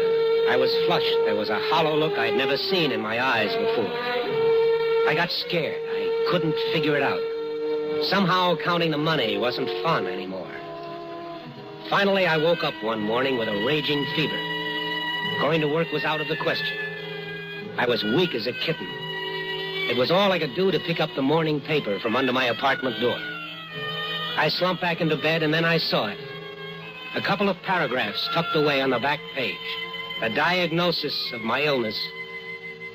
And I knew then I would never leave this bed. The cut. If I only hadn't cut my finger on that envelope when I counted the money. Oh, yes, the newspaper. Here's what it says. Bird bites, man dies. Mr. A.J. Jensen, 75, was found dead last night in the back of his pet shop at 8957 Tulane Avenue. Cause of death was determined after examining a serious wound on his right hand. The wound had been inflicted by a parrot which was infected by psittacosis, a deadly disease for which no cure is known. Every article of Mr. Jensen's clothing and personal belongings had to be destroyed as they were highly contaminated. Mr. Jensen died without any living relations or close friends, and apparently without any estate. By the way, I've got Mr. Jensen's money right here under my mattress, if you'd like to have it.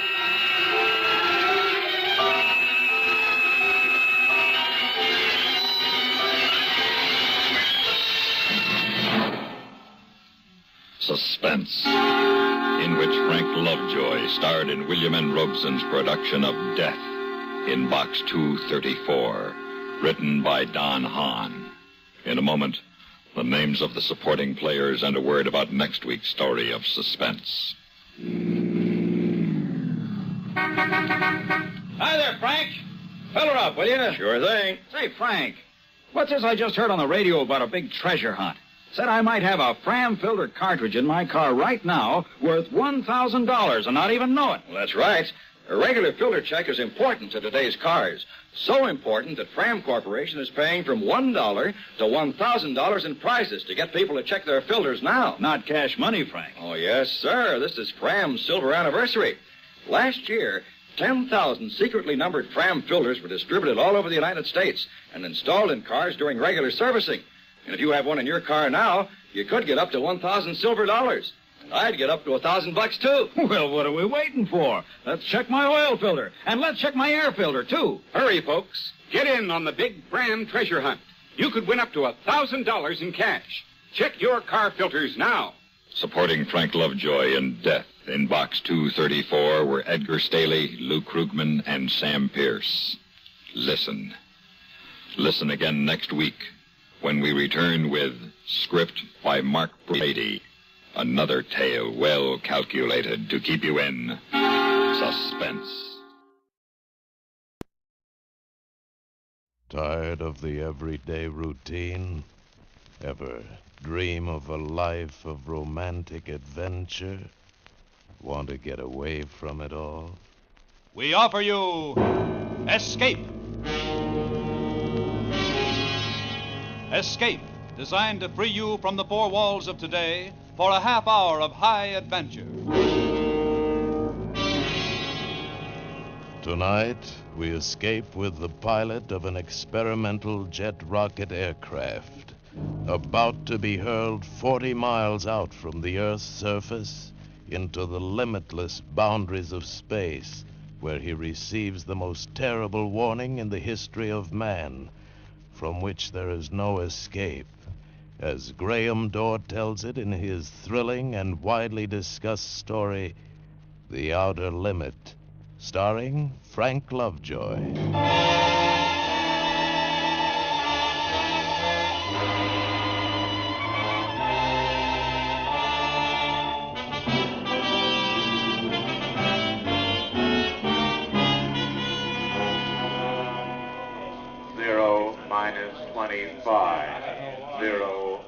All right, men.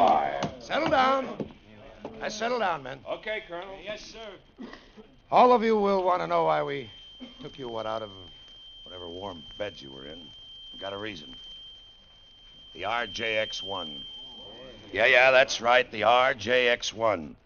The top secret experimental rocket jet aircraft. We've been babying it, nursing it, staying up nights with it for 16 months now. This morning, Major Westfall is going to wean it. Bill is going to take her out and beat her up to death. I can't impress upon you men how extraordinary this flight is. It's an 8-rocket ship. 8 rockets. That's what I said, 8 rockets. 8 rockets designed to take man into areas of space that have never been explored before. And at a rate of speed to which no pilot has yet been subjected. Some of you men have already flown many times the speed of sound, so I don't have to tell you very much. Joe? Yes, Colonel? You'll lead the F-86s. You and the other 3 jet boys will be Bill's chase planes. We want observation at 35,000 feet. Yes, sir. Okay, here's how it plays. Pull the curtains on the map, will you, Sergeant? Yes, sir. You see it circled here, your rendezvous point. We designate it Point X. It's roughly over Boulder Dam. 0 hour is 0900. Joe, you and your jets will take off at 0-15. You got that? Yes, sir. You F-86s will make conventional climbs to 30,000 feet. Rendezvous at Point X and call in to meet control at 35,000 feet. Right, Joe? That cuts it, Colonel. Oh, no, wait a minute. Not quite. Now we hear about the weather. Pete? Yes, Colonel. Well, the weather's very pretty out, boys. All clear, ceiling unlimited. Winds aloft at 10,000, 80 mph, 25,000, 140 mph, 40,000, 150 mph. Estimated temperature, 45 below at 40,000 feet. There's some scattered clouds northwest of Point X at 15,000 feet. Stratus at 30,000 feet, 30 miles east of Point X, east. We expect no change for 3 hours.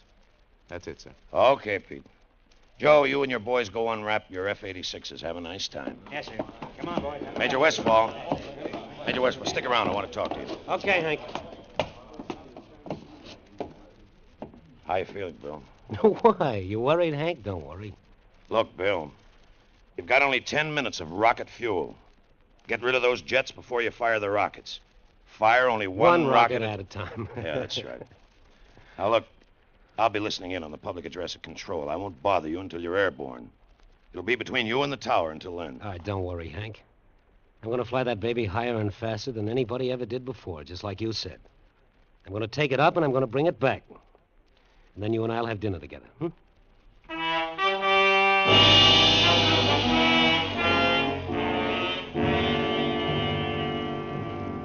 0 minus 3. 0 minus... Good morning, Colonel. Mr. Hargrove, you'll be here at the control with me? It's all right with you, Colonel. I wouldn't have it any other way. You've checked the communications equipment, Sergeant? Oh, yes, sir. Major Westfall's been assigned a special radio frequency of 3970. Good. You'll take care of it, Sergeant. We don't want it to poop out or anything like that, do we? Yes, sir. No, sir. Hargrove, I got a thing on my mind. That boy in the plane you geniuses designed, he's my best boy. It's our best plane, Colonel. It better be. Now it's your turn. What do you got on your mind?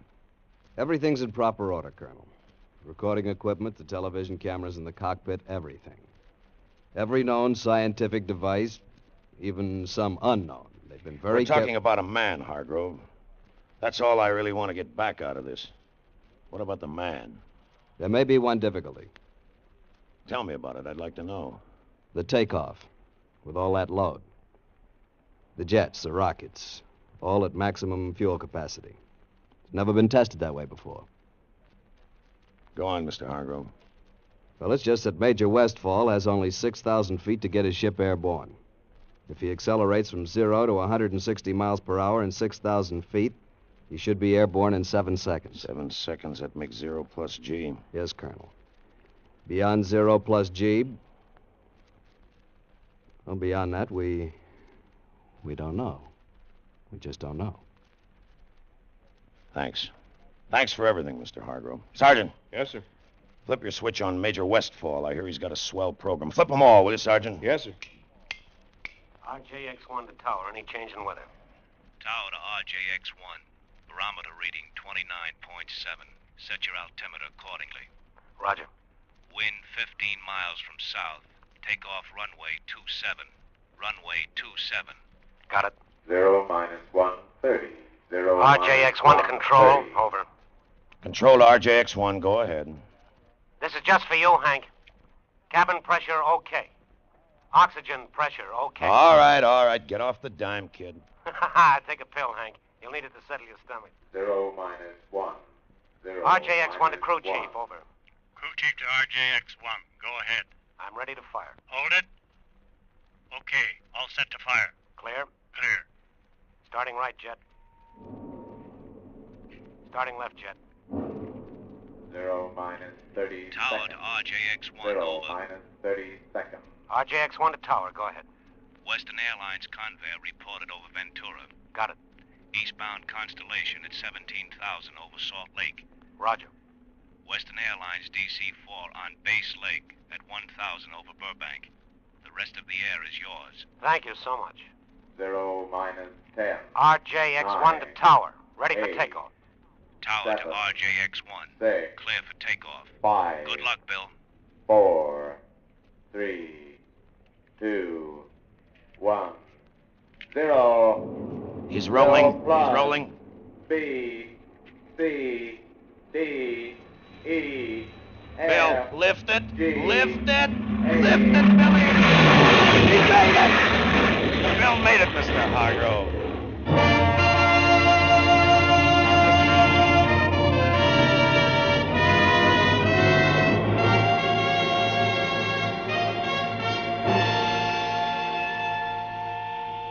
RJX-1 to control. RJX-1 to control. Come in. Control to RJX-1. Go ahead. Everything's great, Hank. It's a doll, baby. Hey, you must have been kidding with that takeoff, weren't you? It took that long to get off. That makes it a takeoff. How fast are you climbing, kid? 1,700 a minute, airspeed 550. Retract your landing gear. It'll help. Whoops, sorry. Call me at 20,000.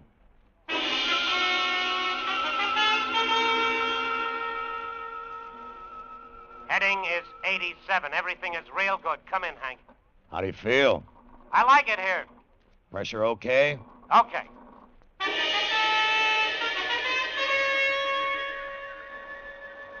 F-86 leader to control. F-86 to control. Come in. Control to F-86, leader. Go ahead. F-86 observing RJX-1. He's really tearing, Colonel. Over point exit 35,000. On schedule, Joe? On schedule.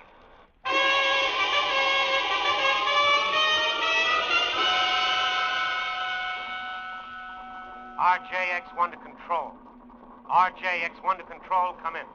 Control to RJX-1. Go ahead, Bill. 40,000 feet, Hank.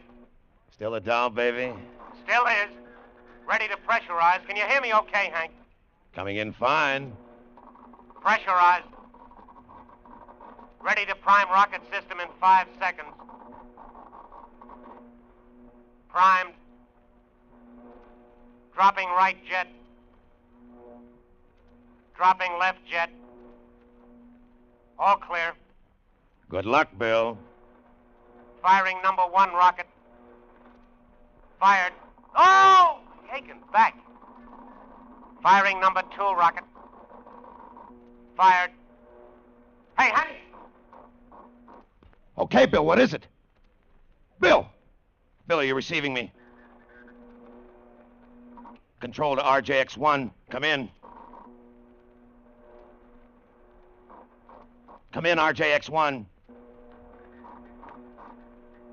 Hello, Bill. Come in.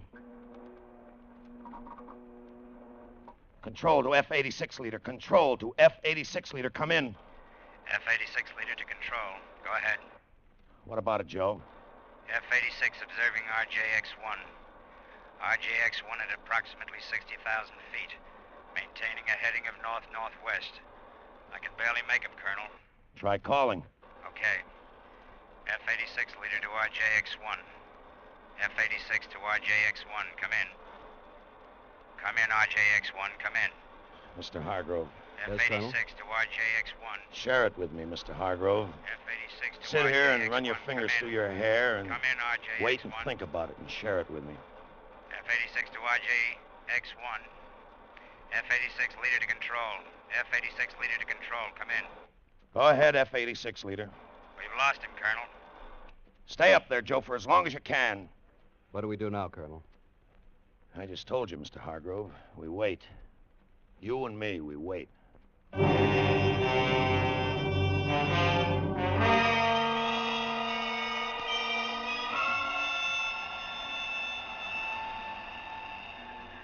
We've lost him, Colonel.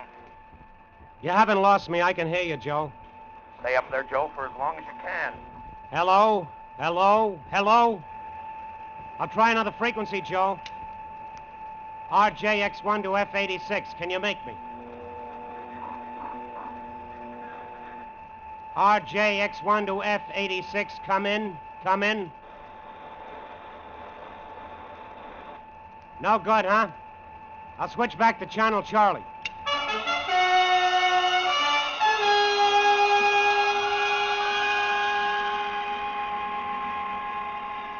I still can't get you, Joe. I'll keep sending. Firing number 8 rocket. Fired. Oh, Oh, brother. RJX-1 to all you ships at sea, to all you people anywhere.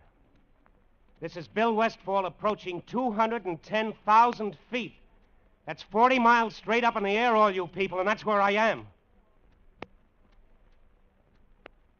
You never saw anything like it. No clouds.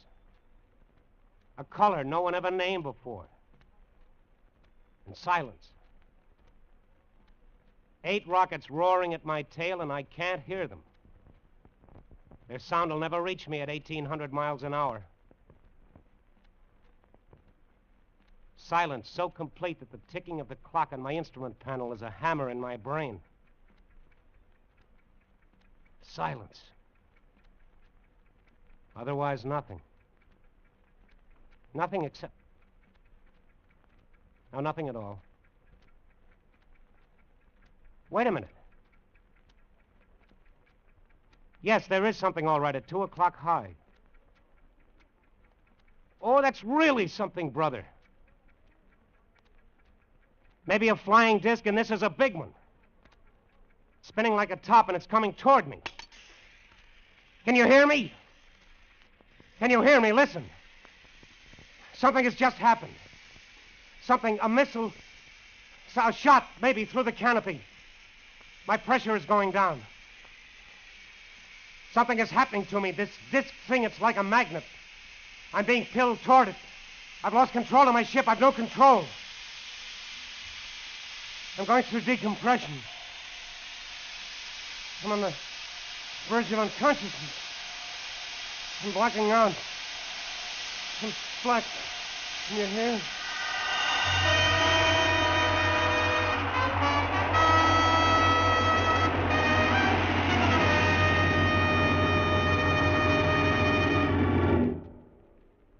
You are listening to The Outer Limits, starring Frank Lovejoy in another thrilling adventure on Escape.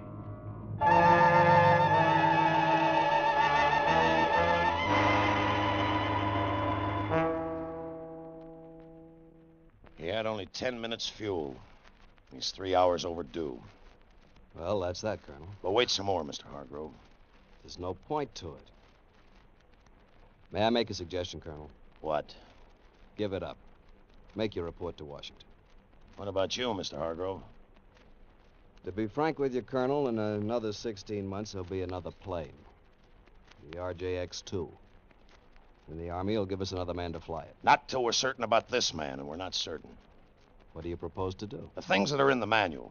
We'll organize search parties and put spotter planes up in the air. Maybe Bill came down on the ocean. We'll call the Navy in. Colonel, if the RJX-1 came down on the ocean, it would sink in 3 minutes. You know it had no life preserver equipment on it. The added weight of We'll the call the instruments... Navy in. Whatever you say, Colonel. My guess is... What's your guess, Mr. Hargrove? My guess is that sometime, somewhere, on some beach or in some field, someone will pick up a piece of torn metal. That someone will be holding what's left of the RJX-1.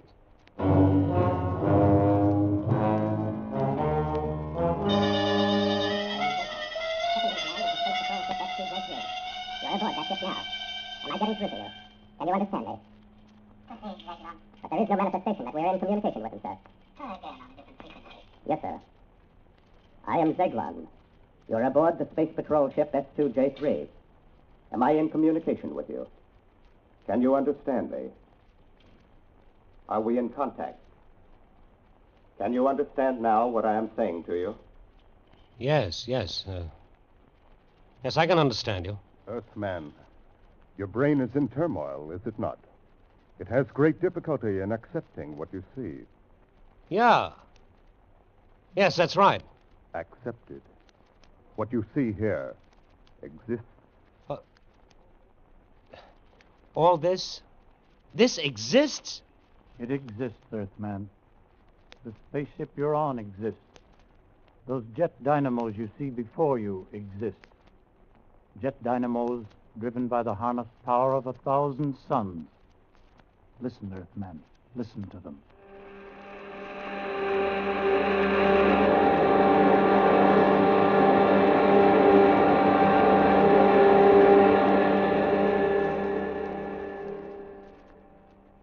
Do you know what happened as you listened, Earthman? We have flung ourselves 10,000 miles into space. What do you say to that, Earthman? Why, I don't know what to say. It's beyond the conception of your Earth brain. Then conceive this. Try to move, Earthman. You're not bound in any way. Try to move. Don't strain. It's impossible for you to move. There's a screen of force aimed at you. Now it's turned off. You may move about, Earthman. Proceed, Zeglon. Yes, Commander. Earthman, I perceive that your intellect now accepts the fact. You are aboard Space Patrol ship S2J3. I am Captain Zeglon of the Galactic Guard. Galactic? Galactic Guard? The guardian of the galaxy. The guardian of the universes. The instrument the Brotherhood of Worlds has set up in defense against such a civilization as yours. What puzzles you, Earthman? Well, I can't see you. I can feel that you're here, but I can't see you. There is no necessity for you to see us. It is sufficient that we communicate with each other. Yes, but talking to you is... Well, it's not like talking. It's, well, it's as if it were all happening inside my brain. It is. That is how I'm reaching you, by telepathy. Do you remember what happened to you before you blacked out? Yes, I think so. There was a sharp sound, like a bullet hitting the canopy. It was not a bullet. It was a ray. It was necessary to stop your flight. We have so much to tell you. Well, first tell me about my ship. Is it lost? No. It is such a crude little ship. Crude? Easy for us to repair. It will be returned to you. And you will return to Earth. Because you are the Earth's only hope of survival. Hope of survival? What do you mean? I will show you. What you see on this screen before you is a panorama of your own universe, far greater in scope than an Earthman has ever seen before. Observe. Observe where the line is pointing. Planet 3, Star 5, Galaxy C, Sector K. Is that the Earth? No. That dot, that speck you see revolving in the vastness, is your sun. A star whose surface is 12,000 times that of your Earth. Your Earth is not even visible here. What? How did you know we even existed? That was our problem. We first became aware of your planet when we found atomic dust in the upper atmosphere. We traced it to your Earth. It was that important to you? Quite. We determined that you were setting off atomic bombs. That's why the Galactic Council has quarantined you. Quarantined? I don't understand. How? How are we quarantined? We have sealed off your planet from the rest of space. But we have surrounded it with a force screen. When that screen has accumulated enough particles of atomic dust, your Earth will explode. Your civilization, you, all life will disappear forever. Listen to me, Earthman. Listen. We've had our own wars, wars that almost destroyed our civilization. But we have finally outlawed war throughout space, including Earth. Now listen carefully, Earthman. If you continue to make atom bombs and hydrogen bombs, each many times more powerful than the last, and if you start making war with them, exploding them, it would upset the balance of the entire universe, throw all space into chaos. This, of course, we cannot allow. And the force screen with which we have surrounded the Earth will prevent it by exploding the Earth itself. Remember then, Earthman, if you start an atomic war, the Earth will at once be completely destroyed. Warn them, Earthman. Release him, Zeglan. Yes, Commander. Earthman, you will rise from your seat and open that door. Descend those stairs, Earthman. You will now enter the chamber to your left. There's your ship. Get into it, Earthman. Are you ready? Yes, I'm ready. While we were communicating, the patrol ship has returned to where we picked you up. And now you will be propelled toward Earth. Close your canopy. Open aperture. Warn them, Earthmen! Warn them! Fire!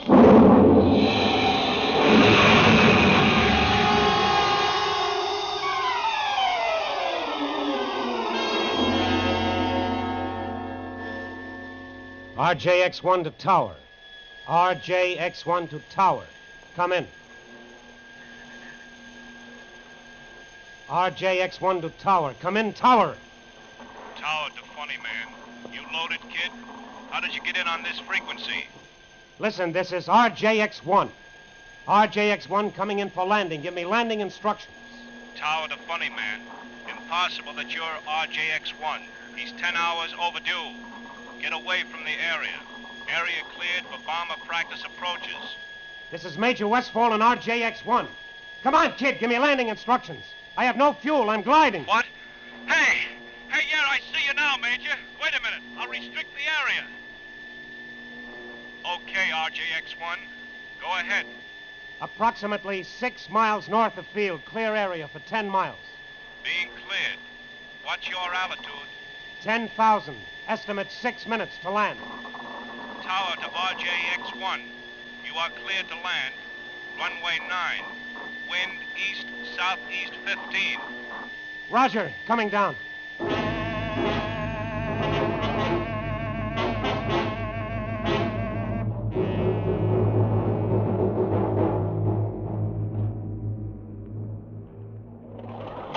Hi, Hank. Bill, what happened? Hank, you won't believe it, but you've got to. I know you won't believe it. It'll knock you over. Now, just take it easy, Bill. Sergeant. Yes, sir.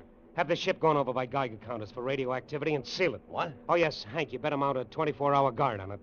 Look, what did you run into? Plenty. Listen to me, Hank. They said the Earth would explode. They said it was the end for us. They said that? Come on, let's go over to my office. You gotta believe me. Read it like an order, Bill. My office. I want Major Donaldson to look at you. The psychiatrist? Hank, you've got to listen to Come on me. over to the office.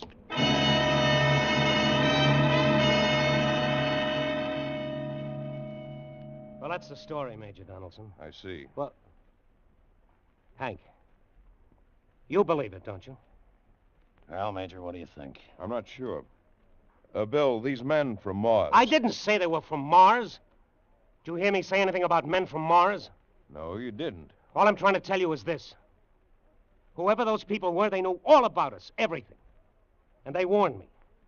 Our atomic bombs are a danger to the universe. One more, and we're going to be the juiciest galactic 4th of July of all time. Explode, finish, gone. Like that. How do you like it? All right, Bill, roll up your sleeve. Oh, now, forget it, Major. All I need is a couple of drinks. Sorry, Bill. Sorry. Not right now. Let the Major give you a hypo. Now, look, I got a drink coming, a lot of drinks. Later. Come on, Bill, the sleeve. You heard him, Bill. All right, yes, all right, if it's an order. Go ahead. There. You'll be okay in a few hours. I'm okay now. Sure. We'll leave you here, Bill. It's all right if Bill sleeps in here, isn't it, Colonel? Sure. Yeah. Well, maybe you'll believe me tomorrow. You'd better. Come on, Major.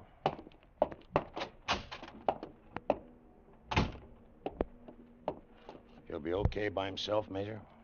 He's been under a strain, but he'll sleep a long time. You better explain it to his wife somehow. I'll talk to him tomorrow. Tough. I've heard he's one of the best. He's the best. The combination of nerve and loyalty and lightning reflexes that comes once in 10 million times. What about it, Major? How does Bill look to you? I can't tell yet. Maybe a week, 6 months, 6 years. I'll need a whole lot of time with him before I can tell. I see. Well, he'd better get some sleep, too. Right. And don't worry, Colonel. He's a strong boy. Best nerves I've seen. I'd say things will be all right.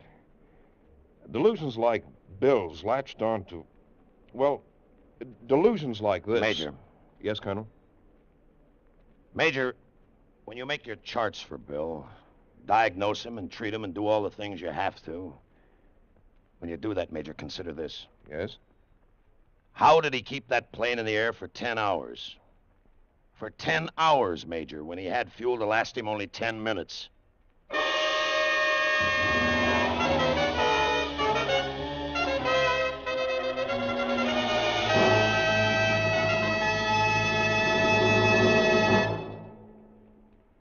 Escape is produced and directed by William N. Robeson, and tonight starred Frank Lovejoy in The Outer Limit by Graham Dorr, adapted for radio by Morton Fine and David Friedkin.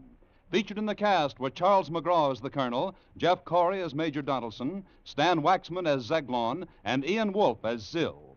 Special music was arranged and conducted by Del Castillo. Actual flight details were authenticated by rocket test pilot Gene May, Sergeant Hartley Caldwell of the Air Force Section of the Armed Forces Public Information Office, and by the Douglas Aircraft Corporation. Next week. You were on the Baltic Sea within sight of the Soviet coast, where your Russian wife is secretly waiting to escape with you to England. And on the cold, dark waters behind you, an armed patrol boat is about to discover your small sailing craft. If it does, you will never escape. Next week, we escape with Roger Bax's thrilling and timely tale of a man and woman who dared to defy an entire government in order to be together. 2 if by sea. Goodbye, then, until this same time next week, when once again we offer you Escape. 2 all-star bouts are promised on CBS this Wednesday night. Bing Crosby faces Fred Allen across the CBS mic to battle it out on who's funnier, singers or comedians. And in the second attraction, Gracie Allen and a smashed Bender team up against not-so-gorgeous George Burns and a guilty conscience. This Wednesday also...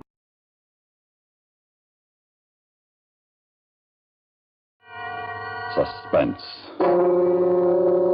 And the producer of radio's outstanding theater of thrills, the master of mystery and adventure, William N. Robeson. Tampering with time has been an ambition of man since he first realized how inexorably he is time's slave. At this time of the year, although we have even less time on our hands, time is much in our minds. We make a magic ritual of New Year's Eve when we suppose we can flush away all our past impurities and begin afresh at that magic hour of midnight on the 31st of December. But suppose we couldn't. Suppose the 31st of December were not the end. Listen then as Mr. Frank Lovejoy stars in the 32nd of December. And now, the 32nd of December, starring Mr. Frank Lovejoy, a tale well calculated to keep you in suspense.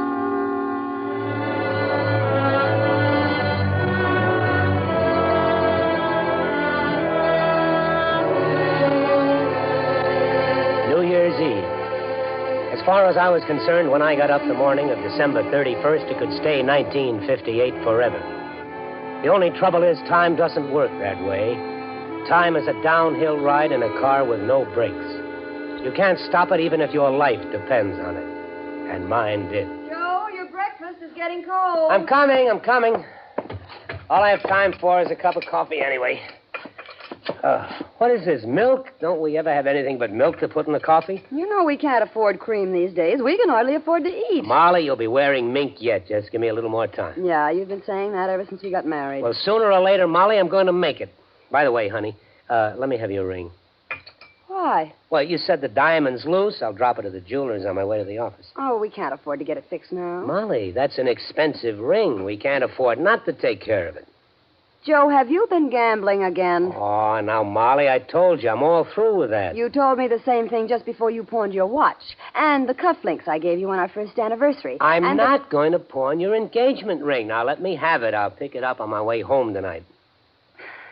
Well, all right, but, Joe... What? Remember, it's very precious, at least to me. Sure, I've been gambling again. I was in the hole bad. The boys wanted to pay off by midnight, and this time they weren't going to take no for an answer. If I couldn't raise the dough on Molly's ring, I didn't know what I'd do.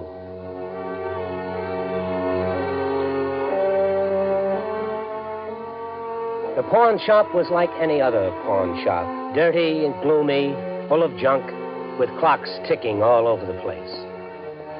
One thing caught my eye as soon as I came in. In the front case, a watch, curiously ornate, obviously very old. It sort of glowed in the case. I couldn't take my eyes off it. You like to look at the watch? No. No, it's very interesting, but, how much can I get on this ring? On this, I can lend you $150. $150? The guy I won it off claimed it was worth more than $1,000. $150? I can probably get $500 for it, easy. Then you would be foolish to accept my offer. That's the best you can do? $150. I'll take it. I will get the money. While I waited, I felt my eyes drawn to the antique watch again. I picked it up. It felt warm in my hand, almost as if it were alive. Its face was covered with all sorts of dials and figures. The date of the month, phase of the moon, even the signs of the zodiac. Some of the dials I couldn't read at all. They were inscribed with strange characters, like hieroglyphics or ancient Sanskrit. Suddenly, I felt I had to have that watch. 100, 20, 40, 45, 150. Can you tell me what all these dials mean? I can tell you only that this watch controls many kinds of time. The fellow who pawned it claimed it could make time pass as slowly or as rapidly as he desired. That's a pretty good trick. But only a trick. Time is different for each of us, is it not? What do you mean? To a man sitting on a hot stove, 1 second lasts forever. But to a man making love, forever is only a second. Yeah, I see what you mean. How much are you asking for the watch? $150. Excuse me. Hello. Yes, one moment, please. Is your name Joe Adcock? Yeah, why? Yes, Mr. Adcock is here. Who is it? Who is calling? Hello. Hello? That is odd. Nobody knew I was coming here. Who was it? He did not identify himself. He just said, I would not believe him. Then he hung up. It's funny. Say, now what about the guy who pawned this watch? Any chance of him wanting it back? No, Mr. Adcock. He will not return for it. He has no further use for the watch. Okay. Well, then I'll take it. I don't know why, but I've got to have it.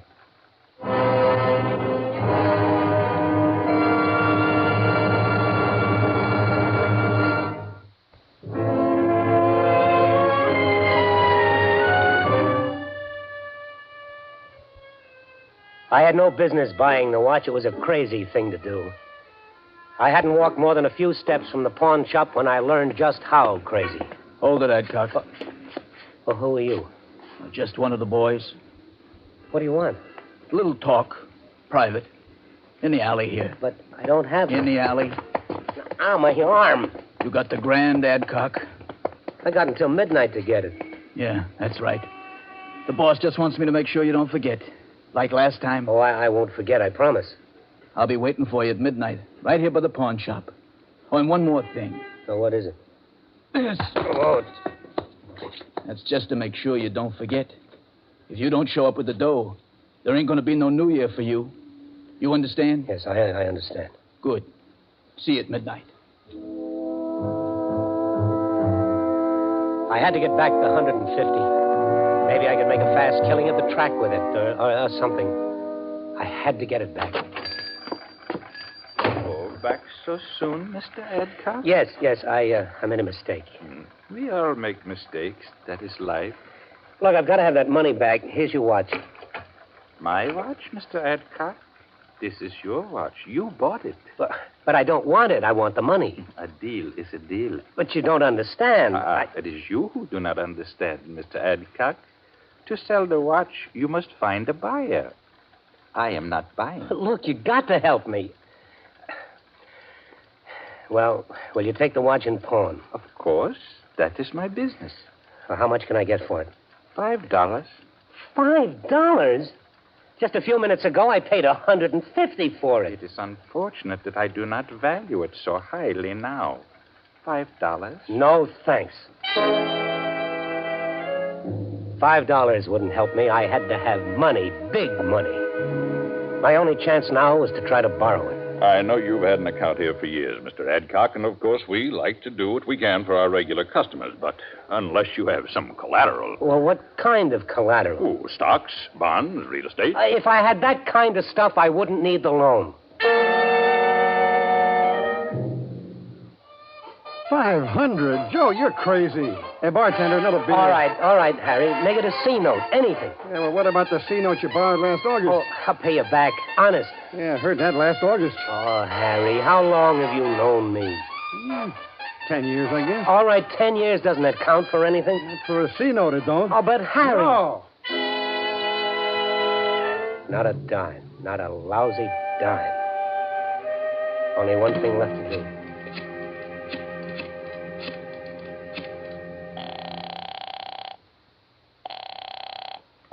Central Flower Shop. Molly, I want you to come home right now.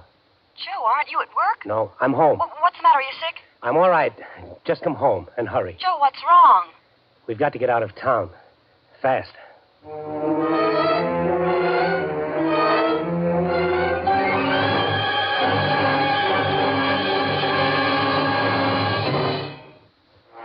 It took only a few minutes to throw everything Molly and I owned into suitcases. I kept looking at the watch, wondering when Molly was going to show up. At the tone signal, the correct time will be 2:30. 2:30? What's keeping her? Well, at least the watch is on time. I wonder when I ought to wind it. Might as well do it right now. If I can figure out which one of these knobs to use. Try this one. What the devil? Where did the sun go? It was shining a minute ago. Now it's snowing. Oh, blasted, I did get the wrong knob. I moved it back to the 28th, so now I've got...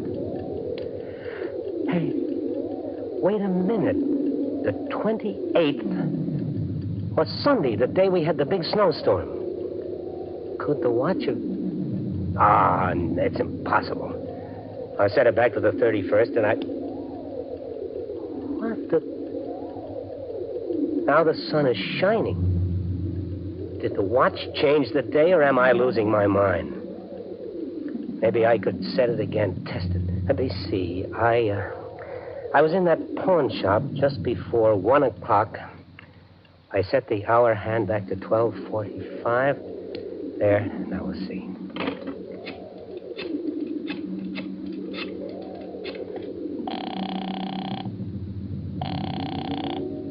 Hello? Is this the 3rd Avenue pawn shop? Yes? Is Joe Adcock there? One moment, please. Is your name Joe Adcock? Yeah, why? Yes, Mr. Adcock is here. Who is it? Who is calling? You wouldn't believe me if I told you. I could hardly believe it myself. But there was no question about it. The watch did control time. Once I'd grasped that fact, I began to realize its implications. For the first time in my life, I could have all the time I needed, all the time I wanted. Joe! Joe. Oh, Joe, what's wrong? Not a thing, Molly, not a thing. But you said we had to leave town. Oh, did I? Well, that's all over now. Joe, what are you talking about? I'll probably lose my job Now, don't get excited. Well, I might as well tell you the whole story. I lied to you about the gambling, Molly. I'm $1,000 in debt. I've got to pay off by midnight, but... You pawned my ring, didn't you? Well, now, don't worry. I'll get it back. You lied to me. I said I'll get it You back. had no right to pawn it. It's mine. I want my ring, All Joe. right, I'll get it. Now, right now. I haven't got time now. I've got to get back to the bank before it closes. Get my ring, you promised. Will you quit nagging me about your blasted ring? Let me get back to the bank. We'll have enough money to buy you a dozen rings. Joe, what are you going to do? I'm going to rob the bank. What else? I had the watch figured out right. Robbing the bank would be as easy as taking pennies from a blind man. It was 2 minutes to 3 when I walked into the bank and headed for the vault. Oh, hello, Mr. Adcock. Back again, I see. Yeah, I've got to get into my safety deposit box. Certainly. Go right ahead. Good. Nobody else in here. Now, I just turned the watch back to Sunday, the 28th. It worked. I'm locked in the vault, and it's Sunday. Now, let's see where they keep the ready cash. There it is. Stacks of it, and all mine. Well, that's plenty for now. Enough to pay the mob and more. There's always more where this comes from. Now, reset the watch to December 31st. Perfect. The perfect crime. All I have to do is get out of here without letting them see the money. Mr. Adcock. Yes? A happy and prosperous New Year to you, sir. Oh, thanks. Thanks a lot.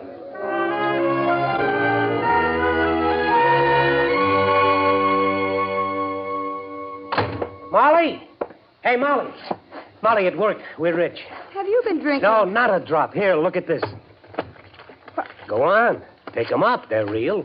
Joe, these are $1,000 bills. Where did you get them? I robbed the bank. Oh, come on, Joe. I always told you I'd make it big someday. Well, today is the day. Now, you go out and buy yourself a dress. We're going to celebrate New Year's Eve in style.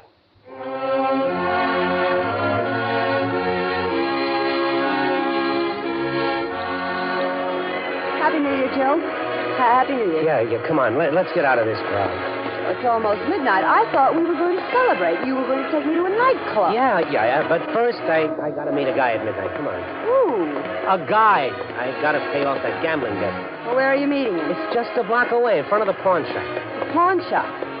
My ring. Joe, you forgot my ring. Oh, for Pete's sake. I'll get your lousy ring back. Just give me a little time. Oh, a little time. That's the story of your life, isn't it, Joe? Just give me a little time.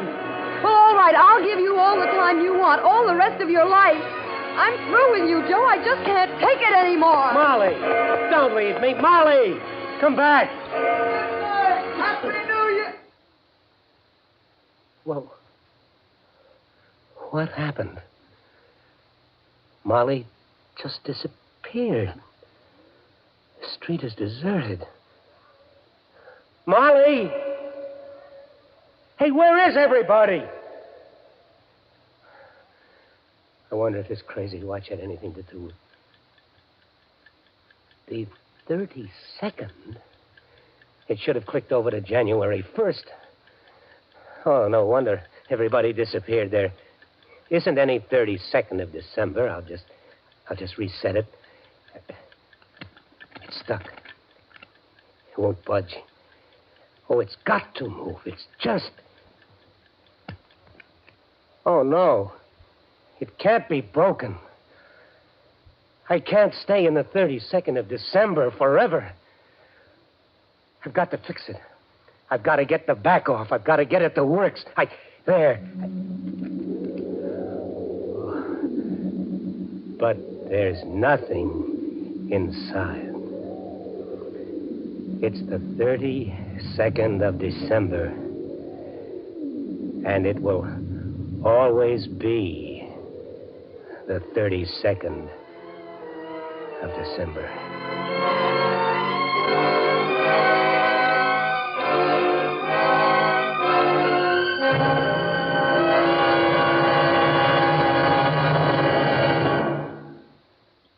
Suspense, in which Frank Lovejoy starred in William N. Robeson's production of The 32nd of December, written by Morris Lee Green and William Walker. Supporting Frank Lovejoy in The 32nd of December were Joan Banks, Barney Phillips, Sam Pierce, and Norm Alden. Listen. Listen again next week when we return with another tale well calculated to keep you in suspense.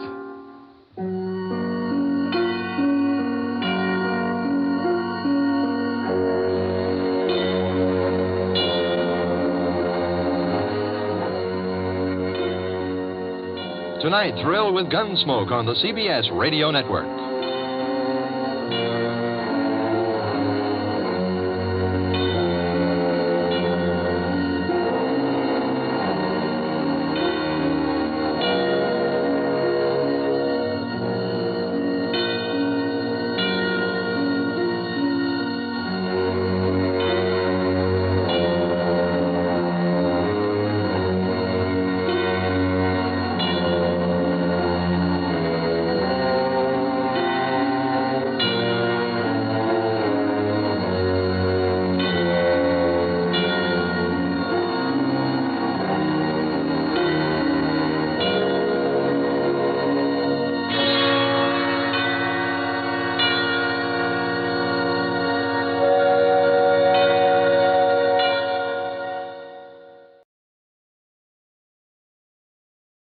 Screen Directors Playhouse stars Joan Crawford, Frank Lovejoy.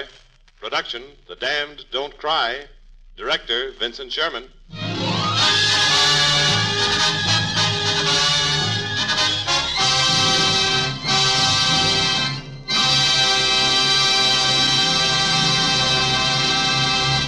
This is the Screen Directors Playhouse, the Thursday night feature on NBC's All-Star Festival of Comedy, Music, Mystery, and Drama.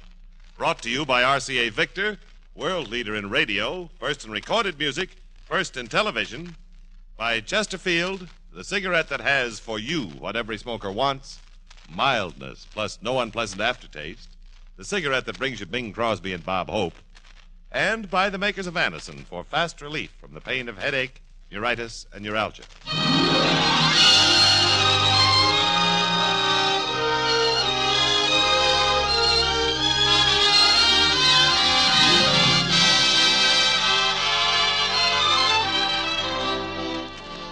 Tonight, the Screen Directors Playhouse is pleased to present a study in dramatic conflict. Our story is the motion picture hit The Damned Don't Cry, and our stars are Joan Crawford and Frank Lovejoy.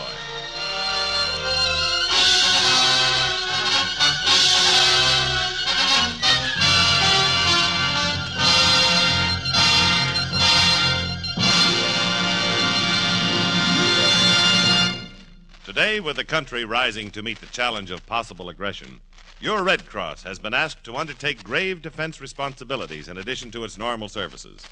That's why a goal of $85 million must be reached in the 1951 Red Cross Fund campaign.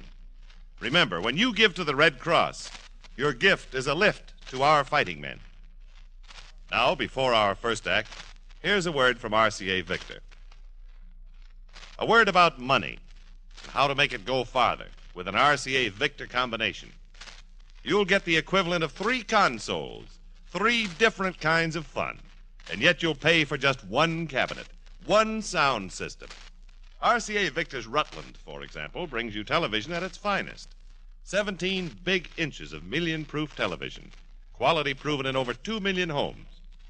Second, you get both AM and FM radio with RCA Victor's new extended tone range.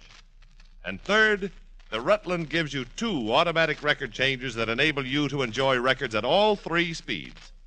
Yes, enjoy all of these fine instruments in 1 fine combination at 1 money-saving price. Look over the Rutland soon. And say, here are 2 new RCA Victor Red Seal releases to add to your collection. September Song, sung on a single record by Itzio Pinza, and the album of selections from Gershwin's Porgy and Bess with Reza Stevens and Robert Merrill.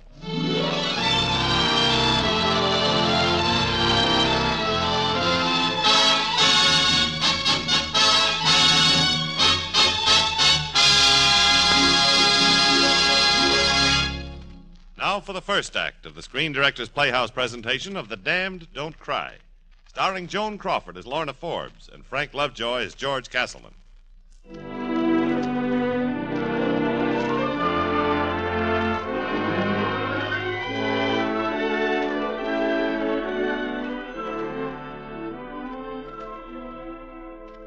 In bold type, the headline read, Racket Leader, Public Enemy Number 2, Slain. Beneath, in subtitle, it continued, Body found in home of missing socialite Mrs. Lorna Hanson Forbes. Police fear Texas oil heiress, victim of crime syndicate. Why was she missing? Why was she dead? Or was she alive? Alan Fowler of the Times searched half over America and found his story in a ramshackle, disheveled house in Oil City. Just who are you, Mrs. Forbes? Who am I? What do you mean? Well, you're listed as a Texas oil heiress, daughter of John Hanson. Now, there is no such animal as John Hanson. As for the Forbes label, you're supposed to be the widow of Robert Forbes, Wyoming oil magnate. Would you, care to read the vital statistics? Don't bother. I know. There never was a Robert Forbes. Uh-huh. Then who are you? I'm so tired, Mr. Fowler. Very tired. Tired of running away. Why are you running? What is your connection with the crime syndicate? I'm going for a ride, Mr. Fowler. A one-way ride. Huh? Don't look so startled. Sure, I'm frightened. I've been out of my mind for days with fear. Maybe I've got it coming.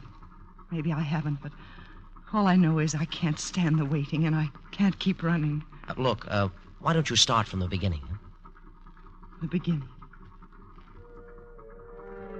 It was right here in this broken-down house with a derrick in the backyard and smelly grease pots in the front.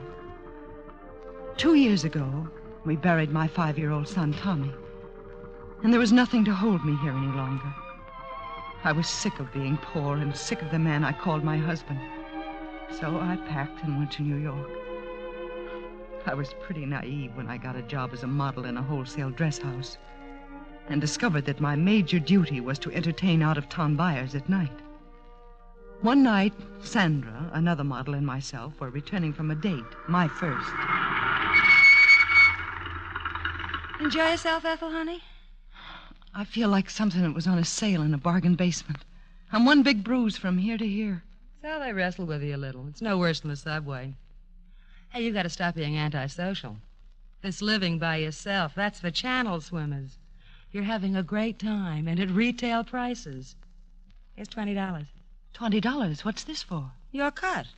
Whenever we steer a couple of the buyers into Grady's back room to shoot dice, he gives us a bonus. We split 50-50. It helps, don't it? Hey, how about us working as a team? No, thanks. I'd better learn one job at a time. But it's all the same job. It's still modeling, only it pays better at night. Look, hon, don't kick opportunity in the teeth. What else have you got to sell but a face and a figure? I didn't come to New York to be a tramp. Neither did you come to New York to live in that crummy rumming house. Is that what you're looking forward to? Well, no. Then cut out your beefing and cooperate.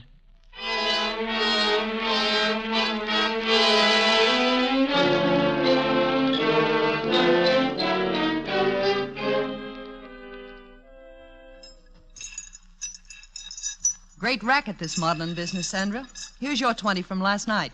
What are you giving me? Your cut, the two suckers from Nebraska. What did you do, shave it off with a razor? I did what you did. I split it down the middle. Don't hand me that. I saw Grady slip you 100. Since when is 20 right down the middle? Since I began using your arithmetic book. Look, the first night we started, you gave me 20. I found out from Grady it should have been 50. This just straightens out the bookkeeping. It does more than that, honey. It closes the books. I'm getting myself a new partner. And I'm heading for the showroom. Oh, while you're getting a new partner, you better get yourself a couple of other new items, if you will excuse the expression. Why, you... Oh, Miss, would you be kind enough to bring me a cup of water from the cooler? Sure. Here you are, Mr. Martin Blackford. Oh, what a headache I've got. Sorry. I'm Ethel Whitehead. I work here as a model. Oh? Hey, what are you doing here with these books? I'm a CPA. What's that? Certified public accountant. Say, that's pretty big stuff. Yes, I'm with Tuttle and Wagner, tax consultants. We take care of your auditing. My what? Your books and records. I mean, the firm. Oh, yeah, I see. How come I never saw you here before? Well, I only come over about once a month, usually on a Saturday afternoon. I'm usually off then. So there you are. It must have been fate. What? F-A-T-E. Certified public fate. Oh. Well, I'm afraid I must really get back to work. What if you don't? Well, the Secretary of the Treasury won't like it. Neither will Mr. Talbot. It's my job to keep them both happy. And you do that with nothing but this pencil? Well, it takes a little brain, too. I'll bet. How much of that is it going to take today? Oh, I'll be here till around 9, 10 o'clock. Oh, when do you eat? Whenever I finish. Now, that's what's giving you those headaches. You're skipping too many meals. You're just kidding yourself. Keep on doing it, and pretty soon you can't work. Your company goes to pot, and then where are you? You're dead. I never thought of it in quite that way. Well, see you later. Too bad we won't see you at Grady's tonight, Angel. You'll see me all right, with the big money bags. A CPA. Certified public accountant to you, dearie.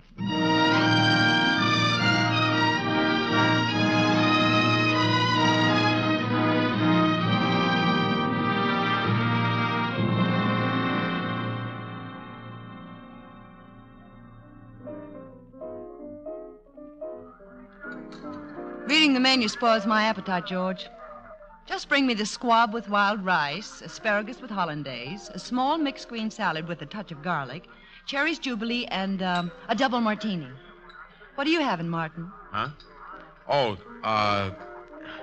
I'll have a chicken salad sandwich and a cup of coffee. But I thought you said you were hungry.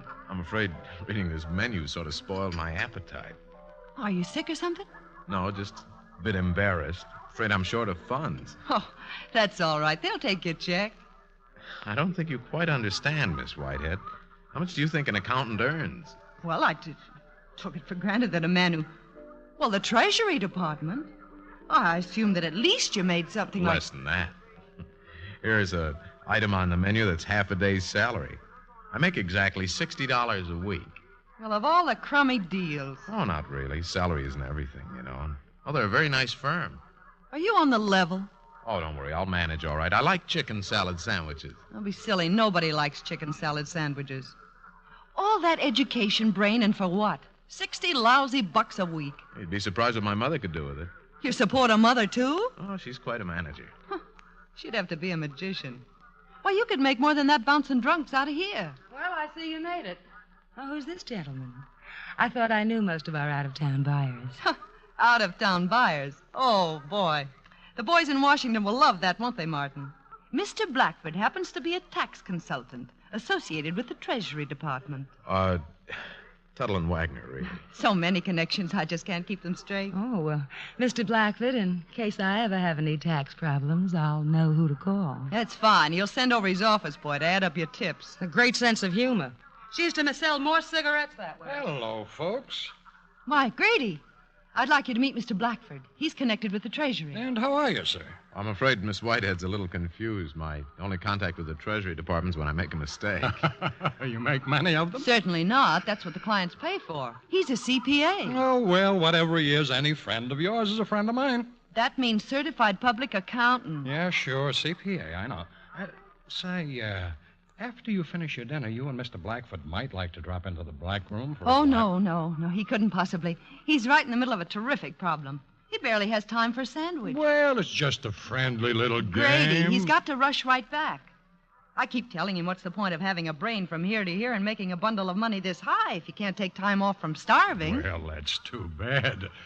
Say, Mr. Blackford, I don't suppose you could stop by my office on your way out for just a second. What about? Well, just a personal problem. I made one of those little mistakes with the Treasury myself. This morning they contacted me personal. Mr. Blackford, I certainly would appreciate a little professional advice if you could spare it. I think we could possibly squeeze in the time. Huh, Marty? I don't know why not. After all, friends of yours are friends of mine.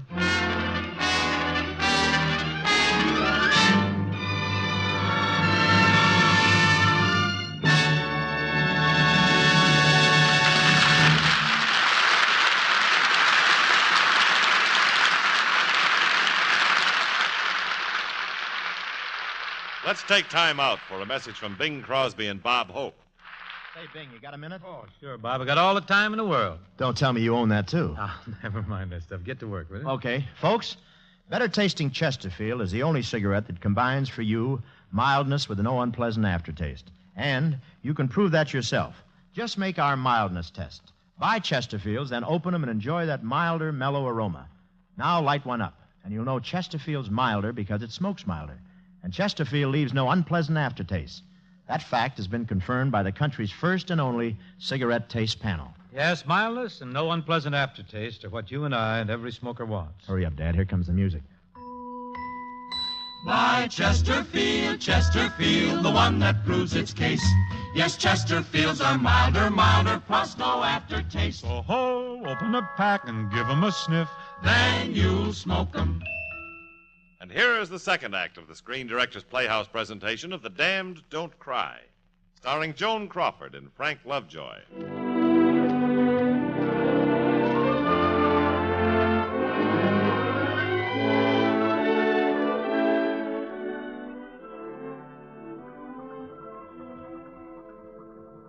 Have you got a cigarette, Mr. Fowler? Yeah, sure. Here. Thank you. Well, continue with your story, Mrs. Forbes. My story. The small-town girl who wanted to make good in the big city. The small-town girl who was only interested in big fish. Well, when Marty finished looking over Grady's books, the next thing that happened was that the meal was on the house and he'd been offered a job as accountant for Grady. Then we were walking home. You're a genius, Marty. 100 extra bucks a week. Your chicken salad days are over. And this isn't the only job waiting for us. Grady has plenty of friends. And I'll bet they got tax problems sticking out all over them. Well, I certainly appreciate what you've done for me, Miss Whitehead, but... First thing you do is to learn to call me Ethel. Yes, I'd like to, Ethel. Now, go ahead. You appreciate it, but what? Well, I'm not really sure I should accept the job. Tuttle and Wagner might not approve of it. Why not? It's on your own time. What you do a few nights a week is your business, isn't it? Yes, but I feel I owe them at least an explanation. All you owe them is what they pay you for. And for what they pay you, you can take a few days off. Well, I know it isn't much. Did they ever tell you not to take an outside job? No, but... All right, then you be snooty, too. Don't tell them. All right. I'll take it on one condition, and that's that you share it with me. The fee, I mean. Why, I wouldn't think of it. You mean like a percentage? Why not? I guess you could use the money as well as I can.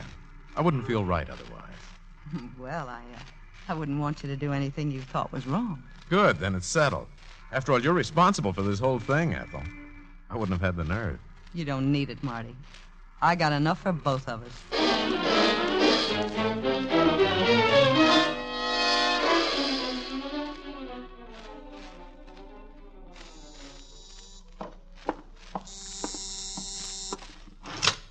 Hi, Marty.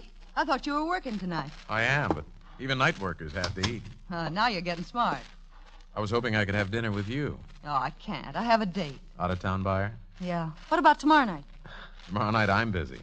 Grady has a new account for me. Another one? That's wonderful. That makes 4 of them. If you're not careful, Marty, you're going to wind up a rich man. Just makes it tougher to see you. I wish you'd called earlier. I didn't know earlier.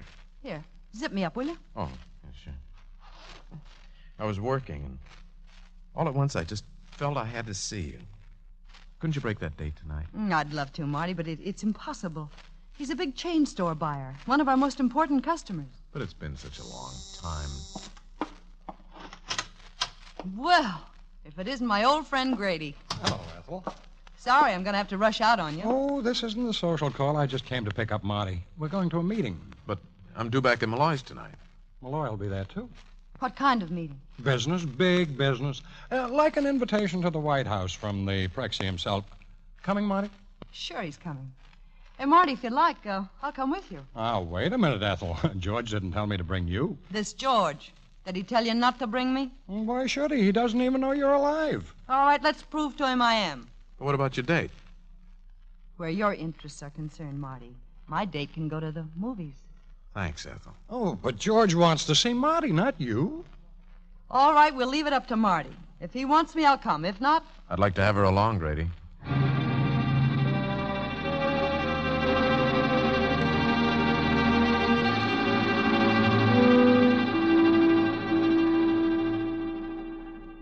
Oh, the White House should look like this. What's George president of? A diamond mine? That statue over here, Ethel, is an Etruscan. A what? An Etruscan refers to an early art period. Etruria was an ancient country with a highly developed civilization located in what is now known as Italy. This is Marty Blackford, George Castleman. I've heard a great deal about you, Mr. Blackford. Oh, I hope it's been favorable. If it weren't, you wouldn't be here. And this is Miss Whitehead. How do you do? How do you do? I don't think I've heard anything about you, Miss Whitehead. Oh? Ethel's Marty's friend. He doesn't go anywhere without her. I wonder if Marty's friend would release him long enough for a very short business session. So long as it's short and he's in good company. Grady, would you take Marty into the library and introduce him to the gentleman there? Oh, sure thing. Let's go, Marty. Miss Whitehead, I must say I admire your choice of friends. I like men with brains. It's a quality that isn't offensive in women either. Can I get you a drink? No, thanks. I hope you'll be able to amuse yourself while Mr. Blackford and I are in the library. I'll try to find something. I wish I knew what to suggest. You might invite me into the library. There's one thing I never do in the presence of women. Discuss business. That should leave you plenty of room for other interests. I have no other interests. Even my wife understands that.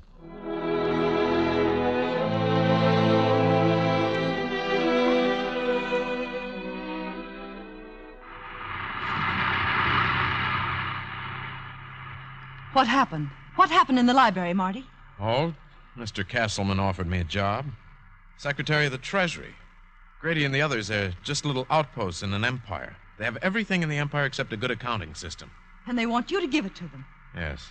Castleman's going to open up a suite of offices with my name on the door. I'm going to run the whole show. Oh, Marty, that's wonderful. But it's more than just a bookkeeping office. It's a front. Front for the biggest wire service in the country. I knew it. I knew you'd come through. Because you got brains. I knew it the first time I talked to you. Now Castleman knows it, too. You haven't heard a word I said.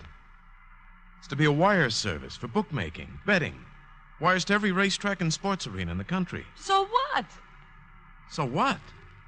It's illegal. It's against the law. As long as there's a wire service in the back and I know about it, I'm an accessory after the fact. They can throw you in the penitentiary for that.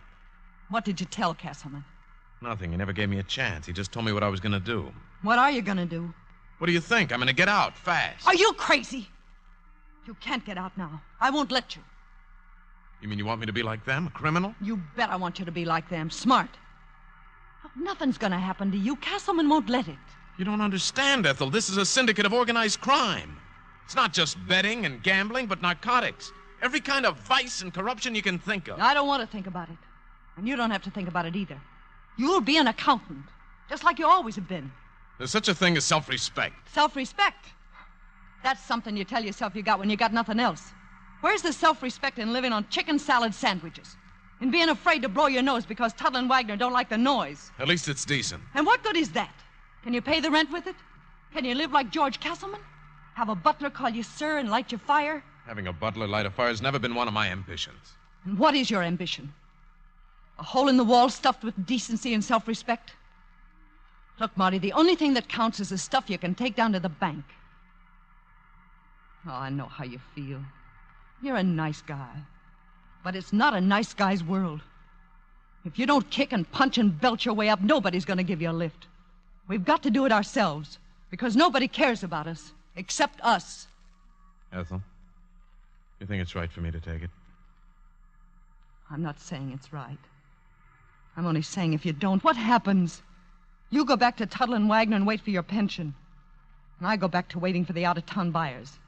And that new house for your mother, that goes on the waiting list, too. Is that what you want? You know it isn't. Then there's no other way. Not for us. If I could only be sure it was for us. What do you think I've been talking about? Kiss me, darling. Kiss me.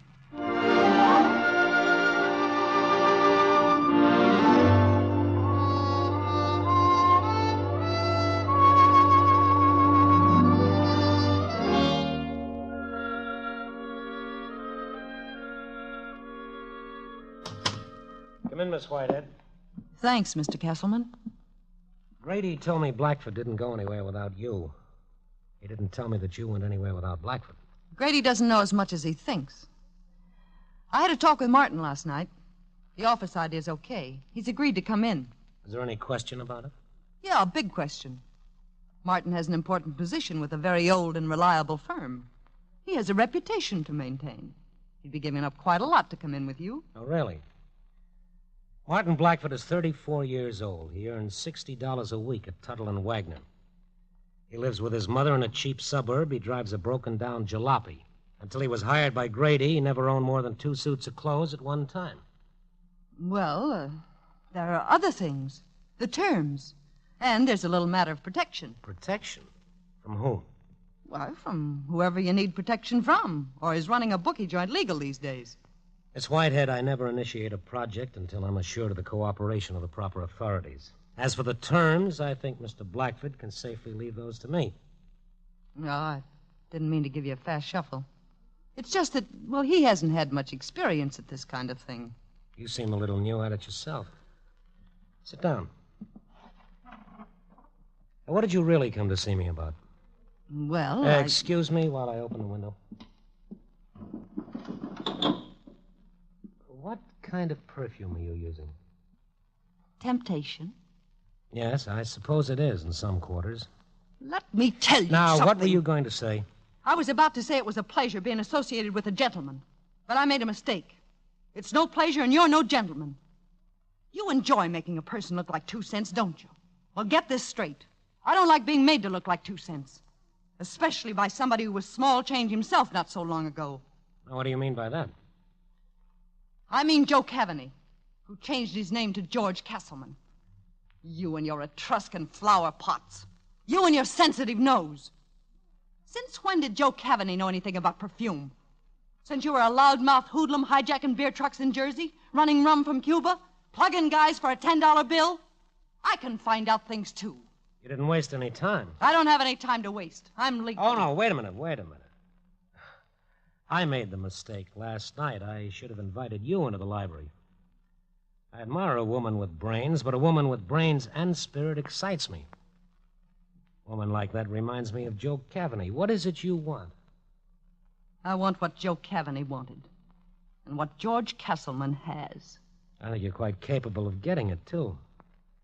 Must be a place in my organization for someone like you. I already have a place in your organization. I had in mind a somewhat more prominent place. Although there's quite a lot you'll have to learn. I could learn it. For example, lesson number 1. It's an Etruscan vase, not a flower pot. Being able to own it is one thing, to appreciate it is another. Lesson number 2, cheap perfume is cheap perfume, no matter who tells you, Cavaney or Castleman. And lesson number 3, take that loud hat off your head. A well-dressed woman never wears anything that deflects a man's attention from her face. Now that I see it, it's a very pretty face. Exactly what kind of place in your organization did you have in mind, Mr. Castleman? It's too soon to judge. We'll have to see in which direction your capabilities lie. You're asking for trouble, aren't you? I never got anything yet worthwhile without trouble. Only don't take this kiss for anything more than it's worth.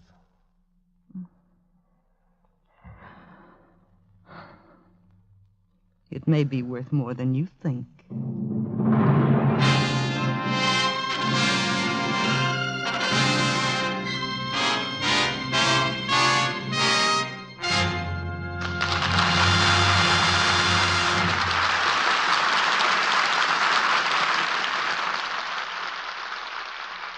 When we ask you to try Anacin for the relief of pain due to headache, neuritis, or neuralgia, we are not asking you to try a new or unproved method. For there are many people listening in now who have been introduced to Anacin tablets by their own dentist or physician. You who have received Anacin this way know the effect of incredibly fast relief these tablets bring. Anacin is like a doctor's prescription. That is, Anacin contains not just one, but a combination of medically proven active ingredients in easy-to-take tablet form. People by the thousands are using modern Anacin today instead of other ways. Doesn't their experience seem worth following? Try Anacin the next time you suffer pains from headache, neuritis, or neuralgia. You'll be delighted with the results. Ask your druggist for Anacin today. Anacin is spelled Anacin.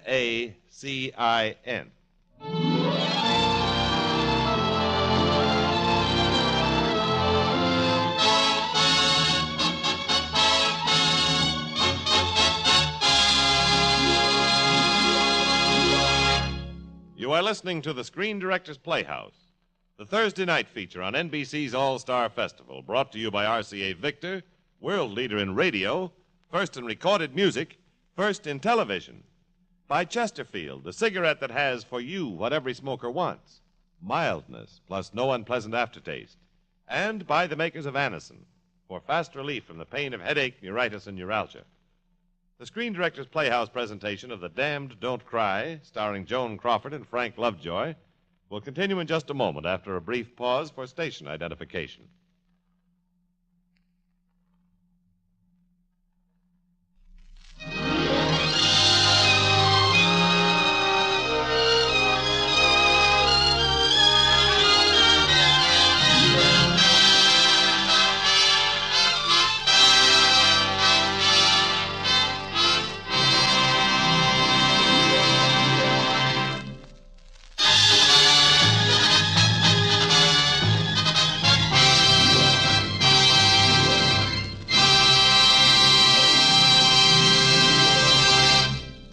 This is the Screen Directors Playhouse.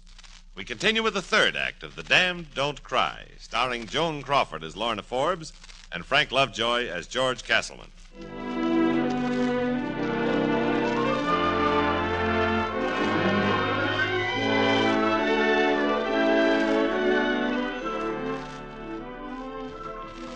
Would you please pour me another bourbon, Mr. Fowler? Yeah, sure. Here you are. Thank you. When a girl from the wrong side of the tracks wants sables and minks in a hurry, she hasn't time to ask too many questions, has she? George Castleman was my kind of guy. Rich, affluent, and we began seeing quite a bit of each other, privately, that is. And one day I visited Martin in his new office. George was there. Hello, Ethel. Hi, Marty. Ethel, now that I have a private office, there's something private I'd like to say. What's that? Here. When I was a kid, they used to call it an engagement ring. I've been wanting to say it a long time. This just makes it official. Go ahead, put it on. No, I can't. You mean you can't now? No, I mean I can't ever. But I thought you told me after we got all this. You don't need me anymore, Marty. You're on your way. You're a success. Oh, look, go find yourself another girl, will you? A girl as nice as you are. I don't want another girl. I want you.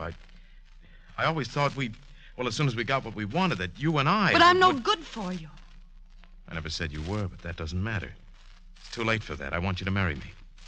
I'm sorry, Marty. You're sorry? What kind of an answer is that? Then why did you do this to me? This office, that wire room, this whole stinking business. Do you think I wanted it? I hate it. I hate every part of it. I only did it because of you. I did it for you, Ethel. I thought it was the only way I could have you. Well, you had no right to think that. You made me think. I didn't make you do anything. If you didn't want all this, you didn't have to take it. And if you don't want it now, you can leave. Nobody's holding you. Nobody's twisting your arm. You couldn't have done this to me deliberately. You couldn't have planned it this way. No, something must have happened. There's somebody else. That's it, isn't it? Answer me. Yes. He's promised me the world, Marty. And I've got to have it. This world he's promised you. Does it include a ring like this? I never asked. I'm not even sure it matters. I can't help it, Marty. I just can't help myself. I'm afraid I'll have to be pushing along, Marty. I thought if Miss Whitehead wanted a lift, I'd be glad to drop her. So long, Marty. I'm ready, Mr. Castleman.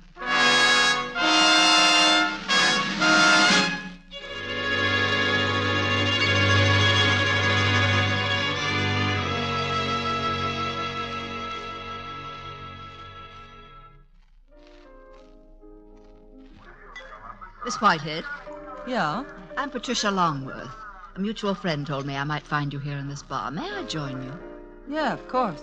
He tells me you're interested in a new apartment and some new clothes, etc. He thought I might be able to offer some helpful advice. If George thinks I need advice, why doesn't he give it to me himself? Or doesn't he want to be seen with me in public? Miss Whitehead, I happen to know that our friend sees rather great potentialities in you. So far as being seen with you in public, well, you must remember he is a married man and... well, he does occupy a position of some importance in the community.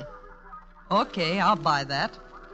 Now, just who are you and how do you fit in? What are you selling? My old social contacts. Some of them are still open, and they have a certain market value to some of my newer contacts. People such as our friend. Now, let's start with your name. Ethel Whitehead. I wonder if we couldn't find something more provocative. Let's see now. How about Mrs. Forbes? Mrs. Lorna Hanson Forbes. Suits me. Steel, isn't it? Or is it tobacco? No oil. Oh. There were derricks in my backyard. Now, I'd say you need one more thing. A touch of the continent. The south of France. You know, broadening your scope, giving you the proper background. And that will take about a year. A year? If we work diligently at the job.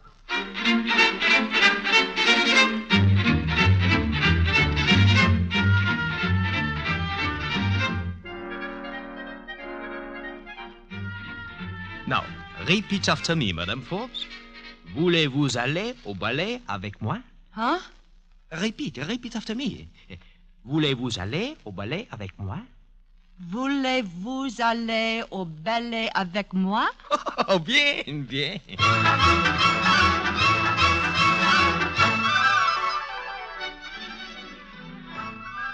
Mrs. Lorna Hanson Forbes charge accounts.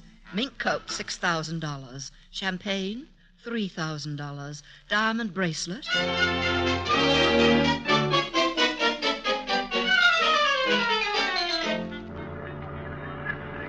Darling. But your discretion, George. All these people watching us. Who cares about people? You're beautiful. Oh, my darling. Mission completed.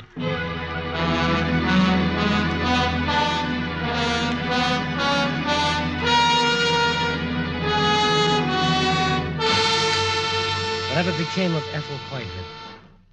Oh, didn't you know? Mm-mm. She ran away with Joe Cavaney. They were married and lived happily ever after. Well, they deserve each other. I'm only interested in the Castlemans and the Forbes, in their future.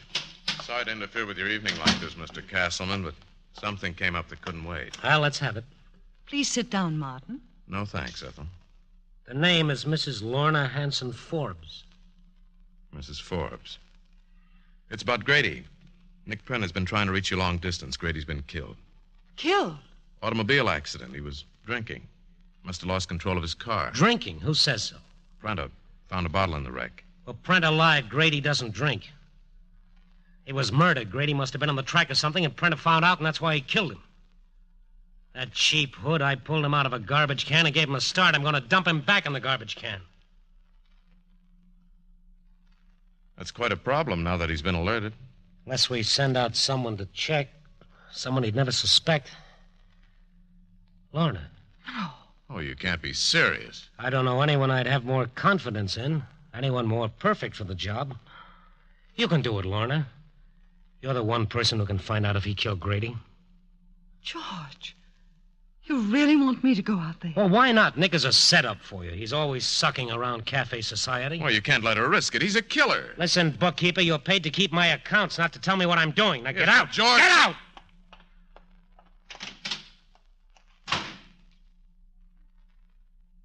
George, did it ever occur to you that I might have something to say about this?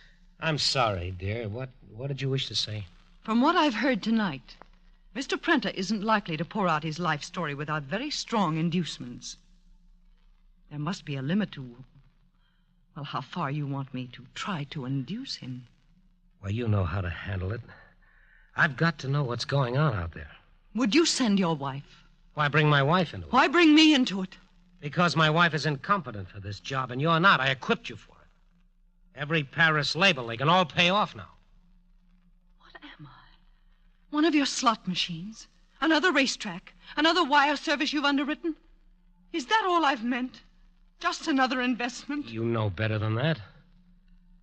Forget it and forgive me. I simply took it for granted that you were part of me and the things that concern me. I see I had no right to take that much for granted. You had every right to ask anything of me. But please don't ask me to believe that you've regarded me as a part of you. We've both had to wait, Lorna. I don't think it'll be much longer. If you do this job for me, I promise when you get back, I'll be free. Will you believe me? I learned a long time ago, George, that the customer's always right.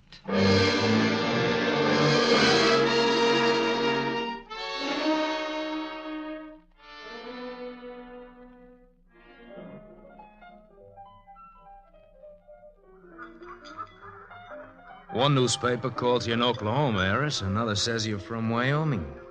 Which is it, Mrs. Forbes? Are you this inquisitive with everyone you meet, Mr. Prenta?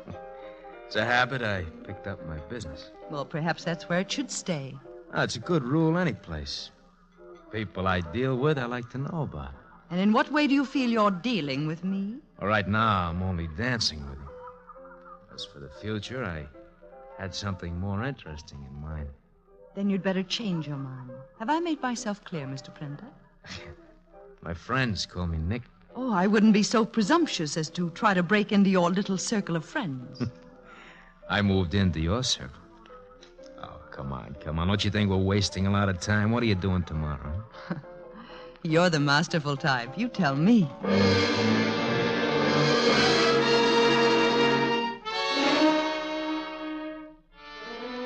Nick, I'd say your swimming pool is the best-looking one in the West. It ought to be. I spent over 10 grand for it. Lorna, how long we known each other? 6 wonderful weeks, Nick. A long-distance call, Mr. Prenter. Detroit. Yeah, coming. Wait here for me, Lorna, will you? It'll only be a few minutes. All Business, huh? Yeah, all right, we'll work out the details tonight. No, you better let me call you. We'll make arrangements to pick you up in Chicago. Yeah, don't worry about it. Hold it, Eddie. What are you doing here, Lorna? Thought I told you to wait by the pool. Could I have a cigarette? There's a half-dozen trays around the pool filled with cigarettes. And there must be more than half a dozen women who could be, well, calling you long distance. Oh. So long, Eddie. You're jealous, Lorna, huh? That's good. No, I'm not so sure. I've been warned about you, Nick. I have a friend who has a friend who's heard rumors. You believe rumors? Yes, sometimes. I'm told that that you've even ordered men killed. That's what I mean about rumors. Well, do you? Do I what?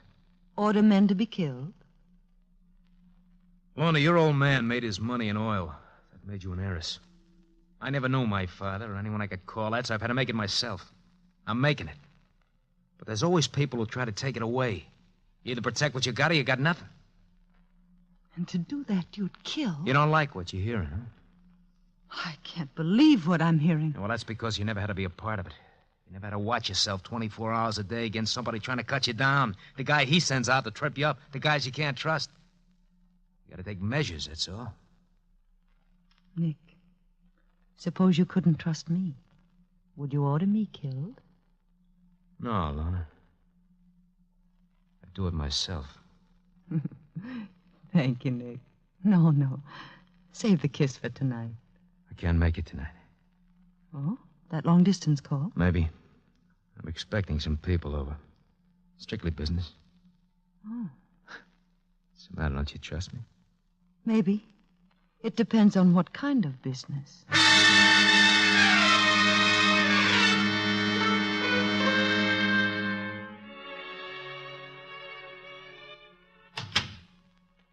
Ethel? What are you doing here, Martin? I go where George sends me. Sent me here to check on one of his investments. Hasn't heard from you in some time. He hasn't heard from me because I've had nothing to report. I've been doing the best I can. Yes, George knows you've been busy. He's had reports on that. Look, I was ordered to ingratiate myself with Nick Prenter. That's exactly what I've done. No more, no less. George thinks you've been taking his orders too literally. I'm inclined to agree with him. Your agreement or disagreement doesn't interest me. No? You'd be amazed to learn how highly my opinions are regarded, Ethel. That's why I'm in a position to offer you some advice. Don't hold out on George. If you do. Now, are you absolutely certain you've learned nothing? Nothing he didn't already know? Prenter did have Grady killed. Yes. What else? Nothing else. In all the time you've been with him, all the hours alone, you've learned nothing else, not even the people he talks to? Well, sometimes there are calls, long distance. From whom? I don't know. From where? Well, there was one from Detroit. When? This afternoon. Go on. What's the rest? What'd you hear? Well, nothing, except that, well, he's expecting some people tonight. It's business, a meeting. That's all I know, Marty, and all I want to know. I've had enough. Oh, you're upset. I thought you were enjoying your work. Or has Prenter become important to you? He means nothing to me, except he's a human being, and he trusts me. Don't tell me that disturbs you, taking advantage of a man's trust. Well, you can ease your stricken conscience because your friend won't be vulnerable much longer. What do you mean by that? You don't think George intended him to live, do you? George had been waiting until he had all the facts, and you're going to get them. No, I can't. I won't. You're going to find out every person who's at that meeting and why he's there. I can't go through with it. This is killing you're talking about. A man's life. I want no part of it. You want no part of it. You are a part of it. What do you think you've been living on, playing on, traveling on? Where do you think the money came from that converted you into the fashionable Mrs. Forbes? Came from 100 killings, 1,000 beatings, all the pennies and nickels and dimes squeezed out of 1,000,000 fists. All the $3 payments at the foot of the stairs to help make you a lady of refinement. No, you can't get out of it, Miss Whitehead. You hitched a ride on the roller coaster, and it doesn't stop, and nobody gets off until the trip's over. Oh, Marty. Marty, please help me. Oh, how can I? You wanted the trip, and you took me along with you. I can't help you now any more than I can help myself. Now, just do what George sent you to do. Find out about that meeting tonight.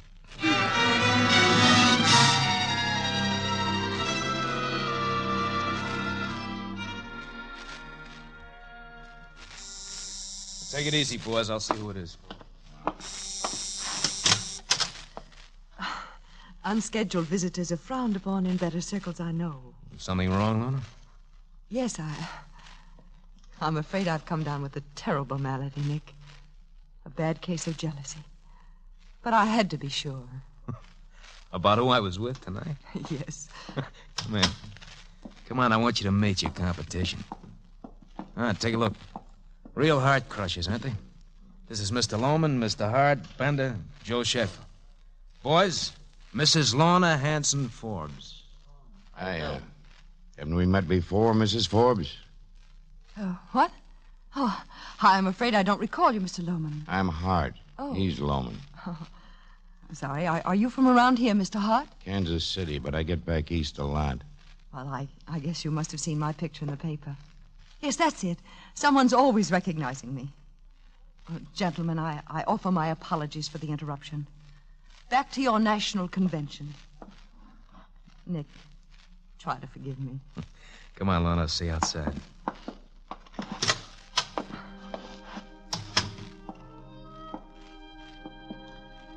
Oh, I'm so ashamed, Nick.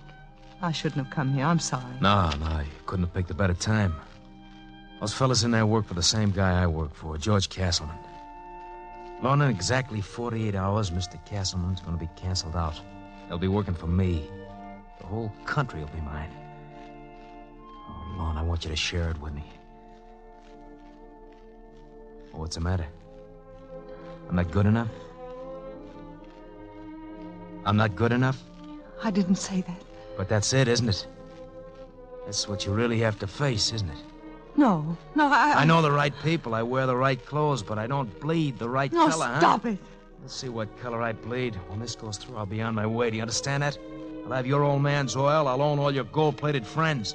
Maybe then my name will be worth something to you. Maybe then you wouldn't mind sharing it, huh? Share your name. I've been asking you to marry me. Oh, no. Hey, what's that for? Oh, Nick, I'm scared. I'm scared about what you're doing, what you're planning, what it'll lead to. You're that scared for me? Yes. I mean that much to you? Nick, how much do I mean to you? Well, everything I have. Is that enough? Yes. If you'll give it up. If you'll get out of this whole thing. If that's what it'll take to have you, you got a deal.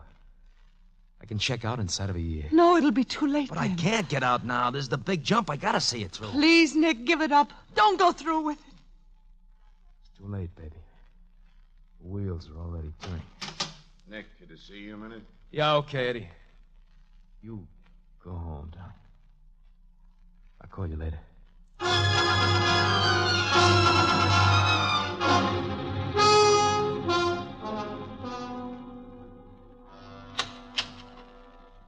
Patricia! Patricia! She isn't here. Gone to a movie. George sent her. George? Hello, Lorna. Aren't you glad to see me? How did you get here? I've been too far away. How was the meeting? Meeting? What meeting? The meeting you told Marty about at Nick's house. Well, there was no meeting. I misunderstood. You mean there were no visitors? Only yourself? Well, there were a few, some local friends. I see. You lying little double-crosser. George, lay off. Wasn't Sam Lohman there from Cleveland and Eddie Hart from Kansas City? Yes. What are they doing? What are they planning? I don't know, George. I don't know. They're out to get me, aren't they? Yes. And you're covering up for them. No. I'll kick your head in. I'll beat your brains apart. Stop it, George. Stop it! Stay out of this, you bookkeeper. George, wait. She can help us. She can still be useful. When I get through with her, she won't be of use to anybody. Stop it. She can help us get Prentice. George, listen to me. You want Prentice, don't you? She can get him for us tonight, here. We'll all be in the clear. George, stop it. George, look. She can call him on the phone and get him over here. He'll never know. She'll tell the police it was self-defense. He tried to attack her. Yeah. Take a look at her face, George. Look at her. It'll work. Don't you see? It's perfect. Okay, Marty, okay. You got a brain, the best kind, the kind you don't have to go out and buy. I'll pick her up and put her in that chair. Yeah, all right. Give her the phone. Tell her what to do. All right, call Nick Prenter. Tell him you want to see him. Tell him to get over here right away. Alone. Please, Lorna. Marty, I just can't do it. You've got to. No, I can't. What's the number? Right on. That's Nick. All right, Lorna. Get to the door and let him in. He has his own key. You little tramp. Oh! One wrong word and I'll kill you both. Lorna, Yes, Nick. I want to apologize for busting in on you, Mrs. Forbes. I know it isn't done in your set, but your friend Eddie Hart told me it would be okay. He said Castleman might not like it so much. Nick, I didn't But tell... that Ethel Whitehead would go for anything, and I believe him. I told you what I'd do to you. You're not going to have time to do anything. Castleman! Watch it, George. He's getting his gun. That's what he hopes.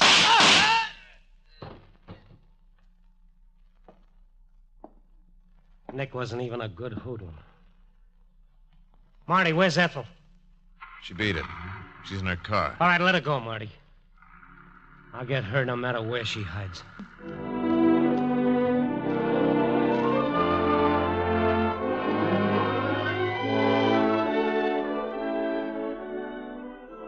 Not a very pretty story, is it, Mr. Fowler? But I want you to print every word of it. I want nothing left unsaid.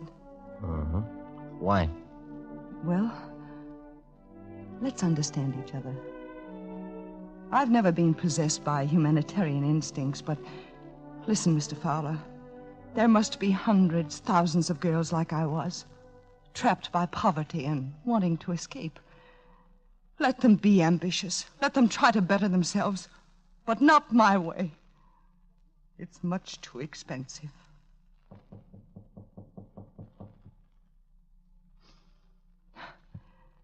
Do you want to wait around and watch the fade out of the notorious Lorna Hanson Forbes? Oh, you wouldn't be a good newspaper man if you didn't. Lorna, Marty. you better get your things. You can't stay here. You've unfinished business with George. He's on his way here, unless the police get to him first. They're looking for him. You see, I told them who killed Pranta. You told them? But what will George do? Doesn't matter. That means your unfinished business, too. That doesn't matter either. You did it for me. For me. Oh, Marty, it makes no sense. Has everything you've done made sense? We do what we do because we're made a certain way. Yes, but what I did, there was a hope for some return, some kind of dividends. For you, there's nothing. There never can be. Not even a promise. I know that. I kept a very good set of books for everyone but myself. Ethel. Send out Blackford. George, he's outside. Where are you going, Ethel? Hello, George. Where's Blackford? I don't know. I haven't seen him. What are you doing out here? Waiting for me, I suppose. Strangely enough, George, there was a time when I did wait for you and nobody else. Well, that's past. Where's Blackford? I don't know. All right, come on, let's get going. Sure, George. I figured I could draw you out, Marty. You're not very bright. Start saying your prayers. George, no! No! Ethel! Oh! George, I'm going to blast your head off.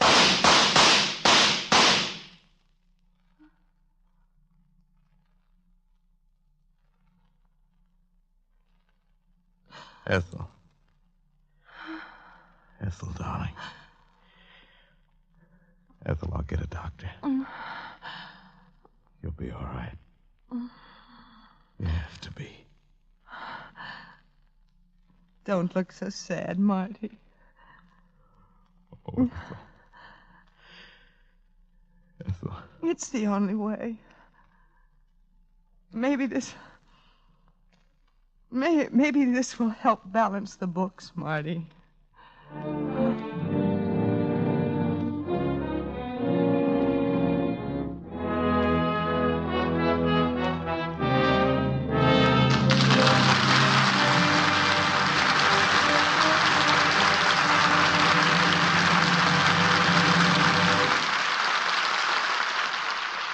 And so ends our adaptation of The Damned Don't Cry.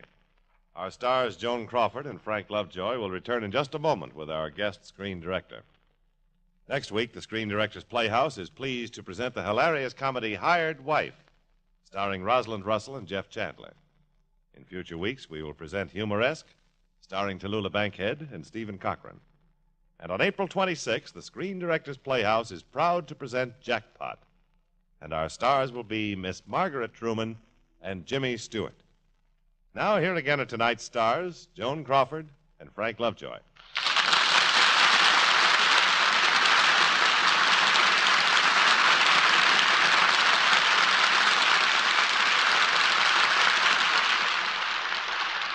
You know, Shakespeare said, the play's the thing, and we all agree.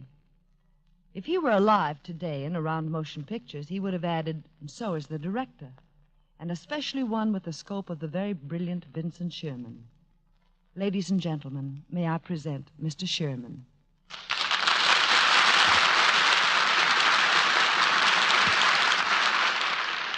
Joan, I'm very grateful.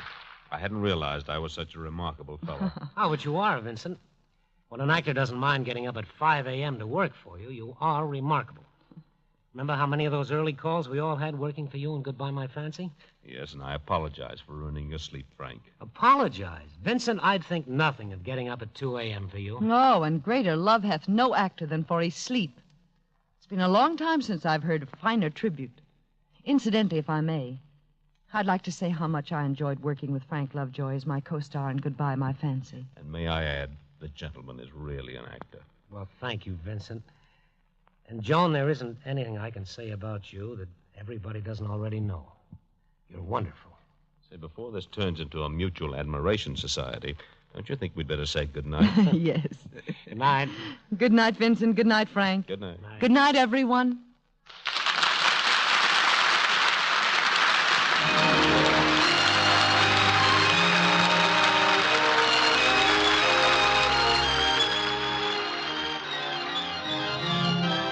The Damned Don't Cry was presented through the courtesy of Warner Brothers, producers of I Was a Communist for the FBI, starring Frank Lovejoy.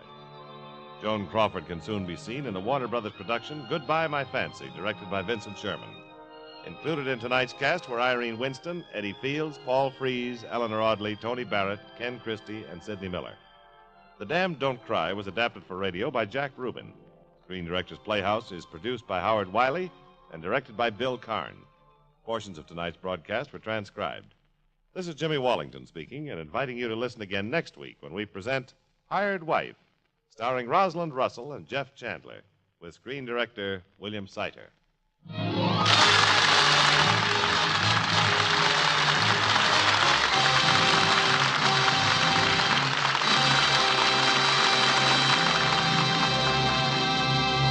Saturday's Fun with Judy Canova and Dennis Day on NBC.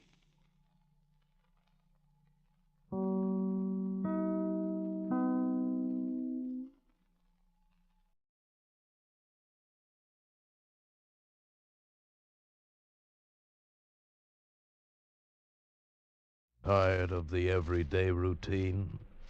Ever dream of a life of romantic adventure? Want to get away from it all?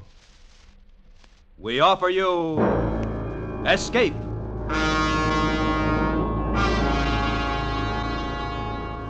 Escape, designed to free you from the four walls of today for a half hour of high adventure.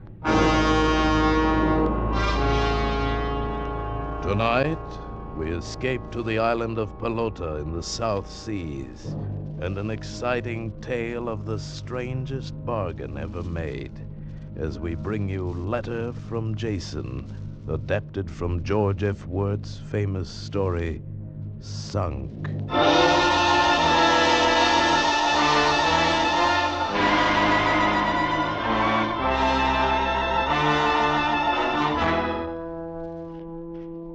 No, John. My mind's made up, and all your eloquence won't change it. You'll understand why when you hear this letter I got today. A letter from Jason. Yes, at last. Listen to this, John. Dearest Ellen, he writes, after the terrible things I did and said to you that last night, there seemed to me to be only one way out. I had failed you as a husband. I had failed the baby as a father. There wasn't anything I hadn't failed at, excepting booze. I was a great success in a saloon. But this is no news to you. You might, however, be interested in what happened after I walked out on you that night. Well, actually, I don't remember much of the night. But the next morning, when I woke up in a rooming house south of the slot, I remembered enough. I knew I couldn't go back, and I didn't see any point of going on. But I even failed as a suicide. Somebody smelled gas and called the police. When I came to in the receiving hospital, Uncle Jeffrey was there. Well, Jason, you've sunk pretty low. Oh, go away and leave me alone. You must have been drunk to find the courage to try suicide. I don't ever really get drunk anymore. I just drink. That's scarcely news. What about your wife and child? You're suddenly very solicitous. No, I never approved of your marriage, but you're still my brother's son. Why did you try to do this? Money. A couple of other things, but money principally. Your father left you plenty of money, too much for your own good. Now it's gone. Of course it's gone. I'm over my years in debt. How much do you owe? More than I could pay back in a year, and some of them won't wait. There's a bookie in Sacramento Street. How much? More than $3,000. Why didn't you come to me for it? Would you have given it to me? You know I wouldn't. Why, you're getting a big kick out of this, aren't you, Uncle? Get out. Get out. Jason, you misunderstand me. I didn't come here for fun. I came on business. What? Yes, I came to offer you a job. Oh, that's funny. That's a great big laugh. No, I'm serious. On the way over here, I did a lot of thinking. Since you're ready to die anyway, perhaps I can arrange it in a way to provide for your wife and child. Yes, and pay your debts. Oh. You know where I spent my youth? Yes. Poaching pearls in the South Seas with my father. Really, Jason? That's an ungrateful conclusion and unkind to the memory of your father. We were traders, honest traders. But there were others not so honest. There were killers down there in those days. There's one in particular who crossed me several times and is still alive. His name is Jake Finch. What the devil are you talking about? A business deal, Jason. I want Jake Finch killed. Since your life doesn't mean anything to you, you might as well take the job. Me? Kill a man? That's right. This morning you tried to kill yourself for nothing. I'm offering you a chance to kill and be paid for it. How much? Your debts. And $25,000 to your wife after Finch is dead. That's a lot of money. It's worth it to me to see Finch dead. Well? And after I've killed him, what then? Ellen is provided for. And me? We'll cross that bridge when we come to it. Where is this man? He lives on the island of Pelota, 3 weeks' sail from Tahiti. How romantic. Not at all. He's a dangerous, treacherous killer, and you're going to have to meet him face to face. He's lived too long to be caught off guard. What makes you think I'll have the guts to kill him? I'll be along to see that you do. What? Yes, and to see that my name is not connected with the matter. If you kill him, it will be in self-defense. So I've sunk pretty low, have I, Uncle? What about you? That's neither here nor there. Do you want the job? No. But I'll take it for Ellen's sake.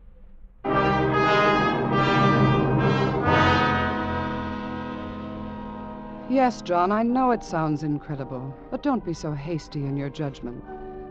The letter from Jason goes on. I suppose if I hadn't been foggy with booze and gas fumes, I would never have accepted such a dreadful proposition, even though it meant security for you. But once I agreed, Uncle Jeffrey wasted no time. He paid my debt and sent you that $1,000 check as an advance on my murder fee. And in less than 24 hours, we were slipping through the Golden Gate bound for Tahiti.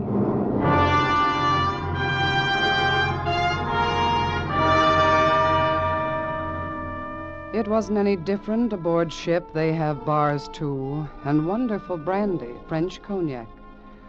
I was really enjoying life, a cruise to the South Seas, all expenses paid.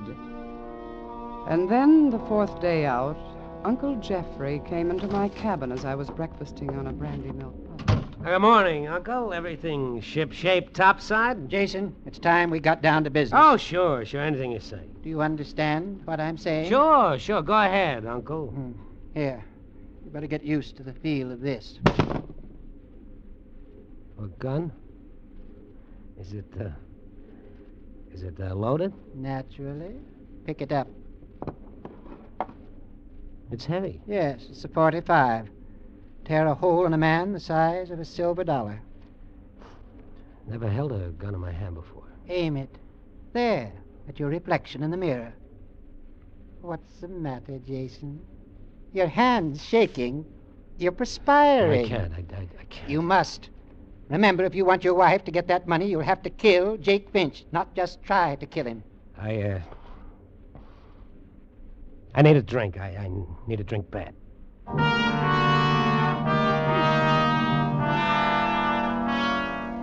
Poor mixed-up Jason. That was his solution for every problem, his answer to every challenge. I need a drink. He goes on to say, we arrived in Papeete, in Tahiti, on a Wednesday afternoon, but Uncle Jeffrey was in a hurry. He had chartered an island schooner, the Lorelei, and she was to sail at dawn the next morning for Pelota and Jake Finch. But at least I would have one evening ashore, and I intended to have it alone. Well, see you later, Uncle Jeffrey. Where are you going? Sightseeing, one enchanted evening, that sort of thing. Now, you wait till I get this luggage transferred to the schooner, and I'll go with you. What's the matter? You afraid I'm going to get drunk? I know you are. That's where you're wrong. Got to stop sometime. I made up my mind I quit when we got to Tahiti, so I've quit. I don't believe you. You're drunk right now. That's what you think. I'm not drunk, Uncle Jeffrey. I'm sick. I'm sick of the sight of you. We still have a long way to go together. I know. Let's understand each other right now. I hate your guts. It's perfectly clear that you hate mine. I made a bargain with you. I'll go through with it, for Ellen's sake. Went for her, I'd use that gun on you instead of Jake Finch. Good. I'm glad that we understand each other so clearly. I'll see you later. Be aboard the Lorelei at midnight. Don't worry, I'll be there. I'm sure you will, Jason.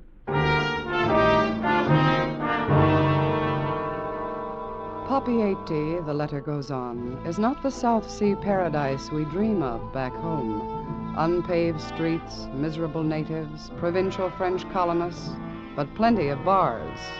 I avoided them. I headed for the big hotel and a table on the terrace. Take away the palm trees and the French accent, and it was about as exotic as the commercial house in Sioux City. Monsieur désire quelque chose à boire? What did you say? Oh, je m'excuse. Would monsieur like something to drink? An aperitif, perhaps? Cézanne? Dubonnet? Oh, no, thank you. Just tea.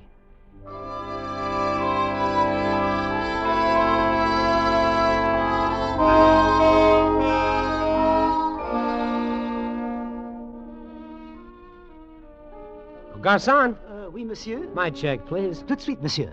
You know, that tea, that's pretty vile stuff. Was there something wrong, monsieur? It is the very best Oolong. Oh, no, I guess it was all right for tea. Oui, monsieur. Voilà, monsieur. Here you are. I keep the change. Oh, merci beaucoup. Oh, say, tell me, what's a good place for dinner? Oh, ici, monsieur. The hotel has the best cuisine in Papeete. But it's a little quiet, don't you think? Peut-être. Then I should commend monsieur to chez Tante Marguerite, or the Southern Cross. At the Southern Cross, there are the girls. Oh. Then I'll go to Marguerite's.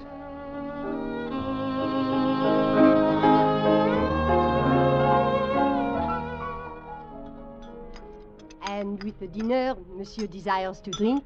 Water. Water? Yeah, just water. But if Monsieur will permit, we have a proverb in my native Normandy. Un repas sans vin est comme un jour sans soleil. Yeah, I'm sorry. I don't understand French that well. A meal without wine is like a day without sun. Oh. And surely with the cuisine of Tante Marguerite, one must not drink just water. Besides, the water in Papiette is not safe. I myself have lived here more than 20 years, and never have I tasted the Papiette water. Oh, no. I would recommend wine, monsieur. I urge it. With the langouste, a dry sauterne, monsieur. Oh, well. Well, very well. A small bottle, then.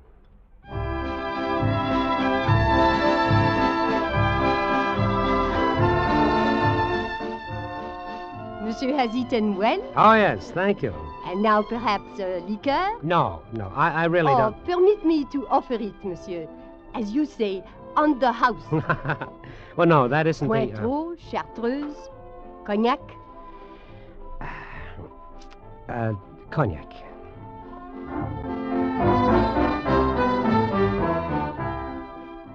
Oh, it's an excellent dinner, madame. An excellent liqueur, and the world begins to look all right again. Of course it does, monsieur. Of course it does. And now, madame, tell me. You know of a place here in Papiette called, the Southern Cross? And who does not, monsieur? Tell me how to get there, will you?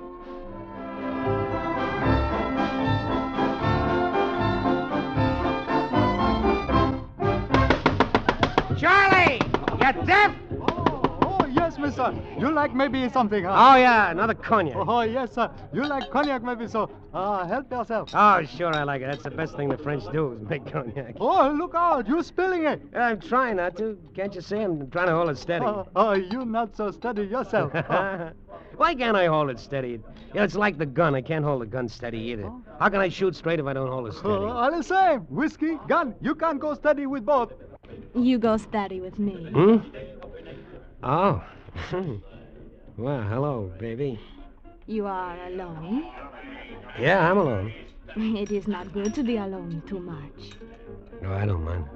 You like me to keep you company. I don't mind. You have cigarette for me? Yeah, Hey, sure. mate, what's the big idea of annoying this lady? Annoy? What do you mean? This little... Watch your language. Now, look, here, I'm sitting here minding my own business. Well, now you're minding mine. Now, scram.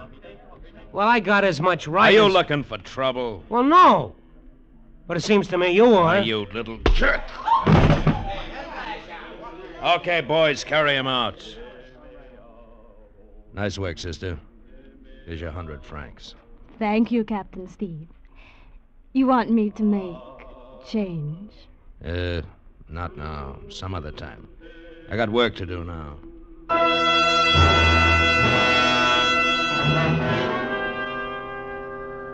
I know, John. It's the same old pattern. How well I know it. The promises and the failures. Anything could start him slipping. A glass of wine, the brandy sauce on the mince pie. Yes, or the sniff of the cork, if you like. But listen to Jason's letter. He goes on. The next thing I knew, I was in a narrow bed, in a creaking, rocking room, and I didn't feel well, darling, not well at all. I had the world's worst hangover.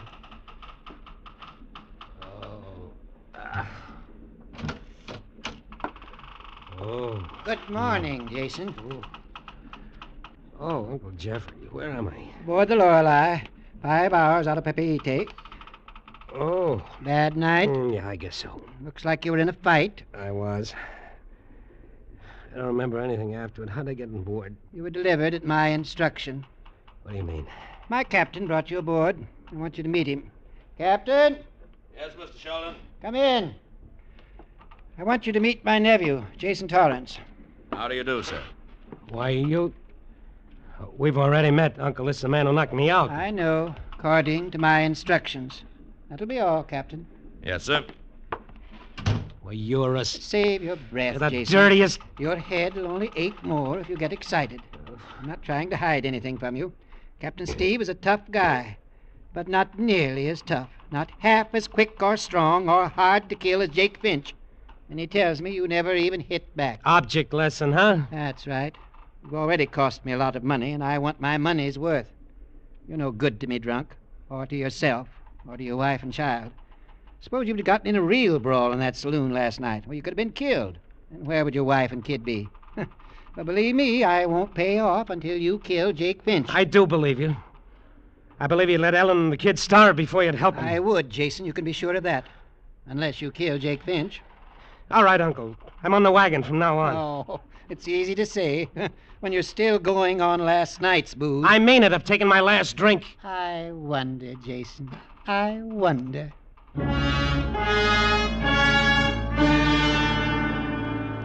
After he had left the cabin with that sneer on his face, Jason writes, I lay there hopeless and nearly helpless.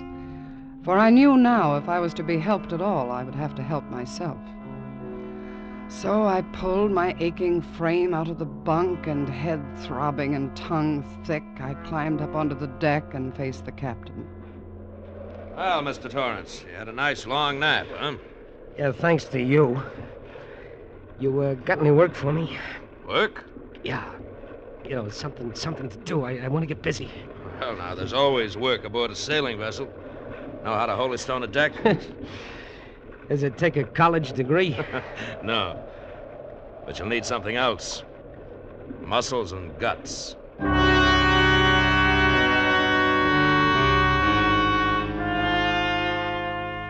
Who said it gets easier day by day?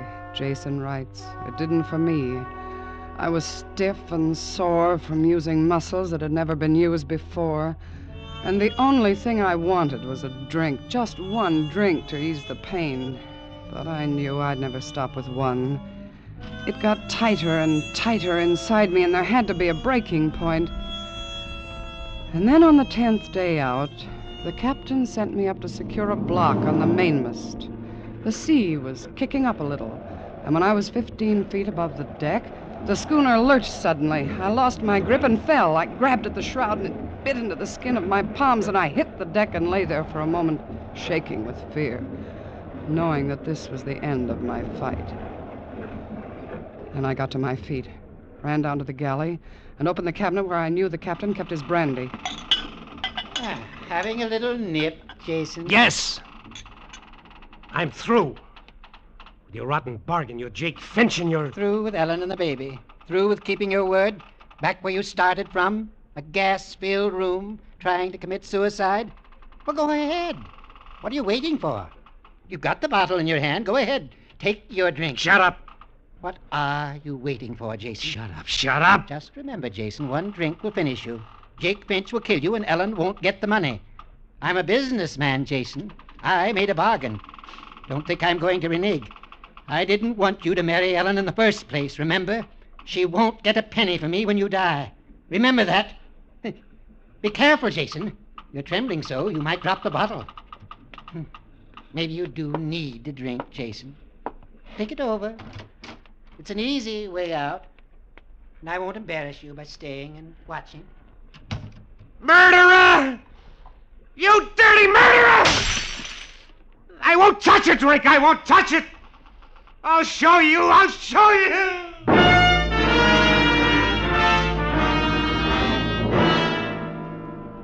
And then suddenly it grew a little easier. Not taking that drink was the turning point, I guess. The crying out inside, the need for liquor, grew slowly quieter. My muscles began to toughen. My whole body began to feel better, more alive. And the first time in years, I enjoyed eating. And I was learning to be a pretty good sailor. I began to get a kick out of the neat way the schooner handled, the clean feeling of the sea air, the wonder of just feeling good. And with this change, I slowly began to realize what kind of a bargain I had made. I didn't want to kill anyone. No, not for any reason. Not now, when I felt sure I could start my life over again. You've made a bargain, and you'll stick to it. I'm not the same now. I'm in good health. I'm strong. I can get a job and really take care of Ellen and the baby. You should have thought of that before. Well, I'm thinking about it now. I can't just deliberately go out and kill a man. I'm not going to go through with it. All right, we anchor at Pelota tomorrow. If you refuse to carry out your end of our bargain, I'll put you off the schooner and leave you there. You won't see a ship for more than 6 months. And when it does come, you'll have sunk lower than you've ever been. You won't have passage money back to San Francisco. You'll die in Pelota. And Ellen won't see a penny of that $25,000. You do that? In a second. But I'll pay you back the money you lent me. I'm not interested in that. I want Finch killed. Believe me, he has it coming to him. I don't care what he's done to you. I'm not going to go through with it. Not only what he's done to me, Jason. I didn't want to tell you before. I never told you how your father died. No, you never did. Jake Finch killed him, Jason. Jake Finch killed your father.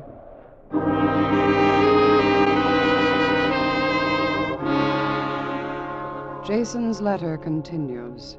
So you see, Ellen, what a diabolically clever scoundrel Uncle Jeffrey is. The last straw was that stuff about my father. I don't know whether he's lying or not, but it just might be true. And so this man who is playing God with my life has added the final motive for murder: vengeance. We're approaching the island of Pelota now, Ellen, and I have no other course but to find Jake Finch and kill him, or be killed by him.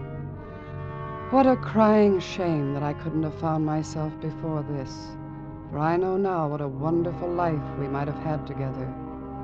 I hope you will find it with someone else, for you deserve better than I ever gave you.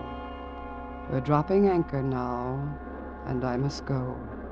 Well, there she is, Jason. Pelota, one of the loveliest islands in the Pacific. A perfect setting for a murder. Yes, isn't it? Feel up to it? Don't worry about me. Where do I find Finch? Everybody on the island knows him. Anyone can tell you where to find him. Try the traders or the bar. Good luck. Aren't you coming? Oh, no. Remember, I don't want to be connected with Jake Finch's death in any way. It's your affair now, not mine. Yellow all the way through, aren't you, Uncle? Yellow and rich enough to hire thugs and murderers to do your dirty work. I ought to kill you instead of Finch. Dinghy's ready, Mr. Torrance. I'm coming, Captain. Kill Finch first, Jason. Then you have my permission to kill me.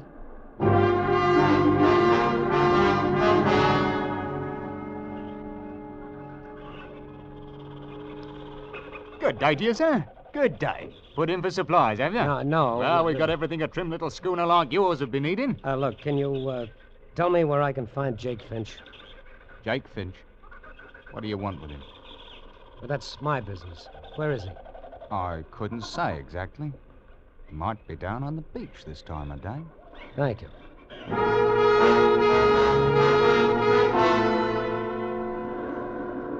Our friend. Who, me? Yeah, you. Well, I wasn't sure. Ain't been called friend in 20 years. What can I do for you, stranger? I'm looking for Jake Finch. Well, don't look at me. I ain't him. Where can I find him? Look here, mister. If this is your idea of a joke, it ain't funny to me. I'm sorry. I'm simply looking for Jake Finch. Well, look somewhere else. Look for him in a bar. That's the likeliest place to find Jake Finch.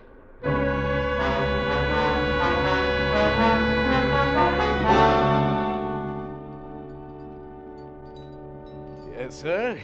What'll it be? I got the finest brandy on the island. 4 years old, it is. No, thank you. I'm looking for someone, but the place seems to be empty. Oh, who are you looking for? Jake Finch. Jake Finch. What do you want with him? I've got business with him. Yeah? What kind of business? He inherited $1 million or something? No. But I want to settle a debt with him. Okay, mister. He's in the back room. This way.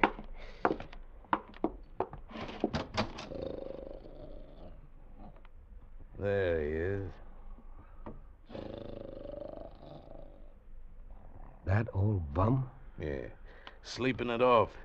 Been there since I closed up last night. Jake Finch? This can't be Jake Finch. Yes, one of them. There's more down on the beach, kicking around town. What are you talking about? Well, there's at least a dozen Jake Finches here on Pelota. A dozen? Hey, look, somebody's been kidding you, mister. Don't you know? Jake Finch is the name we give any rum-bum here on Pelota. They spend their last penny here in the bar and sleep it off on the beach. Drink, mister. All the Jake Finches drink themselves to death. Jake Finch. Me. All along, the Jake Finch he wanted to kill was in me. Hey, where you going? I've got an apology to make. You look like you need a drink. How about one for the road, huh? No, thanks. I don't drink.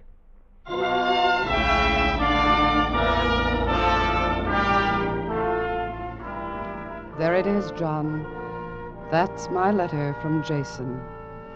You understand now, don't you, why I'm asking you as my attorney to stop my divorce action immediately. I cabled Jason this morning that I'm waiting for him to come home.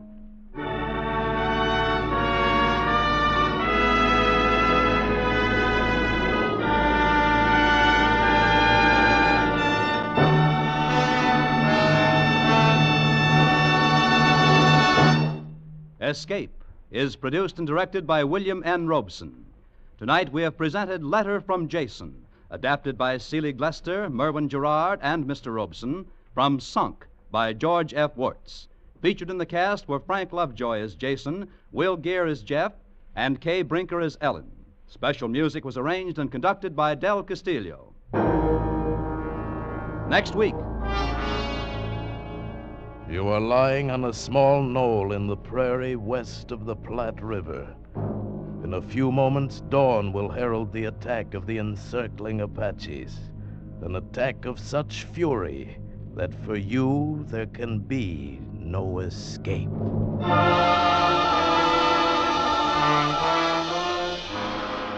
Next week, we escape with an exciting tale of the Old West, as James Warner Bella tells it in his thrilling story, Command. Pardon me, Mr. Lamont. I'd like some information. Why, it's Gracie Allen. Can you tell me who that young man was with the wonderful deep voice? Well, yes, that's Paul Freese. Well, I'd love to meet him. That'll be easy. Paul, this is Gracie Allen. Gracie, this is Paul Freese. Hello, Gracie.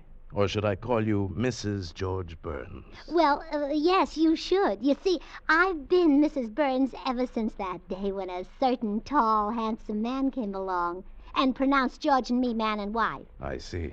But it's George I've come to talk to you about. You have such a beautiful voice yourself, so I thought if you let him sing on this program, our sponsor will hear him and realize how great he is. Then he'll let him sing on our program Wednesday nights. Well, Gracie, this is not a musical program. This is Escape.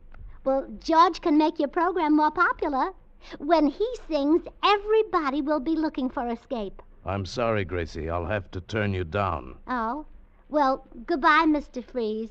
You are a cold man. Goodbye, Gracie. Be sure to listen next week, same time, when once again we offer you Escape. This is CBS, the Columbia Broadcasting System.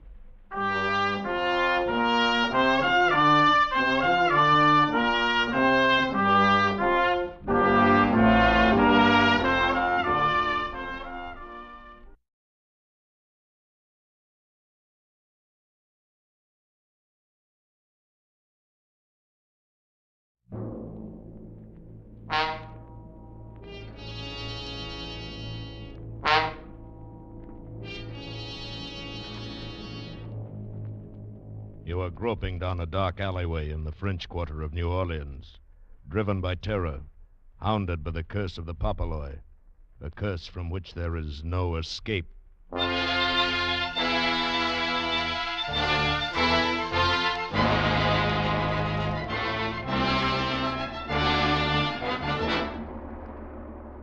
Escape, produced and directed by William N. Robeson, and carefully contrived to free you from the four walls of today for a half hour of high adventure.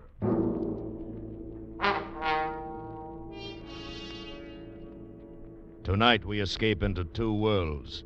One of modern jazz, the other of primitive voodoo, and to a doomed man who brought them together, as William Irish imagined it in his eerie story, Papa Benjamin.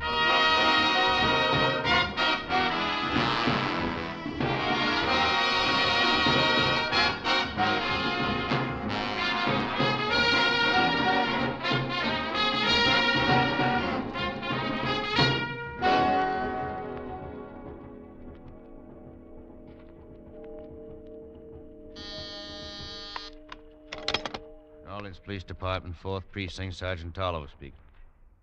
Yeah? Yeah?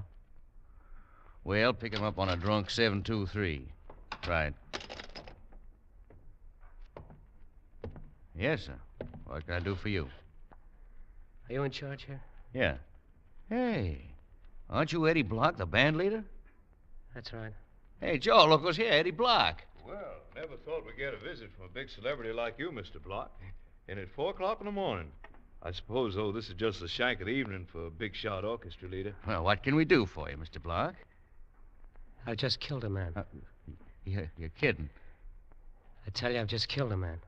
I guess you've been working too hard, Mr. Block. You're imagining things. Here's the gun. Look at it. Now, sit down, Mr. Block. Better have a drink of water. You'll feel better. No. I'm all right. Sarge? Yeah? This gun's been used all right. Smell. Was it an accident, Mr. Block? No. Well, who'd you use it on? Who was it? I don't know his name. They call him Papa Benjamin. Sounds like a white man? No, he was a Negro. Oh, well, now, in New Orleans... Oh, no. It was nothing like that. Well, what was he doing to you? He was killing me. Huh? Killing you? But how? Look at me. I used to weigh 200 pounds. I'm down to 102. Well, how? How was he killing you? Would you believe in anything you can't see, can't hear, can't touch? Well... I've been to the biggest doctors in the world. They don't believe me. How can I expect you to? They'll simply say I'm cracked and let it go at that. I don't want to spend the rest of my life in an asylum. Now, look, Mr. Block. You say he was a Negro named Papa Benjamin. Yeah. He was an old man. 80, maybe 90. Skin and bones, he could hardly walk. And I shot him. You sure? You sure you killed him? Yeah, of course. Well, where? I don't know exactly. In a little back alley in the Vieux Carré. Near Congo Square. Supposing you take us there. Can you do that? Then maybe we'll find out this is just a bad dream.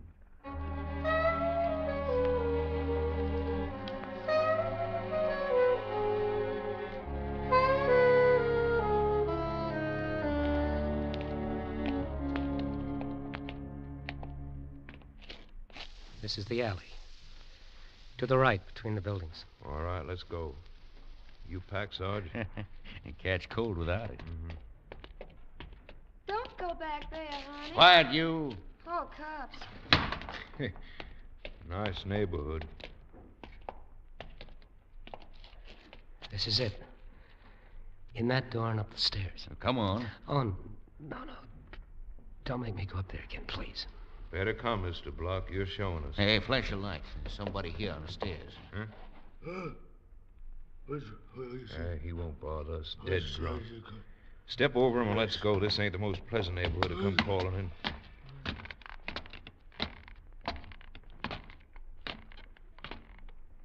This it? Yeah. In that door. Come on.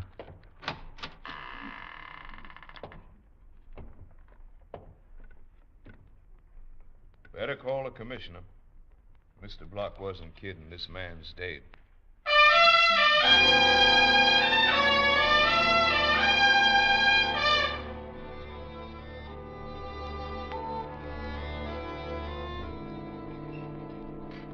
But why? Why? Because he was killing me, Commissioner. It was self-defense.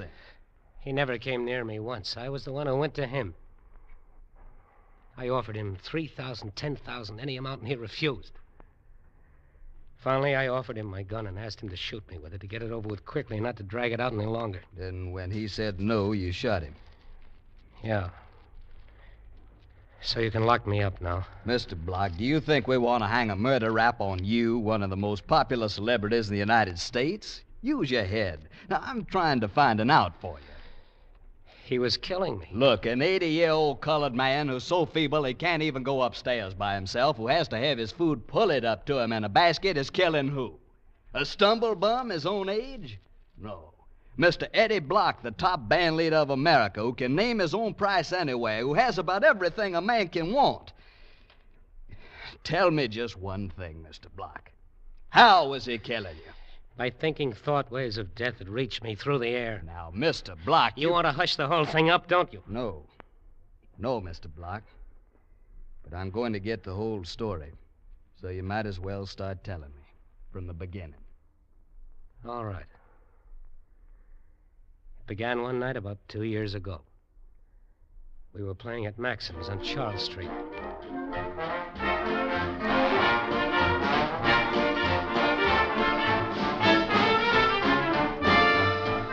We were just another band. Small Dixieland outfit then. Eddie Block and his Chips. Judy Jarvis, my wife, did the vocals. But we weren't setting the world on fire. Business was so bad I knew what to expect when I got a call from the manager one night after closing time. Come in. Oh, hi, Eddie. I thought we'd better have a little talk. It's that bad, huh? We took in $4,500 this week. Yeah, I see. And you can cancel my contract anytime it falls under $5,000. I get it. Eddie, they can get the same liquor and sandwiches anywhere, but they'll go where the band has something.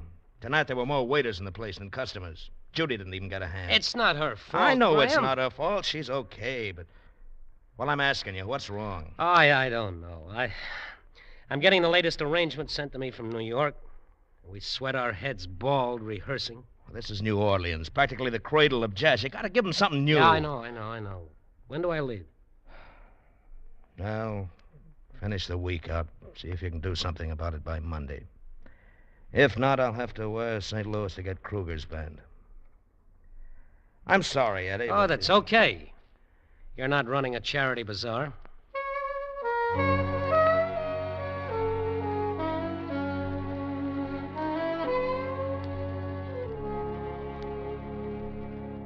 But I didn't feel so cocky about it. It looked like we were on the skids. The band just didn't seem to have it. And I wasn't good enough to figure out why and pull them out of it. I was feeling pretty low when I went back to the deserted bandstand to pick up some music. The place was dark and empty, except for a couple of scrub women cleaning up. A dark nightclub can be an eerie place sometimes. I got that feeling just before I saw it.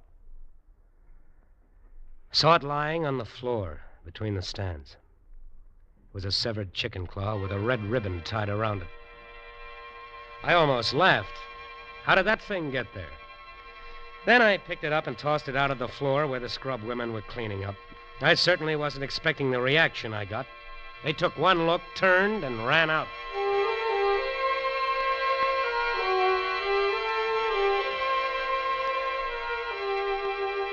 I just recovered from that surprise and was bending down to pick up some music that had slipped to the floor when I heard someone come in.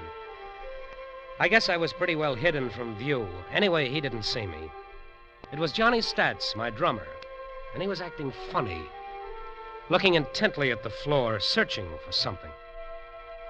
Suddenly, he spotted this chicken claw on the floor and grabbed it up with a terrific sigh of relief, stuffed it into his pocket, and walked out.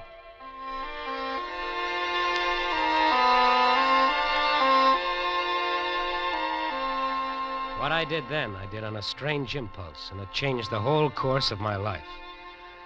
I followed Johnny Stats. I suppose I just meant to catch up with him and have a cup of coffee with him somewhere and ask about the chicken claw. But as I followed him farther and farther down into the Vieux Carré, down to Congo Square, it was a growing curiosity that kept me on his trail. When he turned into that dark alleyway, I stopped and debated. I felt like an eavesdropper, and yet something drew me on. And I walked up that dark alley. I passed that one lighted Don't window. go no further, honey. But I went on. through a sort of tunnel into another alleyway, and then I stopped. Ahead of me, Johnny Stat stood before a dark, dismal-looking old wreck of a building. Suddenly, he whistled, quietly. A gigantic man appeared out of the shadows. Johnny handed him the chicken claw and was motioned into the building. And then I heard sounds coming from the upstairs of that building. A throbbing drum, a wailing, an unearthly sound, and yet wonderful. An exotic, fascinating rhythm. This was music. Something new, something sensational, something that would set New Orleans on its ear and put Eddie Block in the big time. I had to get in there and hear it. I was mighty busy for the next 5 minutes. I ran back down the alley, overturning 5 or 6 garbage cans before I found what I needed. Then back to that lighted window in the alley, and a 5-spot in exchange for a red ribbon. Then I was back at the dark building, walking up to that menacing shadow.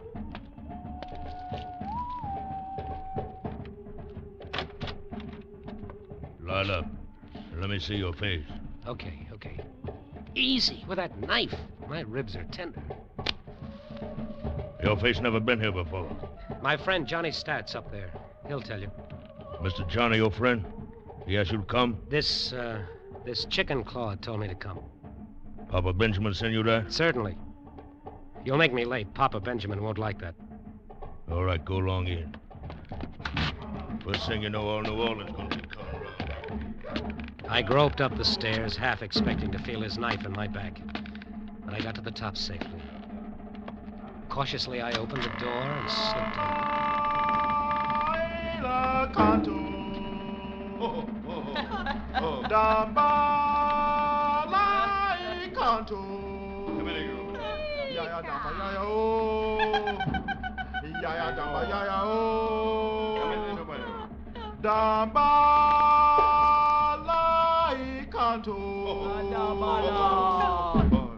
The room was full of people. They were in such a state of frenzy, I wasn't even noticed.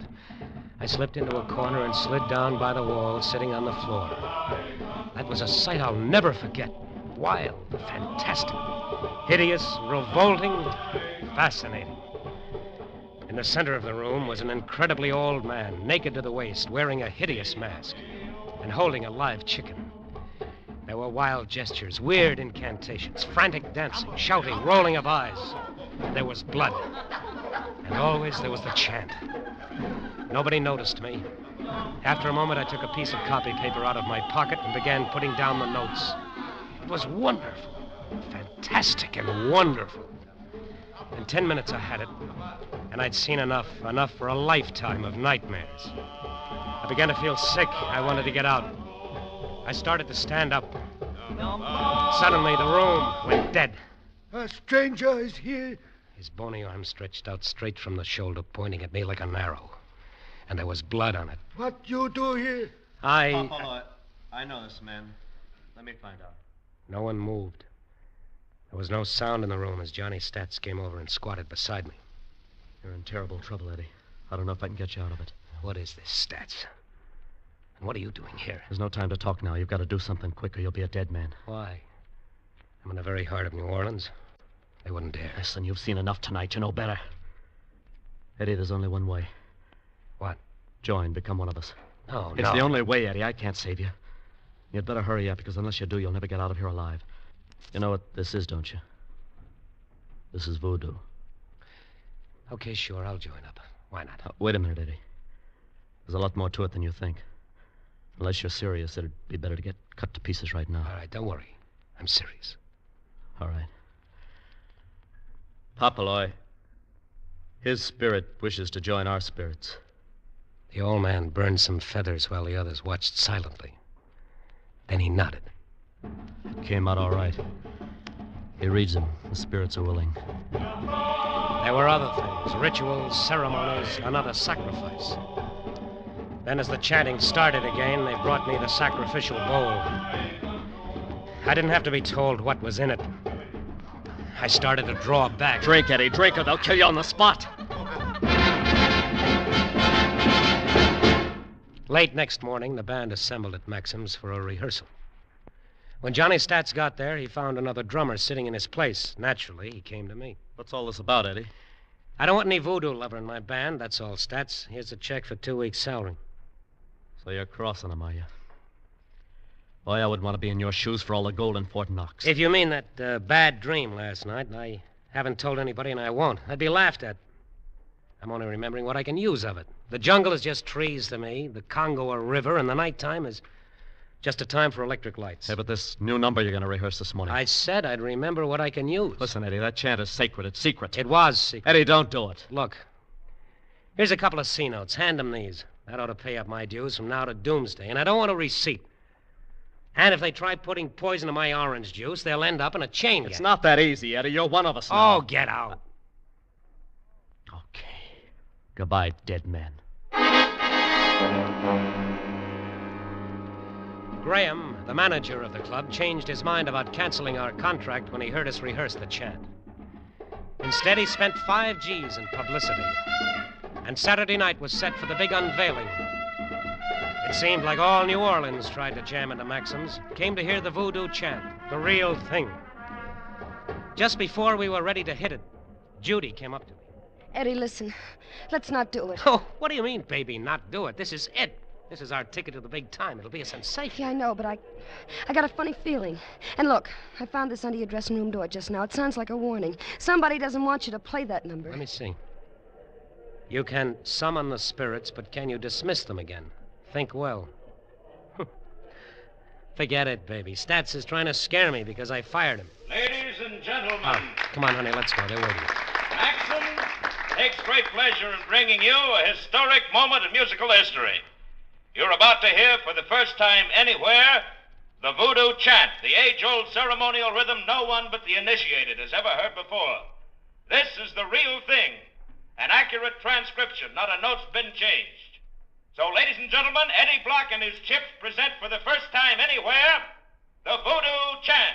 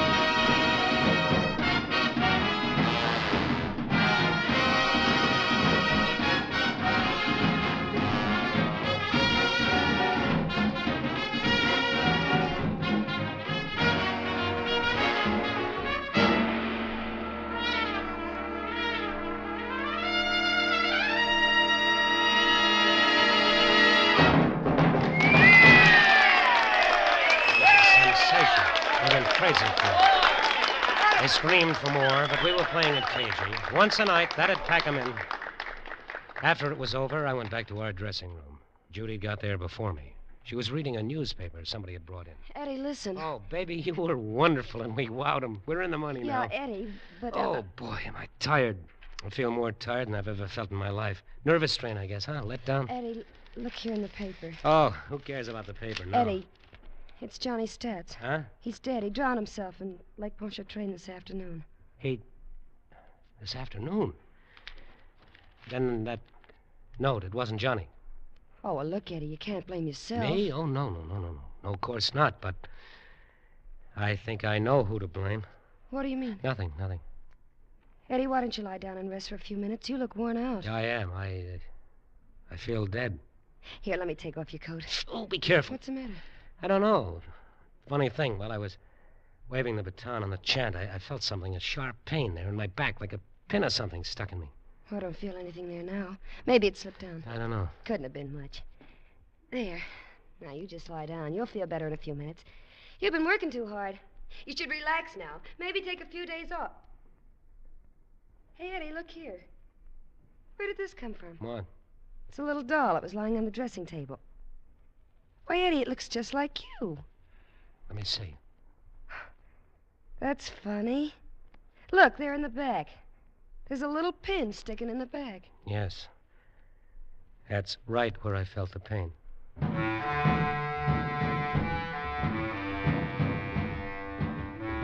That started it. The next day, I had a backache. Later, there was a numbness that spread to my shoulders, arms, legs. I felt tired all the time, listless, dead. I began to lose weight. I couldn't get Johnny's stats out of my mind. He'd introduced me to them, vouched for me, and he'd committed suicide. He knew. He hadn't waited. I decided to get out of New Orleans. I went to New York, playing the chant, of course. I had to. It was my biggest asset now. But nothing changed. I was losing weight. From a husky 200 down to 160. I couldn't sleep. Maybe if I put an ocean between. I took an offer in London, toured the continent, away a year. I was an international hit now, the biggest attraction in music. But I was down to 110, dying on my feet. The doctors couldn't figure it out. Reynolds in London told me. You're as normal, Mr. Block, as anyone I ever examined. You're so well balanced that you haven't even got that extra little touch of imagination most actors and musicians have. I guess that's true, Doctor. I'm just mediocre. And yet, you might say, my success is killing me.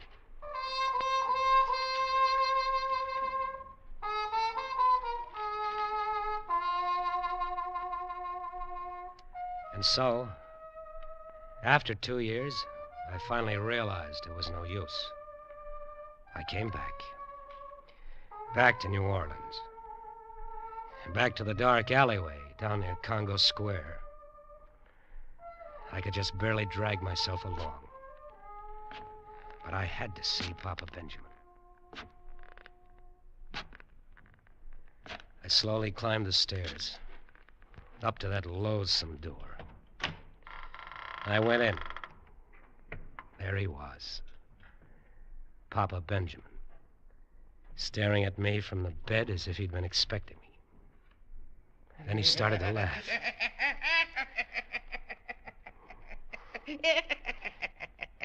Take that curse off me.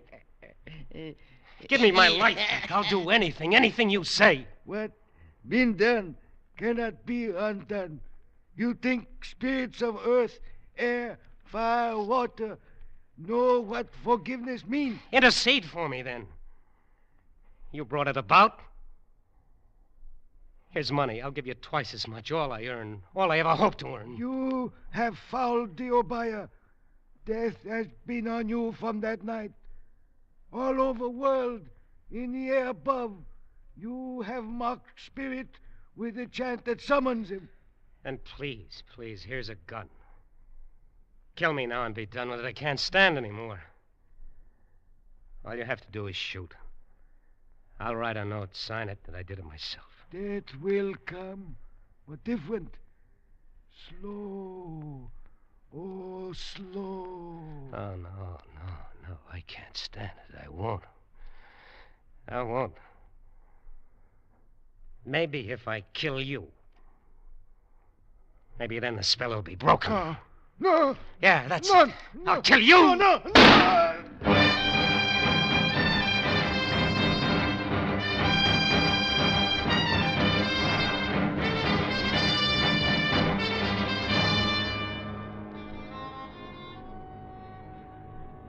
And that's all, Commissioner. Then I came here. To the police station. You know the rest. Well? All right, Mr. Block. Don't believe me, do you? Yes, I believe you. Not about the curse, of course. That was your own mind. They planted the suggestion in your mind, you did the rest. But it's plain that you killed in self-defense. Crazy kind of self-defense, but I think we can manage it. We'll try.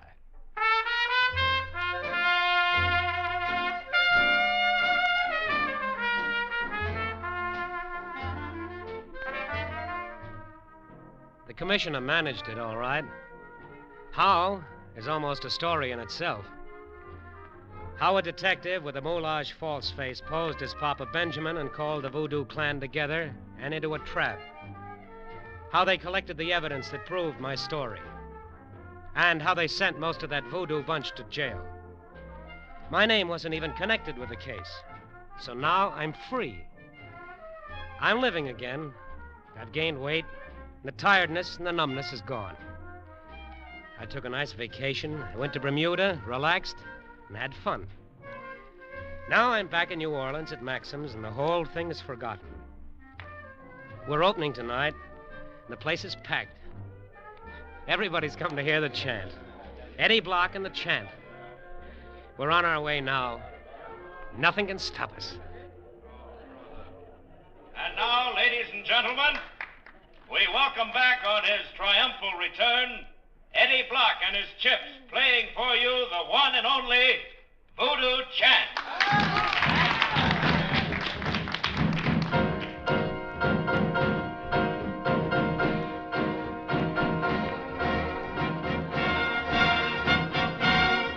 Look at them, Judy. They're eating it up, aren't they? Yeah. What's the matter? I was hoping I'd never hear this thing again.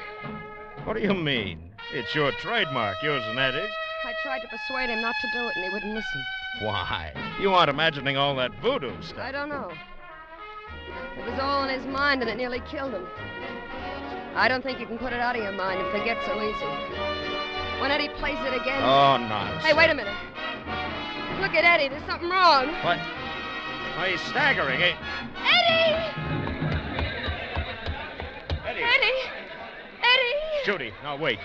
Here, let me pick him up. He's probably just fainted from the No! excitement. No, leave him alone. He's dead.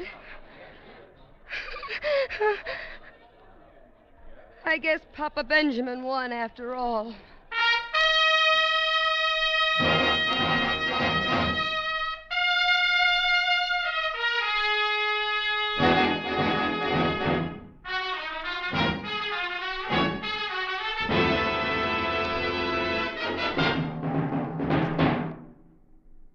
Escape is produced and directed by William N. Robeson, and tonight brought you Papa Benjamin by William Irish, adapted for radio by John Dunkel, with Frank Lovejoy as Eddie Block, Louis Van Ruten as Papa Benjamin, Harry Bartell as the police commissioner, and Joan Banks as Judy. Music was conceived and conducted by SCIFI. Next week... You are speeding through the night on the Istanbul Express. You're alone and unarmed. And suddenly you realize that your life is in danger, that somewhere on the train are deadly killers from whom you must escape.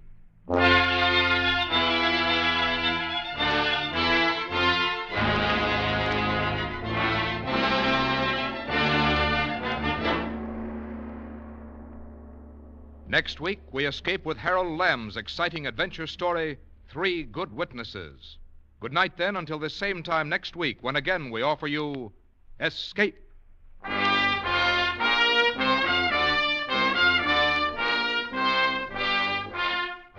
is CBS, the Columbia Broadcasting System.